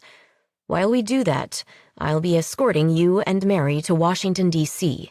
for debriefing. We'll get identification paperwork together for both of you, and then you can choose where you'd like to settle and live. He scanned the room. Any last questions about the documents you signed? Zach raised his hand. You'll protect my parents, too? They don't know anything. Yes. Agent Kitterman nodded. If you notice any strange activity, you can reach out to me any time. My number is on the card. He left the room, and Billy glanced over at his friends. Can you guys take Mary out to get a soda? But I'm not thirsty, Juliet's sister whined. Juliet kissed her sister's hair. I'd like to talk to Billy alone for a minute. She grinned. Are you gonna kiss him? Juliet rolled her eyes. None of your business. The young girl giggled and got up. She took Todd's hand and they left the room. Once the door clicked shut, Billy angled his chair to face her. I don't like that they're bringing you two to Washington, D.C. alone. It won't be forever. She studied his face. Concern lined his eyes. Was she trusting the wrong person? He said I can choose where I want to live. That's what he says right now. He took her hand, and her pulse skipped. I know I signed that paper saying I wouldn't talk, but if anything happens to you, I'm telling every news agency out there what happened, and I'll let them broadcast this agent's card. Everything. She leaned in to kiss his cheek. No one has ever worried about me before. A crooked smile tugged at his lips. I'm being serious. I know, and I am probably a little naive, But Agent Kitterman is my only chance to keep my sister with me and to get a shot at a normal life. She wasn't sure if she was trying to convince him or herself.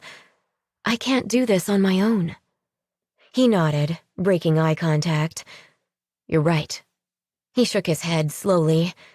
I've never met anyone like you, Juliet. When we stayed up all night brainstorming the Triad graphic novels, I still want that. I don't want you to leave me behind to mourn my folks and go back to UCLA like none of this ever happened. Her heart pounded in her ears. I don't know how long we'll be gone. You could take the cell phone Zach gave you. Just buy more minutes with the pension money. She stared into his bright green eyes, hoping she wasn't dreaming. What are you saying? I'm saying I want to keep being your boyfriend. And when it's safe, I want to take you on real dates. He chuckled. Okay, screw safe. I just want to be with you, dangerous or not. Juliet laughed as she leaned in to kiss him. She wrapped her arms around his neck until there was a tap on the door. Just a second. Billy rested his forehead against hers. I'll be right here, waiting for you. She smiled and whispered, and I'll be back to continue this kiss. Chapter 27. Bill's fingers flew over his keyboard while he fought the urge to check the clock. In the 3 months that Juliet had been gone, just about everything had changed, except his feelings for her. After letting UCLA know he was taking a semester off, he put his parents' place up for sale and moved into an apartment. The house was too full of memories, and just driving up the street in the shadow of the big Huff house made his stomach churn. The fresh start agreed with him so far. The monthly pension payments also gave him the chance to chase the dream he'd always coveted, writing. His first novel was cooking along. He wanted to have it finished before Juliet and Mary got back, but he was going to be a couple chapters shy of that goal. Still, not too shabby. It was winter break, and Todd and Z-Man were home visiting. They were on their way over to his apartment right now with Cindy. They were going to set up a surprise party for Juliet and Mary while Bill went to the airport to pick them up. He finally checked the clock and grinned. It was almost time. After a quick shower, he let his friends in and jogged out to his car. He'd traded in the truck. It was probably ridiculous for him to worry about, but Julie was going to be 11 soon, and she wouldn't be able to fit in the middle of the bench seat much longer. Plus, he'd convinced himself a starving novelist shouldn't have a gas guzzler. He had gotten his Prius in red, though. He was about to turn 20, not 50. Flowers in hand, he waited by the baggage claim. In the months they'd been apart, he and Juliet had Skyped almost every day. Now he knew her favorite color was green, and her favorite flowers were violets. He was also crazy in love with her. If his parents had still been around, he had no doubt his mom would caution him that they were too young. And maybe that would have been true if he were a normal 20-year-old. Instead, he'd witnessed his mother's murder, helped the woman he loved escape from a secret foundation that kept her and her sister locked up like lab rats, and now he regularly watched over his shoulder for any sign of Genesis raising its perfect head again. He'd already lived at least an extra 20 years in the past 6 months, and he'd learned that life was way too short. The second he spotted Juliet on the escalator, the ambient noise in the airport faded away. She scanned the crowd below, and when her eyes locked on his, a bright smile lit up her face. He started making his way through the crowd as she and Mary neared the bottom. As soon as she stepped off the escalator, Juliet rushed into his arms. He caught her, fusing his lips to hers. Damn, he'd missed her. Someone poked his side. Hi, Billy. He broke the kiss, his eyes lingering on Juliet for one more moment before he turned and grinned at her sister. She was already an inch or two taller. Hey, Mary.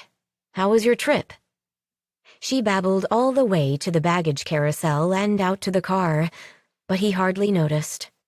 Juliet was back, and if he had his way, they'd never be apart again.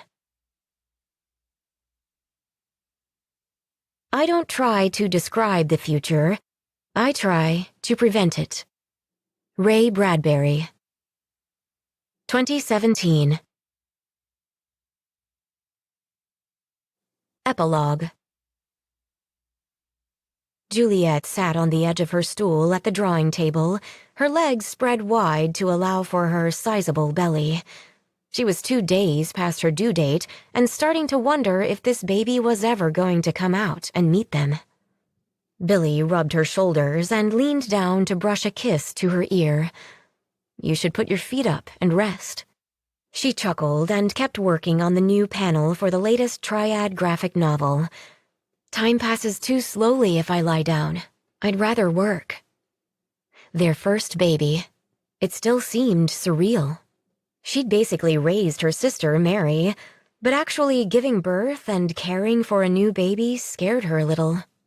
Billy's parents were dead, and her parents were in a secret federal lockup somewhere.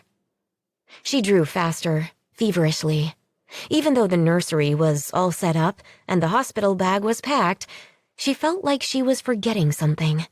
They were going to be parents. What if they weren't ready? Mary was away at college in Washington, D.C. Agent Kitterman had helped with the admission. His office continued to monitor Mary's health closely, too. Juliet tried not to think about it, but the shadow of Mary's cloned DNA was inescapable. From her father's journal, Juliet learned that her DNA had been created in the Genesis lab, possibly using the technology Department 51 was so interested in. But all the Julies that came after had been clones of Juliet. Cloned animals lived half the lifespan of the original. Would humans be different? No one knew. Her sister was an anomaly, and no one could predict what the future held for her. Billy was quick to share his father's advice, to take each day as it came. We could worry about tomorrow when it got here, but some days that was easier said than done. She shaded in the scimitar and worked on the angle of the villain's nose. Their Triad comic series had been picked up by a major comic book publisher recently, and now there were whispers of a movie deal. On the side, Billy had been publishing a sci-fi novel series about a nefarious corporation that used children for its research and development. He'd been pushing the envelope with the government, and although she cautioned him, he wove his stories with boldness and fury. Agent Kitterman wasn't authorized to give them updates about their progress against Genesis, and every month that the pension hit their account, Billy's rage would fester. But everything had changed the day the stick turned blue. When they'd found out she was expecting, Billy had contacted Todd. He was a police sergeant now, and within a couple days, Todd was teaching both of them to shoot handguns. They hadn't seen any trace of Genesis since Juliet's 18th birthday, but having a Glock locked in a gun case seemed to give Billy a little peace of mind. A sharp pain shot down her abdomen, followed by a trickling sound. She frowned, unable to see her feet on the floor. "Billy?" Hurried footsteps, and then he filled the doorway. "Everything okay?" She set her pen down and pointed at the floor. "Did my water just break?" He glanced down and rushed toward her. "Oh my God, the baby's coming." "We've trained for this day." She hoped she sounded more like a superhero than a giant pregnant woman trying to waddle toward the door. "I need to change." Billy zoomed past with the hospital bag. "They'll put you in a gown when we get there, anyway." She raised a brow. "We have hours until this baby comes. I'm not arriving in wet pants." "Okay." He didn't look thrilled with her decision, but he knew better than to argue with a pregnant woman. "Do you need help?" "I can make it." In her bedroom, she winced as another contraction seized her belly. She slowed her breathing, waiting for it to pass. Once the pain subsided, she changed into a new pair of sweats, and sent a text to Mary to let her know she was about to become an aunt. When she got to the door, Billy already had his car keys dangling from his hand. "Let's do this." Juliet laughed and kissed him. "This baby is so lucky to have you for a dad." The Women's Center was hopping with activity. Women with large bellies walked the halls with nervous, soon-to-be dads in tow. Nurses came and went, and a pale woman with a tiny baby in her arms was being pushed down the hall in a wheelchair. Billy kissed Juliet's temple. "We're going to have one of those soon." Juliet nodded, her gaze sliding farther down the corridor. She swore there had been a doctor there, watching her. Dread tightened in her chest, even though she struggled to dismiss it. No one knew her past. "Juliet Manning?" she gasped, turning to find a nurse in Disney scrubs. The nurse frowned. "Sorry, I didn't mean to startle you. I'm Jenny." Billy ran his hand up Juliet's back. "Is everything okay?" She nodded. "Yeah, I just thought I saw something."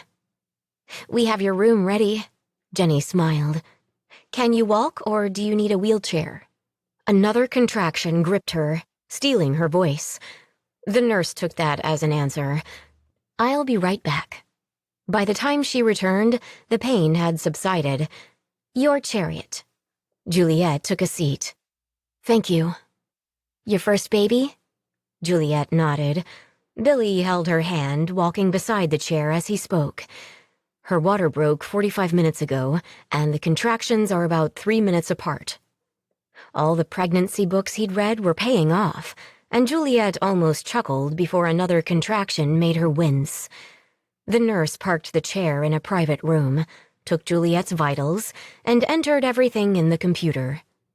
"You can change into the gown, and the doctor will be in soon." The next 2 hours passed in a fog of pain and sweat, until the epidural kicked in. Billy stayed by her side as the sun set, rubbing her back and texting her very excited sister back east. The obstetrician came by again to check her cervix. She held her breath, hoping it might be time to push. Her doctor straightened and pulled off her gloves. "Everything is progressing nicely." She entered something in the computer and smiled.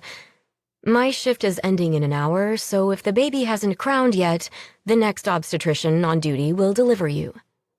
Juliet tightened her grip on the bed rails. "Another doctor?"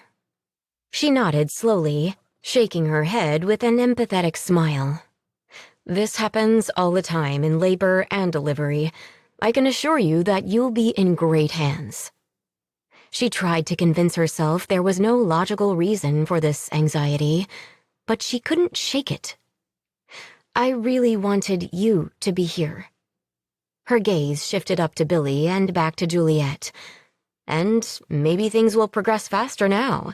I've seen stranger things." She patted the footrest on the hospital bed. "Everything looks great. You and the baby are doing just fine." Billy moved into Juliet's line of sight as soon as the door closed. "Talk to me. What's wrong?" She pulled her eyes from the door and stared up at her husband. "I'm sure it's nothing." "If it's nothing, then you can unload it on me, right?" She huffed out a breath. "I thought a doctor was watching us when we checked in. He had a mask on, so I couldn't see his face, but when I looked down the hallway again, he was gone." Billy squeezed her hand. "Doctors come and go all the time in this place." She nodded. "I know. I don't know why it even caught my eye. It's probably just my mind playing tricks on me. We haven't seen or heard from Genesis in years. They can't possibly know I'm pregnant." "I'm usually the paranoid one." He searched her eyes and let out a slow breath. "So if you think you saw something, then I believe you." He pulled out his cell phone. "I'm texting Agent Kitterman, just in case."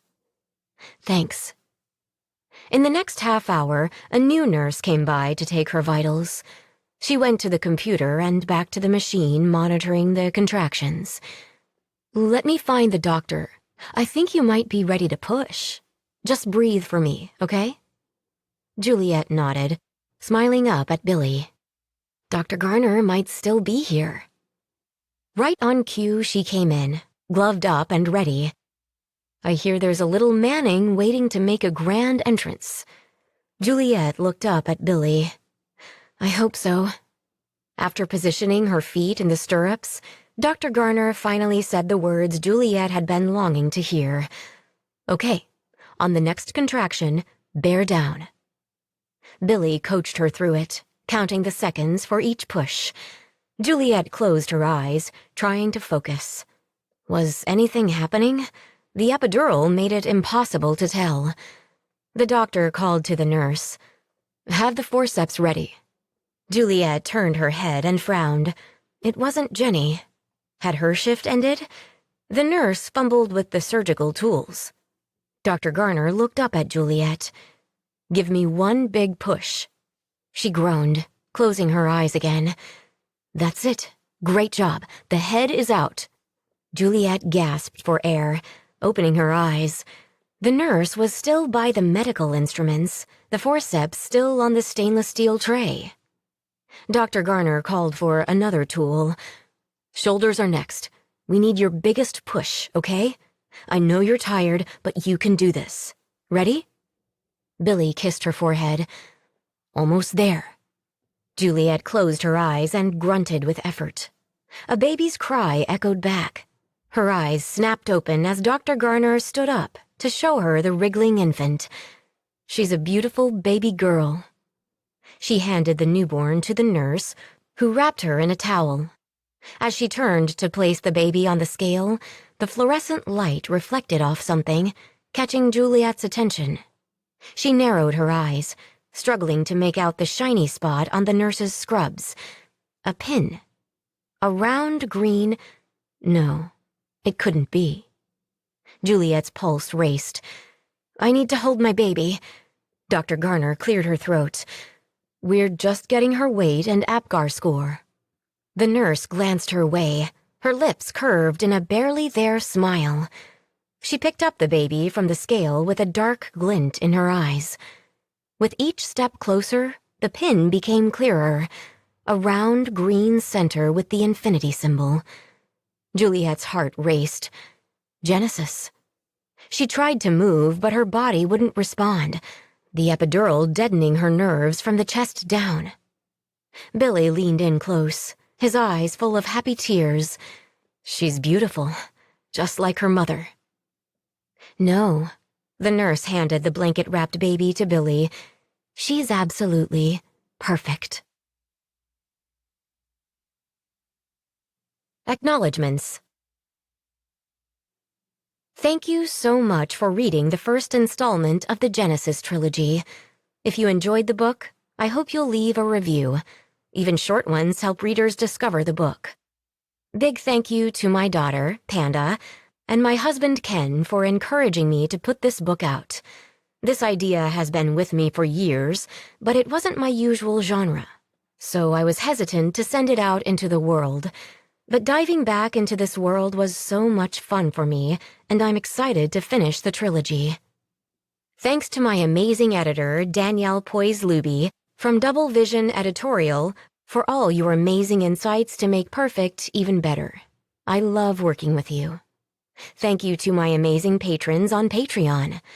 I couldn't put out these indie books without your support. And to my incredible Night Angel reader group on Facebook, thanks again for reading and posting your reviews. You all make publishing so much fun. All my gratitude to the word makers and the Write Owls for all the writing sprints. I love writing with all of you. And finally, extra thanks go to my husband, Ken. I had so much fun making the Perfect podcast with you. Your steadfast, unwavering support for me and my books makes me the luckiest writer around. I love you. About the author. L.A. Kessler is the pseudonym of award-winning horror and paranormal romance author Lisa Kessler.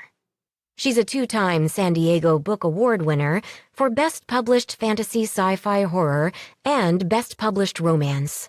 Her books have also won the Prism Award, the Award of Excellence, the National Excellence in Romantic Fiction Award, the Award of Merit from the Holt Medallion, and an International Digital Award for Best Paranormal.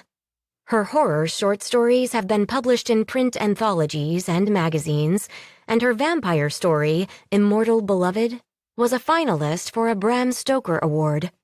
When she's not writing, Lisa is a professional tarot reader and vocalist.